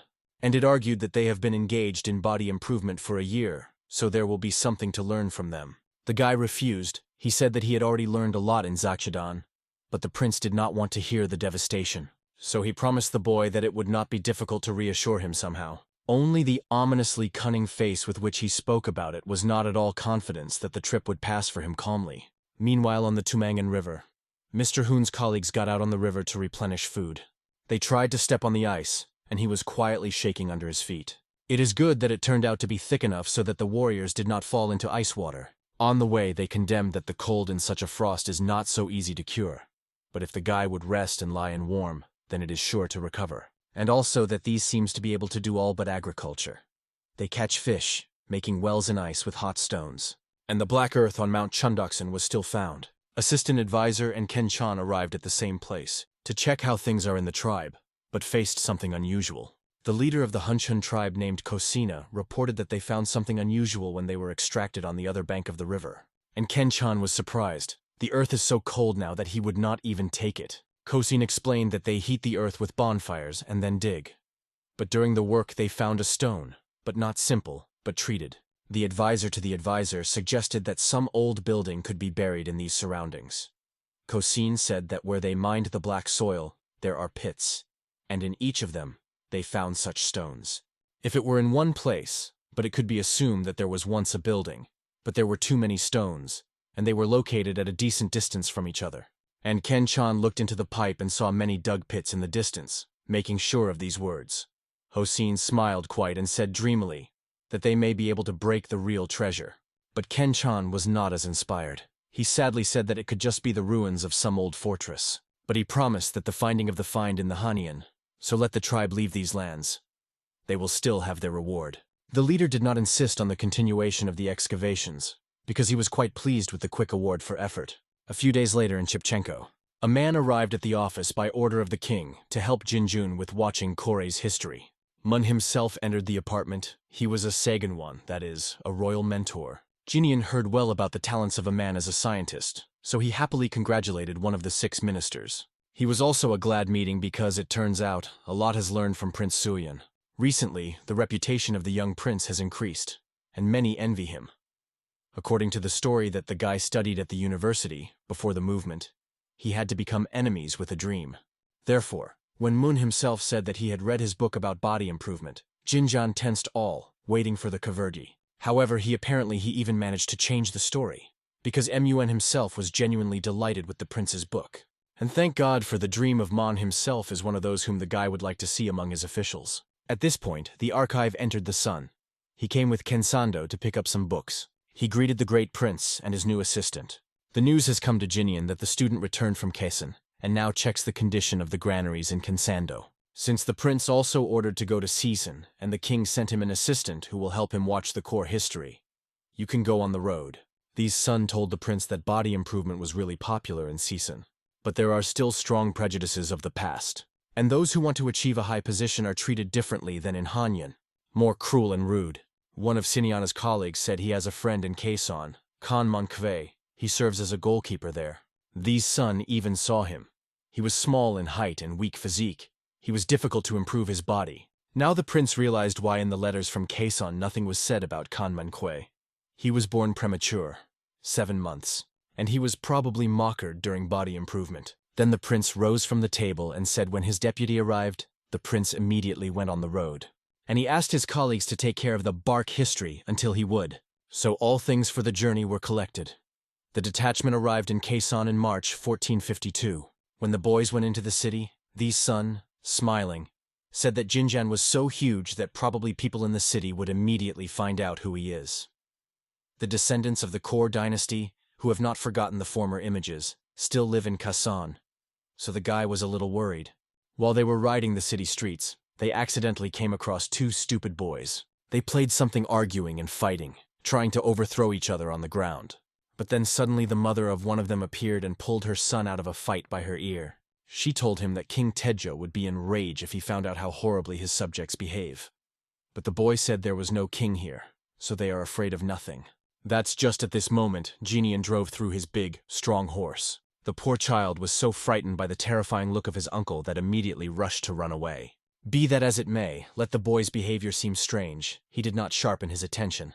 Soon enough they arrived at Yusuba at Kison, where the ruler of Kison, Kikon. He was very happy to see guests, and while they were talking, the guy couldn't help but notice that from the corner they tried to watch several palace guards. He immediately realized that they were his fans, so he threw out the top of his clothes, exposing his torso and hands to show his muscles. And the warriors, like devoted fans, actually surrounded him from all sides. After a while, he still had to be alone with the ruler in his office. He learned that according to the records, the Hanhen joined the service of King Sejong and got the name Van Ki, but finding his descendants will not be easy. For 2 years, King Sejong destroyed all the mention of the Kori dynasty. He burned all portraits of kings and kings. They also buried their statues, so finding traces of descendants Van Ki will be very difficult. Suddenly, Khan mentioned that they recently brought a man named Cho Udi, who claimed that she was of the Van. The king appointed him the deputy head of Sunjun to continue the tradition of rituals of honor, and he suggested that the boy meet him. When introduced, Jinyan asked the man about Van Ki, but he, unfortunately, knew anything about it, and at the request to look at his chokopo, and was completely angry so that hell saliva was flying. Chokpo is a traditional pedigree book. The anger of a low, funny man only laughed at Jinyan, and he still learned the location, though not a chokpo, but a family tree of a royal family. It was immediately clear that the UDJ was not going to help them at all. In the evening of the same day in Kandokun, Jinyan told the student about the failure in trying to get information and said that it seems difficult. The day seemed difficult, so Jinjan was going to work only a little with a barbell at bedtime and then lie down. The local rods were easy enough for him, so he provided a sports equipment to his student. And he was going to engage in those rods that sent his subordinates here in advance. But they did not have time to start training as they heard someone's call for help. As it turned out, one of those carriers shouted by dumbbell Jinyan shouted. He shouted so much because he grabbed one iron disc, realized that it was too difficult for him, and no one was going to help him with his colleagues. On the contrary, they were very pleased that the man could not hold even one pancake. Therefore, laughing, they added even more weight to his hands. And they almost fell out of laughter when the man, without holding heavy weight, fell to the ground. But in vain they were playing with the tool of the great prince. When he came and saw it, he was February. But not because his things were used for abuse, but because the boys used their success in improving the body against a weak person to humiliate him. Those instantly apologized to him and quickly took up the unloading of the cart, so that God forbid, not to get from the prince even more. And Cho Uzjin began to bow to the prince in his feet with huge thanks. Then it came to Jinyan that this low, thin man, and the one he discussed with the ruler. It was the same Khan Mainquay. He was very awkward because of the current situation. But Jinyan did not even discuss what was happening, but asked the man whether he was engaged in the art of body improvement. He said he tried, but did not feel his body a little stronger. Therefore, Jinyan decided that he would take his own physical training, because it is very important in a new business, to maintain diligence to the end. The man was not fulfilled by the guy's motivating speeches. It was what he always dreamed of, but what he could not achieve on his own because of many factors. Also, warriors laughed at Manhwa and said that he, with his physical data, would not last 3 days in the body's improvement classes. That is why he cannot pass the exams even at the age of 30, and remains only a goalkeeper. Xianyan noticed how bad the man has control of his own emotions, so he thought for himself a tick that he would need to do it too, and take him under control. Very special control, and to help get out of this hellish circle. The next day, Jinian agreed with the local followers of his training to conduct joint training. They could exchange experience and learn a lot from each other. Jinian first introduced the local Mr. Young. He studied the sciences under his leadership, so he will help local with physical training. And then he gladly announced that a new concept will soon be added to his body improvement program. It is necessary to write the doctrine that all bodies are different, but it should not prevent anyone who wants to start improving themselves. Depending on the nutrition and lifestyle, different people develop muscles differently. This is called a stable muscle mass. Persistent muscle mass improves nutrition, reduces the risk of disease, and most importantly, it supports health. Suddenly, from the crowd, Manhwa spoke. He heard that the followers of the Tao used the method of continuing life that meant the use of mercury. At first he thought that the Grand Prince also spoke about this mysterious doctrine, but it was a bad thing. Manhwa immediately thought how to train effortlessly, only on drugs. But Jinian was a supporter of an exceptionally healthy lifestyle and honest training. He told the boys that when he worked on his body, he thought about his father. He moved a lot, ate a lot of meat, but never touched any medication. Manhwa was a little awkward, and said he now realized that the prince was actually in mind. Therefore, Jinian no longer postponed the start of training for later and announced that it was time to start the class. Mr. Yun soon noticed that the prince was paying special attention to 2 soldiers, and asked if he was. Jinian told him that he was especially closely monitored by a guy who is a younger year-old in Pajadan, because he is the least experienced. He also watches more closely at the man who was the oldest here, and became a leader through his physical data. Mr. Yu said he tried many times to make the younger one, but as a result believed that everything was in vain. He categorically lacks persistence. That's just at this moment the guy grabbed the barbell and perfectly performed the bench. His movements were perfect. No excesses, and the back draws a graceful arc. The guy modestly said that he has not enough experience, but thanks to the tips of Jinian, he had a very good technique. But the con of the Min Bove things did not go so well. He grabbed with both hands for a heavy bar, but could neither move it nor lift it. Soon he managed to lift it a little over the ground, but it cost him a great effort. Mr. Yu ran up to him and told not to pull the barbell so sharply because he could bend and harm his health. The man said that he was engaged in improving his body for 7 months, but during this time he did not see this bar. According to historical records, Main was born 7 months, but that does not mean that he had poor health, because, for example, he calmly tolerated alcohol, and even a good riding. Mr. Yu was very surprised when he heard how long a man has played sports. 7 months passed, and he still had such a body that he was reading all these months of books. Slopes, sluggish shoulders, abdomen, thin limbs. The man himself also did not understand that he was wrong. After his workout he hurts. Why no changes were observed? Here from the back, Jinian was unnoticed from the back and screamed in the ear, "Well, of course they will hurt." After all, the man completely built his training plan. Then the prince approached him from behind and took his hands for the same barbell that Manhwa took. He said he would keep the barbell and let the man just move his hands. So they began to lift it together every time, causing great surprise from others. After a while, the man had already fallen without the strength of such intense training. But the prince said that it was not all. The next stage is the pectoral muscles. Now the main thing is to increase the absolute muscle mass.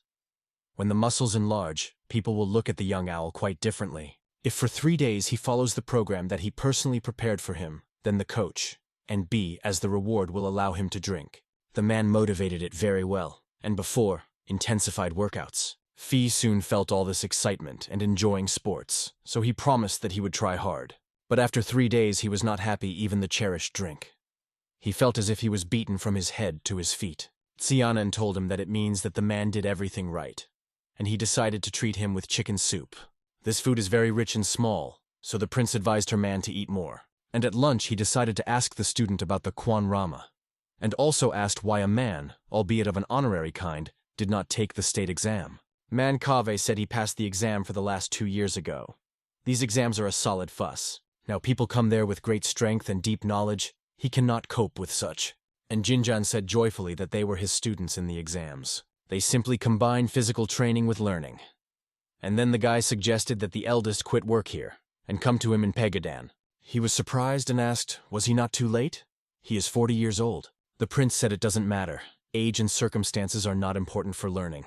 And the prince thought, this man seeks power. If it is controlled, it can be very useful. A few more days have passed, and the successor has never been successful. Then suddenly the great prince expressed his intention to reveal the grave of the former ruler, since in the city they were looking for people who could be descendants of the dynasty. But everyone either denied their belonging to that kind, or were not sure that documents that would confirm or refute it were not preserved. Or they even threw out these records, fearing that it was harmful to them in the future. Then Jinian wondered what could be done to regain the lost trust of the people, and he decided that it was necessary to try to dig a statue of King Sejong, who was ordered to be buried by King Sejong 24 years ago. The ruler of Season said it could cause dissatisfaction with the previous king, but the guy just wanted to restore the destroyed and overgrown weeds. He was a little anxious because of this plan, because the weeding could happen but they decided that they would be cautious by eradicating weeds so that there was no accident. In addition, strange rumors go. It is said that when the Chosun dynasty fell, one rich treasure was buried next to Henan's grave. This, of course, only increased the risk of an accident, but also heated interest. Jinian said that probably someone is very greedy to power, and money may well contribute to their plan through rumors. And first of all, he hinted at Manhwa, who was unrestrained after drinking with a great prince of days. Therefore, the guy decided to immediately send a letter to the king and report his plans for the near future. And after the letter was sent, he returned to training. He has free time once. Meanwhile, Ming did not train, but decided to visit the massage. The child walked on his back, kneading her. The massage woman noted that in the last month the body of a man has become much stronger. How difficult it is for him to withstand training, which every time became more difficult when he still has a chance to strengthen friendship with Prince Suyan. Even the risk of life will be justified. Manhwa was about to get up after a massage, but here he had so shot in the waist that he, Okchechen, froze. The woman, looking at him, advised her husband to visit a doctor. She heard that they have recently succeeded in the art of restoring the body after injury. She knew that one of the students of Prince Suyan was a doctor, and he created a new healing equipment. They say it is pretty. The man was surprised when he heard about the creation of his own healing equipment. Although, of course, the followers of Prince Suyan opened many different opportunities. Also, in the secret of the massage therapist whispered to the man about what they say. Next to the grave, Hen buried the treasure. It was interested in Min Outhouse more than anything else. Therefore, on the same day, he joined the prince and several other accompanied to study the grave of the ancient King Sejong. He told men that, although it was a king of another dynasty, it would be necessary to remove the territory and store it in order as a reverence for the ruler. And he asked the boys to work carefully to do without accidents. All workers bowed and got to work. Upon learning that Prince Julian gathers people for the restoration of Henan's grave, Manhwa himself spoke to be a volunteer. If he manages to manifest himself here, his life can change. But other workers not only did not want to cooperate with him, they did not notice a low man at all. And when the man tried to attract attention, they said they knew that he had announced here only because of the rumors of the treasure. However, like them, after that, they already decided not to talk about it. And all his strength, the man focused on understanding where the treasure could be buried theoretically. Then he thought that the most obvious seems difficult and dangerous place on the edge of the perimeter. He called several workers and suggested that they rake this hill together. And the workers only had time to surprise how responsibly he took the task. He dug the solid earth carefully, running earthen, mud hills, which should not be in the territory. He cleaned fine debris and helped to carry bags, weeds, and all this is to finally achieve a cherished goal and find a treasure first. So they worked on the restoration for 4 days. Fee puppies, as always, went from the lawn later than all, because it was supposed to check whether the roots were left. Everyone was already going home to rest, and he dug everything, studied the territory for treasure. In the evening on the 4th day, he noticed that the land in one of the areas was a different color, and was also different to the touch. Since he understood that he was not able to cope with this work on his own, Manhwa agreed to help with his colleague. They agreed that if they find a treasure, they will be separated in half. Therefore, Manhwa found a place where it can be buried, and his partner will have to dig it. If it is there, of course. Therefore, a man enthusiastically began to dig a place that a partner pointed to him. But the pit was getting deeper, and the treasures were not visible. Manhwa stood side by side, and his eyes were full of hopes. He believed that the treasure was about to appear on the surface, and they really found something buried in this pit. But it was not a treasure. but a buried statue of the emperor so much sought by Prince of Huan. The night was already coming, and Main KVU with his partners continued his work. They decided to pull this statue to the surface, so they tied a rope to it and carefully lifted up the pit.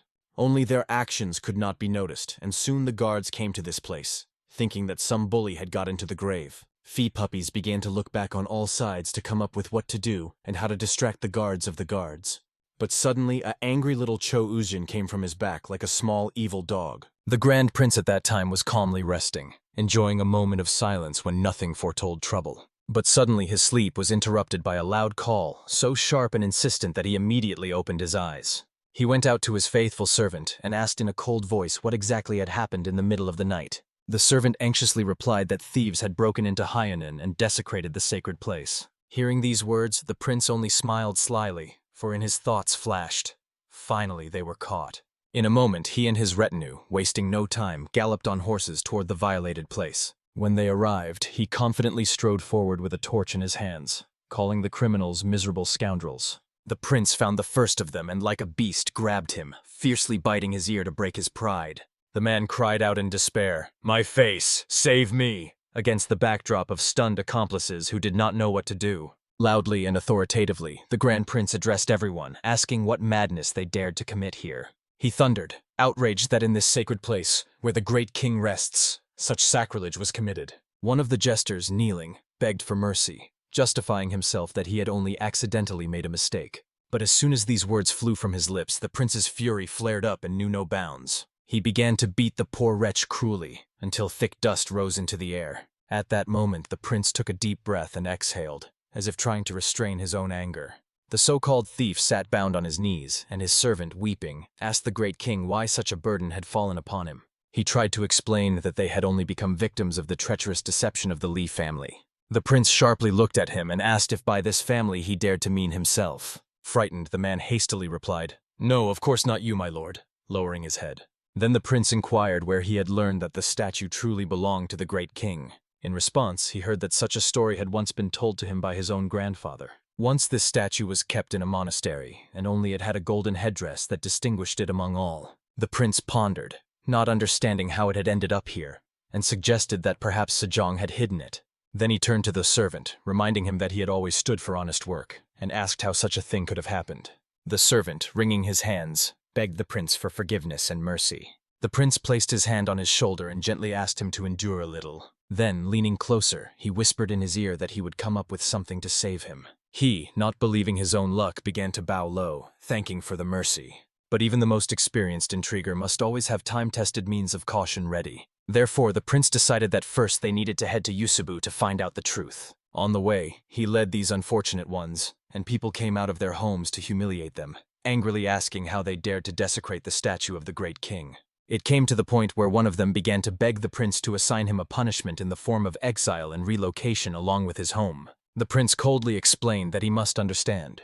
If the matter is resolved here and now, he would be expelled all the way to the distant northern gate. But for this miserable man, such words seemed only a trifle, a small sacrifice. For anything seemed better to him than staying here among humiliation and hatred. Several days passed, and they finally reached Yusubu, where all roads now led their fates. There was a man who, upon hearing about the desecration of the statue of the great king, was collecting gold to repair the cracks on it. But the damage was too extensive. The repair required significant resources, so he, bowing low, appealed to the prince with a request. He pleaded, explaining that the statue of the great king had always been considered a symbol of the beginning of rituals at the Lantern Festival, and asked for help to restore this tradition. After listening to him, the prince calmly said that he would call to this place Wang Wuji, the descendant of the magnificent Hyojong, and he himself would lead the rituals during the Lantern Festival, so the locals should no longer worry. However, the prince himself also had a request, which he expressed immediately after this. In response, the man handed him records of genealogy and several book volumes collected through the efforts of one scholar. Thus, 2 valuable books came into the prince's hands: History of Parka and a collection of Sunguk's texts, as well as History of Jonggan. Although there were few, their significance was priceless. But in a moment, he noticed another book, which he had not immediately seen among the rest. His gaze immediately sparked with curiosity. Before him was the genealogical book of the Wang family, a true treasure. The prince could not fathom how this man had managed to obtain such a rare and important item. He sincerely thanked him, for now he could finally feel some relief and allow himself to relax a little. Several days passed, and the consequences of this strange act began to manifest. The man who unearthed the statue of the great king suddenly realized what he had done. After all, the order to destroy it had not been carried out. He only hoped that the great prince was not disappointed in him and had not yet lost trust in him. At the same time, he did not understand why the prince was summoning him to the Susan Palace. In his heart lived only hope. If this was truly the order of the great prince, then perhaps the punishment would not be too severe. Later, his foot stepped on the land of majestic Hanyun, where the further fate was decided. He was met on the spot, but since the prince had not yet arrived, he was offered to wait a little. During the wait, he noticed a strange old man nearby who stood out among the others. The elder approached and asked if he was from the Han Jongju clan, looking him straight in the eyes. As soon as he confirmed that he was, the elder introduced himself as Huang He, and then men realized. Before him was the prime minister himself. His heart filled with joy, for he had heard much about this man. Huang took his hand, praised his nobility, and called him truly a good man. He said that it was enough to cast away all unnecessary thoughts, and then everything would be wonderful. But why exactly he said this, men never understood. But then Huan sternly declared, "I know everything that happened. From now on you must follow me without any objections." His voice thundered, reminding that men had committed truly terrible deeds that could not go unpunished. He added that he hoped for his readiness to accept all the consequences of his own actions. But suddenly, behind Huan appeared he himself, saying that he had already managed to greet the Prime Minister. "Greetings, Your Majesty," Men replied, bowing his head, barely restraining his excitement. And he in turn politely apologized for making him wait too long. He explained that he already knew about his guilt from the Grand Prince Suyan, so now there was no need to worry. Barely hearing this name, Men felt as if his legs sank through the ground, overwhelmed with horror. He fell to his knees and begging, began to ask for forgiveness before His Highness, crying out for mercy. But he was answered that there was a matter much more important. The current king seeks to win the trust of the residents of Kaesong, and he himself can help with this. But Men understood perfectly, if he appeared at court, all the officials would immediately recognize him, which would destroy his life there. Then His Majesty explained to him that by changing his appearance, he could hide from recognition even by the most vigilant. Eventually, a decision was made. He would not be punished, but a condition was set. To spend 3 years in Pechodani, improving the body under the guidance of a certified mentor from the best school. If he changes the body beyond recognition, even friends will not be able to recognize him. Drenched in tears, he accepted this order and swore to fulfill it. Soon some had already returned to Hanyun with important documents. Meanwhile, the brother decided to use books about Parki to plan the conquest of the northern territories. The most attractive place for the development of Choson seemed to be the eastern region, where the capital of Parki once stood. News came from Kenwon that the chiefs of the Hunchun and Hosun tribes had discovered the ruins of an ancient fortress. It later became known that the find was made accidentally during searches for black soil. The next plan was already drawn up. Now the main task was to find Sankyon Yongchobu. One of the advisors asked the great prince, recalling that he had once mentioned a large lake nearby. The prince confirmed. Sankyon was built following the model of ancient Chanani, with inner and outer walls and palace complexes, and a river flowed to the west of the city. From this followed the next decision.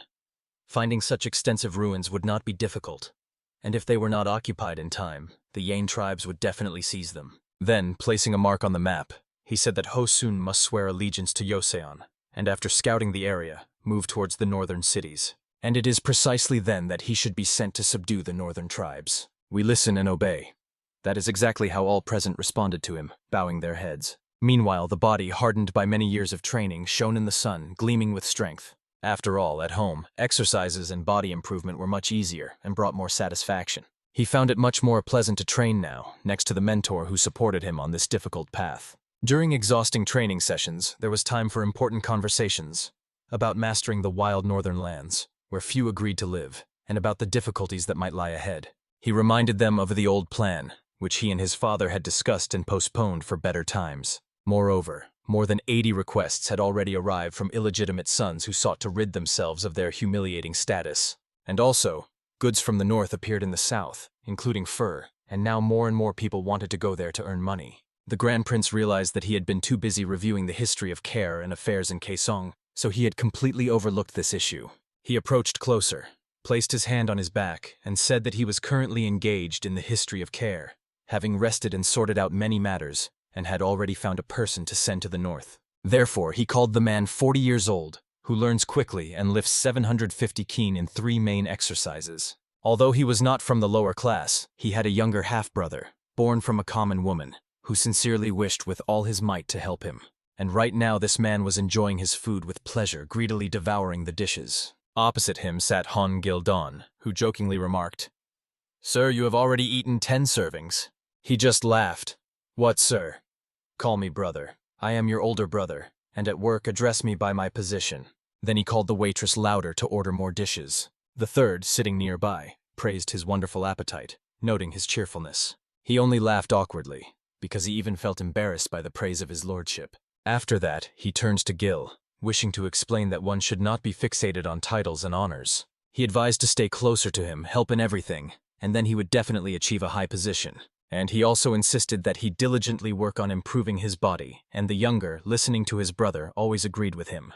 And then Il turned to Mr. Lee, asking who currently governs Guian. Lee explained that this was Han Yun's son, a capable and clever warrior who distinguished himself in the battle for Guian, although he noted that their views somewhat diverged. Hearing this, Il only became more eager to befriend him and establish relations. Meanwhile, in Guian itself stood Han Yun's son, thoughtful and worried. He did not understand when the new leader would arrive, as the cold was coming, and the fortress had still not been repaired. He was concerned that the cold could become a real disaster for the inhabitants. However, Han did not share his anxiety, as he intended to head south within a year anyway. He thought that his own plan to evade service might play a cruel joke on him. After all, to pretend to be sick, one had to maintain a high body temperature. But in such cold, this was becoming increasingly difficult, and now he decided to finally retire and return to the warm south. And just then Lee came in, surprised that a month had already passed since the battle for Jian, and he was still pretending to be sick. "Forgive me, Mr. Lee," he said quietly. But Lee only handed him a gift from the king himself.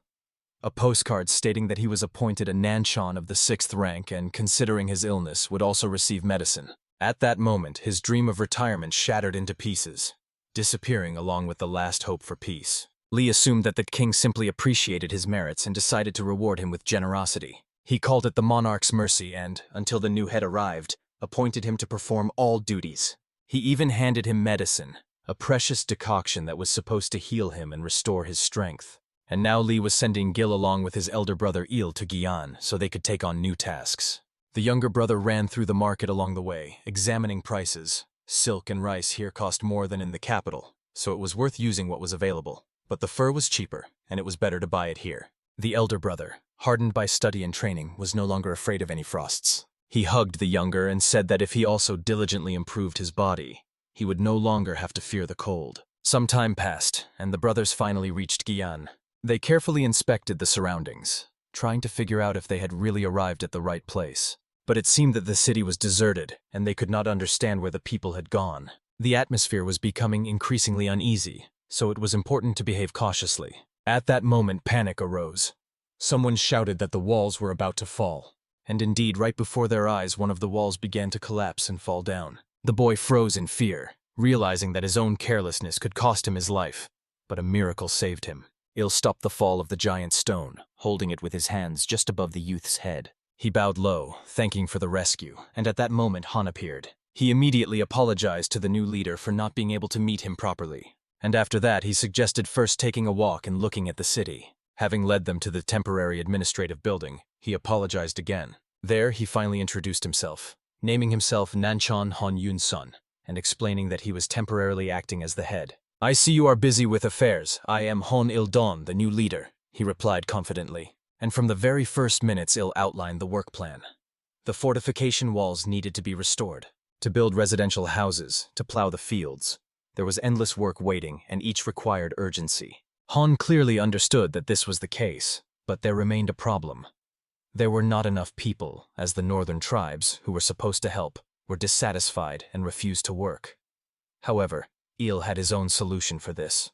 To Han, it sounded strange and even a little incomprehensible. But Il was certain that through learning and exercises, any difficulties could be overcome. They gathered in the yard, where Il had already appeared in new attire, and workers stood before him. "I understand that you do not know how to properly plow the land, so I will teach you an effective method," said Il. The workers just looked at each other, not understanding what difference the method could make, and considered it a pointless trick. Then Il took the tool in his hands and spoke the same words once said by the great Prince Suyan, engraved in his memory. Swinging, he added that even simple physical labor can bring benefits and strengthen the body. With the first powerful strike, he drove the tool into the ground, as if breaking a path forward for himself. Then he turned to his younger brother, Gildon. "Take the shovel and remove the soil that I have already loosened," he ordered. Gil performed this work, thinking that he could live peacefully somewhere in the province as a lower-ranking official, but because of his brother, he would surely die prematurely. The work flared up like sparks from a strike on dry wood, and everything moved in the rhythm of the count. 3-4. The workers watched and marveled. Everything was happening at an incredible speed they had never seen before. Il constantly emphasized that this was not just labor, but another method of hardening and training the body. He ordered the younger one standing behind him to concentrate his inner strength and direct it into the work. "Do you really want to keep doing this?" Gil asked, almost with tears in his eyes, barely holding back exhaustion. But in a moment he found himself on the shoulders of his older brother, feeling his strength and power. The workers, looking more closely, realized that this was the same technique that Nanshan used in winter. Han was also watching all this, thinking that at first Il seemed to him just a strong man. But now it turned out, he had also devoted himself to perfecting the body. And yet Han believed that such methods were hardly acceptable for teaching and management. He approached the new leader and said that just plowing the fields was not enough for real work. He also added that if he continued to act by such methods, he would have to constantly control the northern people. But this was exactly what Il desired. Han did not understand how one could rely only on this, since he had other duties to the community. The workers listened to their conversation, not understanding what was happening between them, and even thought it was a real quarrel. But Il had his own proposal, which he voiced the very next moment. "I have many matters to attend to, so I will appoint a temporary person in charge, and that will be the one who lasts the longest against me," he said. To Kon, this sounded strange. He could not believe that Il wanted to resolve such an important issue through a game. Meanwhile, Il stood in the middle of the yard, waiting to see who would be the first to dare to face him. The workers only whistled nervously, fearing that the choice would fall on one of them. Yet a brave man stepped forward and asked, "May I try?" Il responded with a light, confident smile. "Of course, come out." "Get ready, we begin," announced Kon, taking on the role of judge. Il instantly snatched the ball from the opponent's hands. His movement was so fast that no one even had time to blink. The speed was such that a sharp slap sounded, like the crack of a whip. After the first defeat, the ball immediately ended up in the hands of the next one, ready to test his fate. But meeting the leader's gaze, he already understood. Entering this game was a big mistake. Now Il calmly waited to see who would dare to become his next opponent, carefully looking into the crowd. Meanwhile, Kon had already begun to think a little differently, since at first he considered it all just a senseless game. But gradually he noticed that Il evaluated everyone's preparation, gave advice, and explained what kind of training each of them needed. And yet Kon did not abandon his opinion. The game remains a game, no matter how seriously Il took it. The head of the district always has many duties, and Kon could not understand how Il was going to choose assistants relying on such a frivolous method. Could it be that governing these harsh northern lands really seemed to him just a kind of game? At that moment he was literally lying face down on the floor, exhausted to the limit, his body refusing to move from fatigue. Il stood over him and calmly noted that this boy had a bright and strong head. "But there is one but," he said, leaning down and sharply grabbing him under the belly. In a moment, the northerner's legs lifted off the ground as if he had been uprooted. His body began to twist in pain, for Il's grip was incredibly strong and merciless. All the others, turning pale, only watched this spectacle with horror. Without explaining anything, Il released him and authoritatively ordered the next to step forward. However, unexpectedly, the one no one expected to see volunteered. It was Juan, who decisively declared that he himself would face Il. The challenge was extremely serious, but Il only smiled because it was to his advantage. And now two hardened bodies stood opposite each other, ready for the clash. Juan warned that he was not at all a simple grain like the rest of his opponents. But Il could not wait to see with his own eyes how strong this opponent was. The judge's voice sounded, and the command "start" set them in motion. Il pursued Juan, trying to snatch the ball from his hands. The opponent turned out to be surprisingly agile and nimble, avoiding his grasp. But even for such speed and maneuverability, Il had his own plan. He sharply changed the height of his movement, lowering his position and closing in on the opponent's body. Grabbing him by the torso, he sought to test whose endurance would prove greater. After all, a fight always shows this best and immediately makes everything obvious. They collided in such a way that they raised clouds of dust, as if in the center of a storm. The others knew well that Nanshan was a tough nut to crack, yet they were still surprised. No one could even imagine that he was so strong and enduring. Il invented this game back in childhood, inspired by a traditional Chinese game similar to football. His younger brother would never have thought he would see someone capable of resisting the elder for so long, and now the body of one of them slammed headfirst onto the ground with a crash. For the boys watching from the side, it became a truly terrifying spectacle. And at the same time, it was captivating, extremely interesting for everyone. The strength coming from the leader's hands was felt in every movement, incredibly tangible. Han felt such a powerful pressure on his hands that it became clear he would not be able to break free. Then Han suddenly found himself flipped onto the other side, trying to free himself from the heavy grip. The guys on the side thought he had broken free and was about to regain balance. However, it was an illusion. Il never lost control over the match for a single moment. Han, however, desperately kept in mind that he could not afford to lose authority. After all, he held the title of the best warrior in these lands, and that title needed to be defended. This made him shout loudly, announcing that he was getting back on his feet. But would he really manage to lift that heavy body that pinned him to the ground? Feeling such resistance, Il admitted that he had indeed underestimated his strength. However, with a cold, eerie voice, he said that this was far from over. His right hand firmly grabbed the ball, leaving no chance to the opponent, and his foot found the most stable support under the body to use it as effectively as possible. Pressing with all his might, he tried to snatch the ball from Han's hands. The next moment, a force exploded, and a sharp jolt threw Han backward. His body flew several dozen meters, breaking through the ground and leaving a trail behind. You wouldn't say from Ilya's face that it came easily to him, but he spent a lot of strength. Han was also barely standing on his feet. His vitality and persistence were seriously broken. The judge raised his hand, announcing the end of this exhausting duel. Meanwhile, night fell outside and a full moon shone in the sky. The long-awaited time came.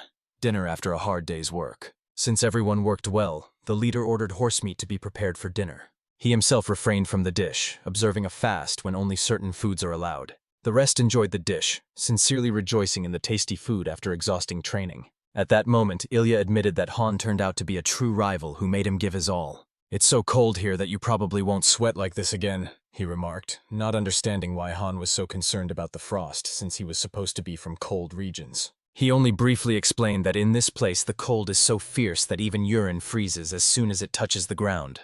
"And how can one survive the winter in such a fortress, in its current state?" he asked. Thinking it over, Il suggested combining leg training with a useful task, carrying stones and strengthening the walls. The younger brother addressed him, first calling him brother, but quickly corrected himself to headmaster, recalling that he used to build administrative buildings. He immediately took the initiative, asking to be entrusted with this task. Han was shocked by what he heard, but admitted that it was a good idea. Il only praised the younger one and advised him to try his strength in this task. The next day, early in the morning, Han went outside where Gil was working and approached him. He thanked him for yesterday's help, and Gil, happy to have been able to assist, explained what he had been doing since early morning. Gil showed him unfired clay bricks, noting that they hardly retain any heat at all. "They say that white clay needs to be mixed with graphite. Then you get real pekchon, although idjon heats quite well," he added. Then he asked Han to come closer and look at one thing. He showed dried clay that retained heat after work. Han touched her inside with his hand and was really surprised. It was unusual. After all, the stoves used to constantly crack and fall apart, and the cracks were plastered with raw clay without thinking about the reason. Maybe the thing is that clay heats up quickly and cools down just as fast. Could it be that this is exactly why they crack? He thought thoughtfully. At that moment, Gil shared a new idea. "If we replace the clay walls with brick ones, then the house will definitely be warmer," he said. Lifting heavy stones that raised a cloud of dust, he showed his plan, and explained that brick retains heat much longer, so cold penetrates more slowly. Then Han finally understood. If a regular wall cracks, it will have to be rebuilt, but a brick one can simply be patched up. Gil admitted that he was not completely sure of his correctness, but if brick protects from summer heat, then it must work in winter too, so it's worth trying. Having listened to him, Han wondered if they were really brothers, since the younger turned out to be much more clever than the elder. "Master, what did you want?" he addressed the one standing nearby. And soon they both, with Gil, stood before Han, and the younger explained that he had made an agreement with the stonemasons from Kisan. They agreed to use bricks for construction in order to implement the new idea. At that moment, a conversation was taking place between him and the Grand Prince, which carried special weight. The prince muttered to himself, "Oh no, not this," but outwardly maintained composure and responded with a restrained, "Understood." The interlocutor explained that he was still working on determining the punishment for the old official. The Prime Minister trembled with fear and begged for mercy, understanding the seriousness of the situation.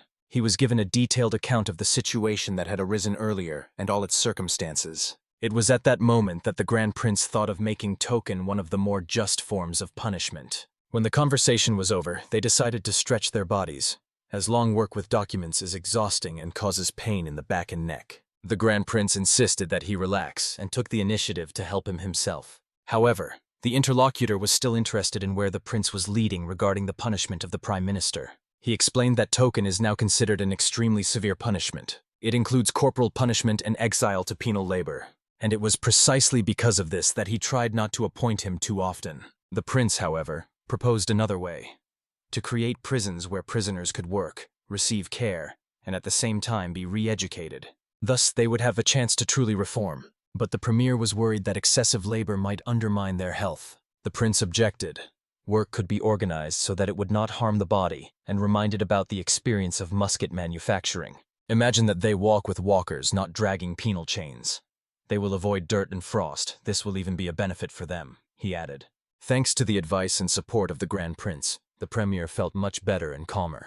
During lunch, the prince even suggested what this new idea could be called. Yet the main question arose: who would agree to work in prisons and re-educate criminals? Then the Grand Prince remembered his students, who had considerable experience working with children and even with the Severians. It was decided that these young men would willingly take on the re-education of prisoners. However, the premier also reminded the prince not to forget about his own family. His eldest son, Hyun, was already due to undergo the Wonbok ritual and soon get married. The young man had just turned 16 years old. He had already been offered several candidates for brides, but after the war he was too depressed. It was precisely because of this that the family decided to refuse the marriage arrangements at that time. The prince recalled that among the proposals was also the daughter of Chancellor Sun Han-hwak. And now, after some time, he came again to bring up this topic in conversation.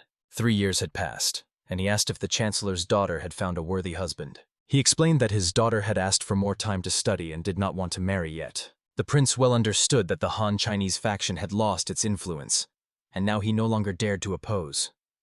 If he were still afloat, he would undoubtedly have offered his 14-year-old daughter Hong Wei as a wife to the heir to the throne. And it was during this conversation that the great prince was addressed by his own son. The father asked him to greet, as this man could become his father-in-law. He immediately emphasized the young man's strength, marveling that at 16 he was so strong, but the prince stopped him. Don't exaggerate, for he has not even begun the path of body refinement yet. Then the father inquired why he had come. The young man explained that he had made a relief impression of the surface, and he handed the sheet he was holding to his father. On it was an image of the sunbuzi of King Chin-hin. According to the inscription that the father saw in the History of Korea, this stele was almost 900 years old. The son was inspired by the knowledge his father possessed, and he tried to emulate him. Perhaps the future father-in-law also saw in him an outstanding young man, intelligent and strong. The Grand Prince explained a little for him. He was born very weak, and I myself invented several games for him based on the principles of body improvement. The hoop and jump rope turned out to be excellent exercises that helped him develop. He engaged in this as if it were just a game, and it was beneficial. The prince emphasized that these games are useful not only for boys but also for women. And speaking of this, he suggested meeting his wife. He added that they could even play badminton together. A few days passed, and the shuttlecock fell to the ground more than once during their training. Gradually, cracks began to appear on it. She could not believe her own eyes, all because she saw before her a rival who was not at all inferior to her. And even more surprising was that the woman could be so agile and strong. Then her father approached and said that he wanted to resume marriage negotiations between her and Hyun, the eldest son of the Grand Prince Suyun. He added that Lady Sam Hanguk also wished to meet her, and would visit during the visit of her second son-in-law, Prince Kyan. But he warned, if she missed this chance, she might remain not only unmarried, but also bring great troubles upon herself. She, of course, was not against meeting the other sister, but still both the Grand Prince and Lady Sam Hanguk frightened her, as both were masters of body refinement. Her own clumsiness made her even more insecure. She did not know how to behave properly. Later, clothing created by Lady Sam Hanguk herself was already laid out before her. In her hands, she held suspenders that prevented the skirt from slipping down. In such attire, the skirt stayed in place even when stepped on. Her hair was neatly gathered and tied into a special pouch, giving an appearance of nobility. When she put on all this clothing, she was given the title Pochtena, the same one bestowed upon the mothers of queens and heirs to the throne. Later, she greeted the prince's wife, who came out to her. She smiled and asked, "Have you ever played this game?" The girl shyly replied that no, never. Then the prince's wife asked her to mimic all her movements. She showed a few simple techniques and taught several strikes. The fragile girl admitted that she was afraid she might fail, but the mentor assured her not to worry, as she was also playing for the first time and everything should be easy and relaxed. When she served the shuttlecock for the first time, she was praised for a successful hit, and the girl found it surprisingly fun. Then she was invited to play a full match. The voice of the prince's wife changed. Now it sounded more serious than during the training.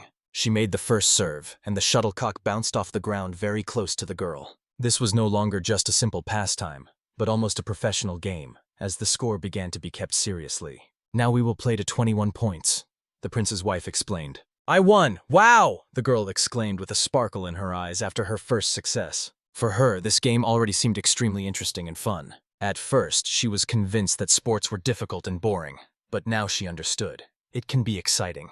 That day, her smile shone as widely as it had not shone for a long time. At some point, the shuttlecock flew high into the sky. The woman made a professional step forward. She jumped so high that the girl was even frightened watching it. With a powerful strike, the shuttlecock was directed straight to the ground. Where it fell, a crack remained right next to the girl. She could not even imagine that a woman could play with such speed and power. You play quite well, she noted, addressing the girl, and added that this was exactly the reason why she had to try even harder. Now it became clear. Until now, the woman had been consciously yielding, and now the score gradually reached 5-3 in favor of the girl. Then the score changed, 5-6, and then 5-9, and it seemed that the woman was playing almost with her eyes closed.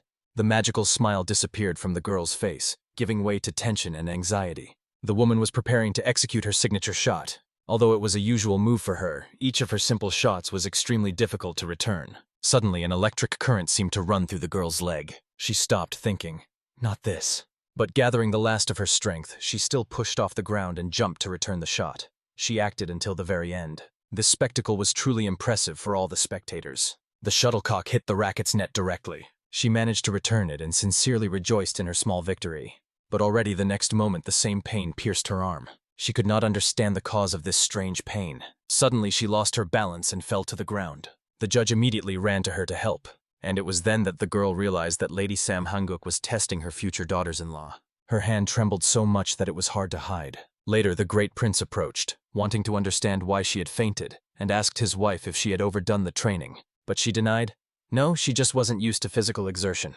But at the same time, she noted that the girl did not complain about anything, because she has a strong spirit. I want her to become part of our family, the prince's wife said confidently. At that moment, the prince realized that he had worried in vain earlier. Time passed, and already 3 men were preparing for an important event. One of them was helping Hyun, marveling at how tall he had grown, almost falling when tying his sangtu. He himself could not understand when he had grown up so quickly. Soon the prince himself was standing nearby, observing the ritual. The boy was to be given a new name. It was chosen by his uncle and approved by the king. One gun reached adulthood. From now on, he received the name Chang Won Men. He was told, be worthy of your father. Serve for the good of the country, study and comprehend the right path. I listen and obey, he replied with deep respect. A few days later in April, on a happy day, the wedding took place. They were so nervous that they could barely contain their emotions. His and her cheeks were flushed with a light blush, betraying nervousness and shy joy. The mother saw in her son a person who had grown up quickly and was immensely proud of him. And her husband, the Grand Prince Suyan, thanked her in his thoughts, believing that all this was thanks to her care and upbringing. And what am I to do with my son? He said, standing nearby. The prince reassured him. Don't worry, he will have many paths. The main thing is to make choices wisely. Meanwhile, the newlyweds were already imagining their future life together. The Grand Prince felt calm, knowing he had such a daughter-in-law. Moreover, he understood. In another reality, she could have become the Queen of Yin, and he hoped their customs had not frightened her too much. At that moment, he said to her, body enhancement strengthens the organism and makes life easier, so do not perceive it as a heavy burden. She, in response, sincerely thanked them for their kindness and support. Then she asked for permission to read their book about body enhancement. But she was immediately explained that there was one problem. The book was written by a man, and it was intended specifically for men.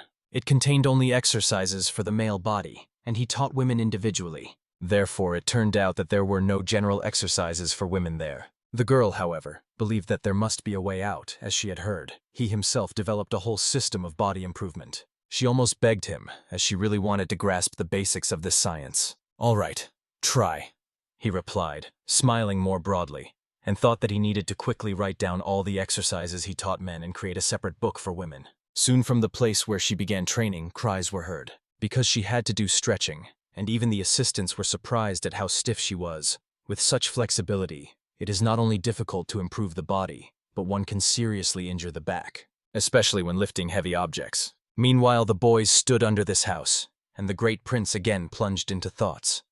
Whether he would manage to write a new book while his son was very worried about his wife. But suddenly a man approached the prince and informed him that the king himself was waiting for him. Of course, the prince hoped that nothing serious had happened, but the unexpectedness of this news made him wary. And soon before the king, they were all amazed by what they heard. They were asked to increase the number of ships that could enter the port of Tsushima Island. The prince did not understand why, since according to the Keihai Treaty this number was limited to 50 ships, so why did such a need arise now? The Keihai Treaty was concluded earlier because the inhabitants of Tsushima Island, settling in Busan, engaged in plundering. Because of this, the daimyo of Tsushima was allowed to send only 50 ships to Joseon, and fishing quotas were also introduced. Strange, thought Suyan, because history states that the Keihai Treaty was in effect until the reign of King Sejong. Then the king explained. Once ginseng was sold to them at twice the price because the harvest was too large, and they feared a price drop. So 100 ships is just a pretext. Their real goal is to restore and expand ginseng trade. Tsushima Island was only an intermediary. In reality, someone in Japan wanted to obtain their ginseng. The king firmly believed that behind all this stood the head of the Uchi clan, one of the largest feudal families in 15th century Japan. It was he, Uchi Norihiro, who created the problem.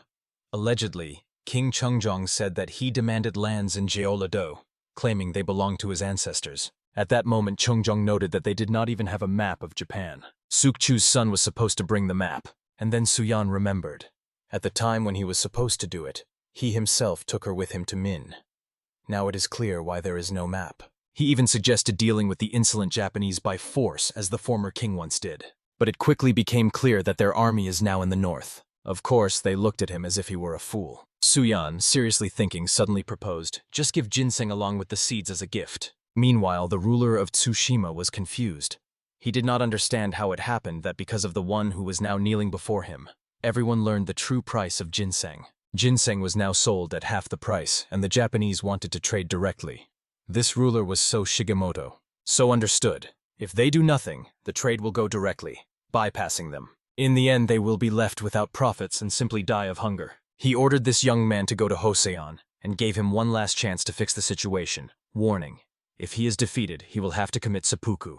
Meanwhile, they moved forward riding horses, night spreading over the road. Next to him sat Shin Suk-chu, who arrived as a translator. Well-built and confident in the saddle. That is exactly how he described him to himself. Suddenly, the words of the official he had met earlier surfaced in his memory. The real mistake was that the ginseng was sold not by the court, but by someone from the north. When he asked what he meant, he heard, "Better find out about this from another person." And he was sent to Hanyan together with Shin Suk-chu. Late in the evening, they finally reached their destination. He was struck by the huge house, and he kept thinking, who is this military commander from the north who wishes to see him? Barely entering inside, he immediately asked 2 questions. What? Why? He directed them to the translator, wanting to find out why the so-called northern pirates were here. But the translator strictly forbade calling them that. These words instantly caused a wave of indignation among the present northerners. They approached the boy, directly asking if he hadn't been beaten up for a long time.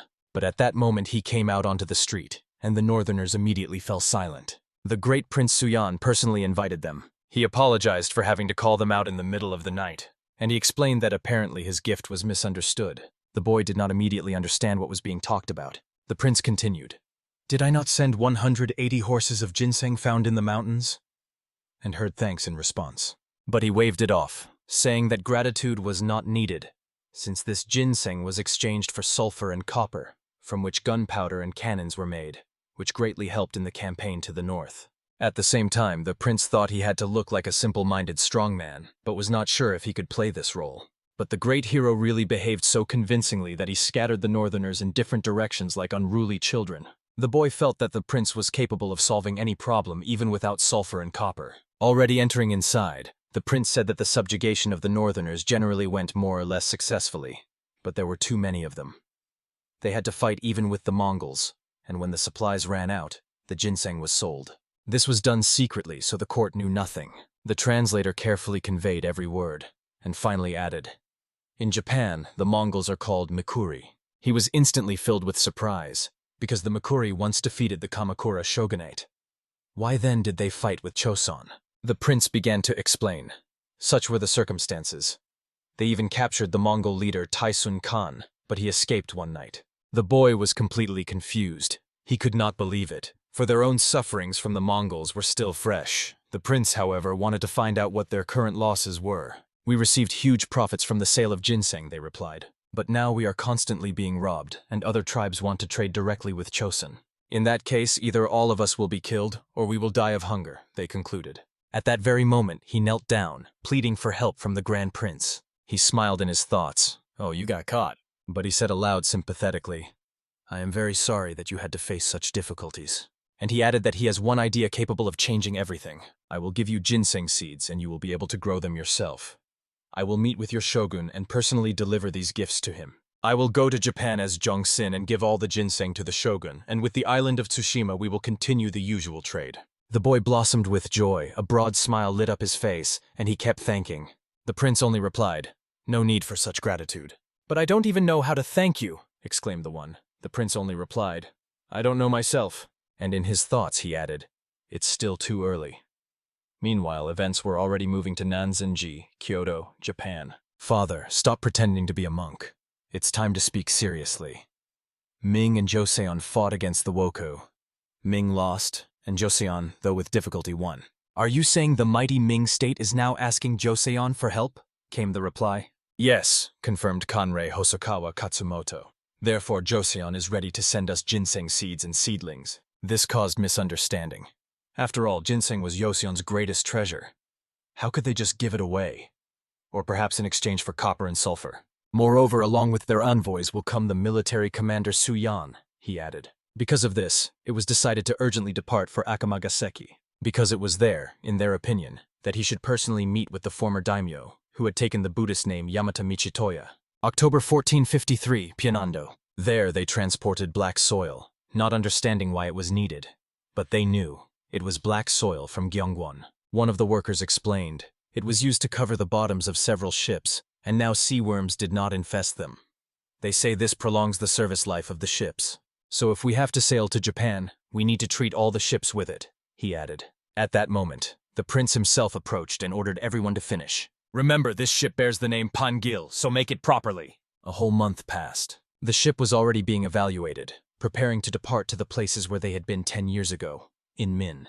The translator was now in excellent shape. His younger brother stood behind, and together they addressed him. An old man also appeared, who had long been waiting for the opportunity to meet with the Buddhists from Japan. He was to depart as the assistant to the ambassador, while his brother received the role of head of the embassy. They had never had such a representative delegation before. He informed everyone that he had ordered training equipment to be loaded onto the ship to continue body improvement during the journey. But suddenly, 2 words sounded behind his back. "No, don't!" Severians added, "We will not board the ship. We will swim there ourselves." Suyan immediately understood why they had raised a panic. They grew up deep in the continent, only sailed in boats, but had never seen real sea vessels. He approached closer to ask what had happened. "We heard that we would have to swim a long way to Japan, but we will definitely die from seasickness," said one of them. Suyan decided to calm them. "Don't worry. I will negotiate with the Japanese officials, and you will reach the capital by land." However, escorting 600 men by land meant breaking etiquette and showing disrespect. It seemed that for a simple warrior this would be normal, but they still did not understand what the great prince's plan was. 2 weeks later, Nagato, Japan. A huge black ship arrived at the shore, impressing everyone with its appearance. It's good that they docked here, bypassing Tsushima. The bald trader will not be able to monitor their plans while they rest after the journey, thought Suyan. He rode out on horseback and immediately impressed the Japanese with his height and stature. Even the horse beneath him seemed smaller. When his foot stepped on the ground, a loud sound rang out. "We are glad to see you," he said. He introduced himself, stating his name and explaining that he was the head of the embassy. In response, the other also gave his name, Oti Norihiro, a representative of the Oti clan. Meanwhile, the northerners almost jumped off the ship, sincerely happy that they had finally touched the land. They ran, laughing. "Japanese land is firm, it does not sway like the deck." The Japanese, watching them, whispered, "These are real toy, in armor, like a whole army of guards." Oh, if only I had one like that nearby. Meanwhile, the prince and his people were invited to a banquet held in their honor, so that they could rest after the journey. Casting a glance at the two monks, Suyan asked who they were. He was explained. These were famous mentors from the temples of Kyoto, who came to greet the guests from Choson. The bald monk introduced himself as Sozin from a temple in Kyoto. Suyan immediately understood that this was exactly the person he had been waiting for. There was no doubt about it. He was a former daimyo who had taken monastic vows to pass power to his son, but he continued to lead the clan, hiding behind the scenes. And Suyan was sure he was invited here precisely for political reasons. Together with Suyan arrived also the son of Mitesa, who had deep knowledge in Buddhism. He began to say something in Sanskrit, but the bald monk did not understand him at all. Then his son approached to help him establish a conversation. Suyan took him with him, because he knew, if he left him, they would definitely continue spying. But now they had encountered the wrong people. Soon they found themselves in a city where they could finally somewhat satisfy their appetite. Beautiful women poured them drinks, if such could even be called simply beautiful. They were so attractive that Suyan decided it was better to take care of himself. He even asked one of them not to wave her hands too actively. "Allow me to serve you," she said in a gentle Japanese voice. "Please, for my sake," she added, looking straight into his eyes. But they were already almost begging her to stop. Really, no need. Then they served them stew, specially prepared for guests from Choson. Suyan knew well that the Japanese had not eaten meat for over 600 years. Yet now there was a meat dish before them. "I wonder, maybe this is wild boar. But why does it taste so strange?" he thought, tasting it and immediately feeling a disgusting aftertaste. The blood had not been drained. He asked Yon if he liked it, but apparently something went wrong. The host noticed their reaction and asked again. "Maybe add some pepper." They could still hold back their emotions, but the northerners could not. One of them stood up and loudly exclaimed, "This is not food! Even barbarians know the value of meat. Give us real fresh meat," he demanded. The host did not understand at all what was happening. Then the prince decided to settle the situation and said, "We will go hunting ourselves." He gave them a hide as payment for permission to hunt in their forests. Soon they were already sitting astride horses. But suddenly one horse almost knocked him down.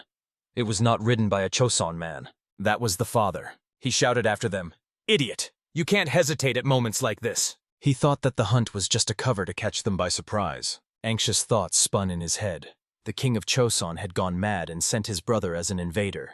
But the next moment he no longer saw them in front of him, wondering where they had gone. And suddenly a boar jumped out of the bushes. The frightened horse reared up, almost throwing off the rider. But suddenly Suyan appeared, decisively rushing to help. With one blow he knocked the boar off its feet, knocking it to the ground. "It can't be! With bare hands?" he exclaimed fearfully. In his eyes, Suyan appeared as a demon in the flesh. It was this silhouette he saw behind Suyan. Gigantic, terrifying, muscular, and incredibly strong. When he caught up with him, Suyan calmly asked what he was doing here. The bald one immediately understood. The prince sees right through him. So he decided to answer that he came to prevent bloodshed and protect his people from his warriors. Suyan apologized for the inconvenience, but warned, his people like it. Around them echoed the shouts of his warriors. "How pleasant it is to gallop through the mountains! What happiness this is!" Therefore, he declared that sea voyages were cancelled. Moreover, he said that he would even pay to continue the journey by land. He admitted, this is a big request for the Outie clan, but he was sincerely glad that they agreed to accompany them. He also added that he would send generous gifts to the Nanzenji temple in Kyoto. "As a wise monk, you will understand me," he said with a hidden hint. And raising the trophy, he emphasized his determination. The bald one stayed by the horse, deep in thought.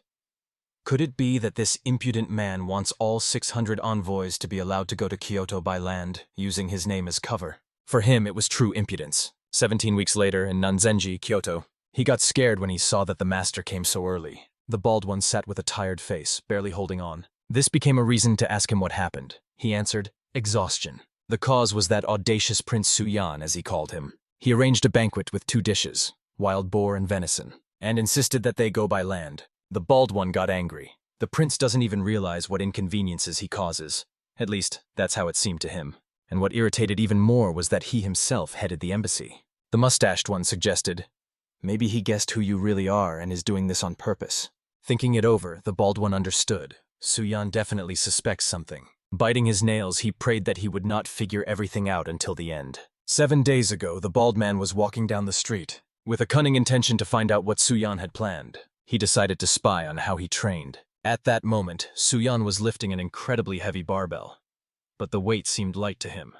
He even asked the narrow-eyed assistant to add one more plate, and even that one plate looked unbearably heavy to an outside observer. At that moment, seeing Yan painting another masterpiece, Suyan called him to come over. He put the brush down on the table, and in a moment he was in the yard, putting as many plates on the barbell as needed. The bald man couldn't stand it and came out from behind the corner, asking what kind of joke this was and what they were doing.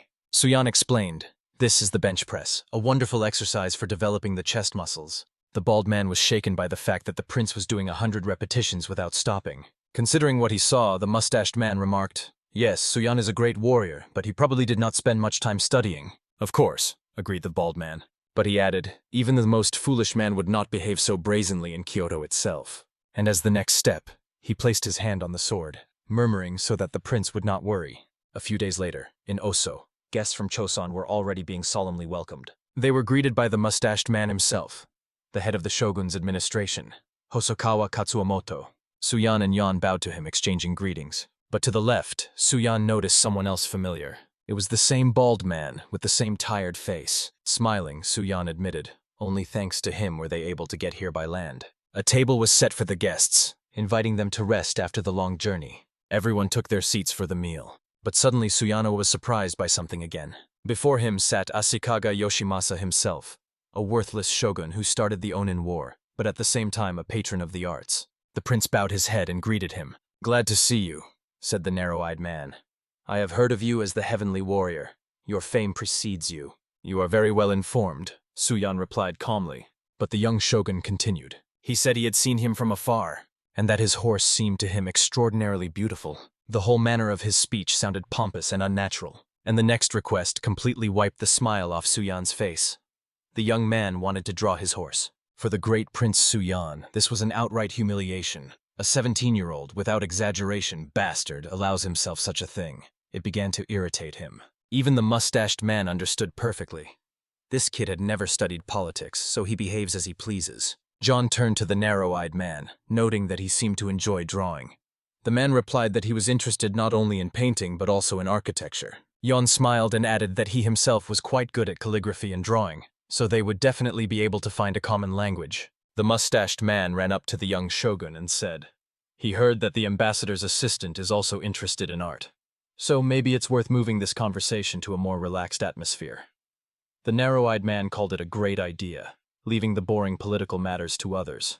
Meanwhile, the mustached man suggested to Suyan to meet alone, and there discussed the question regarding ginseng. Soon they were already examining the seedlings, marveling at how well they had endured the long journey. In the mustached man's head, one thought was spinning. Let this entertainment lover engage in art, and I will take on the real matters. Gathering everyone together, Suyan set off to the place where they explained how to care for ginseng. It cannot be planted just anywhere. First, the seeds must be cleaned and dried, and then planted in soil where another ginseng previously grew.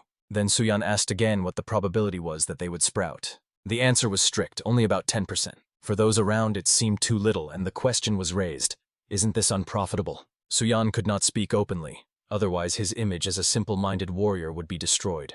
So he asked the master of eloquence Gikgam to explain everything. He began to speak about the value of this precious root. He said that usually about 60 seeds can be obtained from one root, so even if 6 sprout, that is already a good result. Geek voiced only the basic rules of cultivation, without going into details. It was exactly such an order that Suyan gave him, knowing that everyone would try to get rich and rack their brains on how to grow more. Mustachioed stood nearby and noted that opinions on the distribution of ginseng differ, so the agreement may take a day. He suggested postponing the decision.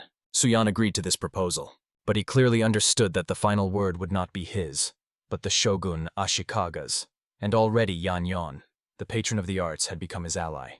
Together they created a wonderful artistic masterpiece. Suyan understood. Yan would force the young shogun to side with them. 3 days later, it was time not to forget about the uniform. During training, Suyan asked why a celebration was being held in the middle of the week. In response, they told him, the shogun wants to discuss the painting he made. And in the conversation, it came to the point that he desires to see Suyan's strength with his own eyes.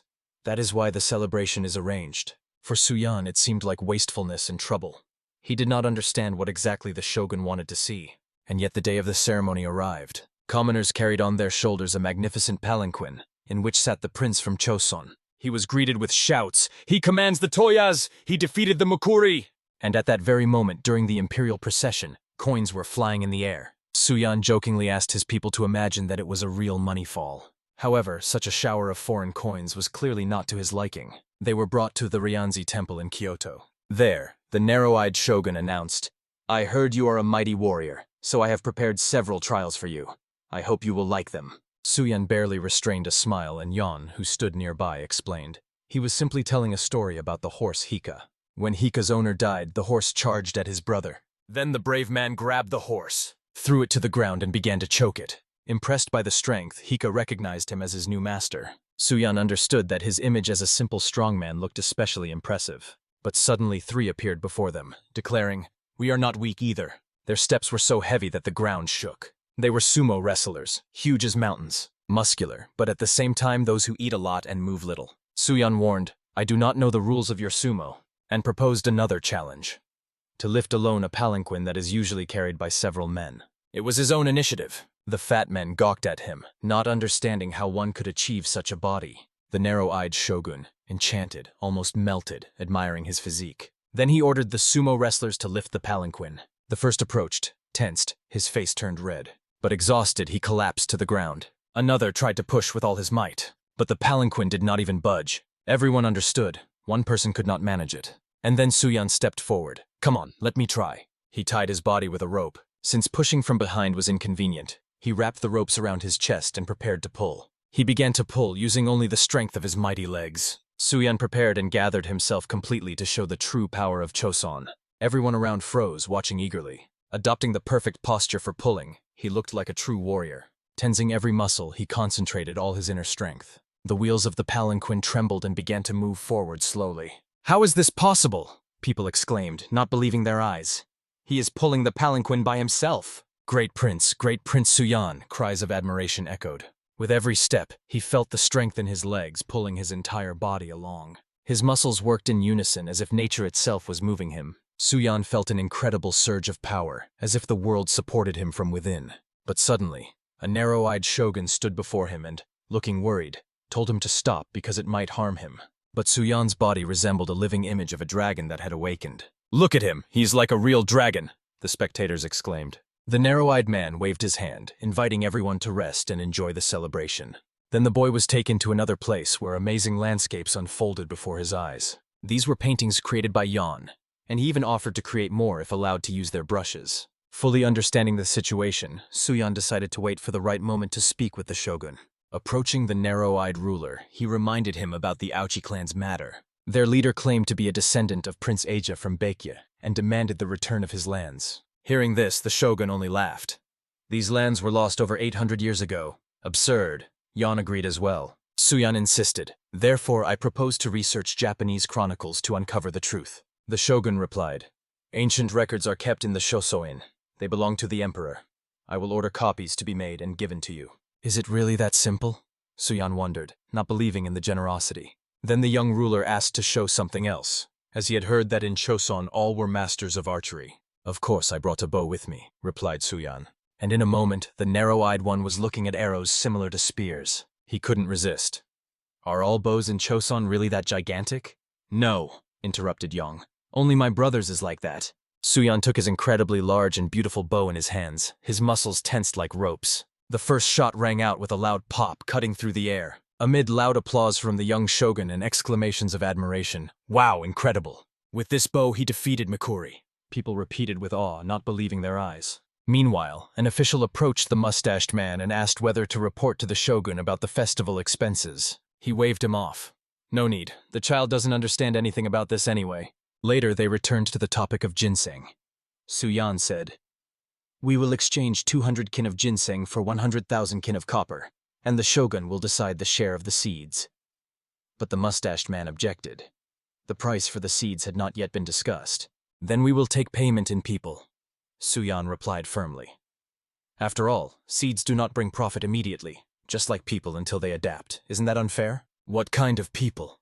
asked the mustached man with a note of fear in his voice. 100 yadzi and 50 takam gvanja, Suyan replied without hesitation. "And 200 fishermen more," he added calmly, as if it were a final decision. "All right. I will discuss this with the daimyo and give an answer. The mustached man agreed reluctantly. A few days later, they gathered again for a new meeting, where the young shogun sat in the center, and the mustached man announced, "The blacksmith receives 2 nyon per year, so in 30 years that is 60 nyon in silver." "That is too expensive," he added. And they decided to equate the number of fishermen to the number of blacksmiths and to reduce the scouts by half. At this decision, Suyan's face tensed. The situation was clearly changing, not in his favor. The mustached man now pretended to be good-natured, but in his thoughts he was already building treacherous plans. Suyan understood. Arguing was not allowed, otherwise the image of the clumsy warrior would be destroyed. But then the young shogun intervened. "Do you want to receive ginseng seeds? Then provide the required number of people. We will distribute the seeds among the provinces depending on how many people they send," he continued. The mustached man turned pale, begging to reconsider the decision. "Do you really dare to contradict me?" came the stern reply. No, what are you saying? How could I?" The mustached man answered fearfully, and behind his back Suyan smiled slyly. After all, now they had a new ally, and this helped better control the shogun. The narrow-eyed ruler addressed the guests from Choson. "Before your departure, you will receive gifts. Please continue to pay close attention to my words." He rose from his seat, and the mustached man rushed after him, trying to convince him once more. His voice trembled with desperate desire, tears shone in his eyes. The feeling of helplessness was impossible to hide. And so, sometime later, he was already leading them down a long corridor. He explained that he was concerned about preserving the manuscripts, so he ordered the scribes from his retinue to copy everything by hand. He assured that thanks to this, the content remained completely intact. Then he showed them the volume and said, "This is the very Nihon Shoki you requested. In modern times, such a book would never be published, but it was copied by women who were in love with Prince Anfion, so there was no doubt about the thoroughness of the work." The narrow-eyed man admitted. He himself had reviewed the book and already knows that Uchi are indeed descendants of immigrants from Baekje. But he understood. The question was different. Would Choson respond appropriately? And he advised rereading other texts upon return to assess the scale of the Outi lands. Now Suyan, who not long ago wanted to kill him, began to respect the boy and thanked him, as this journey brought much benefit. Thus ended the stay in Japan.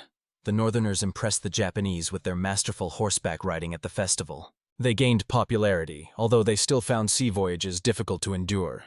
As soon as they climbed the gangway onto the ship, they already felt seasick. One monk thanked for everything and asked permission to take fire from the other household. Suyan glanced at Soden, who was trying to spy, but failed to achieve his goal because monk Shinmi stopped him. He knew well. Japan awaited great upheavals, including the Onin War, and the ginseng seeds he gave would only pass by them like the wind. January 15th at Jeonwol Teberim, the festival of the first full moon. During competitions and sparring, the king spoke with Suyan, already knowing that in Japan they even participated in the festival. He recalled his knowledge about the shogun, saying that he was careless with politics and thus feared for the near future. Suyan immediately thought. He himself was from the future, and knew that the Onin War really began due to the shogun's helplessness. But even then his brother could predict the course of events. This only confirmed his professionalism. Then he nodded to the side and asked Suyan to look as well, reminding him of the person he sent to Koyan. He said that with the help of the guards, he subdued the northern people who had previously refused to cooperate and managed to survive the winter. The illegitimate younger brother built a brick building to protect the northerners from the fierce winds. The king also mentioned the Japanese who relocated to Tone took a long time to adapt, because at first they did not know how to work with iron and steel at all. So he expressed hope that they would find good mentors who would benefit the state. Then the king reminded, "Aren't you a great leader? You even negotiated with Khan Tyson." Because of this, he ordered Suyan to go to Harbin, June 1454, Songhua River.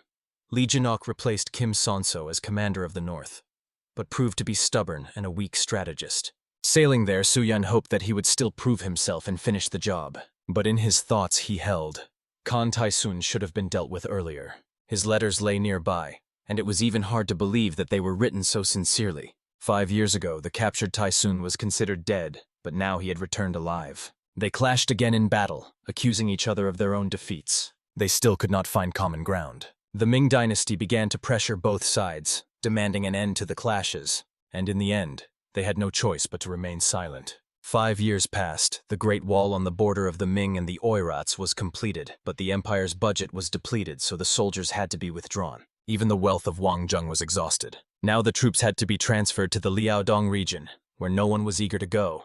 And so Yuchong, who was already out of favor with the emperor, was appointed there. So there seemed to be no need to worry. But someone decided to immediately report everything to the emperor. After reading these letters, Suyan understood the main point. The Oirats and Mongols would soon start a war again. There is nothing more interesting than watching a fire from the side. Maybe even add some wood, he thought. Soon they arrived at their destination. Suyan finally saw Harbin, the city he had been waiting for so long. The day turned out to be unusually clear and bright. His Highness the Prince was greeted solemnly. To the left stood Li Gei, a scholar and official. To the right, Li Menchon, a civil servant and minister. While walking, Suyan noted, he heard that they were transferred here as a reward for merits in Gyeongwon, and he was impressed by how much they managed to do in 3 months. They replied that there was still room for improvement. Suyan also heard that Li Gei was responsible for roads and docks and thanked him for the good work. They led him to the barracks. There they explained, the locals did not want to interact with the newcomers, so they settled separately, in the western part of the residence. They advised to inspect everything and after lunch to go there. Before him stood brave warriors who saluted His Highness. He liked their discipline. It was at a high level. They were just passing by the 6th Squad of the Fire Training Corps, which had undergone training in the Year of the White Sheep. One of the warriors was checking mortars. Suyan became interested, and he explained, yes, if you mount them on the body, you can shoot from any point. It is convenient. The 2-stage cannon they had made earlier was converted into a mortar, since with the shell it was too heavy, and had a small range of action. Its functions resembled a multi-shot flamethrower, but it also had a problem. After several shots, the casing shifted. Sparks appeared. The weapons of that time had many flaws, but the advantages over the 2-stage cannon were obvious, so one had to put up with it. Then he asked, and what are these boxes? These are explosive shells, but they spoil from moisture and may fail to detonate. Therefore, they must be stored very carefully to avoid mistakes. At that moment, a man addressed the Grand Prince, apologizing for not being able to meet him earlier. Seeing the paleness of this young man, Suyan inquired what had happened. He suggested going inside and talking there. The letters said that Jason planned to give his sister to Khan Tae-soon to secure an alliance with his family. But Suyan understood. This was only an official pretext. In reality, he was using the dynastic marriage as a tool to seize power. According to historical data, Khan Tae-soon failed to organize troops and was killed by Isin, but in this reality, the forces of both sides still exist. Taeson's army is almost twice as weak as Jason's forces, and Suyan, hearing this, could not understand why. Although the total number is similar, far fewer warriors go into battle. If everything goes as it is, most tribes will come under Jason's rule. Listening to the conversation, Suyan grabbed his head. At first, he only wanted to observe the clashes from across the river, but now it turned out that he himself was adding fuel to the fire. He proposed a cunning solution, to invite Taeson and offer him to marry Essen's sister. But it was essential to set strict conditions for such a union. After all, if you engage in battle with Jason in Mongolia, where supply routes are cut off, the losses will be enormous. Therefore, it is better to lure them onto your own territory. Later, moving westward, they discussed that the northern tribes of the Kaisin help build fortifications. Suyan asked if they had already decided on a position. The answer was no. They had not yet sided with Asen, and upon hearing about the valor of the great prince, they decided only to observe. Soon Suyan arrived at these people. He asked what had happened. They answered, during the construction of the fortifications, they found strange things. One of the workers presented the find, asking to take a look. It was a statue of Buddha with many hands. Suyan, looking at the fine workmanship, understood that colossal effort and skill had been spent. Another worker also approached with a new find. Several more followed him, and Suyan raised his hand, ordering them to show one by one. Such a quantity of Buddhist relics in this area indicated, here, probably, once stood the residence of the Bohai rulers. After all, the early nomadic Jin dynasties could not create such masterpieces of art. Suyan also understood. The northern tribes must not be allowed to appropriate this cultural heritage, even if many Jurchens are Buddhists. He folded his hands in front of him and closed his eyes. If faith is skillfully used, it is possible to attract the Haixin Jurchens to his side. A new plan was maturing in his mind. Meanwhile, Han was sitting in his own tent. He was handed a letter requesting him to come to Harbin.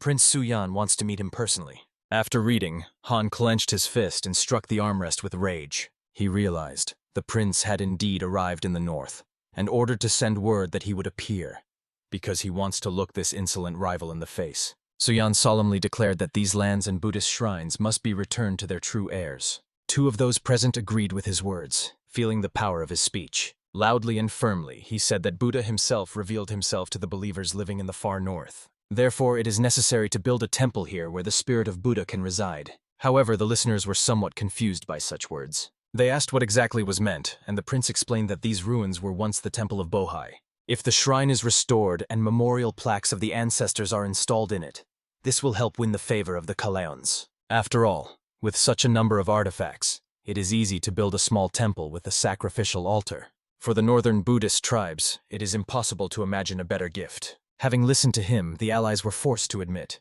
the great prince truly has a wise plan. So they already asked Suyan what to name the new shrine. The prince, without much thought, rolled up his sleeves and solemnly proclaimed, "The Temple of the Black Dragon."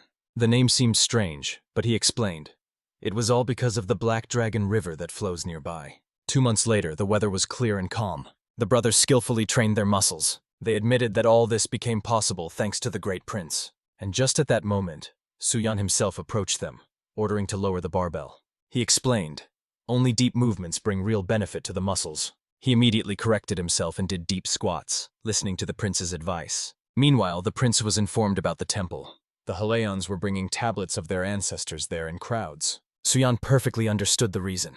The power of the Black Dragon was manifesting in this. But he was waiting for the one who was about to appear, Tyson. Meanwhile, in his own tent, Khan was teaching a warrior, pointing out that dressing like that was inappropriate. He mocked, saying that the pearls on his neck looked like a decoration for a pig. Soon Tyson himself arrived for a meeting with Suyan. Examining him, the prince did not understand what was wrong. This man could not control his own body at all. His words seemed senseless and meaningless, and when he extended a glass of wine, he drank it in one gulp himself. His hands trembled, and it was noticeable to everyone. Suyan only looked coldly, realizing who he was dealing with. Now there was no doubt. Before him stood a man long mired in alcohol addiction. Slamming the jug on the table, Khan thundered, "I wrote you letters, explained everything, and you didn't even send a crumb of support." Calmly but sharply, Suyan asked, "Do you really want to go down in history as the Khan who opposed Choson?" There was no direct answer, only weak mumbling, saying the prince did not understand the hopeless situation he was driven into. Tyson eliminates everyone who has few supporters in the Golden Clan. He has 10,000 warriors, and each is a relative of the people he killed. Suyan cut in. "Surrender and take Isen's sister as your wife." The angry cry of the Khan, full of surprise, was heard even outside the door. He exploded with outrage, not holding back curses. He shouted that if his army falls, the next prey will be Choson itself. "I don't know," Suyan said calmly. "Just surrender. But set conditions. Say that in Harbin Choson built a base and is accepting northern tribes. And add that you will not marry until you defeat Choson," the prince concluded. The Khan looked at him confused, not understanding what exactly he had in mind. At that moment, 2 beautiful girls appeared with bowls of fragrant broth. The dish shone with gold like a heavenly gift. Suyan handed it to the Khan, hoping, when he eats, he will calm his troubled thoughts. And indeed, within a minute he saw how the giant greedily slurped the broth, savoring every spoonful. But the more important question remained about Isen, because the Khan, even accepting the conditions, knew he does not attack without reason. Isen managed to gather a whole arsenal of firearms. He even tried to send troops to capture even more. But as soon as the warriors began loading these rifles and cannons, everything ended swiftly. Isen appeared personally, and the blade of his sword always dripped with the blood of the fallen. He was the one who was ready to slaughter everyone to the last man, and then to press these barrels simply to the temple. At that moment, a brave man appeared nearby, begging him not to shoot. But Isen only called him Min's dog, not understanding how he dared to stop his hand. The man croaked, "The gunpowder has been lying too long, it has hardened. If you shoot, everything around will explode." Barely restraining his rage, Isen still listened to these words. So the Khan explained now, there is weaponry, but no gunpowder. They only keep Joseon in tension, but do not dare to attack. In Suyan's head spun a simple truth. In dry Mongolia, even a tiny bit of moisture can destroy gunpowder that has lain for over 5 years. The Khan added, despite contempt for the Ming, they keep their people close because knowledge about gunpowder will still be needed. After considering everything, the Khan agreed to follow the path Suyan outlined for him, and at that very moment he vomited. January 1454, Kurultai. Isen himself arrived here because the assembly was held in his Karakoram, and immediately saw these people had even brought stolen cannons and rifles. He did not see a trap in this, but wanted to know for what purpose they had come. The Khan, barely holding a cup in his trembling hand, sat half drunk, and declared aloud that he accepted the marriage agreement. These words did not sound like drunken rambling, and the Khan immediately set a condition. Joseon is building a fortress in Harbin on Huilongjian. Can you stop them with the forces of your tribes? Is that true? Gritting his teeth, Isin asked fiercely. The Khan ordered to let some people in. Before them appeared those who were called the scum of the Golden Horde. Isin wanted to know, what are these people doing here? But they fell to their knees, begging him to order the Chosun natives out. One boy said that the Chosun people hired them to transport cargo, and he himself went to work part-time for Huilongjiang. He stayed to rest on the shore, dozed off, and suddenly he was awakened by a thunderous roar. He saw a fiery pillar in the sky. Thunder and flames. The gunpowder warehouse exploded. Hearing this, Isin demanded to know what happened next. The boy was seized by Chosun soldiers, accused of arson, and tortured. But Isin only gave a crooked smile. Do prisoners really come out unharmed after torture? He leaned closer, baring his teeth. Who do you take me for? For what reason did you even decide to lie to me here? Khan knew perfectly well that Isin would doubt. That is why they ordered the boy to say, when the guards weakened, a monk saved him, and now he wants revenge on Chosun. And the boy begged him with all his heart to help. And now a thought flashed in Isin's mind. If this is true, then isn't it the best time to strike Chosun? And so Isin turned to his men, ordering to send 5 soldiers to the Chosun fortress and to describe their fortifications in detail. A plan was already ripening in his head, to cut off the path to the gunpowder warehouses, seize the supplies, and turn their own weapons against them. Khan heard the long-awaited news. Isin agreed. Moreover, he promised to add 3,000 of his own warriors and to order the Tume tribe to send reinforcements. And the rest I entrust to you, master, he said, bowing his head. Meanwhile, 2 scouts could not understand why it was so quiet around, as if the very air awaited disaster. Then one of them pointed forward with his hand and ordered to look there. On the stone walls of the artillery tower stretched a moat, and he ordered to draw a diagram, marking the number of towers precisely and neatly. The soldier took a sheet, began working, but felt that the view from this place was poor and wanted to move a little further away. Taking a few steps back, he felt something hard with his heel, resembling a horse's hoof. His heart suddenly pounded, and he slowly turned his head, covered in cold sweat. In front of him stood the horse of Prince Suyan, and the prince himself, mighty as a mountain, seemed no smaller than his own stallion. Spies, you are like worthless rats. It is time to teach you what Chosun's discipline is. Let's start with a public whipping. In a moment, the blows rang out so strongly that birds flew from the trees, and cries of "Spare me" echoed around. The air in this place seemed icy. Suyan calmly explained to his neighbor that he had trained a lot, and now his body was almost without fat, so he sharply felt the cold. Bear with it a little longer. We have almost arrived, he said confidently. This was their first meeting with the new general of the Liaodong garrison. Soon Suyan heard the word Warabu from him and immediately became alert. The prince brought news. The Warabu troops marched on Harbin, and avoiding battle was impossible. Another commotion, the general whispered fearfully to himself. Memories of the past battle ran cold shivers down his body. He ordered all data collected about the Warabu's numbers and movements to be brought immediately. One of the warriors replied that 6 months had passed since the fortifications were built, but reinforcements had not returned. In that case, we will have to mobilize even the Christians, he said with a tremor in his voice. Suyan looked at him with incomprehension. It seemed impossible to have a normal dialogue with this man. He was asked to calm down and was handed a bowl with a drink. He greedily drained it to the bottom so that drops ran down his beard. The prince looked at the vessel and the dark color of the liquid left at the bottom with surprise. The general exhaled and admitted that he had just been seized by a panic attack. Now he was asking their forgiveness with a strange, almost guilty look. Suyana was struck by the rapid action of the medicine so much that he could not resist asking if it would be possible to get a recipe for its preparation.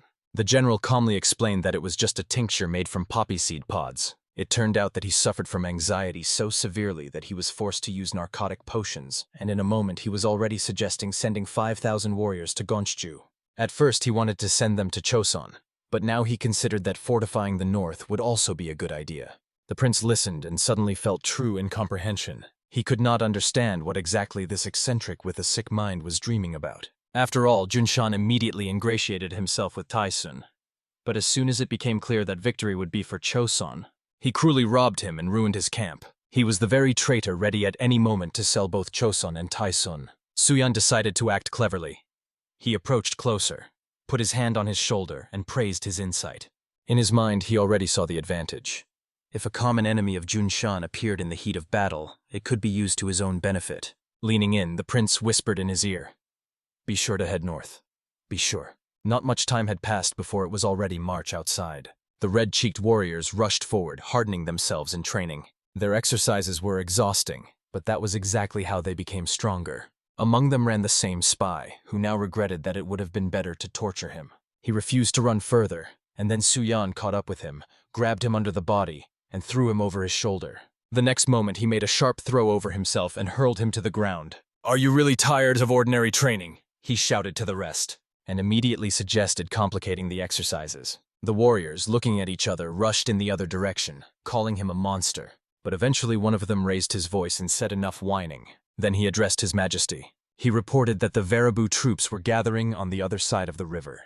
"And it seems Isin himself is with them," added the warrior, holding a binocular. "Finally they have come," Su Yan said to himself, and aloud ordered everyone to prepare. The prince stood together with his men right on the riverbank. He wanted to know if there was any news from the Alrak detachment. Behind him, they answered. "The Choson armies are not yet visible, but there are many places suitable for ambushes here. We will fight better using the landscape itself," added Su Yan, and again asked if the scouts had returned. But the answer was discouraging. It seemed they were caught when they approached the fortifications. At that moment, Isin's men addressed him because movement appeared on the opposite bank. "What the devil is that?"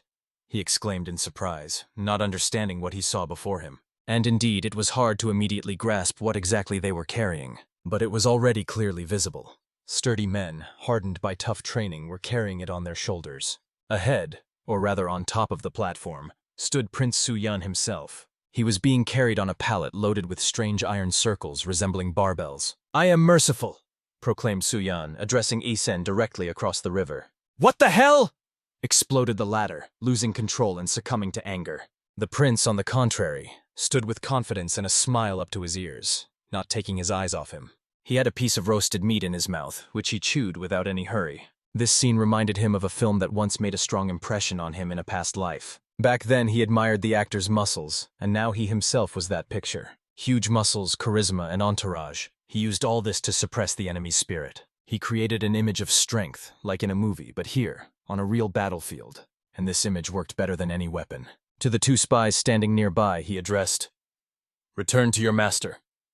Your lord has arrived." They moved toward the river, but at the last moment turned around and, already with pumped-up bodies, cursed him, shouting that he would regret it. "I am the son of the Supreme Sovereign, and my brother is the king. Do you even understand whom you are threatening?" thundered Su Yan. "Or do you want even more exhausting training?" And only then, upon hearing these words, the spies became frightened. Their faces turned blue. Tears flowed from their eyes, and sobbing they ran forward. One warrior asked the prince if it was not dangerous to let them go like that, to which Su Yan calmly replied, "These idiots won't even run to Isin." "And why do you think so?" he asked again. "Because if prisoners return with a body stronger than before, the morale of the entire army falls. Isin will understand this, and will not allow them to return to the ranks." And indeed, the next moment the first arrow flew from the bow. It struck directly into the body of one of the spies. After that, Isin fiercely ordered, "Kill them all, to the last one." His advisor was stunned, not understanding such a decision. "How so? They just returned from the Chosun camp," he said in confusion. All the information and all the matters meant nothing.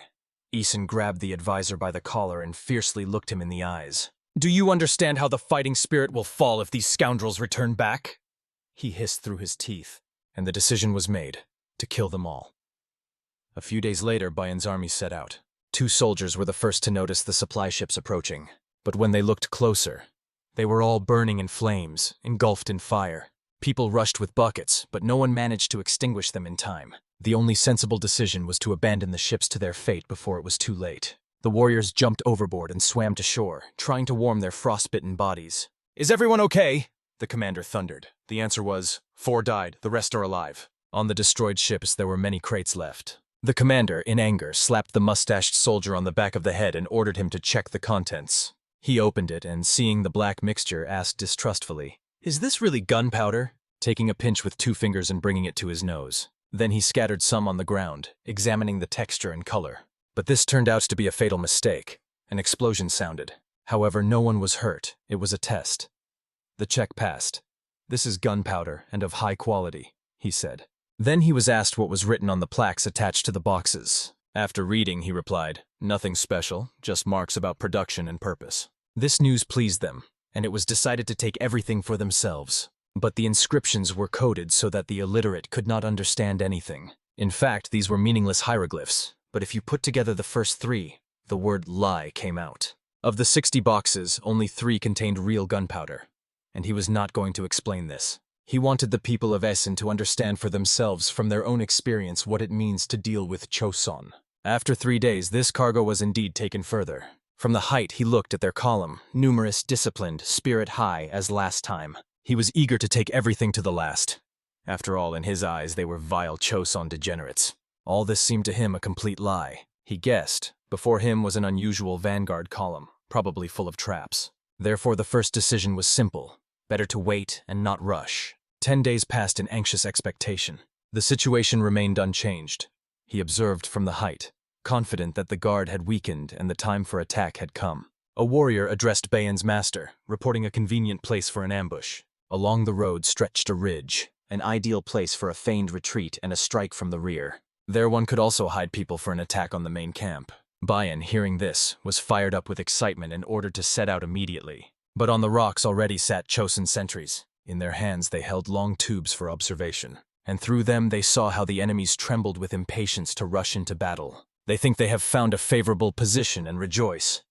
But everything will go not as planned, said one. At that moment the first arrow whistled through the air and stuck in the ground near the chariot. His pumped-up body lifted and overturned the cart, turning it into a barricade. 2 others saw arrows raining down on them, but he tore a board from the cart and held it up, protecting his comrades. Then he ordered everyone to dismantle the sides of the carts and make shields from them. In a moment they were already standing under a wooden armor. Bayan looked at this improvised wall and hesitated. Could this be a trap? He ordered to come closer and clear the passage. A warrior with a spear approached, and suddenly a cold wave of fear flooded him. Before him flashed fiery weapons. A shot thundered. The earth shook from the shockwave. Bayan almost choked on his saliva, but shouting, ordered not to retreat and to prepare for the assault. Sparks scattered around from the burnt gunpowder. Fire the first volley, then immediately retreat, Yan ordered the shooters. He commanded to prepare explosive cannonballs, and to throw them into the very heart of the enemy. Bayan and his men believed it was only a decoy, not the real Choson army. But soon they realized they were powerless against the cannons, and worse awaited ahead. The head of the Choson administration himself arrived on the field, and the first enemy squad was completely swept away. Intelligence reported. The enemies scattered into 5 separate detachments, and the commander heard confirmation. Those scoundrels really split into 5 groups. The warriors stood in the middle of the battlefield, pondering how to act next, and the leader realized the only way out is to rush to help. The subordinates warned him that by entering the battle, they themselves risked dying. But he reminded them, their detachment is too small. Without support, they will not withstand the pressure of the Oirats. Then, without wasting time, he spurred his horse and galloped forward. When they arrived, a scene opened before them. The enemy from an ambush mercilessly fired at their warriors. Panic seized everyone. It seemed there was no chance to survive. The opponents doubled in number. But suddenly reinforcements approached the commander-in-chief. The horse panicked from fear, and an arrow struck right into his armor. The man fell from the saddle, groaning in pain, as if already doomed. Comrades rushed, forming a living shield to cover him with themselves. One of them sobbed, believing that their leader was dead. But he stood up and slapped him across the face, ordering him not to babble nonsense. He reminded, he was not some delicate courtier to die from a miserable arrow. Moreover, he commanded everyone to stand up. The arrows did not even pierce their armor. Inside, he clearly understood. It was the Joseon armor that saved them. Without it, the entire tribe would have been destroyed. Although these chicken trainings seemed like torture for 2 years, now they really bore fruit. Resolutely, he drew his bow, and hit the archer who was aiming at him. The arrow passed through the body completely, and the enemy fell dead. The others watched in shock as their comrade choked on his own blood. They did not understand how these warriors gained such strength. After all, the ambush was supposed to guarantee victory. The reconnaissance reported, their armor is almost impenetrable, and the power of Joseon bows is stunning. Meanwhile, more Joseon warriors approached from the camp, and everyone awaited orders from their lord. He could not believe that they were destined to lose not to the Joseon army, but to the exiles from the Golden Horde. But there was no other way. He bit his lip and ordered to retreat. The warriors understood. Retreat now would kill the fighting spirit. But the commander sharply reprimanded them. If Choson intervenes, they will have no chance at all. And from below it was already visible how the enemy began to retreat.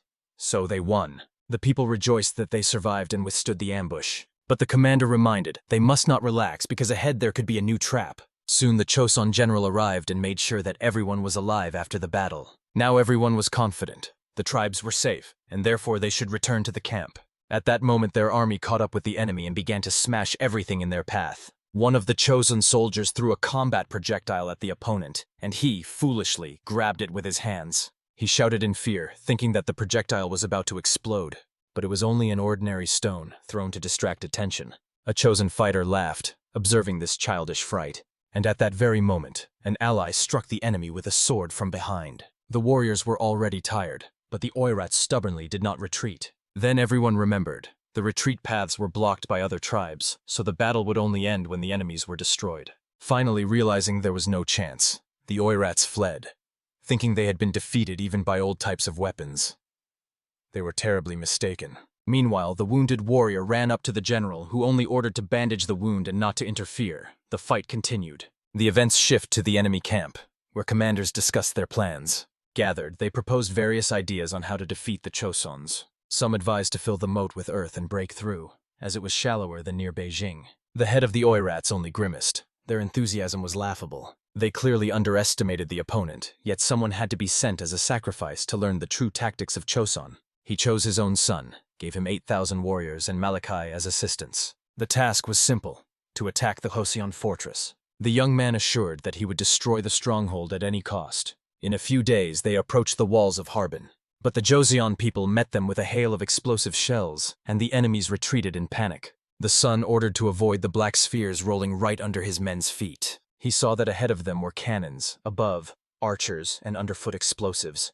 It seemed like a trap with no way out, and death was inevitable. Suddenly, another shell flew toward them, but the master managed to dodge. He was struck by an arrow from a skilled shooter on the tower. He acted like a true sniper. Malik fiercely ordered to demolish the tower while the assistant begged to stop. After all, the towers covered each other and it was impossible to approach them. They had to retreat. Their troops had already suffered colossal losses, enough for conclusions. The son returned with the failure, excusing that his assistant was to blame. But the enraged father raged. If it were not for Malachi's advice, the losses would have been catastrophic. After that, he ordered his soldiers during the next assault to pretend to aim at the watchtowers, to force the Joseon people to waste gunpowder. For this, he commanded to take with them a weapon created by the artilleryman himself. It could come in handy. All that was needed was to exhaust the enemy. The Oirats laughed among themselves, calling the Joseon people fools because they fired non-stop, sparing no ammunition. But they themselves also had gunpowder. Meanwhile, the hidden observers barely restrained their laughter, for they knew it was this very gunpowder that would destroy the Oirats. Soon, warriors ran to the great sovereign with news. The enemy was transporting something to the southern bank of the Sungari River. Enemy cavalry units were already being assembled around. The stunned man grabbed a spyglass to see everything for himself, and he saw an artillery wagon with a trebuchet. The catapult in the battlefield looked terrible. He had no idea how the Oirats had crafted it. His men whispered. Recently, an artilleryman from Min fled to the enemies. Once he worked for the Joseon people in captivity, and now, supposedly, he had joined the Oirats. However, the installation looked unreliable, as if hastily cobbled together. All her danger was that the lever provided terrible long-range capability, and at the same time was held on a rigid frame. The enemies were practically croaking from tension, trying to hold the structure so it wouldn't collapse right during the battle. Then the commander-in-chief ordered, "Aim exactly at these trebuchets." The defenders zealously carried out the order and directed the cannons straight at the machines. But the first shot showed that the shells were loaded only with small stones, and from such a distance, hitting was incredibly difficult. One adjusted the aiming, the other conducted the firing, and now the trebuchets moved again and made a volley. Everyone was in for a surprise. They were launching mats soaked in oil. Immediately, enemy fire arrows flew into the sky. True hell began. The guards threw the cannons down and descended the tower by ropes. That's how they saved themselves from the explosion, because inside there was still charged gunpowder. But as soon as they went down, an explosion of such force thundered that the walls shook. The news of this treacherous plan of the enemies quickly reached the general. Smoke from the fire covered the battlefield. Aiming with the cannons became almost impossible. They lost 2 watchtowers, and at that very moment, enemy assault ladders surged towards the walls. The Lord ordered to immediately open fire on the advancing troops and their archers. One of the captains raised his saber and called the cavalry to prepare the horses for battle. They were covered by arrows from huge crossbow installations which fired at incredible speed. Under the cover of this downpour, the cavalry rushed forward to smash the enemy ranks. While the cavalry galloped forward, the Oirats prepared fire arrows, hoping to at least partially stop the enemy. But suddenly the captain noticed a man in luxurious attire. It was the enemy commander, who demanded the soldiers to cover only him.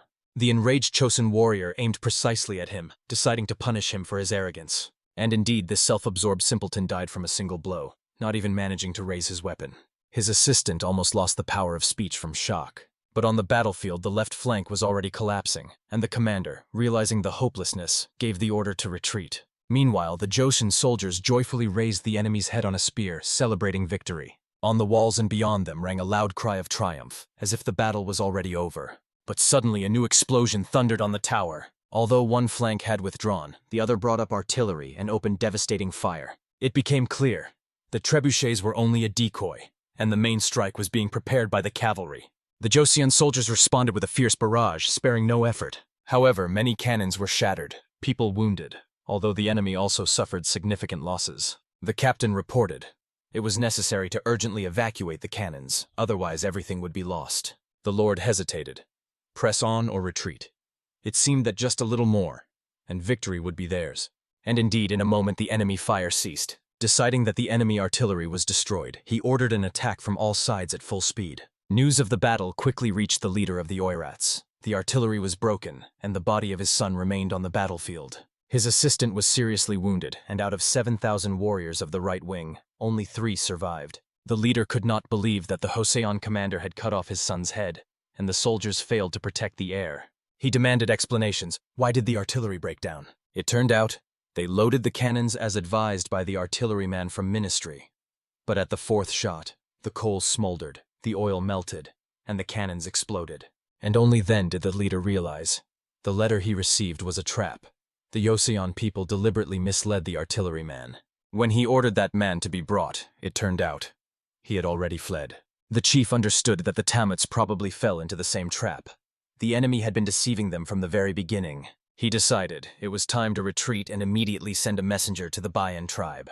The assistant was worried. If the Tamuts win, they would be disgraced before the whole world. But the leader barked to be silent. Those Tamuts are only remnants of the Golden Horde and shepherds, incapable of victory. But still, it began to seem to him that they were only pretending to be weak.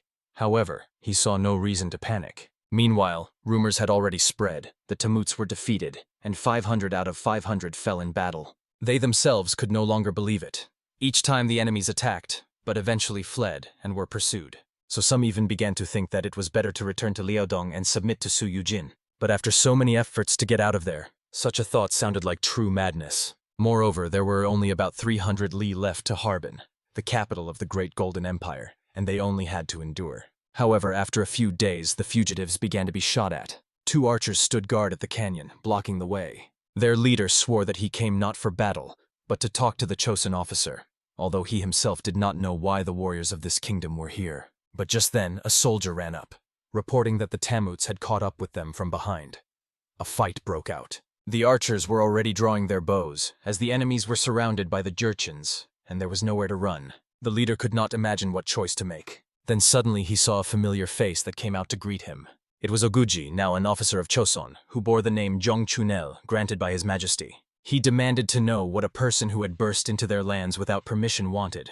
The frightened leader begged not to be cruel and explained he had left Liaodong and was going to the lands of the ancestors, asking to be accepted under the rule of Choson. To prove his loyalty, he even offered to give 5,000 fine horses as a gift. But the noble warrior was inflamed with anger.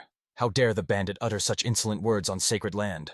And yet he gave the audacious man one last chance. If his warriors did not leave within an hour, battle would be unavoidable. Meanwhile, enemy troops closed an iron ring around him, waiting for orders. But the valiant man declared to his former comrade that he was ready to lay down arms and repent in Choson.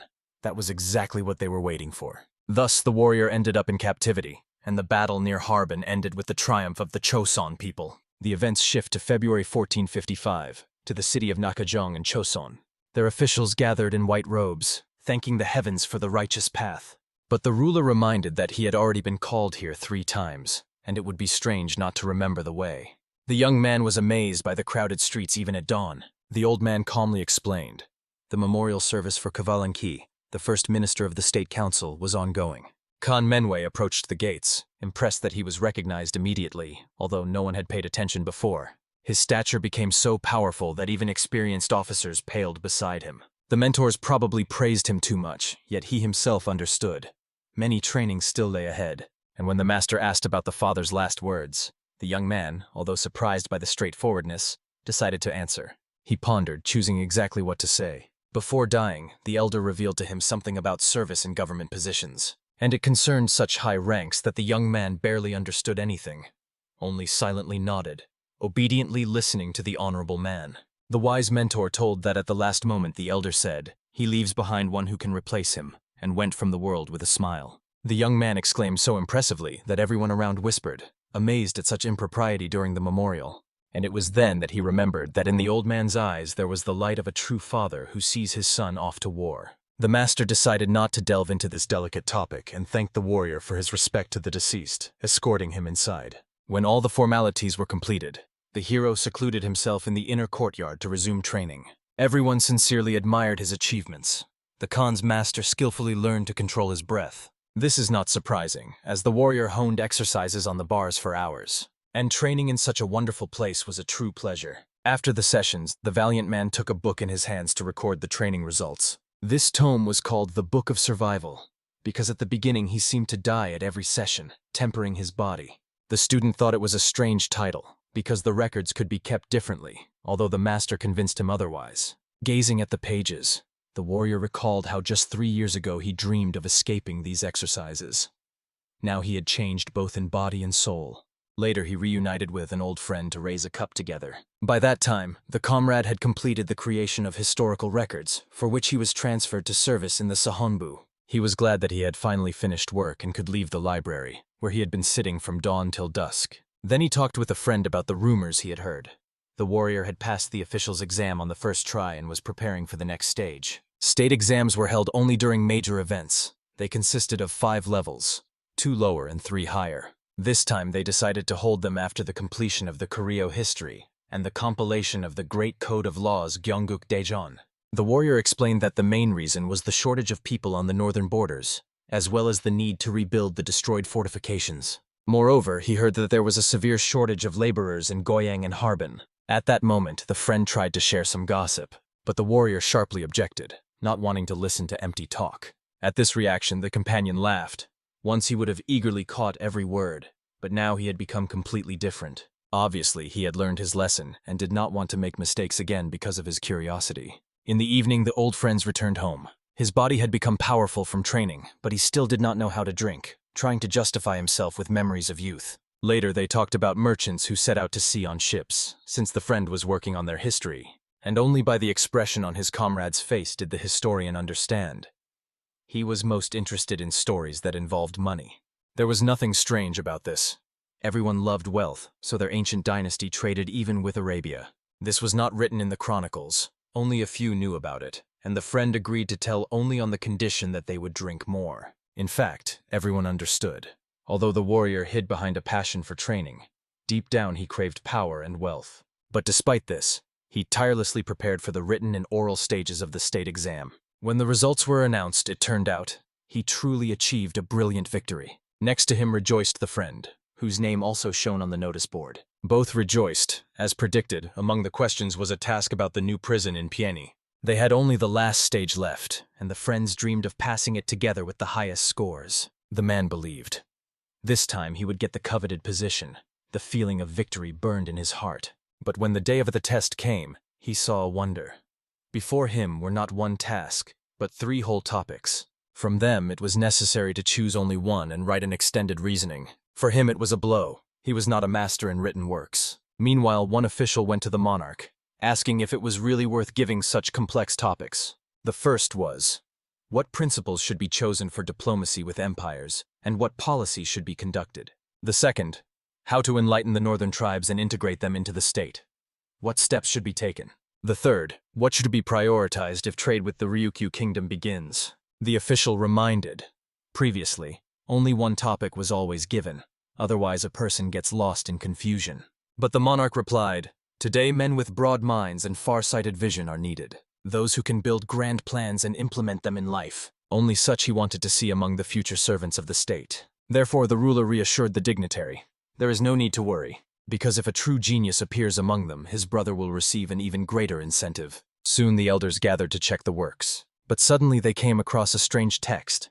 The author proposed to conquer the Japanese because control is muscles. He wrote that he mastered his body, and that would be enough to conquer a foreign country. The wise men decided. The one who reached such a stage could not write such things with a sound mind. It means his nerves were shackled. It was also strange that this came from a native of Pechedan. Soon they set off to the monarch with these records. Out of hundreds of responses, only 11 were selected, among which one was completely off topic. But his logic was so flawless that the elders decided to definitely consult the emperor himself. The emperor immediately wished to see this strange text that belonged to the very strong man Han Menwei. Everyone knew well that he studied in Pechedan, and later became the favorite of the elder Kavalan in the last years of his life. In the response, the valiant man wrote that the state conducted an active foreign policy before the war, but eventually declined, and the Japanese took advantage of this weakness. The emperor was stunned. After all, the young man's words directly contradicted his own assertions. The examinee proposed to surpass the ancestors and establish trade directly with Arabia. The ruler was struck precisely by the fact that he named not Min, not Mongolia, and not even Japan, but distant Arabia. The elder, noticing the monarch's reaction, was about to remove this shameful text. But suddenly the ruler laughed. The response seemed interesting to him. At that time he was also presented with works by Kim Shisip and Won Jun, which were perfect. The first wrote about northern tribes, the second about relations with Min.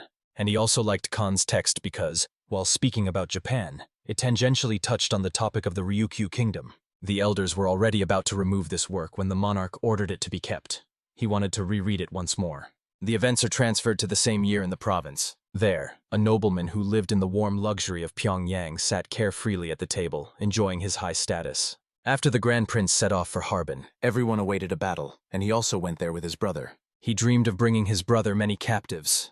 But for now, it remained a plan, because the prisoners escaped again, and the guards vainly rushed to chase them. The frightened subordinates reported that the escape happened during re-education, and the nobleman ordered to gather all forces for the search. The fugitives simply did not want to live under dog-like conditions in the dungeon, but 2 guards caught up with one of them and seized him, throwing him before the master. Then the warrior struck the second and third with a club. They fell with cries of pain. He coldly explained that against his former enemies, these miserable rebels were too easy a prey. The dungeon chief praised the young defender for his courage. All 3 were shackled in irons to keep them obedient, and the guard did not forget to remind them that the emperor had shown them great mercy. After all, they were not executed but sent for correction, to cleanse their hearts and someday bring benefit to the state. But for the prisoners, these admonitions sounded like a senseless sermon, especially when the chief began quoting Confucius. Some were already working in the fields, suffocating from unbearable saltpeter and not even allowed to grimace. One of the men fiercely protested. How could an official from Manchukuo allow such a thing? Oppressed and humiliated, he threw down his tool and shouted that he had had enough, demanding to summon the authorities.